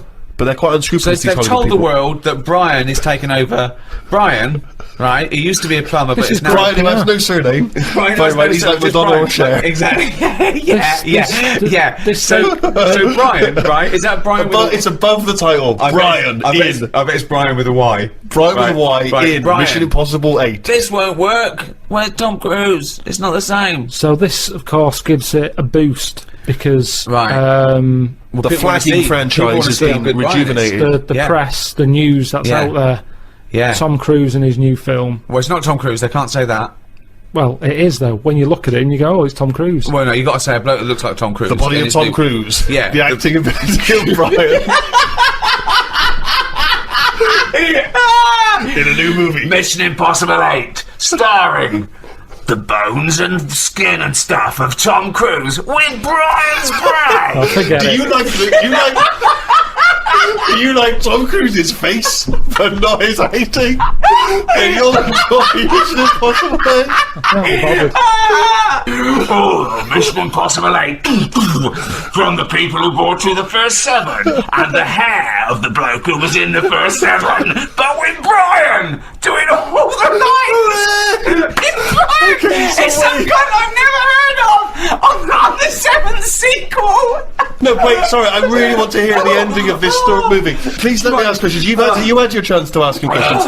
Right. So where are we in a sort of 90-minute running time of a movie? Where are we now in the film? Are we about 2/3 of the way through? We're close to the end. I'd Okay, say. so close to the Mission end. Impossible 8 has been made. So what's the end of our movie? Not of Mission Impossible 8, but the movie you're making. What's the ending there? Do we ever get to see him in Mission I Impossible think, 8? yeah, but I think what happens is he becomes the person who he never liked, Right. and it's. I just want to get across the moral that who are we? Are we the people in our body or the people we look like? What's important in life? Is it the way you look or the way you think? And he changes because he looks like Tom Cruise. He becomes the man he never liked. But you see, to me, just from the outsider's point of view, even if I was to accept all the other premise of this movie, which is clearly horseshit, what would have been more interesting is that they don't tell the world that it's a new guy, that they tell the world it's Tom and that they've brought him back to life. He'll have that. That seems more interesting because he then dropped there's the plumber. tension. They're lying to the world, and this guy he's getting the glory that he always wanted as an actor, but he's lying, and that's a more interesting tension. Is he going to declare, actually, I'm not really Tom, I'm Brian, I've been lying to you all, and that seems like a more interesting dilemma. Instead, we've brought back the walking corpse of Tom Cruise with another man's mind. I mean, But I think if the people- whole world's accepting of that. Yeah. No, but you do want to see that. I think I think a lot of people would just want to see it for that morbid factor of my God. Yeah, but but this is You mean they want to see your film because of this morbid factor? Yeah, this is a fiction. This is a fiction. This didn't really happen. You mean the final act of the film is us seeing Mission Impossible 8, starring the real Tom Cruise playing just his own cadaver, and I mean it's an Oscar-winning performance from Tom. I don't know how he's keeping in check who he is. Oh, what's his girlfriend think of this? Who's? Brian's. She's loving it, isn't she? Because she always liked Tom Cruise. She's over What did me. Brian look like, just out of interest? He's just sort of an older looking. Well, who would play him? Who would play him in this film? Probably. It's got to be American. I'm not. What's his name? The bloke who was in Cheers, probably. Ted Danson. Ted Danson. So Ted Danson is Brian. So Claire, right? This is so confusing because Ted Danson's supposed to be someone that we've never heard of, even though he's Ted Danson, and Tom Cruise is playing himself, the famous actor Tom Cruise, who is now inhabited by Ted Danson, who's not Ted Danson. Ted Danson as Brian. Ted Danson as Brian, as Tom Cruise, as Ethan Hunt in Mission Impossible 8. Wow. So, have you got a title yet? No. No, I just wanted to know if you're in. Surely the wife of Brian. The wife of Brian. Who's played Claire? I'm up for you. You know, that's why I've come to you. I thought There's you'd an know. obvious suggestion. Okay, so- Rebecca okay. De Mornay. Okay. She is so hot after The Love of a Brain, or whatever it was called.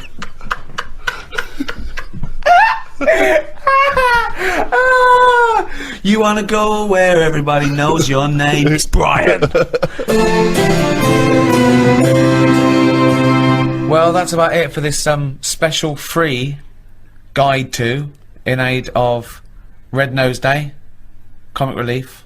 If you have enjoyed this, or even if you haven't, please make a contribution, big or small, to Comic Relief. You can visit rednoseday.com to do that. We'd appreciate it. Little Richard Curtis would appreciate it. He's definitely going to get an OBE at some point, Definitely if not now. a knighthood. Yeah. Give him both. Carl, look at it this way. Supposing people come to this, they didn't like The Office, Extras, me, Steve, Idiot Abroad, The Ricky Gervais Show, they didn't like any of that, but they thought, hold on, they're doing something for charity, I'll check this out. They've had a whale of a time, they've laughed at everything, they're going to go and buy all the guides, still available on iTunes now. That is shameless. Also, I'm doing a live stand-up comedy tour at the end of the year. You can check out the details on rickygervais.com. Just do something for charity, or not. It's up to you. So it's goodbye from me, Ricky Gervais, and thank you. Goodbye from Stephen Merchant. Goodbye. And from the little round-headed buffoon that is Carl Pilkington, it's a goodbye. Alright. I remember when I went off to university, my brother-in-law dropped me off, my mum came up with me and she was leaving and she was sort of crying and I was making up, I was pretending to be really sort of sad and winding up, right? And then I thought, oh, I better call her up. She said, call me, right? So I think I waited till the following Sunday, it'd been about a week, right? And I called her up and I couldn't just call her up. I suppose it had to be ironic because I was probably embarrassed about calling my mum, like I wanted to speak to her too. So I just called her up and she went, hello? I went, Mum? She went, yeah? I went, it's Ricky. She went, what's the matter? I said, I think I'm blind. She went, what? I went, no, how's it going? She went, you silly bleeder, I nearly had a heart attack. That's great. So if you want to spice up calls to your mum, pretend you've had a terrible accident and that you're blind. I like it when I phone my gran, and the only other people that ever phone my gran is me, my sister, or my parents. No one else ever calls. And every time she picks up, she goes, hello? Like, it could be a monster that's going to come through the phone line. But also, it's like she's never, like, each time she hears it ring, it surprises her. Like, there's a noise in the house, and she wanders around and she finds an object that's ringing. And she doesn't know what it is, and she sort of hits buttons until, hello? Well, she's tried 3 already. But what annoys me is I'll say, hello, Gran, and she'll go, who's that? Oh, come on. You must recognise me by now. I'm the only person who calls, except about 3 other people. I'm not the girl. Yeah, exactly. And my granddad, she's had this for years. It's not just as she gets up. She'll go through all of the family's name until she gets to my me. lot used to do that. My lot used to do so that. she knows yeah. it's me, but she'll go, "Hello, Ron, Elaine, Alex, Steve." yeah, exactly. Yeah. But it's the same with each member of the whichever one of us she's talking to. Always last. It's always last. Yeah. Oh dear. So you've spoken to your mum and dad. You've changed the tiles. You've had lunch. The telly's not on. Suzanne comes in. You've made her dinner. No. Right. What happens there? Now, what happens there? What time does she get in? You've done all this by about 4 or 5, have you? Well, I'm tidying up. I normally keep my eye on the clock. Like the to give road. myself like 40 odd minutes to clean up. Right. Kitchen's all clean, ready for her to make the tea. Ready for her to make the tea, even though I know you've been tiling, but that was a job you gave yourself. You didn't have to do it. No, but I don't do cooking. She knows that. This isn't even a discussion. Right. She knows. Like today, I've got to get some thin chips, so I'll do that. You mean fries? Yeah. Okay. Well, it's frozen in the bag or whatever. Yeah, I've got to get some of them. And what are you having? What are you having tonight? Scampi. So that's shop bought scampi. Just what do you do? Just I don't know. She Just just deep brings fry it. I don't know. I think it's just chuck it in the oven. yeah. So she'll do all that. I'll eat it. And sorry, let me just rewind for a second. I'll eat it. He's listing it in his day's work. I'll eat it. I say, I've eaten that. She goes, thank you. I go, oven. Do you ask her how her day's been? I'm just interested when she comes in. Definitely not. She's had a busy Definitely day. not. She's listen. Don't jump to conclusions, Rick. All right. Okay, so she comes in. Okay, let's act it out. Yeah. Okay, you've just cleaned up, right? The last bit there. You look back. Them tiles look good. You look at the clock. Oh, what time is it? She usually comes through the door. Don't know. It can change. She calls and warns me. Right. Let's So- go through. Take me through, okay? The end of the day. Right. Vacuuming up, cleaning up all the mess. Phone's going. Who's that? Suzanne. All right. Yeah. Coming home. All right then. See you in a bit. She'll go. I'll put the kettle on, or at least fill it, ready. Because she normally calls again. What do you mean? She calls again? What? She calls again when she's out the tube. Let's do it. Let's hear it. What's going on? All right. You out the tube? Yeah. Do you want a cup of tea? Yeah. All right. See you in a minute. Flick the kettle on. Get the tea bags out. Make a cup of tea. Milk? Bit of milk. Literally- Sometimes I'll say, "Oh, get us a little treat when you come out the tube." Yeah. So she'll get me, a bounty or something to go with a cup of tea. Right. She'll It's come before in. your tea, though, isn't it? Yeah, but it's going to be another 40 odd minutes. So you have a bounty before you have a meal? Not every day, just sometimes. If I've got a sugar low, I've got a touch of diabetes. No, you haven't. I have. I feel like a bit shaky. Oh, so sometimes. you just made that up. So you have got no evidence whether you got diabetes Well, I haven't or got not. evidence of it, but I think I No, have. so there's no evidence, but let's believe in it anyway. Right, well, I have a bounty that normally sorts it out. To me, that's a sign of diabetes. Otherwise, what's wrong with me?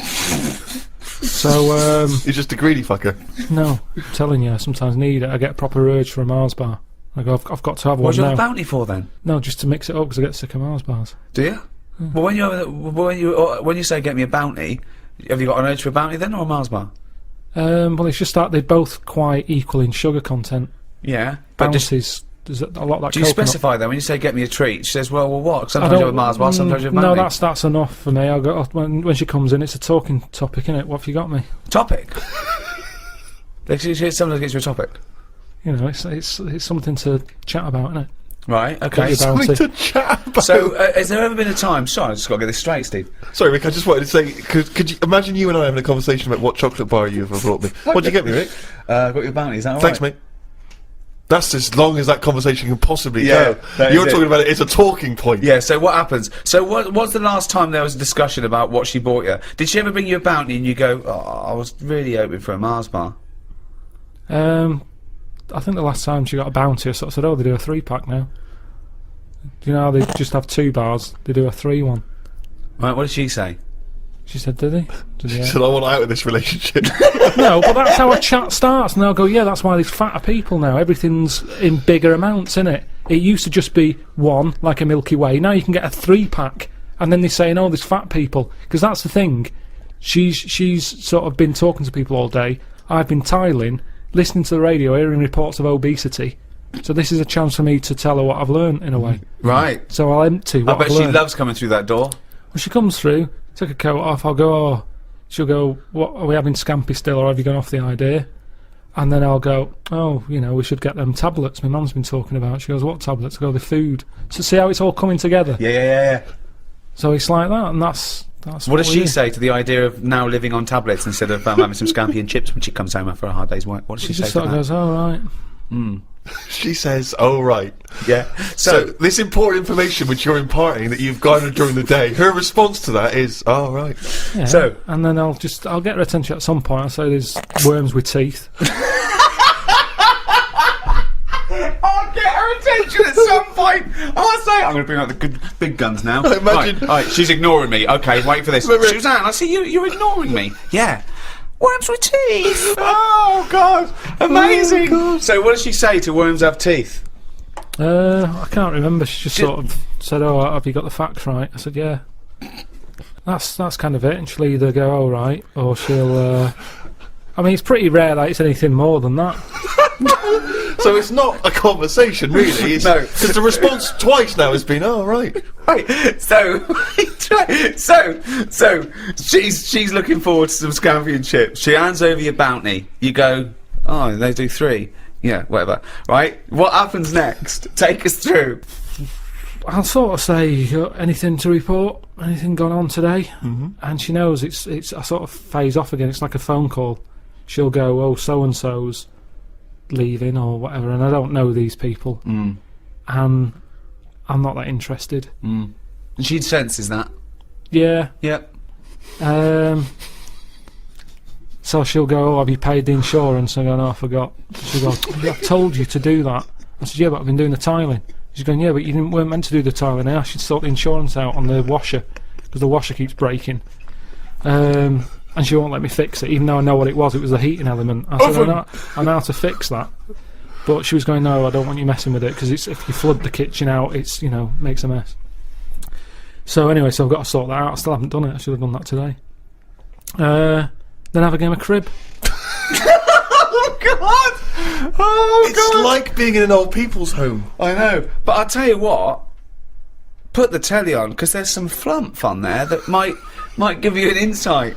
No, No? not until like I've said to you before. Unless she knows what she's putting it on for, it doesn't go on. Right. None of this flicker So it when on. she says, "Let's put the telly on," you go, "Okay, Suzanne, what are we going to watch?" Yeah. Yeah. Yeah, what? And she goes, "Well, I don't know. Should we have a look what's on?" I say, look what's on first.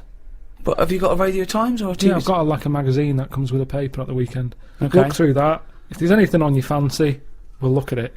If not, we don't need it on. Put the radio on. Right. And then she has a look and she'll go, "The Apprentice is on." I'll go, "Okay, you can have it on." Right. If she goes, "Oh, there's..." I can't remember a time when I've said, "No, you're not having that on." You're quite patriarchal, aren't you, wouldn't you say? What do you mean? Was that the man of the house rules the roost? Yeah, you pretty Not much lay the really. rules down, don't you? No, because she still does what she wants. Even though I'm saying you're clumping about again, making a racket, she does it more. But it works, doesn't it? Yeah. Sounds like it. And so you've had a lovely game of crib with Suzanne, because, the magic's still there. And what time do you hit the sack? Don't know, about 11. Do you go to bed at the same time? Yeah. So that's it, yeah, that's So, the day, really. well, hang on, we haven't finished yet. So, any conversation before bed? Depends if the radio's on. I might say, "Look, here's that story about the worm." Yeah. And then she'll go, "Yeah, but look, it hasn't got teeth. It said this, that and the other." And I'll go, "Oh, forgot." Good night. That's the end of that, really. Another day closer to death. Well, that was a free podcast. I suppose we'd call that a day in the life of Karl Pilkington. That's a little thank you to all the fans who bought the audiobooks. It's not much of a gift, is it? Wow, it's something, isn't it? I mean, I know Karl did it begrudgingly, but thank you for downloading the audiobooks all these years. Karl's very grateful, really. It means he can go and buy as much grouting as he'll ever need. And thank you to people who've bought the book, An Idiot Abroad, and watched the programme. If you still can't get enough KARL, the DVD An Idiot Abroad is out. That's a lovely Christmas gift for all the family. Order that now at amazon.co.uk or KARL or Yeah, or HMV your retailer or Play. of choice. Your retailer, Retailer of choice. Or go out and buy it. Go out for get a off your walk. arse and buy it. Go out for a walk and buy An Idiot Abroad on DVD and the book. And what a lovely Christmas gift the Ricky Gervais Show would make as well on DVD. Animated ramblings from the round-headed moron. Some people don't even realise that The Idiot Abroad is KARL Pilkington from the Ricky Gervais Show. If you're on Twitter and Facebook and MySpace, or if you've got just friends you actually talk to via the mouth, then tell them if they enjoyed An Idiot Abroad to get the Ricky Gervais Show on audiobook or DVD. And while you're at it, buy my new stand-up on DVD, Science. I don't know, Rick. That seems a shameless plug. Yeah. Well, what was all the other shit then? Yeah, that was just talking to the fans. That's because you get a third of all the other stuff. All right, let's not reduce it to money. KARL's on it. On what? On the Science DVD. I've done a special programme where I interview him for Science, which is amazing. But my favourite bit is probably when he meets Warwick Davis. I stitched him right up. He thought he was going to have a talk about science. We hid Warwick, right? Well, that's not hard, is it? We had to keep him in a different room, and then KARL sat down, thought he was talking about science, and I went, got a little fella, and Warwick walks out, and your little face, and Warwick confronted him over some of the words he's used. Midget. Yes, I remember the famous midget hippopotamus story. Yeah. I'm sure you used the word midget there far too many times. Yeah. So there's a few things to buy at Christmas. Go out and buy one of our DVDs or books. This was free. Now pay for something. Someone told me this recently at a party. Fascinating fact. See what you think of it, KARL. He told me that apparently, if you've got time on your hands, you can put your fist inside someone else's arse, and then you can work your hand very slowly up through the person's body. It takes about 2 hours apparently, and eventually, it's what he told me, you can touch that person's heart. Right. Right, and it's like the most intimate thing you could ever do with someone else. That's bollocks. That's what he said. That's what Well, our how bloke could you said. touch their heart? One, the alimentary canal is about 30 foot long, so you'd have to either have 30, you have to be Mr. Tickle, right? Or you'd have to be rolling up the alimentary canal as you go, like a stocking on a pole, right? And then when you get up there, how can you touch the heart? You'd have to rip through the esophagus, which would kill them. Okay, if the arm going all the way up their alimentary canal the wrong way didn't kill them. But I like the idea of someone saying that to a loved one. All right, love.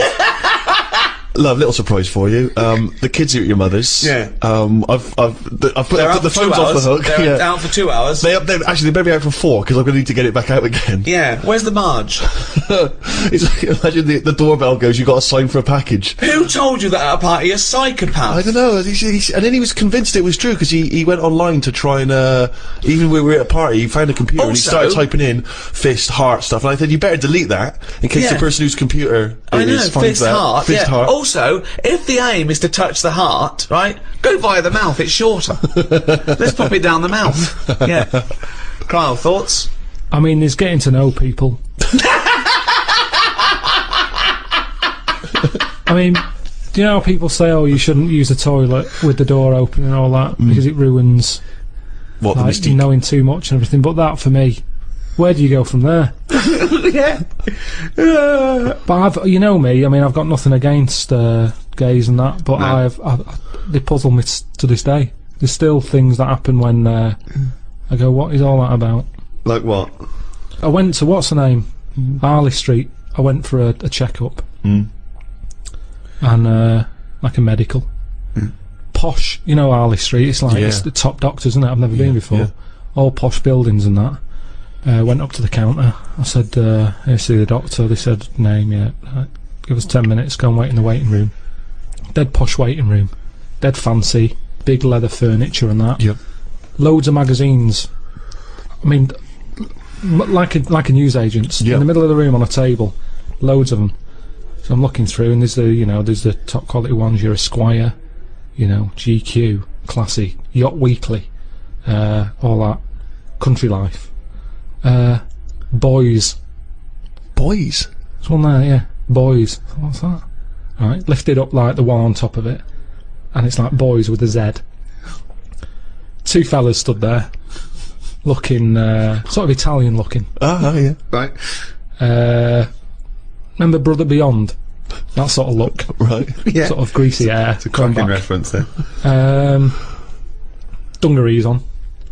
No shirt though. No shirt, just dungarees sort of unbuttoned, hanging down a little bit. Sure. So no one else is about. I'm never going to buy a magazine like that. You're going to tell us you looked through a gay magazine? I had a little look, just because I thought, you know, like I say, it's one You're chance. always looking to learn, aren't you? You're always looking to learn. Yeah. Always open, you know, there might have been something in there that I go, right, I get it now, I understand why they like doing that or whatever. Yeah. Right. So she said I was going to, 10-minute wait, I can have a quick flick through. Picked it up, had a look. Still none the wiser. Why? Well, what did you see when you opened it up? Just loads of, I mean, like I've said to you before about, I don't know why they like looking at knobs when they've got one of their own. Right. There's no right. surprises there, you're not going to go, oh, right, Sure, yeah. nice. Lots of that. Yeah, they can't get to it, can they? They can't get to their own. Who can't? Well, if they want a little chew, a little nosh, they can't get to their own, can they? They break their back. But they can't get to this, fellas, in the magazine. It's only a picture, they're just looking at it, they might as well look at their own. That's what I mean. Yeah, just have a look at it. They just stood there, they're not up to anything, they were just sort of stood there. Some had like car oil on the face. There was one sat on a, dunno, just like a mechanic type thing. Car oil on the face and like rubbed on the chest and that. Sure. Not about. Yeah. There was someone sat on like one of them square things of hay. Oh yeah. Sat there, like sort of sat on it, straddling it. Yeah. That must have been uncomfortable. Again, knob out. Yeah, just looking like it's normal. That's Sort of crazy. like No that. farmer walks around like that. What was the other one? There was motorbike. They always like them. Yeah. And I'm going through and then like the content is all puns. Right. It's all it's a couple of weeks ago. I should have wrote some down. Everything was to do with knob. Right. That's the only bit they're interested in the male body. Look at this bloke It's straddling not- this huge throbbing thing. The bike's not bad either. Yeah, all that. yeah. Loads of them. It was just cock.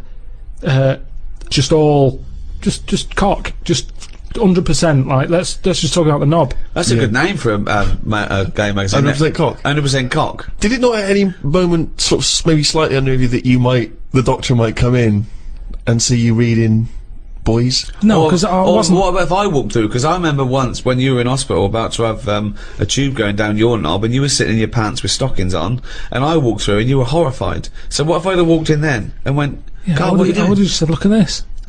Look at this. It's free." And I said, "Why did you bring that with you?"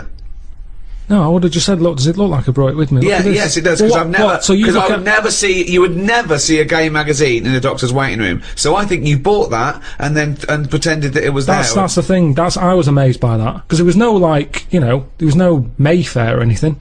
They just catered for like if you wanted a bit of knob action. It was really. I mean, really, I could have complained. So if you're gonna have this, where's a bit of the other? Yeah. Yeah, you had a bit of this. Where's a bit of the other? I know one of the things that they had, and I thought they're really struggling with like ideas. They had a Sukoko. As in Sudoku. Yeah. Sukoko. Surely Sadico is better. No, because it was like Sukoko. Yeah, but it's Dick as well. Subdico. Yeah. What? And it was still a Sudoku style puzzle, but it just had that name. Yeah. Yeah. It's just So everything. It was just Sudoku, but called Coco. That's amazing. That is amazing. Now, if I was gay, do you know, like Let's you have say, a game of Lubo. Let's have a game of Knobopoly. Knoboration. Knoboration. Let's have a game of chess. Cock.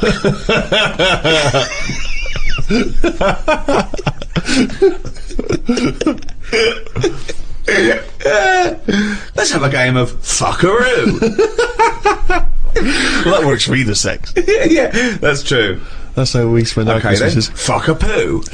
Oh god. Oh god.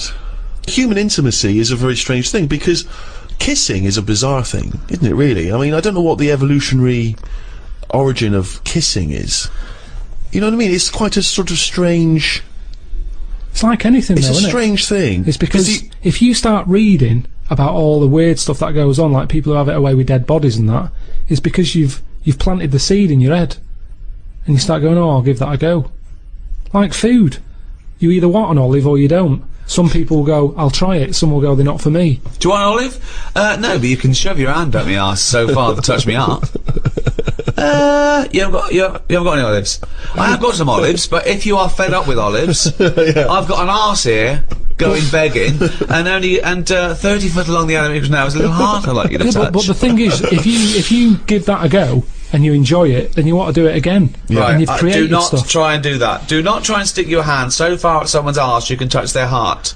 There is no point to it. It is a myth that it could happen. You will end up murdering It's someone. a sorry state of affairs where you've got to put that message out there. yeah. But that's it, isn't it? That's the other thing, isn't it? That you don't hear of animal fetishes and animal phobias. You know, you don't get a lion who's a little bit nervous of antelope. I don't like antelope meat. And yet you have people here who are all those weird things of people who can only have sex with a pavement. Which is a good thing to, you'll never be lonely unless someone suddenly drops you on a desert island and you go, I'll never see a pavement again. What do you think of that? Those people that just think, Well, they're just idiots, aren't they? There are some weird... You know, you've got some clever ones, you've got a lot of divs. There's more divs on the world than better ones. Wow, that's a brave sentence to say. Yeah, he's right though. He's right. As gobbledygook as that was, he's absolutely right. I think Karl isn't a div. I think he's a better one, but doesn't know it. I think it's strange because I think that he's got all the other evolution of the human being, but he doesn't know which side his bread's buttered. He doesn't realise he's cleverer than he is. The number of times I find a theory that he said in gobbledygook, but it's true. I think that I think he's been dealt a bad hand in the brain department. Do you know what I mean? Yeah. Thoughts, Karl? Well, your brain's in two bits, isn't it? Yeah. And I wonder if one half is really good, the other half's messing it up. Yeah, That's how I feel That sometimes. could be the case. yeah. Well, it is split into two. Yeah, and they are responsible for different things. Yeah. It's like these sort of families where there's a kind of really bright kid and then a sort of wayward child who just gets into drugs and stuff. Sort of like that up there Yeah. in your head. Because you have quite sort of out there nebulous thoughts, and you've got a lot of common sense, haven't you? And just having that other sense of like, this is dodgy. What spider sense? Just that sense where you just go, I don't know why, but something's telling me we shouldn't be here. And you go, alright, let's go.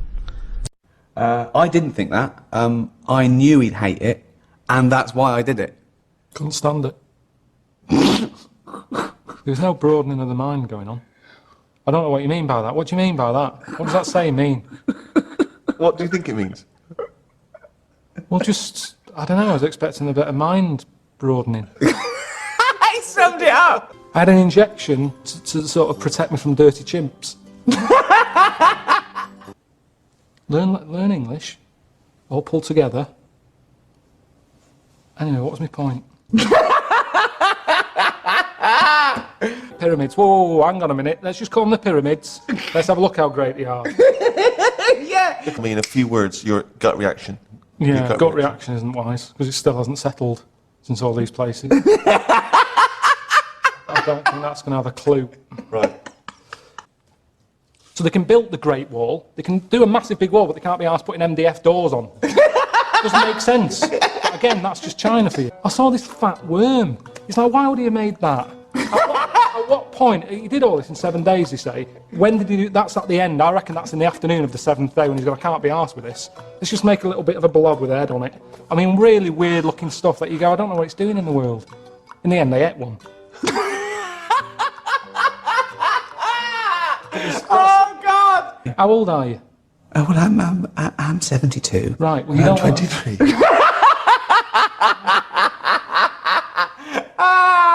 Oh, to be quite honest, I thought it'd be a bit more virile. Even though he's 23, his penis is actually 102. Why did he have that put on? Why did he have it put on? Is this any use? I don't know what this is. It reminds you of the globe. That's where we got the idea from, wasn't it? To send him around the world. Well, China. It's the greyest place I've ever seen. I don't know why anyone would go, oh, that's look at the grey there, let's see it in HD, it's even greyer. How grey? I don't understand. China, dreadful. That's China! That's summed up! No, nothing wants your penis. You'd be surprised. Honestly, there's some weird stuff out there. Do you know these fish in the Amazon that go up your knob? Now everyone's saying to me, you've seen the Amazon? That's amazing. Well, how come the stuff that lives in it doesn't want to live in it? You'd rather live in my knob than live in the river. So you're telling me that I'm meant to be lucky. That's what I'm saying. Nowhere's safe. I think his family will be there going, what's he brought last time? He brought some great presents and fags and some spuds. What's he got now? He'd go, there's nothing. I've got your fridge magnet. I didn't bring anything back. I very rarely brought anything back as a little memento. Did you bring Suzanne, your girlfriend, back anything from these trips? Yeah, I got her like a turtle that you blow into its arse and it makes a tune, but she hasn't played with that.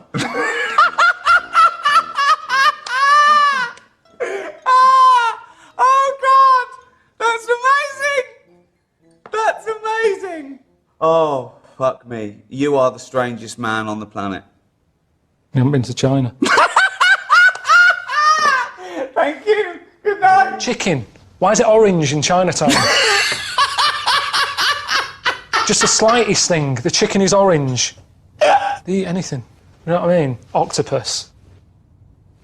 Toad. He just made that one up! No, their alphabet's not like ours. Theirs are like someone testing out a biro. Everything's...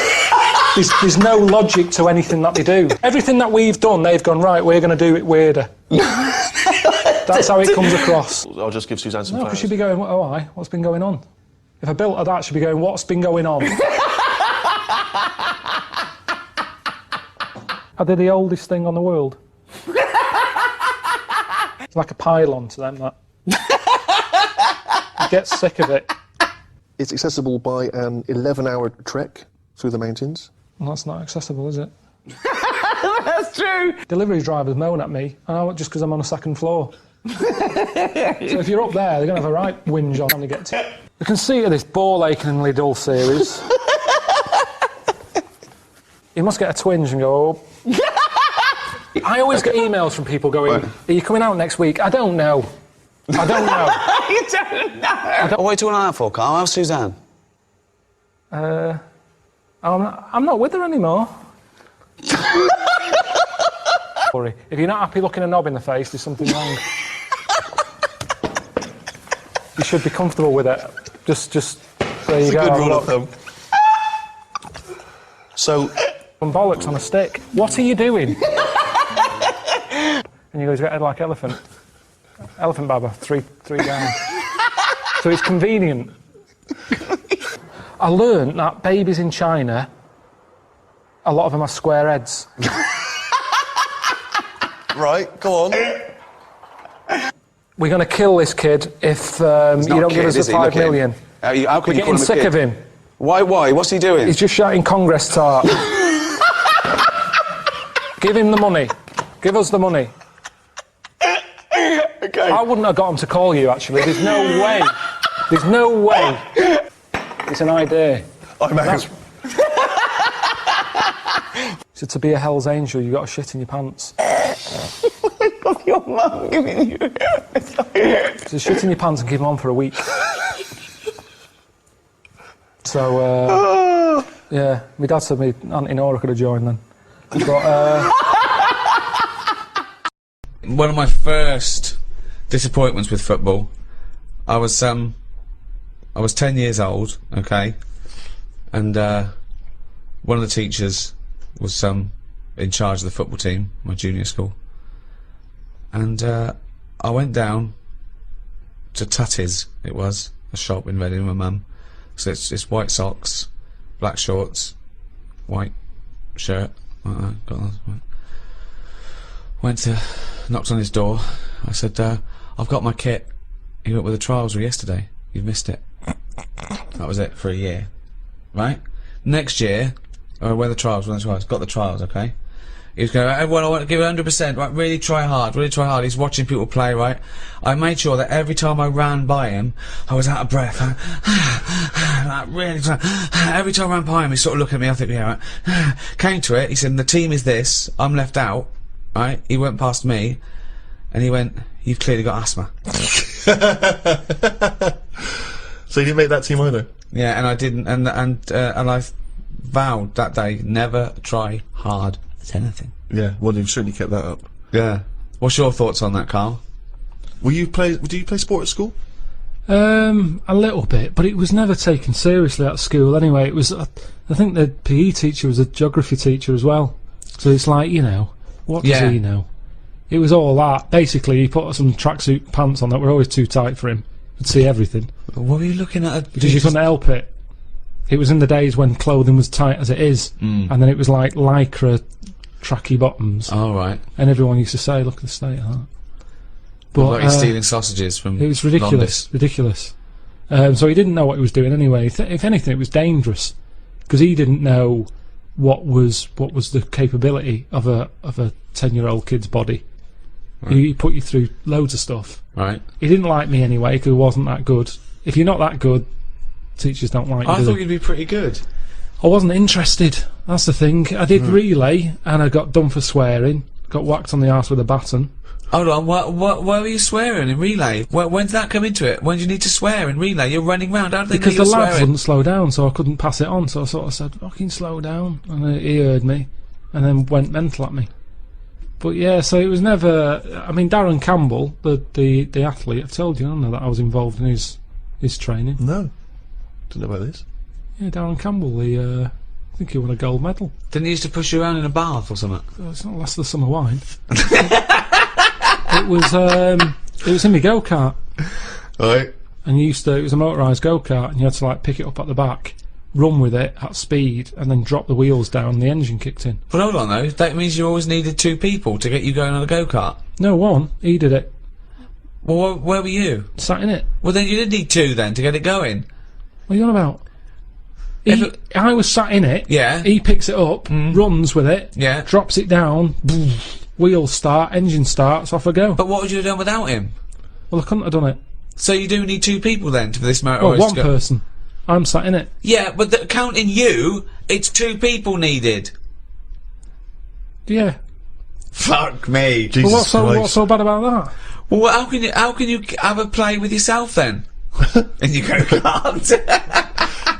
Sorry, this was part of his official Olympic training. No, but I just feel like that was part of his early training, which is the important bit in any, job or. Well, no, we should life. explain. People don't know. He was the bloke who used to push the bobsleigh in the Winter Olympics, wasn't he, for the England team?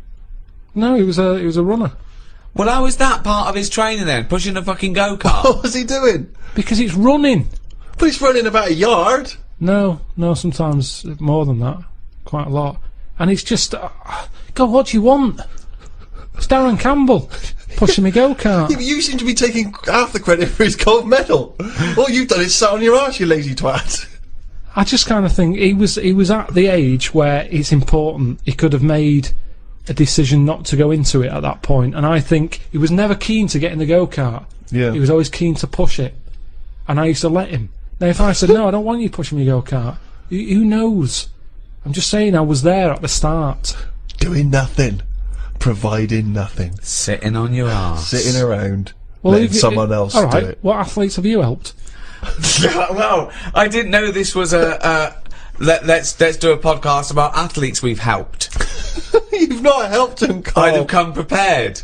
I bet if he ever did a book, an autobiography, he'd go, the early years, Darren Campbell. Now I want to know if he has done an autobiography, because we're going to be looking this up. I remember the training. I'm making a note of that for the next time we do anything. Round at Pilkington's. Darren Campbell. Pushing a go-kart. Pushing... Bald. You weren't bald then, were you? No. Had a lovely little hair of a Chinaman. Orangey twat in crap. Cheap. Wasn't. Go-kart. 120 quid it was. You know how many paper rounds that is? What I like when you're watching football on the television is if it goes to a close-up of a footballer it's just kicked the ball out, missed the goal, it's gone for a free kick or whatever. If you stay on any footballer for more than 10 seconds, they will either swear or gob. Yeah. Yeah.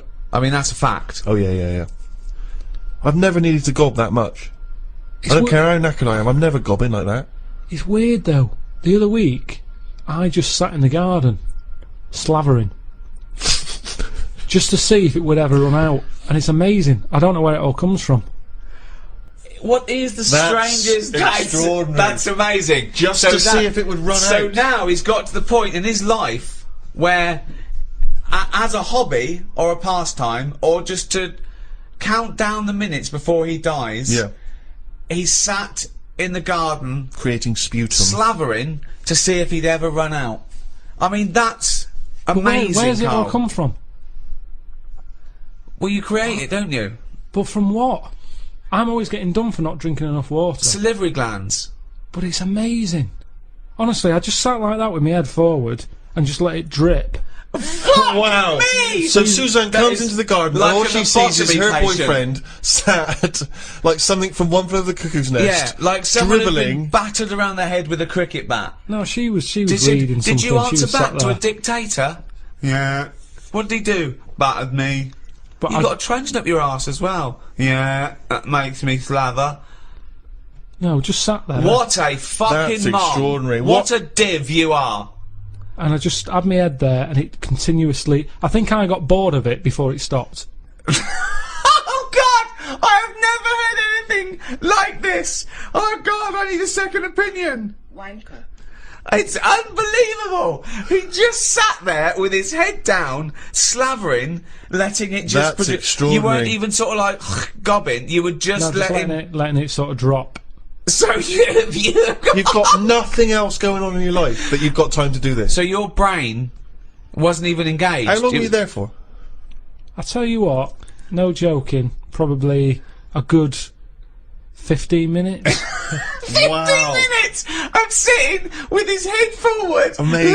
letting him salivate onto the grass. But do you reckon you could do that amount? I would Well, never we do never it. try. Never We do never it. try. I'd Never never try. have that amount of time. I tell you now, you will never see either of us sat there for no reason in the garden with our head forward and our mouth open, seeing how long we can create saliva. Unless I've just come out of a coma. Yeah, or a gas attack. Yeah. No, I have a lot of... I'm sort of Goes Unlimited. That's a great new dance duo. And please welcome to the stage. It's Goz Unlimited. Amazing. Didn't you have a little bit of problem in China with them all gozzing? Goz Unlimited. Oh, God, I tell you. They're just spitting all the time over there. I don't know what it's all about. All the time. That noise of... Oh. That continuously. Everywhere you look. That good sort of footballer ball of gob that they spit and it kind of flies a couple of... I can't do it. I've tried. I can never do it. Yeah. If I try and spit, it just dribbles down my shirt. I don't That's know why amazing. I can't do it. That's amazing. I've tried in the What past because did it used you to be cool. I remember when I was a kid, you'd be hanging around outside the spa. What you've got to do is you've got to sit in a chair in the garden, just put your head Fucking forward practice, and yeah. open your mouth and just let the you know, it all comes out. And you'll probably get bored after about 15 minutes if you're a fucking moron.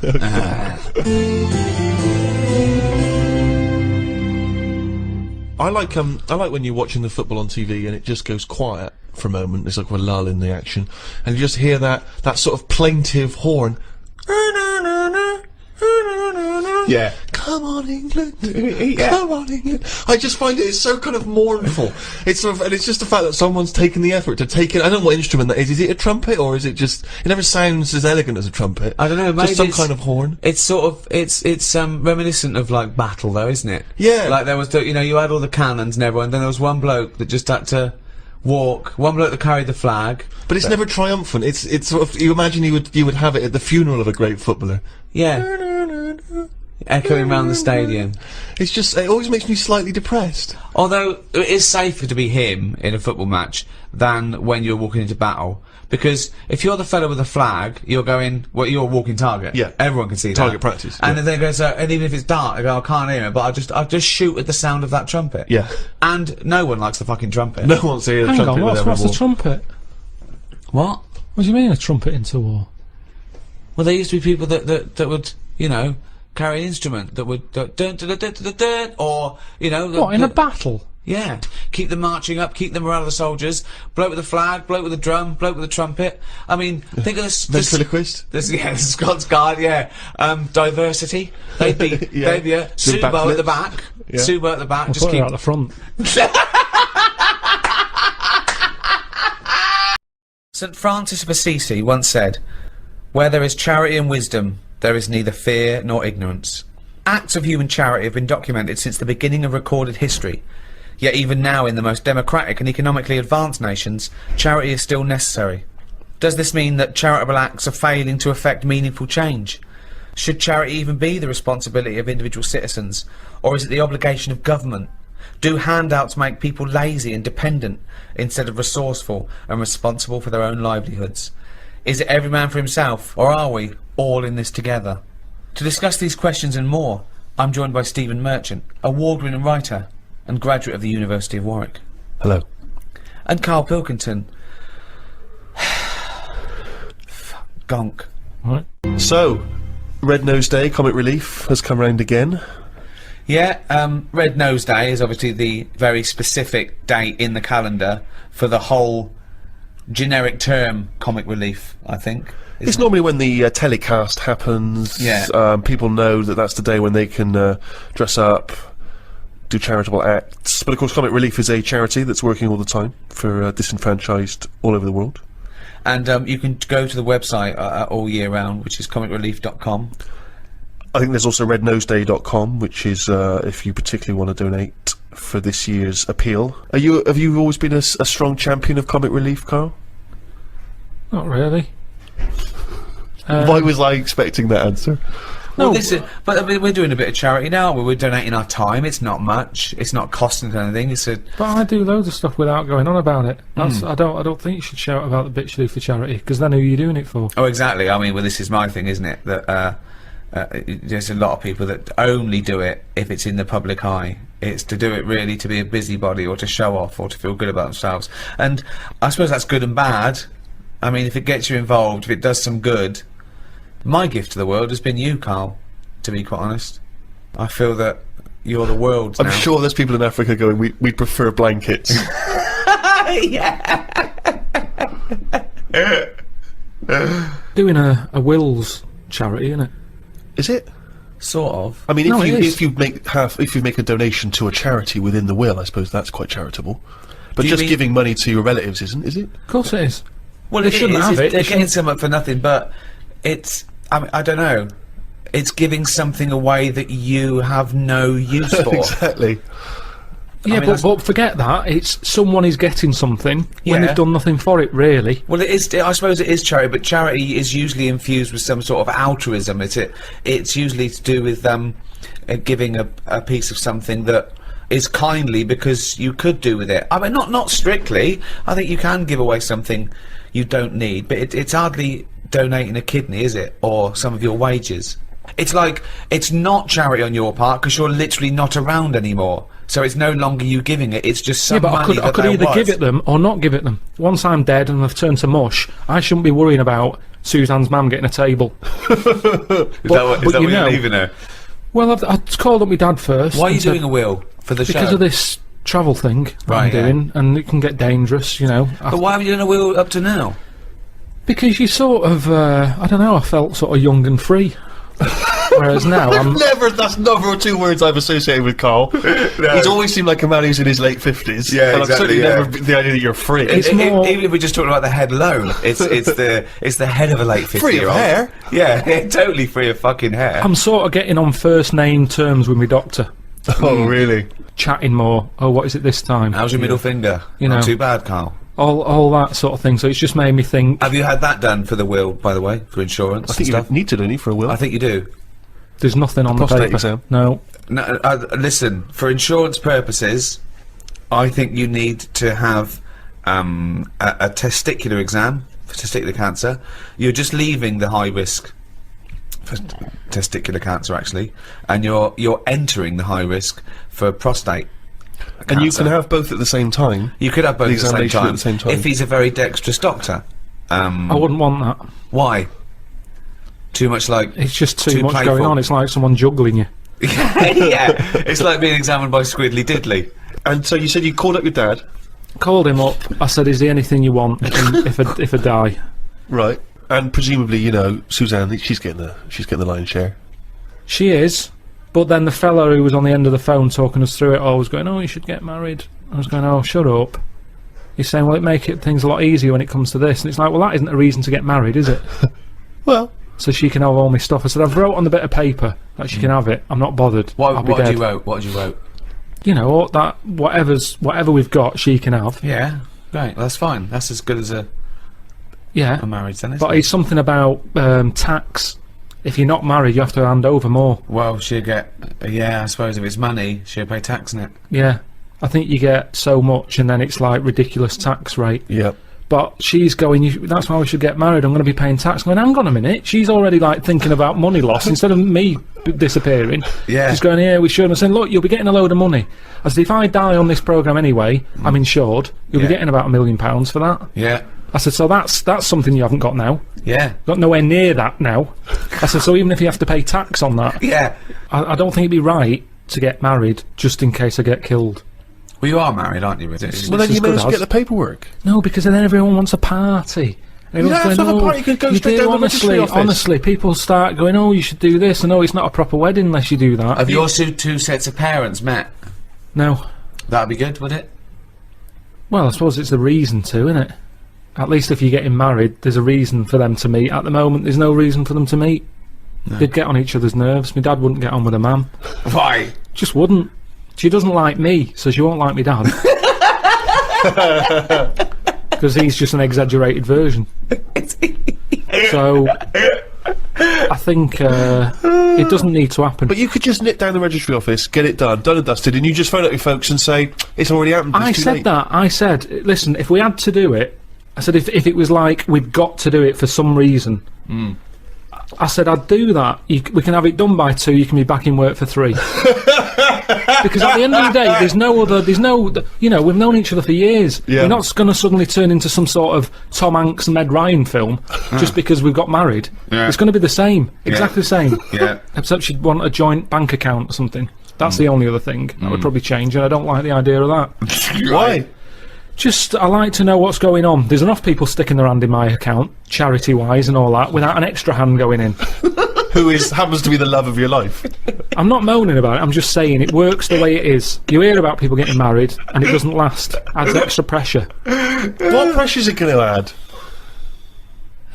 It's not going to add any pressure. I suppose that you resent the fact that the only reason you'd be getting married is because she gets your money after your death tax-free. What if you gave her a series of challenges so that she sort of earned the right to have that money? It just keeps her on her toes. Because whilst we're not married, it's easy to go, I'm sick of this. So it keeps her on her toes. But it keeps us both sort of because doing you're stuff. such a find, she's got to work hard to keep you, hasn't she? You never do anything in order to sort of maintain this relationship, as far as I can tell. I'm not saying you're a bad man, but in terms of romantic Meg Ryan type stuff, you never do anything. Me and Jane were out with them and Suzanne the other night, right, at dinner, and honestly, he is so grumpy. He was saying about for Christmas, right? He said, you've had a flaw. You've had a flaw. Now, what did that mean? We had a new floor put in. But how is that her floor? Because she wanted it. But you walk on it too. I paid for it. I don't understand what you mean. But don't you understand that, like, you know, a romantic break or clothes or perfumes, you know, sort of things that are kind of indulgent for a lady, that's a gift, not a new floor. That is like something you give to some little African fella on Comic Relief. In fact, I think I saw it once. He didn't have a floor. Exactly. They built him a floor. I remember watching it with you, and they gave him a new pair of shoes and the floor. He went, hold on, floor or shoes, not both. Oh, when that tsunami hit, and it was like a month after Christmas, they showed that Britain had given £2 billion, right? He was going, that's enough. He said, before, they were living in mud huts, now there's an Arndale centre. So you think charity is alright, as long as people don't get above their station with charity? I think it should be there as a little booster. Something's happened that they didn't expect. They're all a bit in shock. I don't think they'll feel bad, because all they ever seem to do, these countries that are struggling, they never give anything back. Right. They've always got their hand out. Right. And it's been like that since I was a kid. Yeah. I remember being a kid, people knocking on the door, my mum going, "Don't look at the door, there's someone there." And we just pretend they weren't Charity there. starts at home, not at your home. No, but because it's all the time. I mean, my mum didn't like answering the door anyway, even if it was the pools man, she'd sort of say, "Don't move," and he might not see that we're here. So you just froze where a man was at the door. Well, you just, because the front room was near the door, so people Right. could see in. Right. So you just sort of stayed there and pretend that either you Well, so can't like hear him. some sort of predator, like they can't see if you don't move. What, even if he was peering in through the window and he could see you in there not moving? So he looked through, and there was 3 people just frozen, right, like statues, right, just their eyes looking at him, and him confused. Well, they're clearly dead. I'll move on. There's obviously been a gas leak.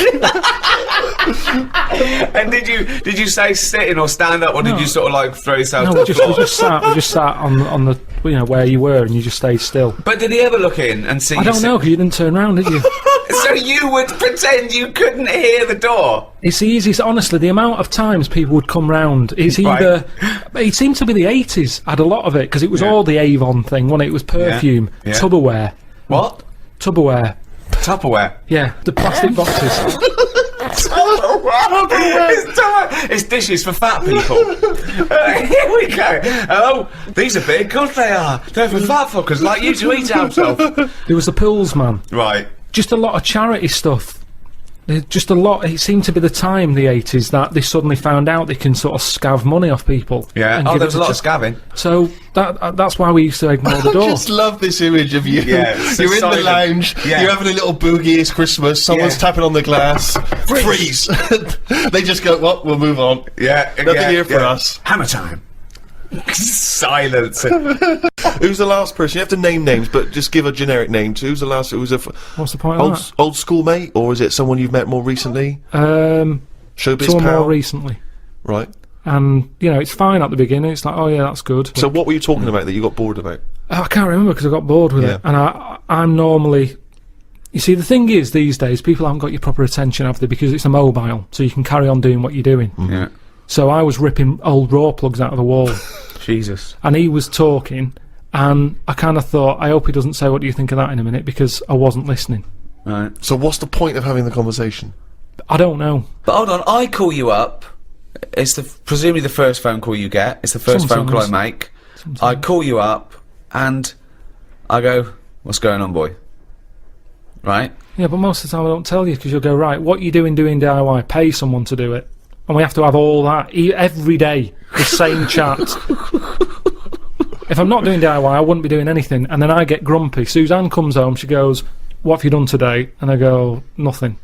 And I get fed up then, because I don't feel like I'm worth anything. I work harder for your career than you do. I'm always doing stuff to try and get you to do stuff. I'm always trying to get you shows and things, and I'm always trying to get you to get out there and do something towards it. I don't want to do it. I've done it now. Yeah. I've done it.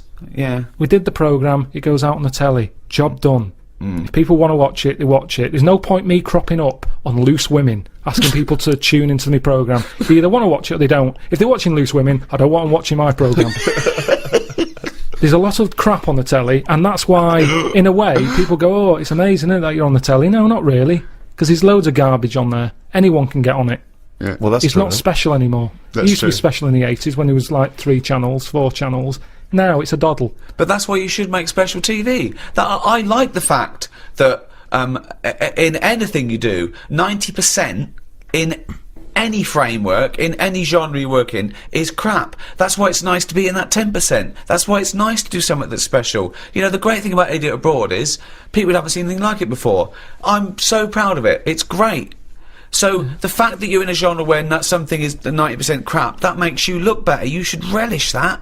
No, because I don't think people who are watching Loose Women like it. They want some sort of flump telly, don't they? That's that they don't have to. They don't have to think about. Yeah. Do you mean the programme The Flumps? He didn't say flump. He said flump. Oh, I'm sorry. Now how are you spelling flump? It's F-L-U-M-F. P-H, flump. P-H, flump. PF. PF. Oh, PF? flump. Okay. Flump telly. Yeah, flump. Flump telly. So take it this way. So, And what would be an example of flump telly?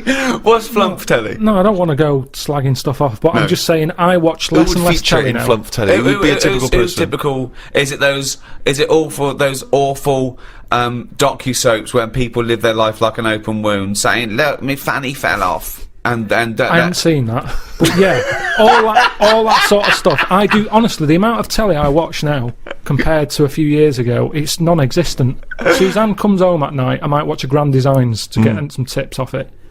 Other than that, So that's work. You count that as work, don't you? Research, at well, least. it's, at least you learn something. Does Suzanne like Grand Designs? She likes to see the end result, to see what it looks like, but she gets bored at the beginning when it's just a load of bricks. Right. She's got enough of that at home. So,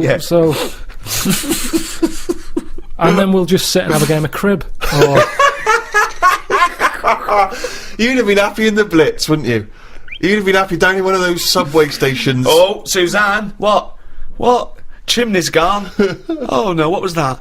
Doodlebug. I better go up there. Oh, leave it. Well, it's fine. Oh, that's bloody heavy-handed. Them Germans. They're bloody heavy-handed. Well, let's go back a bit here. So you've gone down B&Q, you got your supplies, you've done a bit of tiling. Good job, please job. You're halfway through.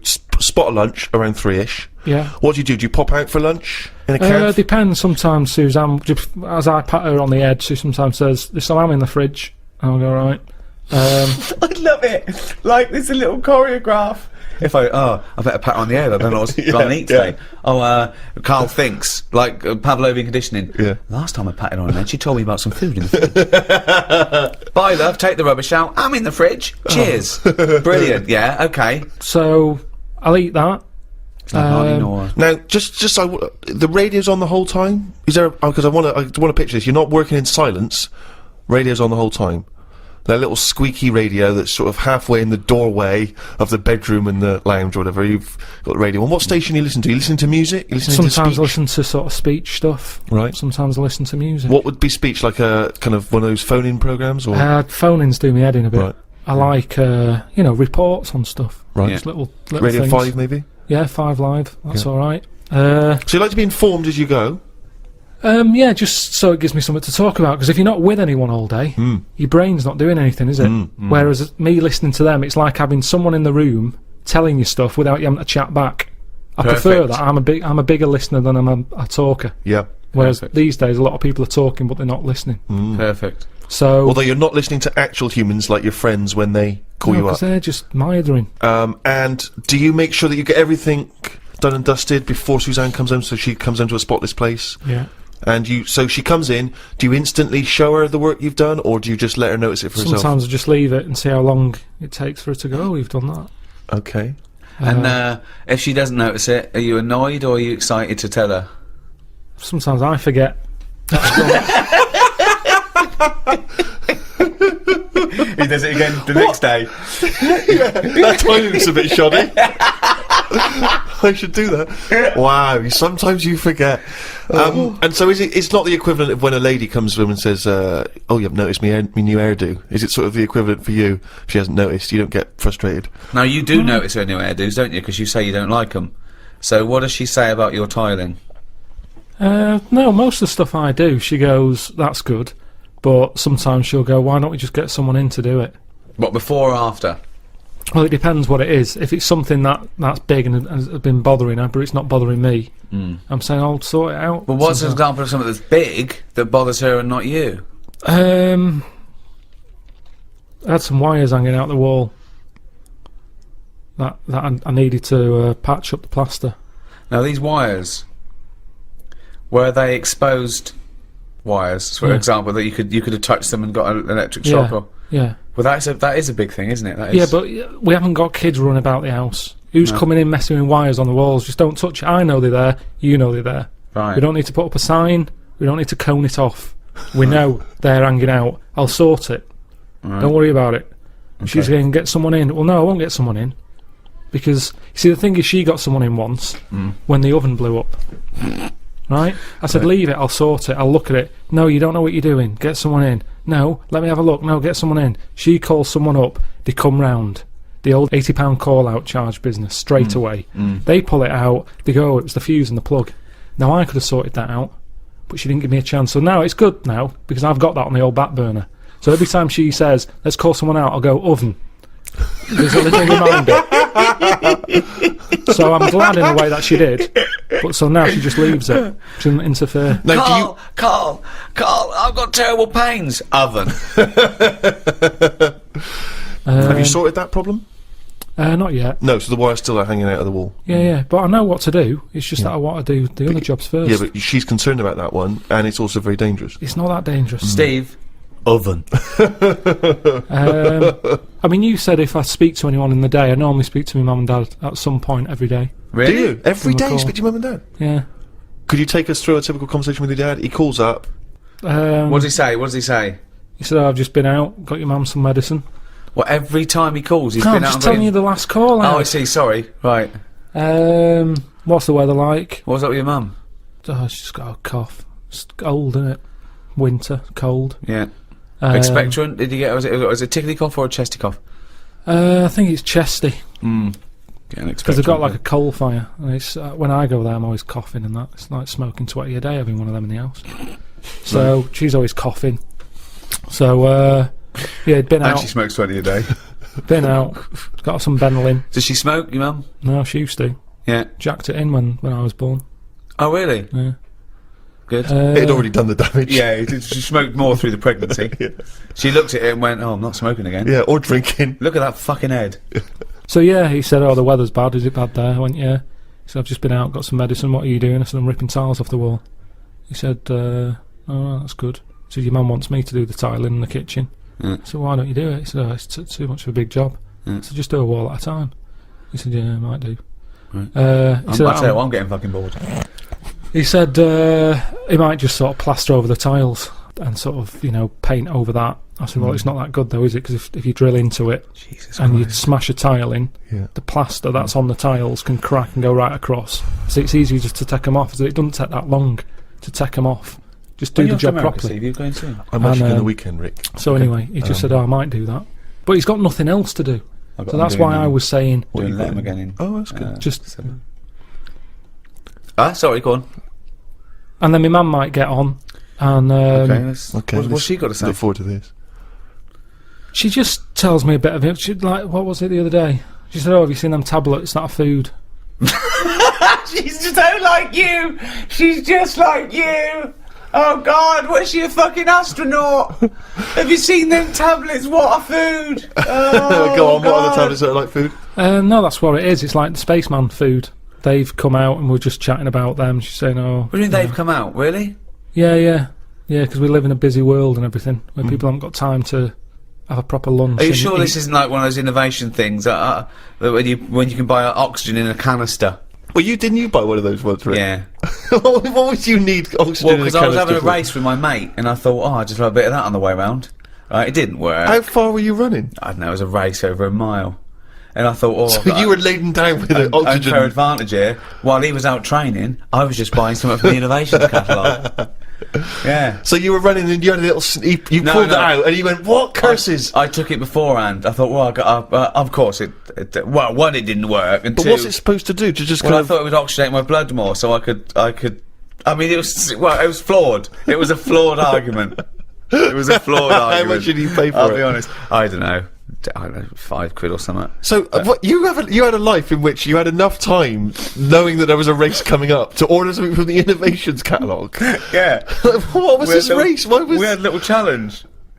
Was this a common thing? You had often had I challenges? think I was on the dole at the time. I think I was about 25. And I mean, if you're on the dole and you've barely got any cash, you're buying air.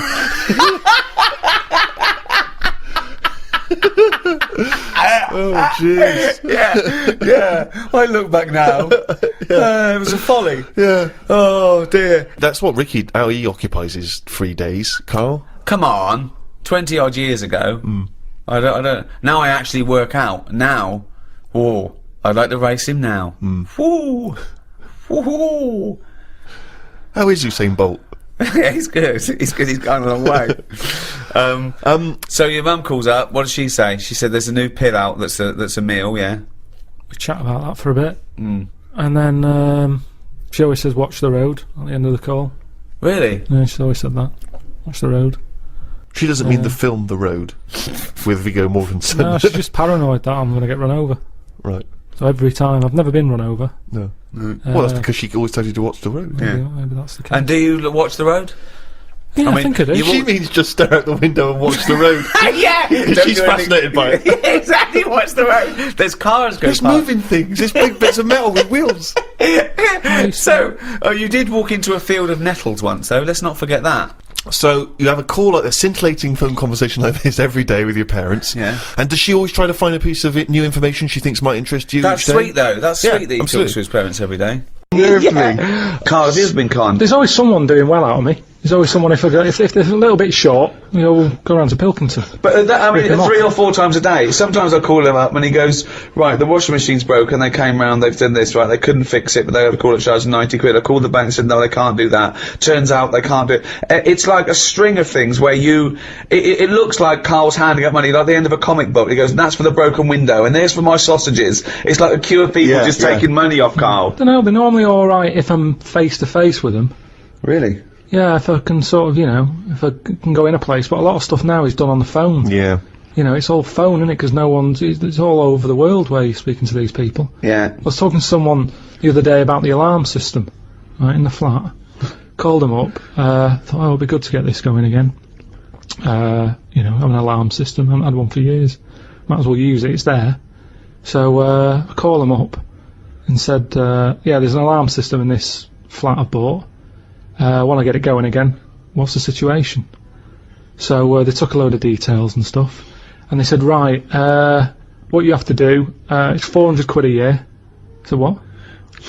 So 400 quid a year. I said, what's that for? He said, if the alarm goes off, we can guarantee that a couple will be there in like a minute and a half. I said, I don't want that. I said, I'm just happy with the alarm just going off. I'll give the keys to the neighbour. No, you can't do that. You've got to have this way. I said, 400. I said, I thought alarms are meant to stop you being robbed. Did you what, sir? Don't understand sarcasm when you're talking to them people. Yeah, just to get out your system, when you know you've been conned, you just laugh in the face of adversity. I remember it was a couple of days before Christmas, I was going away, but I had a dripping tap and it started dripping more. So there was nothing I could do. The maintenance people were away, the caretaker was away, I couldn't get in. And so I called out an emergency plumber. I knew this was going to cost, but bloke came round. Honestly, he made you look smart. He was like one of those kids who looked like a lumpy child. He was probably 20, but he just looked like, you know what I mean, they'd scaled up a sort of 13-year-old big-faced lad, right? And he came in, and he didn't know how to stop it. He couldn't unscrew it. He went, I don't know what to do. I called my brother, he's there, just that. I said, Bob, what can I do? He said, you could crush the pipe and then get it cut and fixed when you go. I said, great idea. So I said to the plumber, I said, can we crush the pipe? Oh yeah, I'll go and get a tool. We went down the van, came up with this thing, like a fat sort of little pair of pliers. He wasn't strong enough. So I went, I had to go. I said, well, how do we both do it? So we both put our hands on it and we managed to crush the pipe, flatten the pipe, cut it off. He put a little thing on the end of it so it wouldn't leak, right? I went, great. I said, how much is that? He went, 180 quid. So I went, right, okay. So I wrote him out a cheque for 180 quid, and I thought I'll have a little bit of sarcasm. So it wasn't his idea. I helped him do it. I went, how much was that tool? He went, about £5. I went, that's paid for itself, isn't it? Silence. He went, yep, just nothing, tough crowd, right? Of course. Right. So I signed the cheque. Like he went, oh, he said, I forgot to charge you for the little washer on the end. I went, how much is that? He went, £2.50. I went, can I give you that in cash? He went, yeah. I went, there you go. There's the £2.50 for the washer on the end, and there's the £180. And he went, and that was it. I didn't even get a little chuckle. He didn't even think. He should have gone, well, let's split that, because we both did that. Yeah. Yeah, that's 90 quid each. I go, okay, that's really brilliant, mate. Cheers. Here's a Christmas bonus. I have a fascinating tale to tell you, Karl. I think you'll be intrigued. When I do junkets for films in America or Toronto Film Festival, I was assigned a security, and I've had security before. I often have security. They just sort of get you in and out of the car, and usually just to control sort of autograph hunters and things.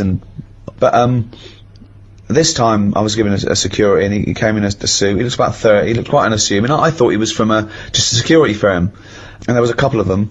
And first of all, they were talking to each other, and I thought, well, the stakes are higher here. I don't know. I don't know why. And they drove us to the hotel, and there was loads of people going to the hotel. I mean, much bigger stars than me. You know, there was Ed Norton and George Clooney, and they were going in and out. And he goes, we can go past these. And he called ahead, and he knew everyone. He just knew everyone. And we went down in the car park. We were met by another security guard in the hotel that let us go past everyone.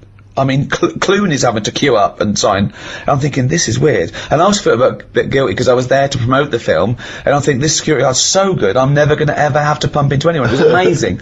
And they was there the next day, and he took us to the junket and back, and he put us on the thing, and then it turned out that he was actually LAPD, who was doing this for celebrities because he earned more money. And then I found out he had a gun, so I can't come in the airport with you, I can't take my gun.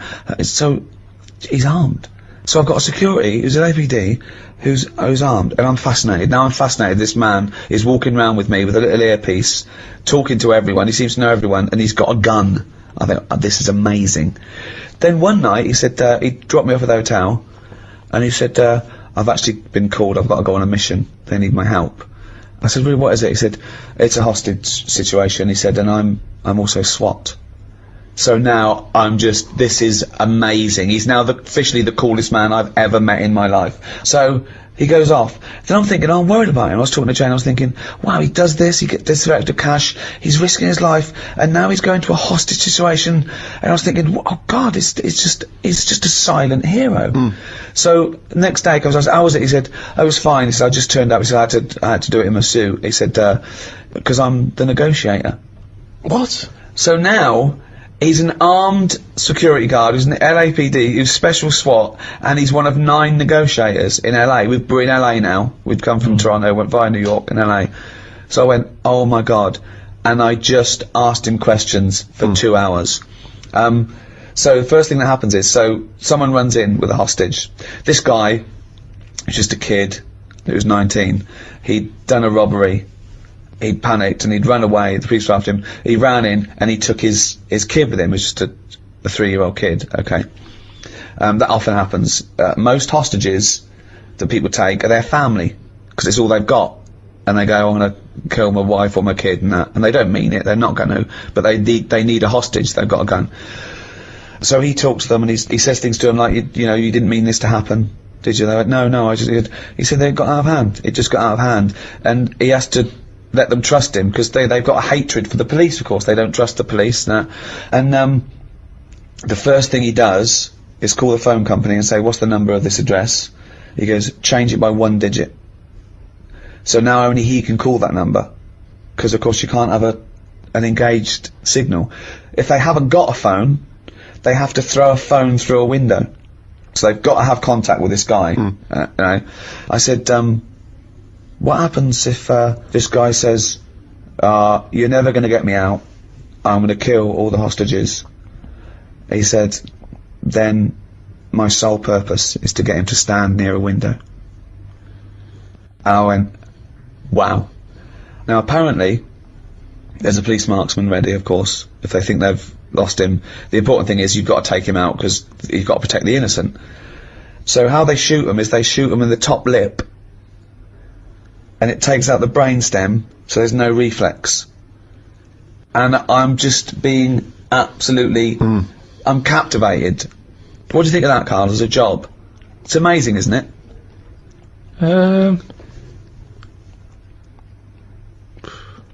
Yeah, I mean, once you've done one, though, it's like any job, isn't it, I suppose? Yeah. Once you've done one. Yeah, not impressed? Boring, yeah. No, it's good. Could you do it? Do you reckon you could do it? Do you reckon you could negotiate someone out of a hostage situation? Well, I with your think in one of dulcet them tones. things, there's nothing you can do. It's like, it doesn't matter if it goes wrong, because Well, it you does. did your bit. No, it's like being a vet, isn't it? Not really.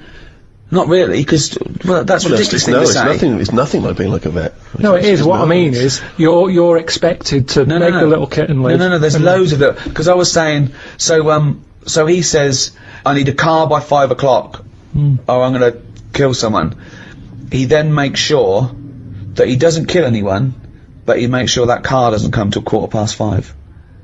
Even if it's there, he keeps going, it's on its way, because then the hostage knows that he's not in control, really. Even if it's as easy as saying, I want my wife here, and he can get her there at 5, he makes sure she doesn't turn up till 5:20. Yeah. It's just little things like that that's just absolutely fascinating. The psychology of it is just amazing. But he's not bothered, is he? If He it's is 15 bothered. minutes late. He is, because he really takes a bit, he empathises with these guys, and he says, no, you've got to understand. No, He but the says- fella in the house with the gun, yeah. he's not going anywhere. 15 minutes either side doesn't matter. Well, why is he in a rush? I don't think Carl's getting how Not sure he important, is. how No, amazing not he sure is. You said Yeah. they make the car 15 minutes late. Yeah. He's getting his car. That Yeah, bloke's not in a rush. He's never going to get in the car, is he? That's the other thing as well, because once a bloke said to him, I need a car, and he just went, where are you going to go? And the bloke went, yeah, forget that. He has to make them forget their deadlines and their demands. So soon it doesn't matter. And he has to get in their head. But to do that, he says that he has to empathise with them to a certain extent. He has to understand why they're doing it, to talk to them and go, yeah, you've had a bad day.